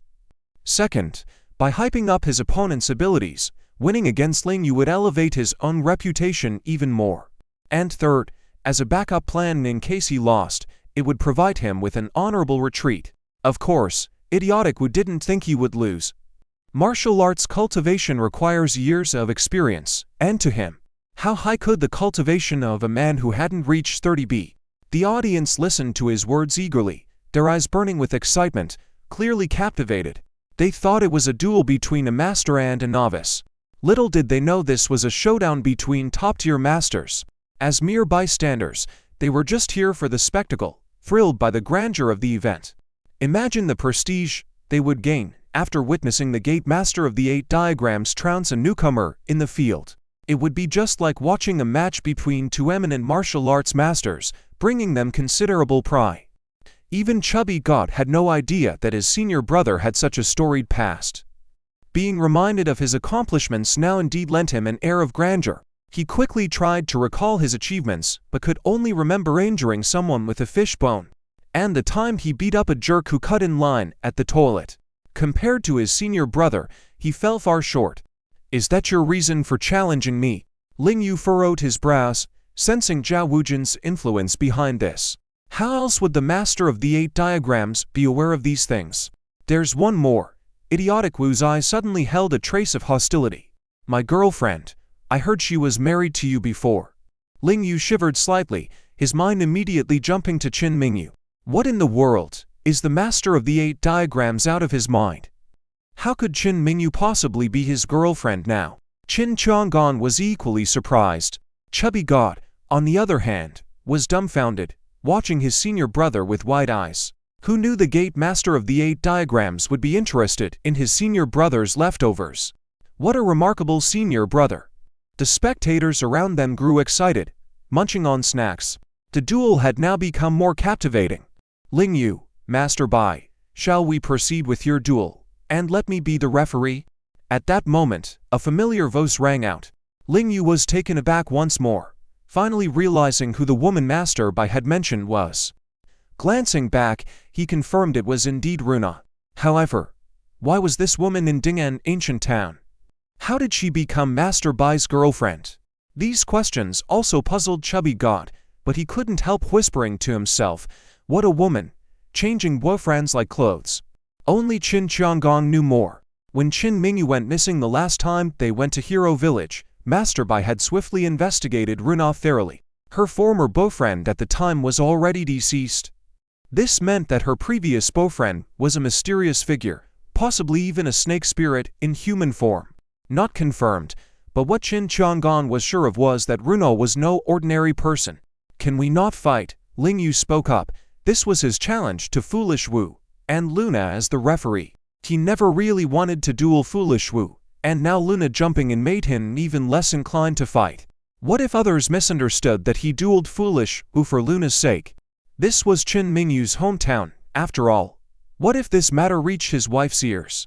That would be a disaster. Humph, not fight. Fei roared angrily on the spot.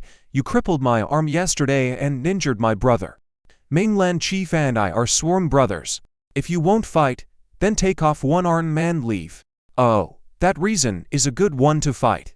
Ling Yu immediately responded, if I defeat Mainland Chief, then yesterday's incident can be settled, right?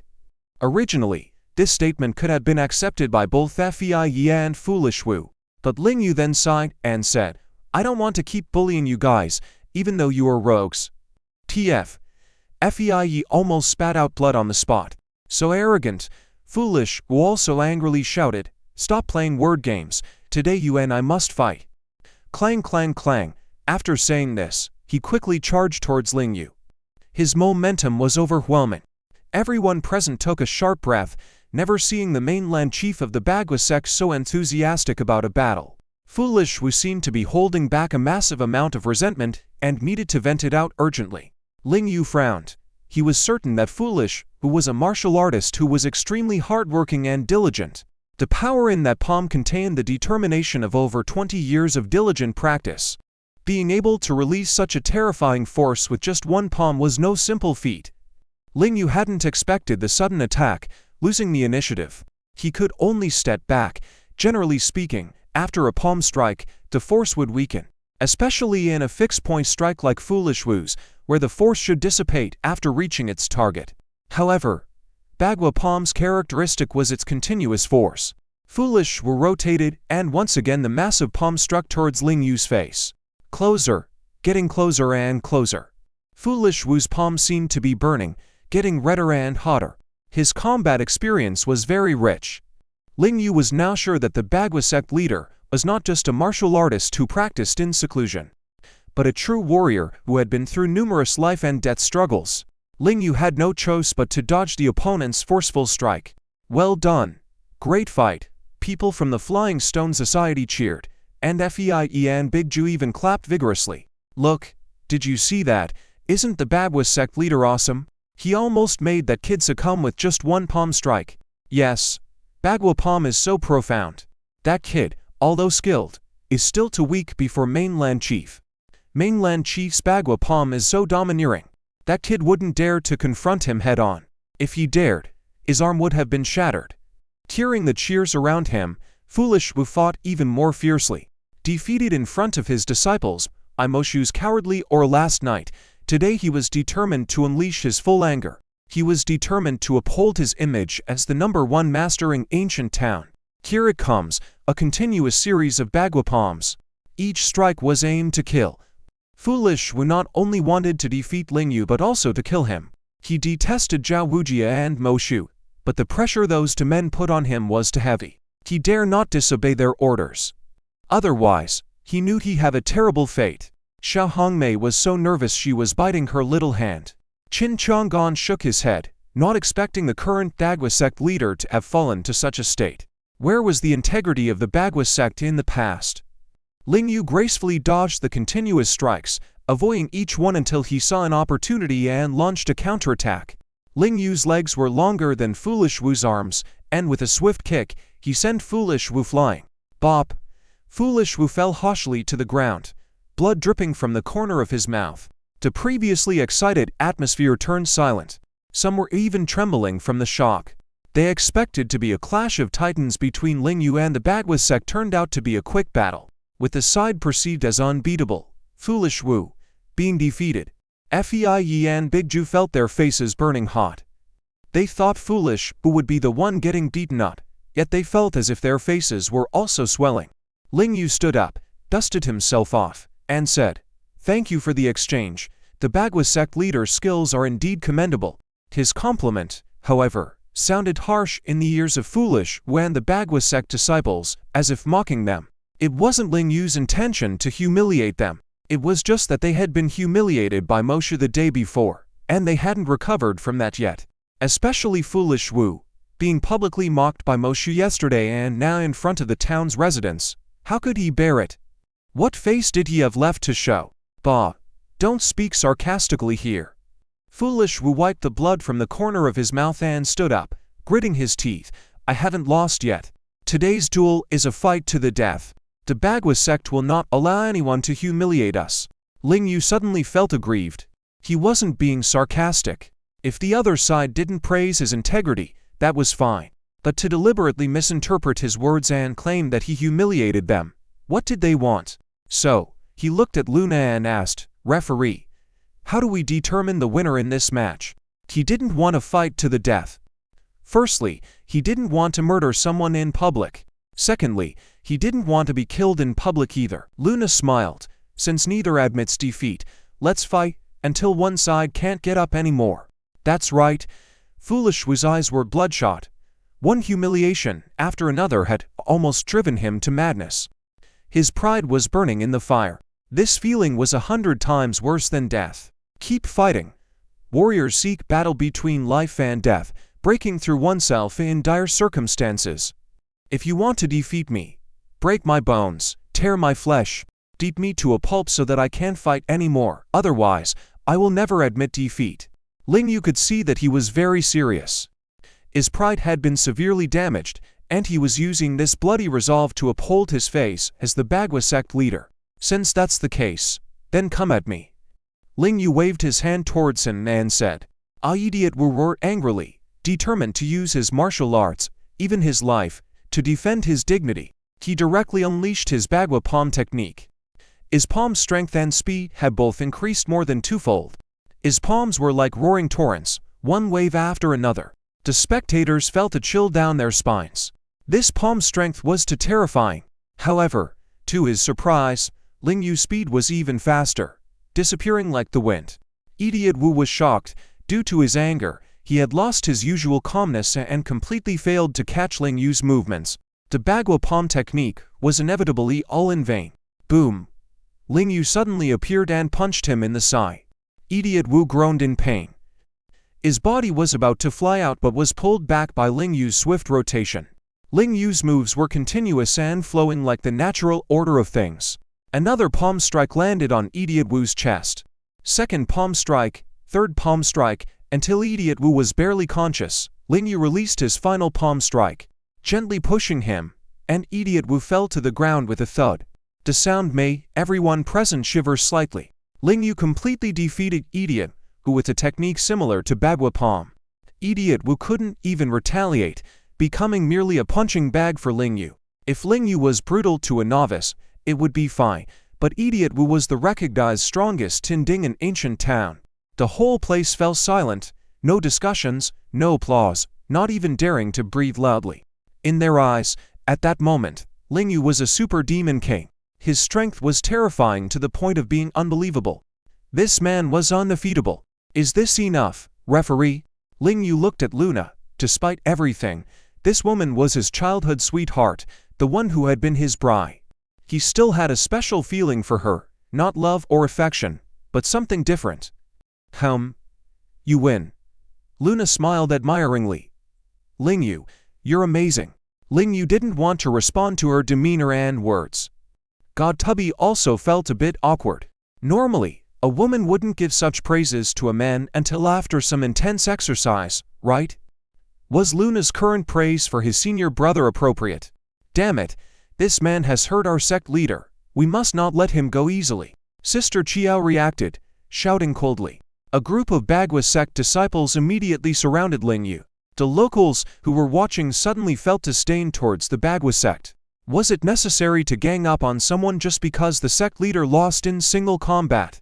This wasn't a martial arts contest but rather provocation and stirring up trouble.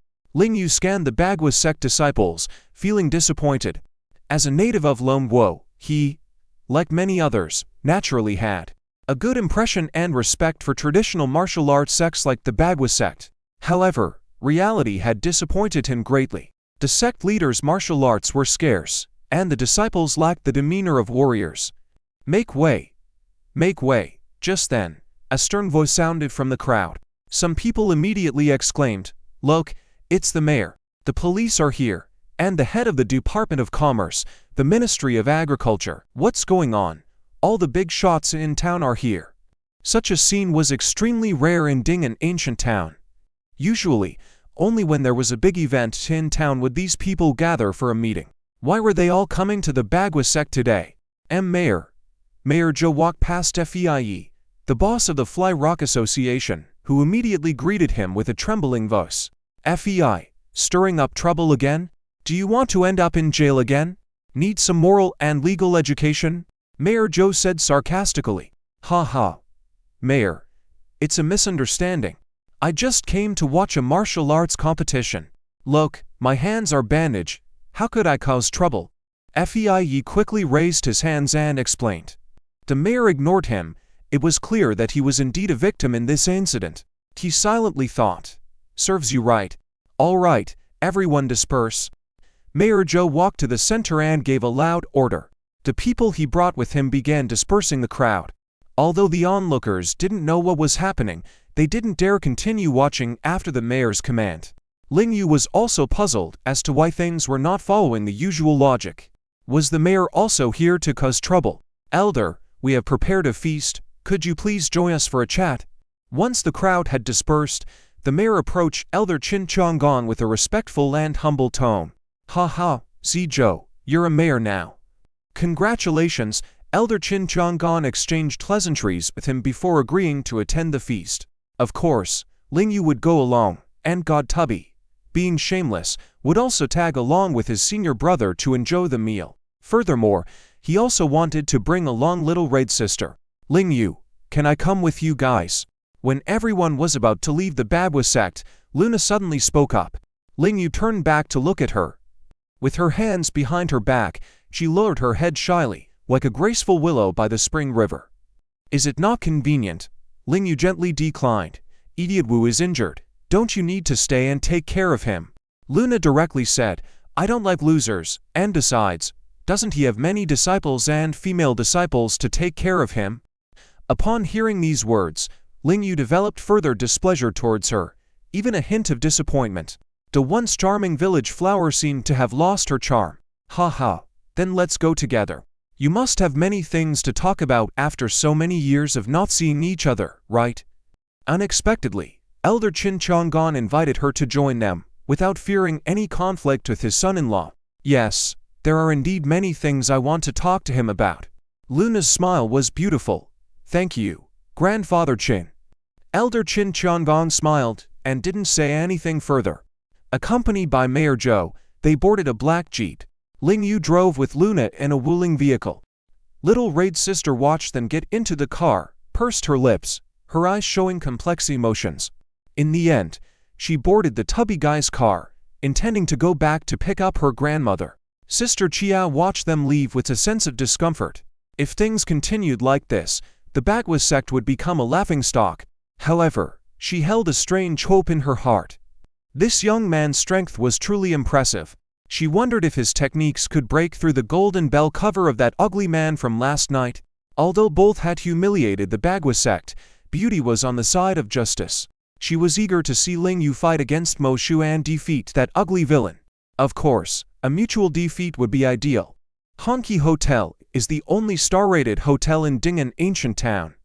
Compared to Yunzun Hotel, there is certainly quite a gap, but as the official banquet room for entertaining guests in the ancient town, it is quite stylish. Mayor Zhou hosted a banquet here to welcome the wealthy investor Qin Chang'an, who invested 1 billion in Ding, an ancient town. Upon arriving at the hotel, Shahan and her grandmother saw a red banner hanging at the entrance and were quite surprised. DRIZZLE, who was complaining about the old man's poverty just yesterday, never imagined that he was actually a super rich tycoon. I wonder what her expression will be when she finds out the truth. Wuling Hongwang also arrived at the entrance of the Honky Hotel. As soon as Ling Yu got out of the car, he heard a request from the co-driver's seat. "Brother Yu, I can't open this car door." Luna's voice was not flirtatious, but very penetrating, a voice that many men find hard to resist. Especially this village belle who is very beautiful, like a peony in a thicket. "I'll help you," out of courtesy. Ling Yu opened the car door for her. Whether it was the sound of opening the door or a gust of wind blowing at the hotel entrance, Luna's pink skirt was lifted up. "Oh." Luna quickly pressed down on her skirt with both hands. But those shiny legs and a flash of allure still surprised Ling Yu for a moment. This sudden impact can make one's heart race. Ling Yu, although not nervous, was momentarily at a loss for words. "Thank you." Luna smiled at Ling Yu and elegantly got out of the car. The two walked into the hotel and headed for the VIP room. "Brother Yu, do you remember when we used to play house in the hotel when we were kids?" Luna suddenly asked. "I remember." Ling Yu nodded. Luna immediately looked up and smiled at him with a charming smile. "You also said that if we were to get married in the future, we must do it in the best hotel and entertain the whole village well." "This isn't the best hotel," Ling Yu interrupted before she could finish her affectionate words. In the past, it was just child's play, but now mentioning it was with ulterior motives. Also, his intention at the time was not to marry Luna. He didn't want to say such things to Luna, because he was already married and didn't want any ambiguity with other women. He felt he had changed, no longer the clueless straight man from a few months ago. He now cared about someone and had become sensitive to certain matters. Qin Mingyu and Lin Qingshuan had helped him mature emotionally. Luna's eyes showed a touch of sadness, but quickly smiled. "Brother Yu, are you blushing?" "No." "You say no, your ears are red. See if they're hot, don't touch me." Ling Yu coldly rebuked Luna, and she was about to touch his earlobes. The atmosphere became awkward, but Luna, with a cold pink hand, still touched his ears. "Hey, what do you want to do? Woman. Have some shame." At that moment, a familiar voice sounded. Qin Ruhan, like a little gangster, strode over, pushing Luna away angrily to protect her brother-in-law. Qin Ruohan was responsible for following up on the investment project in the ancient town, as instructed by Qin Mingyu. She hadn't expected to see this scene. She thought her sister had sent someone to corrupt her brother-in-law. "Little sister, who are you? You look so cute." Luna smiled and didn't get angry. Qin Ruhan immediately pulled Ling Yu to her side, holding his arm proudly, and stared at Luna arrogantly. "This man is my sister's. Don't have any delusions." Ling Yu felt a bit embarrassed. While he wanted to keep his distance from Luna, his sister-in-law's words were too harsh. Not to mention, it was inappropriate. "She's my sister-in-law, not my sister, let alone my wife." Luna's competitive spirit was ignited, and she didn't back down, holding Ling Yu's other arm to challenge. "Brother Yu and I grew up together. We're just reconnecting after a long time. Even if you are his sister, can't you speak to me that way?" At that moment, Shen Xiaopang brought Sha Hong and Grandma Sun into the scene, and they were also shocked to see the situation. "How come the two beauties were fighting over Brother Yu? You can come and fight over me too. I have both arms free." Sha Hong bit her lip, looking a bit complicated. "The banquet inside is starting. I'm hungry and want to eat." Ling Yu quickly withdrew his arm from the two women, walked over and helped the old lady into the private room. Qin Ruhan glared at Luna. "Woman, control yourself." Luna felt a bit embarrassed and angry. Xiaopang quickly smiled. "Sister Nana, don't be angry. The beautiful girl is a bit disrespectful, but what she said makes sense. You have a boyfriend, and Brother Yu has a wife. You two need to be cautious." Luna listened to the first half of his words with relief, but the full statement left a bitter taste. However, she didn't get angry and showed a pretty smile. "Brother Yu and I have always had this kind of relationship. I don't want to change anything because of outsiders." With that, she walked into the private room as if nothing happened. Sha Hong admired her mental resilience. If she were that woman, she might feel too embarrassed to walk in. Today's banquet was specially held by Mayor Zhou to thank Qin Changong. for investing in his hometown, making Qin Chang'an the star of the show. Qin Ruhan was there to follow up on the project for Qin Mingyuan was the female protagonist of the day. People kept toasting the two of them. Lingyu was just there to accompany them. Even though people offered him drinks, he declined, remembering his wife's task to take care of his grandfather. Qin Ruhan also kept her task in mind, ensuring to keep an eye on certain women and not allow them to seduce her brother-in-law. After all, her brother-in-law belonged to her sister. Luna also knew her position, and at such an event, she would control herself. Only one person was drinking in depression. "Are you two married?" someone suddenly asked at the banquet. "Us." Luna pointed to herself and Lingyu in surprise, then with a charming smile, "Are we a match?" "Of course. A perfect match, a talented man and a beautiful woman. Here, let me propose a toast to both of you." The man raised his glass to them. Without knowing that Qin Ruhan was watching, she coldly remarked, "What kind of eyes do you have? How could they be a match?" The man felt embarrassed. Luna looked at Lingyu, who earnestly waved his hand. "Sir, you've misunderstood. She's not my wife, I'm already married." "Oh, I see. I'm sorry if I spoke out of turn." The man apologized, but his expression was odd. In his eyes, the woman next to Lingyu was extremely charming. And Lingyu must be tempted but pretended to be serious to avoid attention, right? "Then do you mind if I have a drink with her?" The man took the opportunity to invite Luna for a drink. Lingyu simply smiled. "It's up to you." Luna saw through his expression, bit her red lips slightly, feeling uncomfortable. Did this man really no longer care about her? "Come on, drink." Luna raised a full glass of wine and drank it all in defiance. Another one. After a glass, Luna took the initiative to invite the man to continue. At first, the man was happy, but after several consecutive glasses, he realized that the beautiful woman in front of him wasn't trying to drink herself to death, right? Cheers. Another one. Luna successfully turned herself into the focus of the banquet, drinking 7 or 8 glasses in a row and scaring off the men who wanted to approach her. As the men fled, they looked at Lingyu for help, clearly indicating for him to persuade her. Lingyu could only turn to look at Luna. The village's beauty was already half drunk, her originally fair face now flushed and radiant, her slightly exposed shoulders adding to her charm. This posture was dangerously alluring, like a pink lazy cat, making people want to hold her in their arms and play with her. "That's enough." As Luna was about to continue drinking, Lingyu reached out and held her glass. Luna raised her eyes, her slightly drunken gaze mesmerizing and sexy. Her pupils were brown, shining like gold in the light. "If you don't want to drink with me, that's fine, but why not let me drink?" "You're so mean." Luna's words, intentionally or due to drunkenness, were louder than intended. The eyes of almost everyone in the room turned towards them. Even the chubby guy found it thrilling, thinking that if the little red girl got drunk and said to him, "Chubby, you're so naughty," that would be great. Seeing this, Qin Ruhan was furious. She stood up, walked over with a stern face, pointed at Luna, and angrily said, "You, get out. You're not welcome at this banquet today." Luna looked immediately agreed, her eyes slightly red as tears welled up instantly.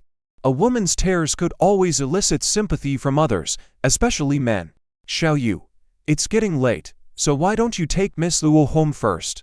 Qin Chang'an didn't want this woman to ruin the banquet, so he instructed. Lingyu nodded, not having any objections. However, Qin Ruhan quickly interjected, "No. Let someone else take her home. I think that chubby guy would be suitable." "I can't let." "Shut up." Without waiting for her to finish saying brother-in-law, Qin Chang'an interrupted and sternly glared at his granddaughter. Qin Ruhan could only pout and shut up, no longer continuing. She knew her grandfather's intention. If everyone found out that Lingyu was her brother-in-law, it would certainly cause a scandal, and her sister would eventually hear about it. Although her grandfather trusted her brother-in-law, she didn't trust this Luna woman. Letting her brother-in-law take her back home, this woman would definitely try to seduce him in various ways. She was afraid her brother-in-law might make a mistake in a moment of weakness. "I'll take her home first and call me if there's anything." Lingyu helped Luna up and left. Watching this scene, the chubby guy couldn't help but envy Yuzhe. When Qing Ruhan suggested he take Luna home earlier, he would have gladly done it. After all, Luna was the recognized beauty of the village, and how many of his childhood friends dreamed of growing up to escort her home. Luna didn't show any unusual behavior until they left the banquet hall, where she suddenly stumbled. Ling Yu quickly caught her waist, pulling her back. Unexpectedly, she took advantage of the situation and pounced into his arms. The scent of her perfume mixed with alcohol rushed into Ling Yu's heart. For other men, this might have stirred up some thoughts, considering Luna's figure and beauty. However, Ling Yu remained calm, asking, "Nana, are you still able to walk?" Luna didn't respond immediately, seemingly falling asleep in his arms. Ling Yu called over to female hotel attendants, tipped them, and instructed, "Please help me get her into the car." The two attendants were a little surprised. This man seemed robust, so could he not lift a woman weighing less than 100 pounds? Were the appearances just for show? Despite their thoughts, they accepted the tip and helped Luna into the car. Once in the car, Luna fell asleep, her hands and legs sprawled, lacking any grace, clearly drunk. Her figure was very attractive, like a ripe fruit. Any man with slightly weak self-control would not be able to resist indulging in a moment like this. Fortunately, Ling Yu wasn't that kind of person, and being skilled in medicine, he massaged her at some acupoints. Eventually, Luna began to sober up, leaning out of the car window to vomit. Ling Yu picked up the thermos cup in the car, poured her a cup of hot water, and she accepted it gratefully. "Thank you." Luna was starting to feel better, thanking him and drinking the water as if it were wine. Her eyes were still watery at this point. "Where do you live? I'll take you home," Ling Yu asked gentlemanly. "Number 33.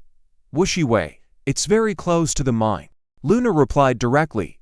Ling Yu nodded and drove off.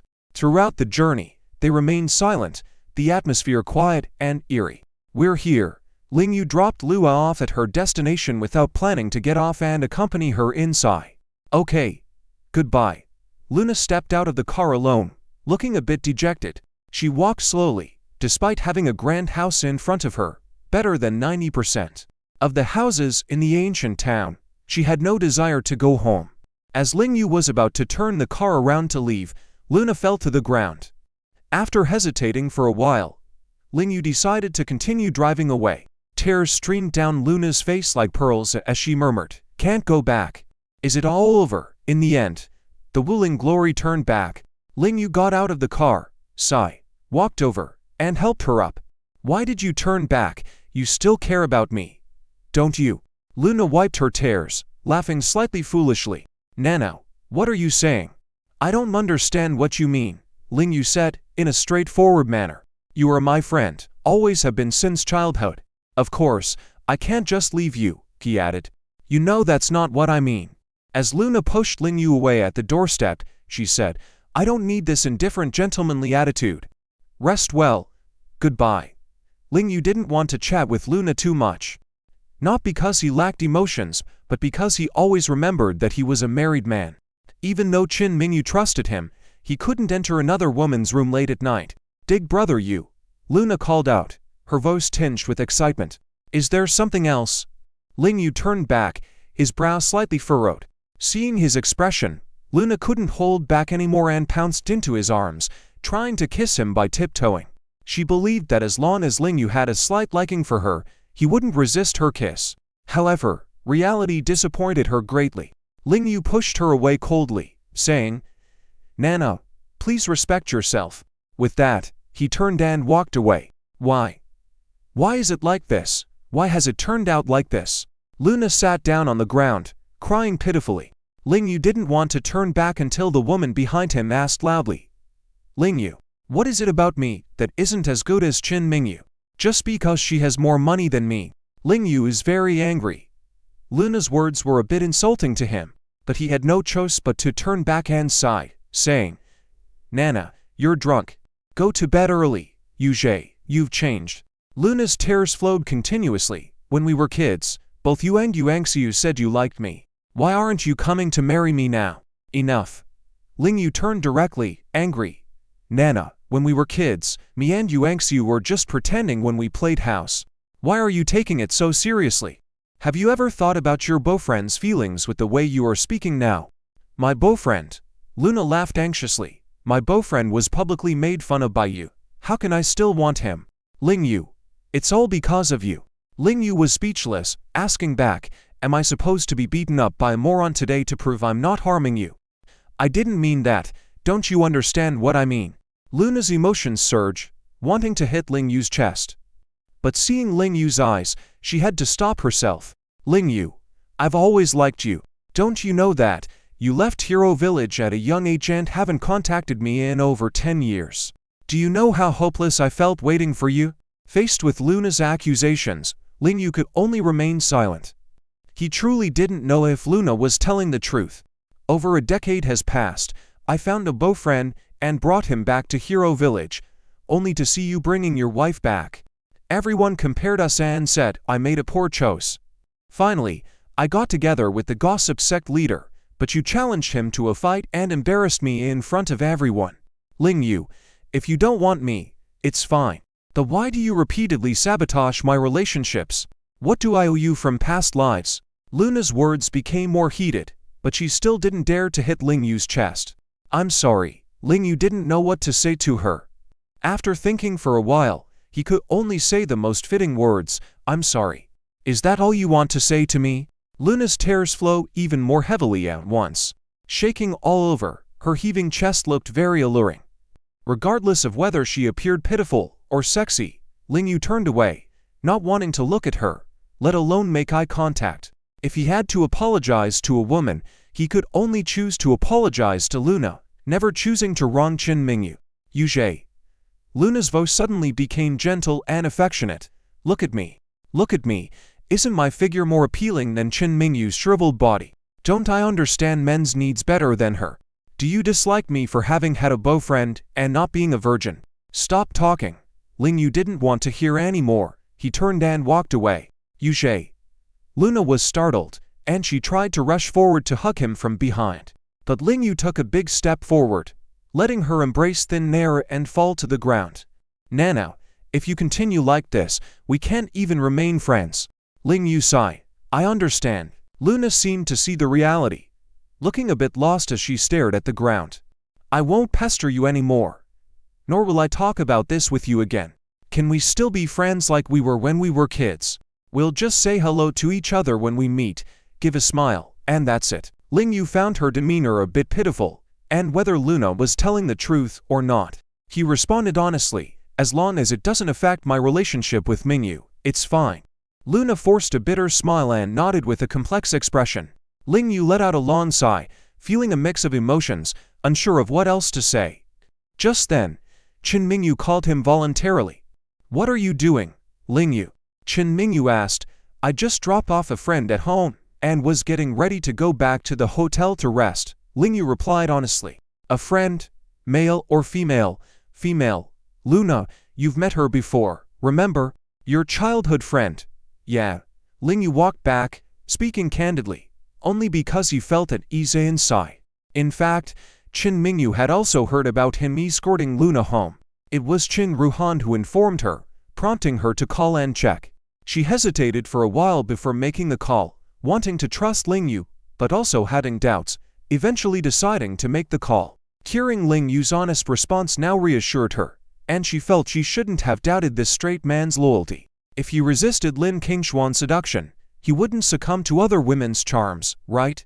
Then go back and rest early, Qin Mingyu said before ending the call. Unexpectedly, Ling Yu took the initiative. But, I want to chat with you.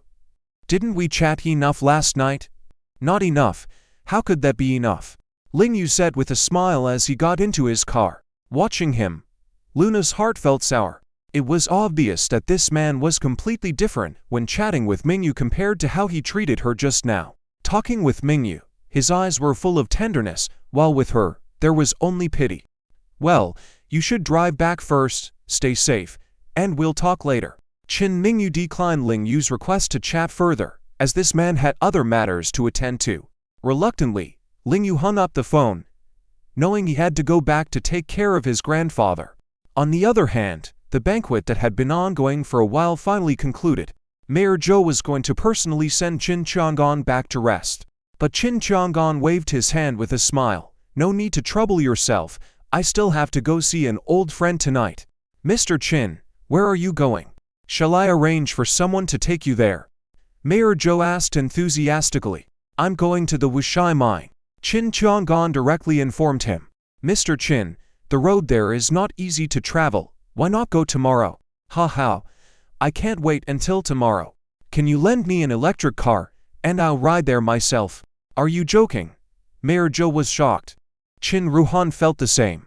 What wind was stirring his grandpa tonight? Did he really want to ride an electric bike in the evening? However, Chin Chang'an seemed determined and asked Mayor Zhou, is the town unsafe at night? Not really, but Mr. Chin, with your prestigious status, I'm worried you might encounter mishaps. Mayor Zhou explained, don't worry, someone will protect me. Chin Chang'an waved his hand. After visiting the gossip sect earlier in the day, he had asked Bai Lao to come to the old town. All right then. Mayor Zhou had no choice but to comply and specially picked out the best electric bike for him. Donning his helmet, Chin Chang'an cheerfully set off alone. He missed his hometown so much. He remembered decades ago, when he was still young, he used to ride his bicycle all over the town. Though the town had undergone many developments in the past decades, he could still vaguely find traces of his youth. This time back in his hometown, he was looking to find his past memories. However, while waiting at a zebra crossing for the traffic light, a group of young people behind him suddenly started making loud exclamations. Whoa! Look, there's an old guy over there. Is he out here racing at night like us? Ha. First time seeing such a trendy old man. They decided to go over and greet him. Hey, old man. A man riding a motorcycle approached Chin Chang'an and greeted him by patting his helmet. Chin Chang'an didn't get angry and turned to him with a smile. Young man, what's up? Oh, it's you. At this moment, the girl sitting on the back of the man's cool motorcycle exclaimed in surprise to Chin Chang'an. Oh, so you're little Raid's sister. What a coincidence. Chin Chang'an also recognized the girl. They had even bet at her house last night, and now they unexpectedly met again tonight. No way, Jiali, you know this old man? Compared to ordinary people, the man on the motorcycle was quite handsome, with well-defined features and a bit of a rogue charm, looking like he was in his 20s. Zhang Wei, he's the old man my sister brought back home last night, trying to hit on my grandma. Jiali casually made up stories. Chin Chang'an didn't lower himself to the level of a little girl and continued smiling. Although he was old, he had been young before. Would girls like Mei Jiali at such a young age only think about love and romance? Ha, you old man. You've still got it. At your age, you still want to have a new love affair. You're so old, yet you still chase after young girls. Can you handle it? At your age, you still ride this cool motorcycle. Aren't you here to pick up girls like us? Ha, a group of young people teased Chin Chang'an. If he were an ordinary old man, he would definitely be resentful towards these delinquent youths and might even scold them. But Chin Chang'an didn't. He even envied these young people a bit. If he were young for another 50 or 60 years, he might even join them and enjoy his nights out. That's also a way of life. At this moment, the green light came on. Old man, we're going. If you're brave enough, catch up with us, Zhang Wei said, as he patted Chin Chang'an's head again and then drove off. Bye. Old man, if you're not satisfied, come catch up with us, ha. Other men also followed suit, each patting Chin Chang'an on the back of his head before zooming away on their motorcycles. Ha. All right, I'll catch up with you guys slowly. Chin Chang'an continued to smile and didn't get angry with these young people. Everyone goes through a rebellious phase. They enjoy fun, novelty, and excitement, but these people may not necessarily be bad. Chin Chang'an continued on his motorcycle towards the Wuxi mine. Before long, his phone suddenly rang. It was Mr. Bai arriving at the Ding'an ancient town. Sir, give me your specific location. Oh, why don't we just meet at the Wuxi mine? No way. Mr. Bai sternly refused. Sir, you're too reckless. The town is not peaceful lately, and the Bagua sect is hostile towards you. How can you wander alone at night? What if you encounter enemies? Unable to withstand Mr. Bai's nagging, Chin Chang'an glanced around and then stopped his bike entering a late-night snack stall, and sent his location. "Old man, what would you like to eat?" The middle-aged boss wiped his towel and came over to take his order. A pot of seafood porridge, a plate of stir-fried escargot, a plate of pan-fried ho fun, a plate of rice noodles. Almost ordering every dish in the stall, the boss's jaw nearly dropped. "Old man, are you going to finish all that by yourself?" "Ha ha. It's been a long time since I've had hometown dishes. I'll have a little more," Chin Chong-gon insisted. The boss didn't hesitate. He placed the order as requested and didn't doubt whether he could pay. About half an hour later, all the late-night snacks were served, a table full of dishes. Chin Chong-gon was excited, ready to try every dish. Just then, the sound of motorcycle engines could be heard coming from the stall's entrance. A group of young men and women walked in. It was Amiijiali and her group again. They got off their bikes and were discussing a hot topic in town. "Hey, did you guys hear? There's a wealthy man named Chin investing 1 billion in the town for development. Wow. Will our rundown place take off soon? I heard he came from our town before. With such a wealthy investment, our nightlife will be more exciting in the future. I wonder if the wealthy man needs women." Heh. The young men and women spoke candidly. Amiijiali was also caught up in the fantasy of the wealthy lifestyle, thinking it must be exciting. Until they walked in and saw Chin Chong-gon, they suddenly stopped. "Hey, old man, we meet again? You damn, are you going to finish all those late-night snacks by yourself? Ha. Don't mind if we join you for dinner." A group of men walked over and attempted to pat Chin Chong-gon's head again. "Stop." The middle-aged boss quickly stopped them and scolded, "You brats, do you not know how to respect your elders? I warn you, don't cause trouble in my stall." Ha. "Boss, the old man wants to treat us to supper. Can you stop us, right, old man? Treat us to a meal?" The group surrounded Chin Chong-gon, their tone not quite threatening, but with their numbers, most people wouldn't easily refuse. "Do you want to die?" At that moment, a low voice filled with killing intent came from the entrance, sending shivers down everyone's spine. Zhang Wei and the others turned around, immediately horrifying. Outside the door, Mr. Bai arrived with dozens of black-clothed men, rushing to protect Chin Chong-gon. The grandeur and momentum were incomparable to Zhang Wei and his gang of street ruffians. They were professionals. Amiijiali shivered, and at the same time, her eyes showed a sense of admiration. Who was the big boss behind these people? Mr. Bai walked in with a firm step.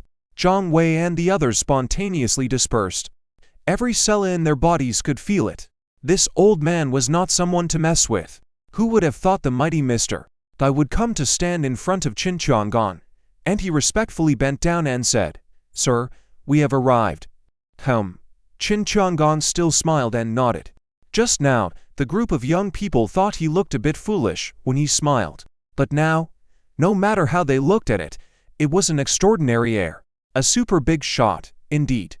Amiijiali couldn't help but ask in astonishment, "Sir? You are their boss, are you Mr. Chin who just returned to invest 1 billion in our hometown?" Chin Chong-gon looked at her, smiled kindly, and nodded. "Yes, I am Chin Chong-gon. More than 50 years ago, like you, I was a lost lamb in this small town." Ha. Hearing his laughter, Zhang Wei and the others all looked embarrassed and panicked. The once arrogant young people now hung their heads low, trembling, dared not to speak, nor even dared to breathe heavily. They had just thoughtlessly patted the head of such a powerful figure. If he decided to hold them accountable, they would have been in big trouble. Chin Chong-gon suddenly stood up. Zhang Wei and his group stumbled back, almost falling to the ground. Chin Chong-gon smiled and walked towards Zhang Wei. Zhang Wei was sweating cold, about to apologize, but Chin Chong-gon patted his head and said with a smile, "I'm leaving. If you haven't had supper yet, this table is yours. Young people should eat more." What? Zhang Wei and the others could hardly believe their ears. Was the old man just kidding or telling the truth? Was he not angry at all about their disrespect earlier? Chin Chong-gon patted each of these youngsters on the head and left with a smile on his face. Everyone watched his back, stunned and speechless. Is this what a big shot from the upper class looks like? Clearly, they were not on the same wavelength. They couldn't understand his thoughts at all. Old man. Just as Chin Chong-gon was about to board the car, Meijiali hurriedly ran out. Oh, need something? Chin Chang'an turned back with a smile. Old man, can I get on your car?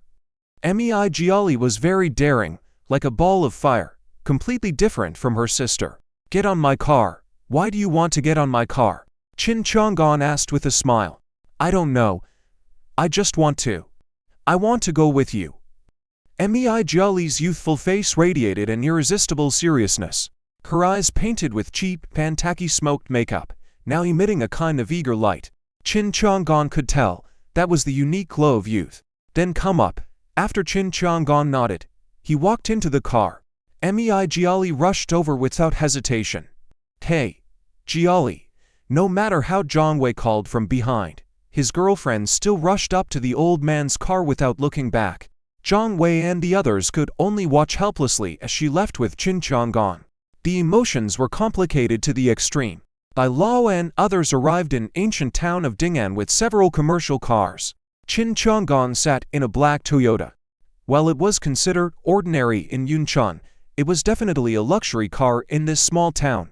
The road to the mine was indeed difficult to traverse, and the commercial car soon stopped at a hilltop, while only the Toyota continued to bump and move forward. Why do you want to come with me? Chin Chang'an asked the girl next to him again, his eyes benevolent and his mouth still smiling. I just want to see the world outside. It must be very exciting, right? Meijiali boldly said. As long as you can take me out to broaden my horizons, I'm willing to give you everything, including my body. I can be your young wife. Theft. If it were any other old person hearing her say such things, they would definitely scold her severely. Her grandmother would be even more furious and would pick up a cane to hit her, berating her for being shameless. At such a young age, thinking about sacrificing herself to an old man, is that something a girl can say? Even Bai Lao felt that this young girl was too lowly. Chin Chang'an, however, did not scold her. Nor did he look down on her. After experiencing the vicissitudes of life for decades and standing at the pinnacle of Yuncheng's business world, his vision had long surpassed that of an ordinary person.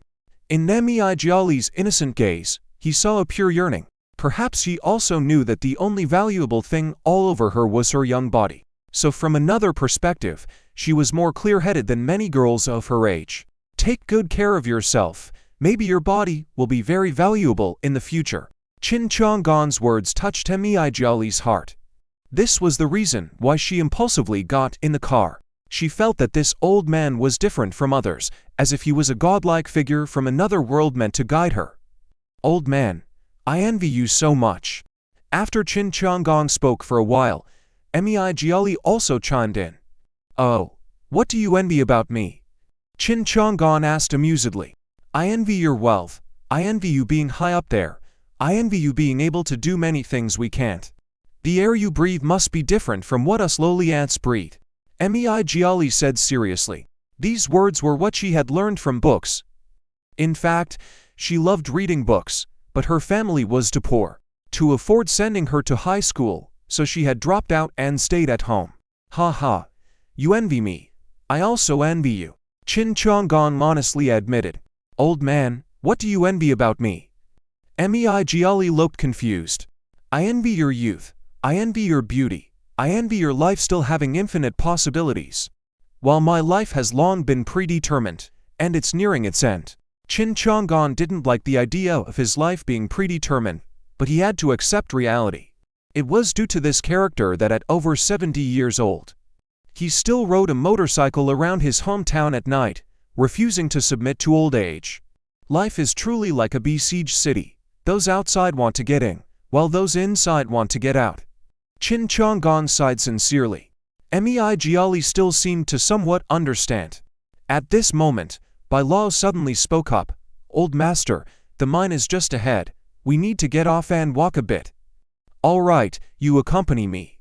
Chin Chang'an nodded, then said to Meijiali, Little sister, wait in the car with the driver for me. When I return to Yuncheng, I will definitely take you away. Okay.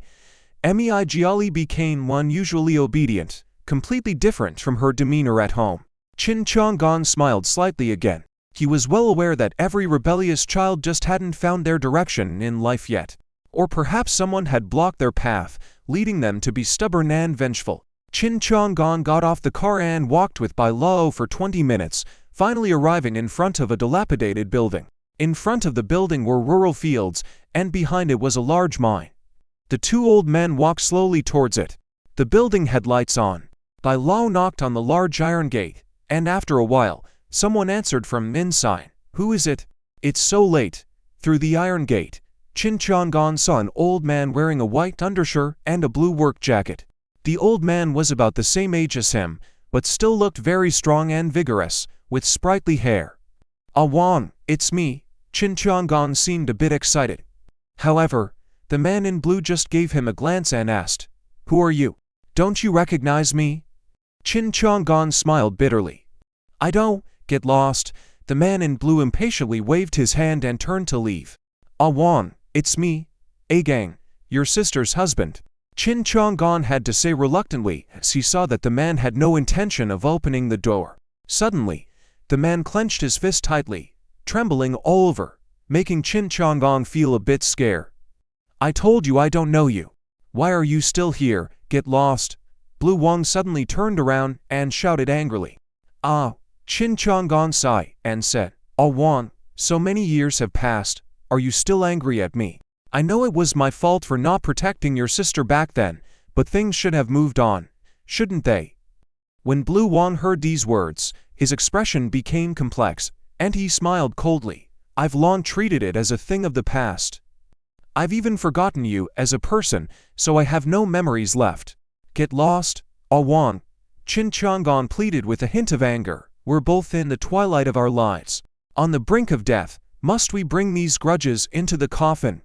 Blue Wang's expression suddenly became complicated.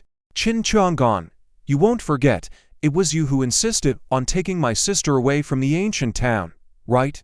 If it weren't for you brainwashing her, saying that taking that thing out could bring great wealth and see a more beautiful world, she could have chosen to live well here and enjoy her children and grandchildren now. But now, what does your Chin family have? What can you give her? She's dead, and your family doesn't even have a male heir. Your Chin family line has ended, even if you have great wealth, so what? This is the retribution that heaven has given you." Lan Wang's words hit Chin Chong-gon's sore spot one after another, trying to drive him away. But Chin Chong-gon did not leave, instead stood outside the door looking melancholy. Old Bai suddenly perked up his ears and disappeared into the night. In the next moment, he landed in front of the girl who was hiding behind a rock eavesdropping. Meijiali was startled by his sudden appearance and sat down on the ground. Bai gave off a menacing air despite squinting. Meijiali was scared and kept shuffling back with her bottom, feeling that Bai might really kill her. "Bai, let her go." Chin Chong-gon intervened just in time, making Bai stop.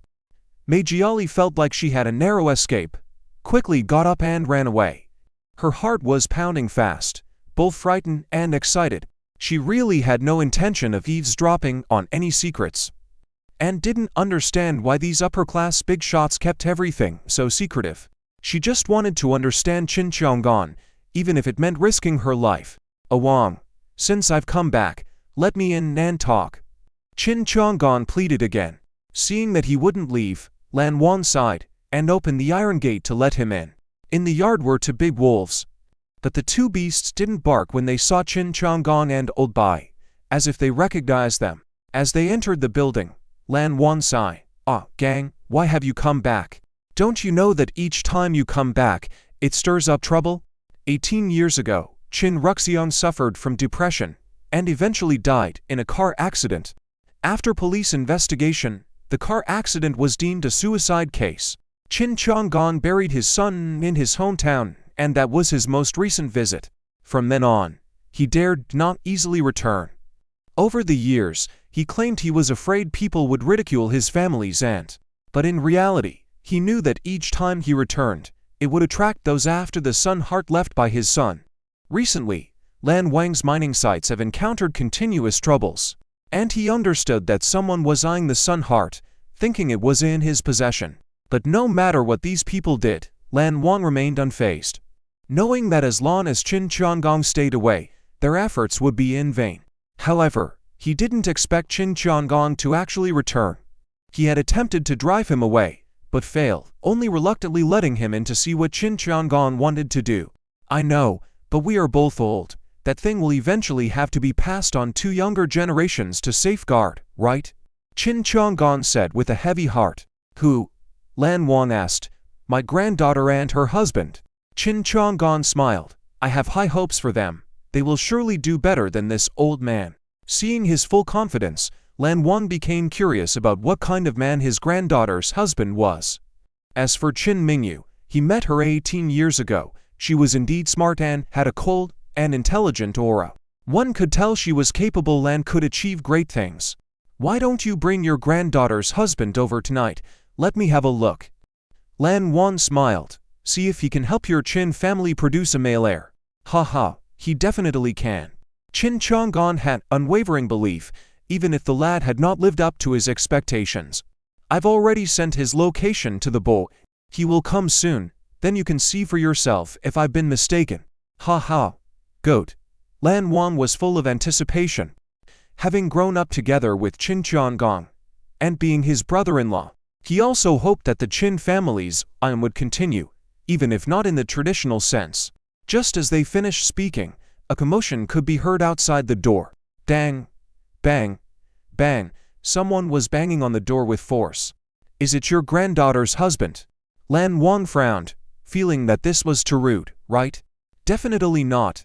Qin Chang'an shook his head, well aware of Ling Yu's character. He would never be so rough and disrespectful. Then, the three of them almost simultaneously frowned. It seemed like trouble was coming. Indeed, the next moment threats could be heard. Side foreman, open the door. We, D8 Trigrams Gate, are here to clean up. If you don't open the door, don't blame us for being impolite. Exactly. If you don't open, we won't be responsible for what happens next. Hearing these voices, Qin Chang'an and Old Bai sighed slightly, feeling exasperated. Despite their expectations, the 8 Trigrams Gate had found them so quickly, which was still somewhat unexpected. It seemed that someone behind the scenes was reporting their whereabouts to them. The three quickly went outside. The dogs outside barked furiously, sensing a strong enemy. Not only were disciples of the 8 Trigrams Gate present, but more were members of the Flying Stone Society. Qin Chang'an immediately warned, the Flying Stone Society is here to cause trouble. Do you believe I'll have Mayor Zhou send people to arrest you? Hod. You go ahead and call the cops. We're just here for a bit of fun. To watch the 8 Trigrams Gate clean house. Mayor Zhou can't control this, right? Flying Lord laughed loudly. Qin Chang'an frowned, feeling that calling the police was necessary, even though this area was remote. Who knew when the cops would arrive? Are you here to see me, right? Don't touch the foreman and the mine. Old Bai walked out slowly, his eyes half closed, as if he were still asleep. Clearly, he didn't pay much attention to these younger 8 Trigrams Gate members. Seeing his demeanor, White Idiot Wu, who was still recovering from his injuries, clenched his teeth and said, Bai Gan, we are here just for you. Hand over the martial arts manuals of the 8 Trigrams Gate's black and white styles, as well as what you took from the 8 Trigrams Gate. Return it all. Bai Gan remained unmoved and asked, Little Wu, in what capacity are you talking to me now? White Idiot Wu snorted coldly, raising his head, as the current head of the 8 Trigrams Gate. Bai Gan immediately chuckled. According to the rules of the 8 Trigrams Gate, the head must be proficient in both black and white styles. Have you mastered them? As far as I know, you haven't even mastered one. This White Idiot Wu, who was prideful, turned anxious. Bai Gan continued, and from what I remember, didn't Bai Kun hand over the head's dustwick to your brother? How did you end up becoming the head? With these words, White Idiot Wu began to sweat even more. This is an internal matter of our 8 Trigram sect. It has nothing to do with you, you traitor. You have no right to inquire. Bai Qiwu didn't explain and responded firmly. But when he said this, many disciples inside the sect felt something was amiss. Originally, Bai Qiwu had been humiliated by experts one after another, causing his reputation to hit rock bottom. Now, he didn't even dare to openly explain how he obtained the position of sect leader. Who would sincerely follow him? Bai Lao still had his hands in his sleeves and gave a rare smile. I indeed have no right to inquire about matters of the 8 Trigram sect.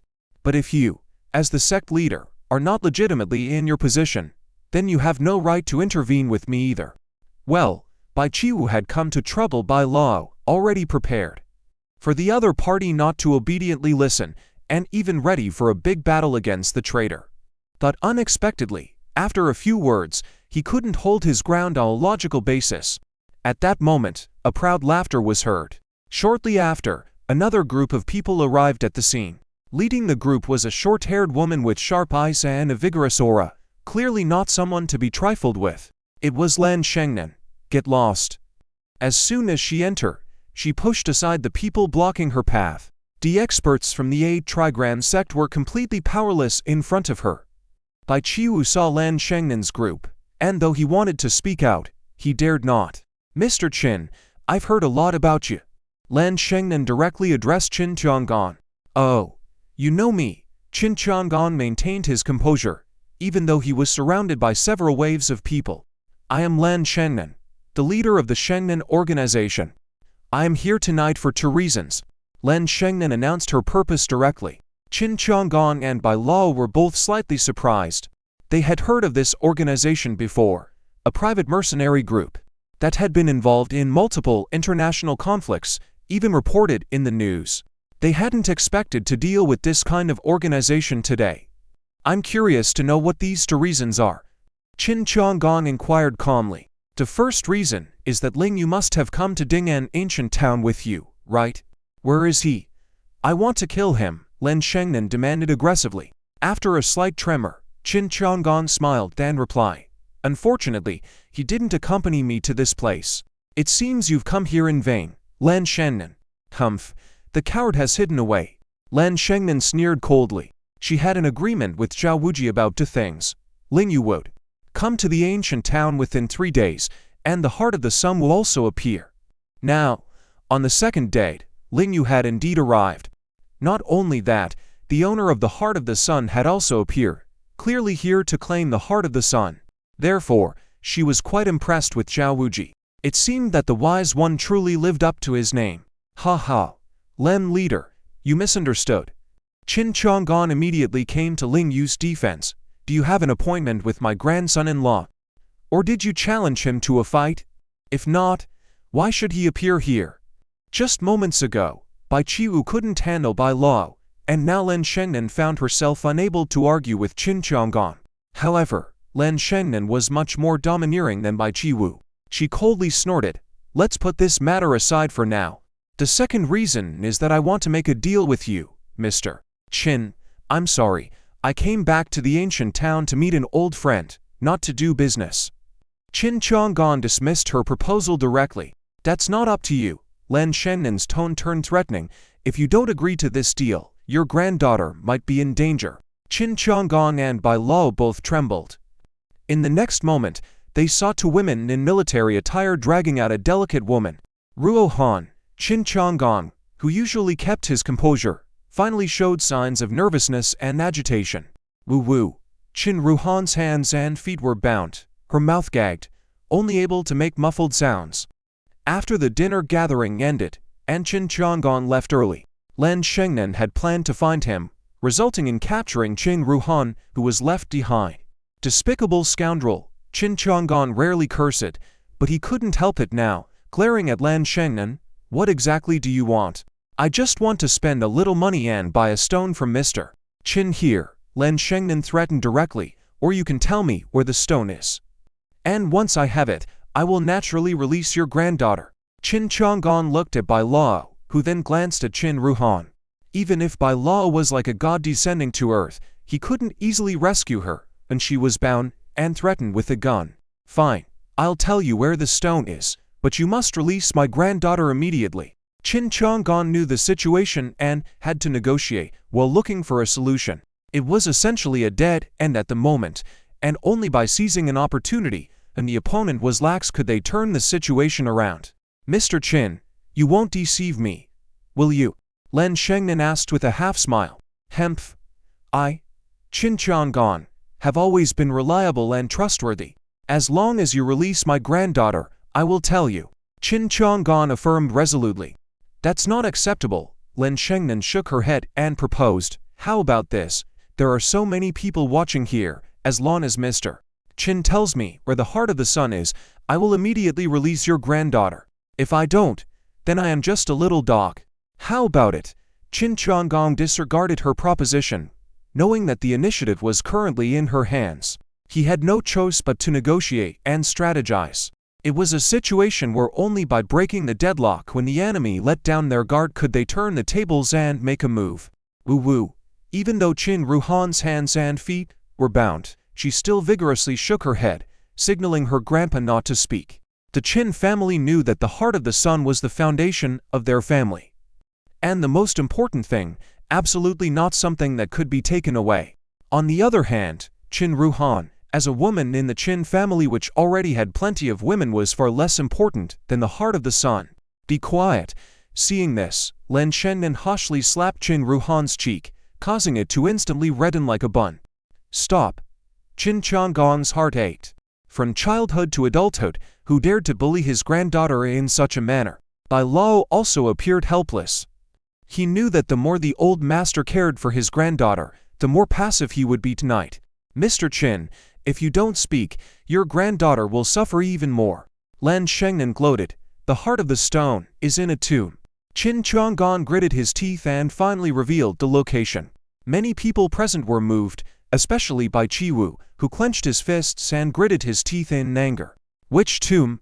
Lan Shengnan was also extremely excited.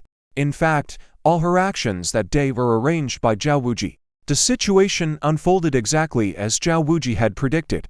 It seemed that the heart of the sun was about to be uncovered. I have shown my sincerity.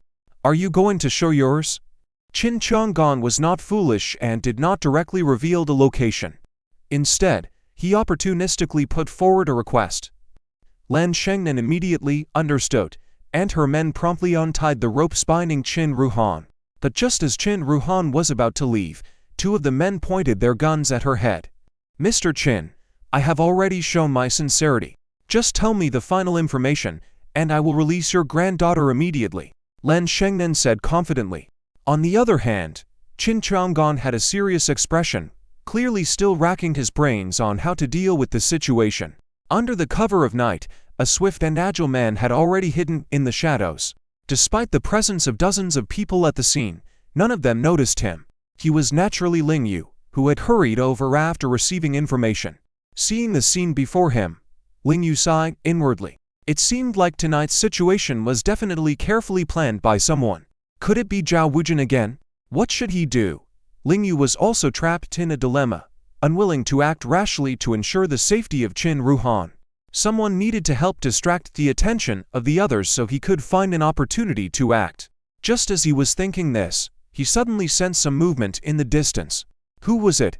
Ling Yu quickly glanced over and his eyes suddenly locked onto a tall, slender young girl. Wasn't she little Red Sister's sister? What was she doing here? Meijiali was at that moment tearing her own clothes, and jumped up abruptly.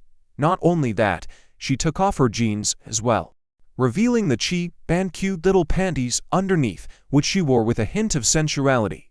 What's going on? Ling Yu thought to himself, unsure of what the girl was planning to do. Meijiali was unaware of Ling Yu's presence at the scene, and her thoughts were not as calculating. Right now, she just wanted to help Chin Changong save his granddaughter. She was young and didn't think about the consequences, simply aiming to create chaos. As long as chaos ensued, variables would come into play. She knew that a woman's greatest advantage lay in her body. After tearing off her outer clothes and removing her pants, Meijiali suddenly screamed and ran out. Help! Someone is trying to assault me. What's happening? Ling Yu muttered to himself, unsure of what the girl was up to. The commotion caused quite a stir, especially among the mostly male audience present. Who wouldn't be interested in such an exciting event? Especially figures like Fei and others, who eagerly turned their heads toward the direction of the screams. They saw Meijiali in disarray, with her clothes askew and her upper body only covered by a bra with the straps already slipped off. She held her chest with both hands and ran frantically. Though she couldn't be considered a goddess, her tall figure and youthful allure, combined with the sheen of her skin in the night, captivated men's attention. Wow, this is something. Fei and the others were getting increasingly excited. When ordinary men encountered such a situation, They couldn't help but be thrilled. The atmosphere was buzzing with excitement. Lan Shengnan sensed trouble brewing. The girl clearly intended to disrupt the scene and divert attention. She quickly fixed her gaze on Bai Lao, who had already opened his eyes but hadn't made a move yet. Just as Lan Shengnan was about to breathe a sigh of relief, a dark figure descended from above, dropping behind Qin Ruhan and the others. "Watch out!" Lan Shennan's warning was cut short as two of her men suddenly fell with a muffled sound. Qin Ruhan was startled, but upon seeing who the newcomer was, she immediately cried out in excitement, "Brother-in-law!" "Don't be afraid." Ling Yu comforted her with a simple assurance and promptly tackled her to the ground. The instinct for survival on the battlefield made him aware that someone behind him was aiming to shoot. As he fell, he grabbed the guns dropped by Lan Shennan's men and fired several shots in response. Each bullet found its target, eliminating an enemy with precision. Cool. Simply cool. Qin Ruhan felt her blood boiling, her heart pounding wildly. This scene and sensation were more intense than the most exhilarating gunfight movie scenes. Fei and the others were left dumbfounded, wondering just what kind of monster he was. He was too powerful, in the minds of many, for words involuntarily came to mind. A god among men. Ling Yu. Lan Shengnan also recognized him, her excitement and anger causing her whole body to tremble. Get rid of him quickly. Kill them all. Her surviving men immediately began firing at Ling Yu. Ling Yu held on to Qin Ruhan and rolled on the ground. The rolling was fast. In an instant, he rolled into the crowd of the Feishi Association, using the mobsters as a shield. Damn, Fei suddenly had a bad feeling. Sure enough, Lan Shengnan's organization was different from their mob group. Killing was their specialty. In order to take down Ling Yu, Lan Shengnan personally opened fire into the crowd, directly killing several members of the Feishi Association. These guys have gone crazy. Let's fight back against them. Fei didn't care whether Lan Shengnan was on their side or not. He immediately grabbed a weapon and joined the fray against her men. "Master, we need to retreat." Bai Lao quickly covered for Qin Chang'an to help him escape the scene. However, before Qin Chang'an could even exhale in relief, they were blocked by the expert fighters from Bai Jiwu and Bogyul men. "Bai Gan, if you don't return the things of Bogyul men today, don't expect to leave here. Get him. Today our sect leader will clean house." With a command from Bai Jiwu, 32 disciples formed a Bogyul formation, surrounding Bai Lao and Qin Chang'an. Under normal circumstances, Bai Lao wouldn't be afraid, as he was more familiar with this formation than anyone else. However, in the current situation, he had to ensure Qin Chang'an's safety and couldn't afford to be entangled with Bai Jiwu and his people. "You guys leave through the back door." At a critical moment, Lan Wan loudly reminded them and had already opened the door for them. At over 70 years old, Qin Chang'an moved slowly, and Bai Lao needed to protect him, leaving him unable to consider everything. Unexpectedly, at that moment, the disheveled girl suddenly ran over, tightly grabbing Qin Chang'an's hand and shouting loudly, "Mr. Qin, let's go." Qin Chang'an also froze-eyed was Ami Ijiali. An old man and a young girl, hand in hand, fled in a ridiculous manner, with the young girl wearing nothing but a cheap underwear set. The scene was extremely shocking. Once Qin Chang'an realized what was happening, he couldn't help but smile. Despite the girl's recklessness, her youthful vigor and rebellious determination had, indeed, helped them immensely. It had turned the tables. The 70-year-old Qin Chang'an seemed to experience the taste of youth once again. Youth meant having unlimited possibilities. Bai Jiwu, tonight, I will show you what real Bogyul John is all about. Bai Lao finally found an opening and struck with a palm strike, as if containing the entire black and white cosmos in his hands. Quoch, an intense vortex swept through the area, lifting sand and debris as if a fierce wind had swept through. So powerful, Bai Jiwu marveled as he took several steps back. His disciples also held a newfound admiration. They were all experts of Bogyul men, so how was their sect leader so inferior to Bai Gan? It felt like there was a galaxy between them. As the scene settled, and they realized what had happened, Bai Lao and Lan Wan had already vanished without a trace. Damn it! Chase them! Lan Shengnan couldn't believe the cooked duck had flown away. With hundreds of people surrounding just a few, letting anyone escape unscathed would be a huge embarrassment. Her men and the members of Bogyul men immediately rushed into the building in front of them. Lan Chengnan stayed behind, holding a gun, watching Ling Yu as he helped Qin Ruhan escape into the night. A cold, proud smile curved on her lips. "The man who killed my sister. I'll see how you escape tonight." Lan Chengnan raised his gun, aiming the barrel at Ling Yu, who was evacuating with Qin Ruhan. She was very confident in her marksmanship, with hitting the bullseye from 100 paces being her specialty. Ling Yu also felt the imminent danger. If he were alone, he could easily escape, but with a delicate little sister-in-law in tow and so many gun barrels pointed at them, the outcome was uncertain. "Yuzhe, run this way." In a critical moment, a familiar and pleasant voice sounded in the darkness. Qin Ruhan could hardly believe her eyes as Luna appeared carrying a discarded iron door and rushing towards them. This woman had been acting helpless earlier in the evening, yet had such strength. Ling Yu, however, was not surprised at all. Luna had practiced martial arts with him when they were young. Clang, clang, clang, almost simultaneously, Luna arrived in front of Ling Yu and the two of them, and the iron door emitted a deafening noise. If Luna had not shown up in time, it was hard to say what the situation would be now. "Yuzhe, follow me, I know this place well." Luna looked at Ling Yu, her eyes flashing slightly, as if she was worried that Ling Yu would not listen to her. "Okay." Ling Yu took the iron door she was holding with one hand and covered the two women as they fled. Luna led the newly reconciled Qin Ruhan and headed towards a dark alley. "Curse it! Chase them! Quickly! Chase them!" Lan Chengnan was seething with anger. They were well equipped tonight, with all their men present, and even brought a hostage, yet they failed to seize the heart of the sun. They couldn't even kill Ling Yu, embarrassing themselves greatly. The mine was vast, with many small paths around, and the darkness made it the perfect hideout. Ling Yu followed Luna's evacuation route and shook off their pursuit in an instant. "Hey! Let go of me!" Once they stopped, Qin Ruhan quickly shook off Luna's hand. Luna was not angry but rather smiled wryly. "Little sister, I saved you. It's fine if you don't say thank you, but why treat your sister like this?" "HMPH, I'm not your little sister. My sister is my brother-in-law's wife." Qin Ruhan hurriedly approached Ling Yu to explain. Only after speaking did she realize she had said something utterly nonsensical. Of course, her sister was her brother-in-law's wife, but Luna understood her meaning and sighed.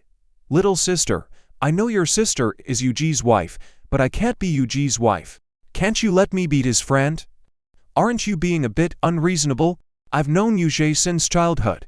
Qin Ruhan couldn't argue with her, especially since she owed Luna a favor now, so she just pouted and huffed. "Forget arguing about this now. I have to figure out a way to meet with Granta first." Ling Yu was a bit exasperated with them. How could they still have the energy to argue at a time like this? What kind of creatures were women? "Yuzhe, you go ahead.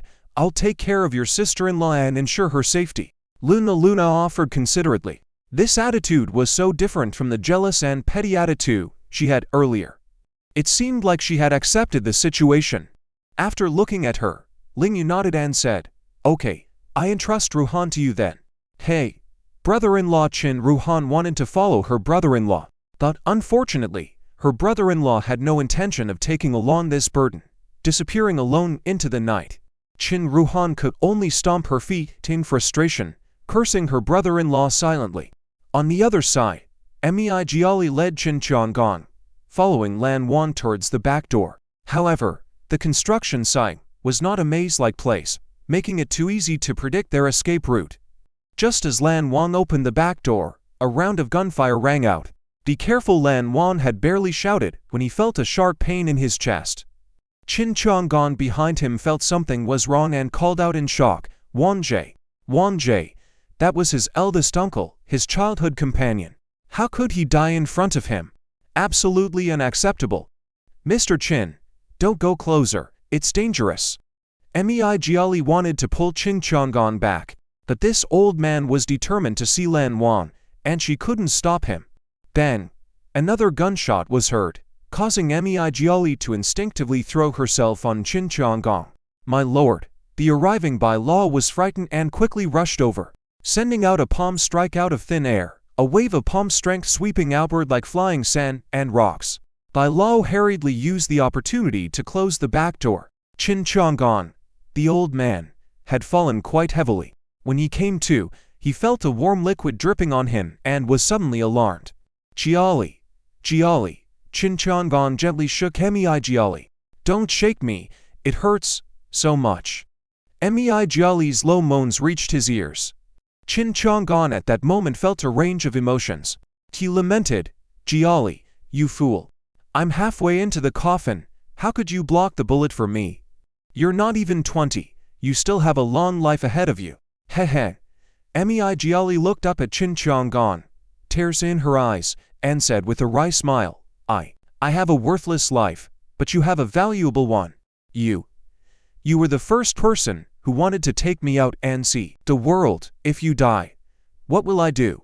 I don't want to stay in this miserable place all my life. Hearing this, Qin Chang'an's heart was deeply moved.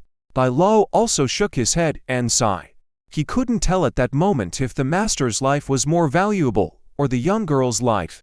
At that moment, sirens echoed outside and a commotion grew louder. Police, everyone, hands on your heads, get down on the ground.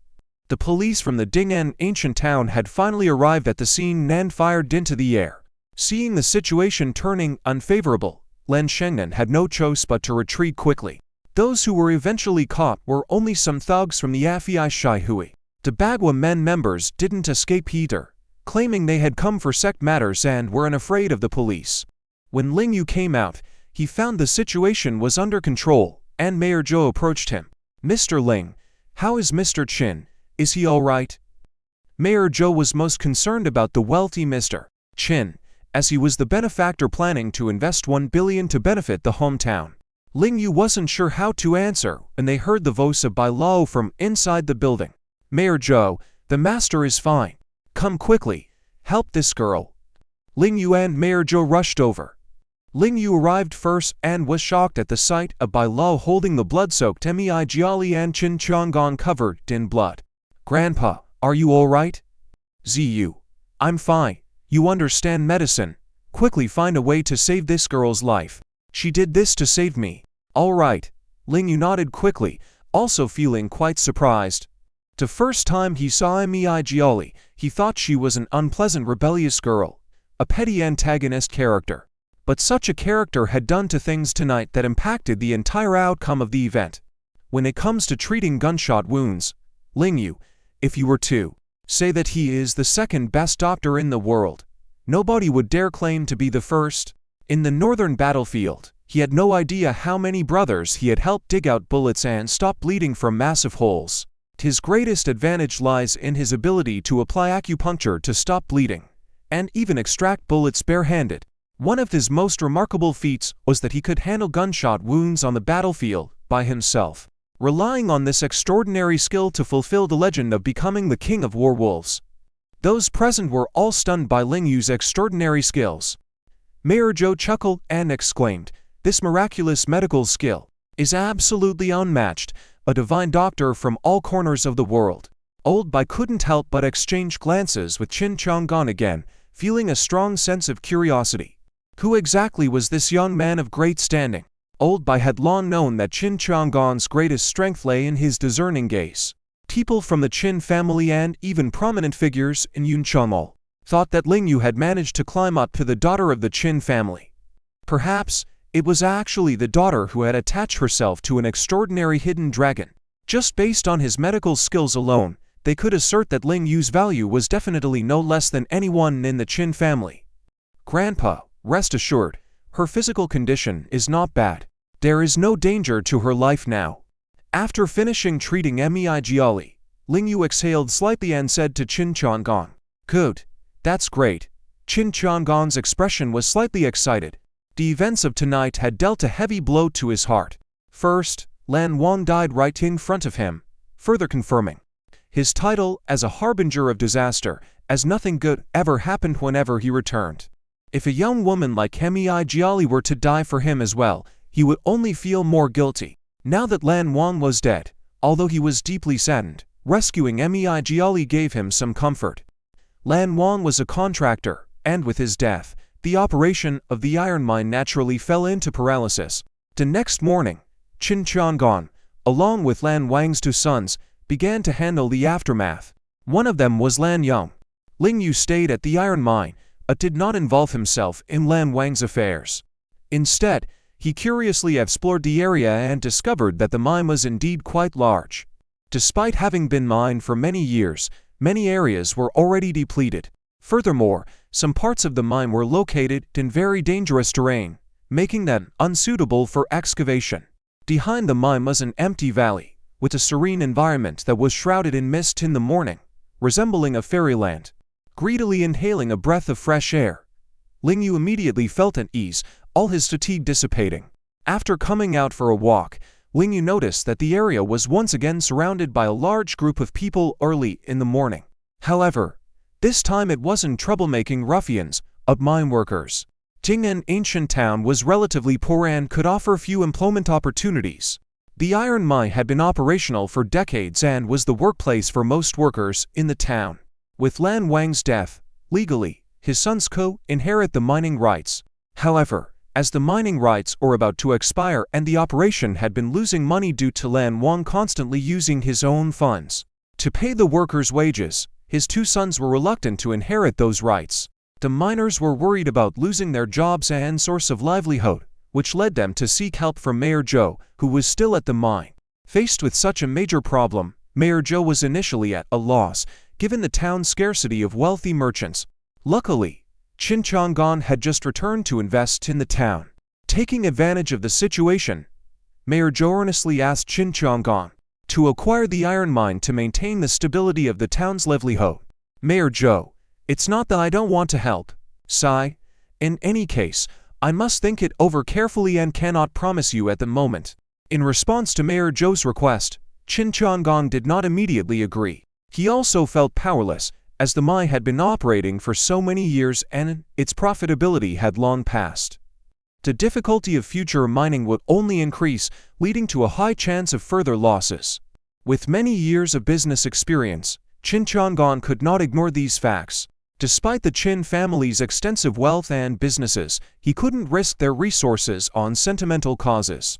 Mr. Qin, I understand your concerns, but please, find a solution. Mayor Zhou was genuinely concerned about the well-being of the town and its people, bowing 90 degrees to plead with Qin Chang'an. Xiao Zhou, don't make it difficult for the old man. Let him rest for a while first. He hasn't slept for 2 days, and his mind and body are exhausted. I fear he might not be able to bear the strain. Old Bai spoke up and quickly escorted Qin Chang'an out of the mine, back to the Honky Hotel for a meal and some rest.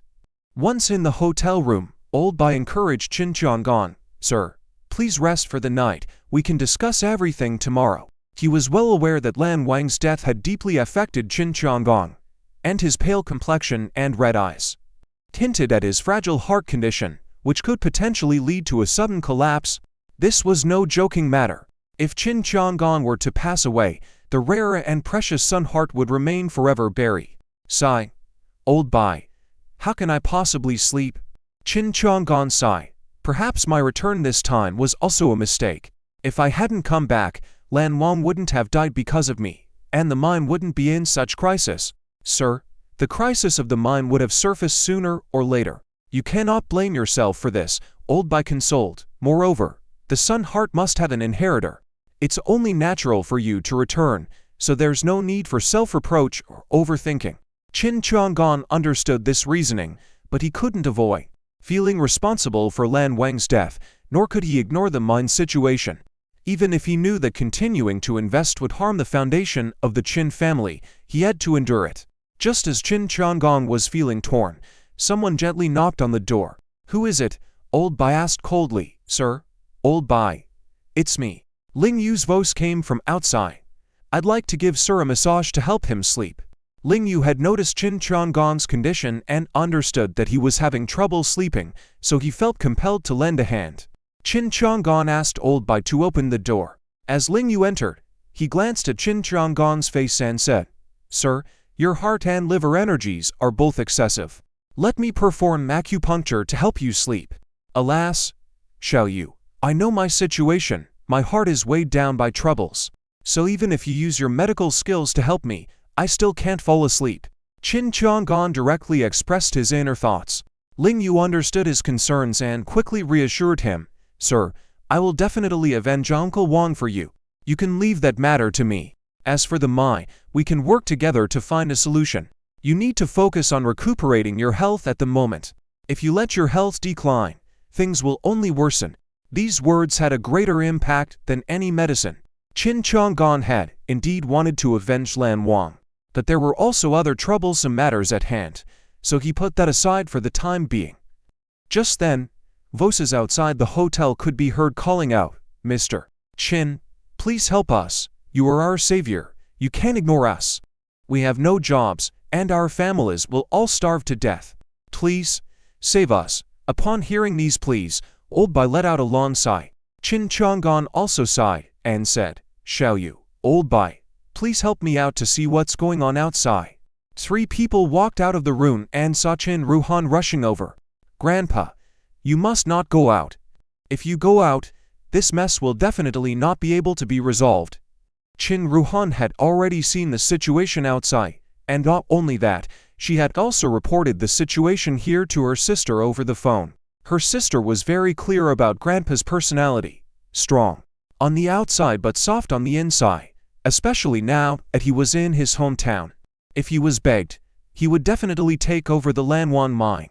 "Ruhan, you leave. Grandpa cannot become a forgetful merchant." Qin Chang'an sternly scolded Qin Ruhan. "Grandpa, this is not forgetting one's roots. If people do not act for themselves, the heavens will destroy them. For the sake of others, harming oneself, that is called foolish." Qin Ruhan said excitedly, "The Chang'an group has just weathered a storm. If it is burdened by this mine again, a crisis can erupt at any time." She was still young and did not grow up in Ding, an ancient town, destined to not have the same broad-mindedness and aspirations as Qin Chang'an. What she was focused on was the Qin family. "Stop talking." Qin Chang'an had made up his mind, and he forcefully pushed his granddaughter away. But the next moment, he clutched his heart, his face suddenly turning red. "Sir, take your medicine." Bai Lao wanted to give Qin Chang'an heart medication, but Qin Chang'an was in agony and could not swallow it. Ling Yu quickly pressed on his chest and acupoints. After 2 to 3 minutes, Qin Chang'an's complexion finally improved a bit. Qin Ruhan broke out in a cold sweat, thankful that her brother-in-law was there, otherwise Grandpa would have been in real danger. If Grandpa had a heart attack and die, she would be to blame. Qin Ruhan was truly starting to love her brother-in-law more. Bai Lao quickly gave the medication to Qin Chang'an, and fortunately, everything turned out fine in the end. "Grandpa, you should go back to the room and rest. Leave the outside matters to me." Ling Yu was worried about Qin Chang'an's health, unable to bear any more disturbances. "All right." After some thought, Qin Chang'an sighed and nodded. "Shall you? I entrust it to you." "Grandpa, I will take care of it. You don't need to worry." After comforting Qin Chang'an, Ling Yu and Qin Ruhan left the hotel. There were more people gathered outside than expected. Apart from a small number in mining outfits, the rest were mostly family members of the miners. At first glance, it was all people. Even the hotel security and staff were nervous. If a riot broke out, they wouldn't be able to stop it. "Miss Qin, where is Mr. Qin?" Mayor Zhou, seeing Ling Yu and Qin Ruhan coming out, hurried over and anxiously asked, "My grandfather is feeling unwell, and all the matters here are now entrusted to his son-in-law." Qin Ruhan quickly pointed to Ling Yu and informed Mayor Zhou. "Oh, so Mr. Ling is your husband, Miss Qin?" Mayor Zhou only found out about Ling Yu's identity at this moment and looked a bit surprised. This man is really low-key. More accurately, Mayor Zhou still didn't know Ling Yu's identity. Initially, he thought he was Qin Chang'an's driver or bodyguard, but now he believed he was Qin Ruhan's husband. How? Qin Ruhan was surprised, not expecting such a misunderstanding. Her face blushed slightly, but she didn't continue to explain. Ling Yu was also too preoccupied to explain, as a group of villagers were already fervently pleading with him, "Please, invest in the mine. If we lose the mine, we won't find work, and my whole family will starve. You also left our town to find work, don't ignore our pleas." Seeing their desperate and helpless eyes, Ling Yu felt greatly heartbroken. Who would want to come begging if they weren't pushed to a corner? Just then, following the lead of Xiaopang, Shahan and her grandmother also came out and stood in front of Ling Yu. Brother Yu, please help them. Many of them used to work with my dad, and I know their family's situation. They rely on digging mines to earn a living. Without income, they will really starve. There are few job opportunities in this town. Finding work is truly difficult. The two of them also pleaded with Ling Yu for these people. Although this matter didn't concern them directly, Shahan's father had been a laid-off worker and had died unexpectedly. After his death, their family had almost fallen apart. So, they did not want to see other families face the same tragedy, even worse than theirs. All right, I will help you all. Seeing this scene before him, Ling Yu practically agreed without any hesitation. Qin Ruhan was shocked. What was her brother-in-law doing? She thought he wasn't attached to this town, wouldn't be as emotionally impulsive as her grandfather. She never expected him to agree more decisively, and her grandfather did. What should she do now? This iron mine and these impoverished laid-off workers will surely burden the Qin family. Mr. Ling, are you serious? Mayor Zhou, upon hearing this, was overjoyed and tightly held Ling Yu's hand. Of course, Ling Yu nodded. I dare not deceive thousands of families. And I certainly wouldn't joke about the livelihoods of thousands of people. Thank you.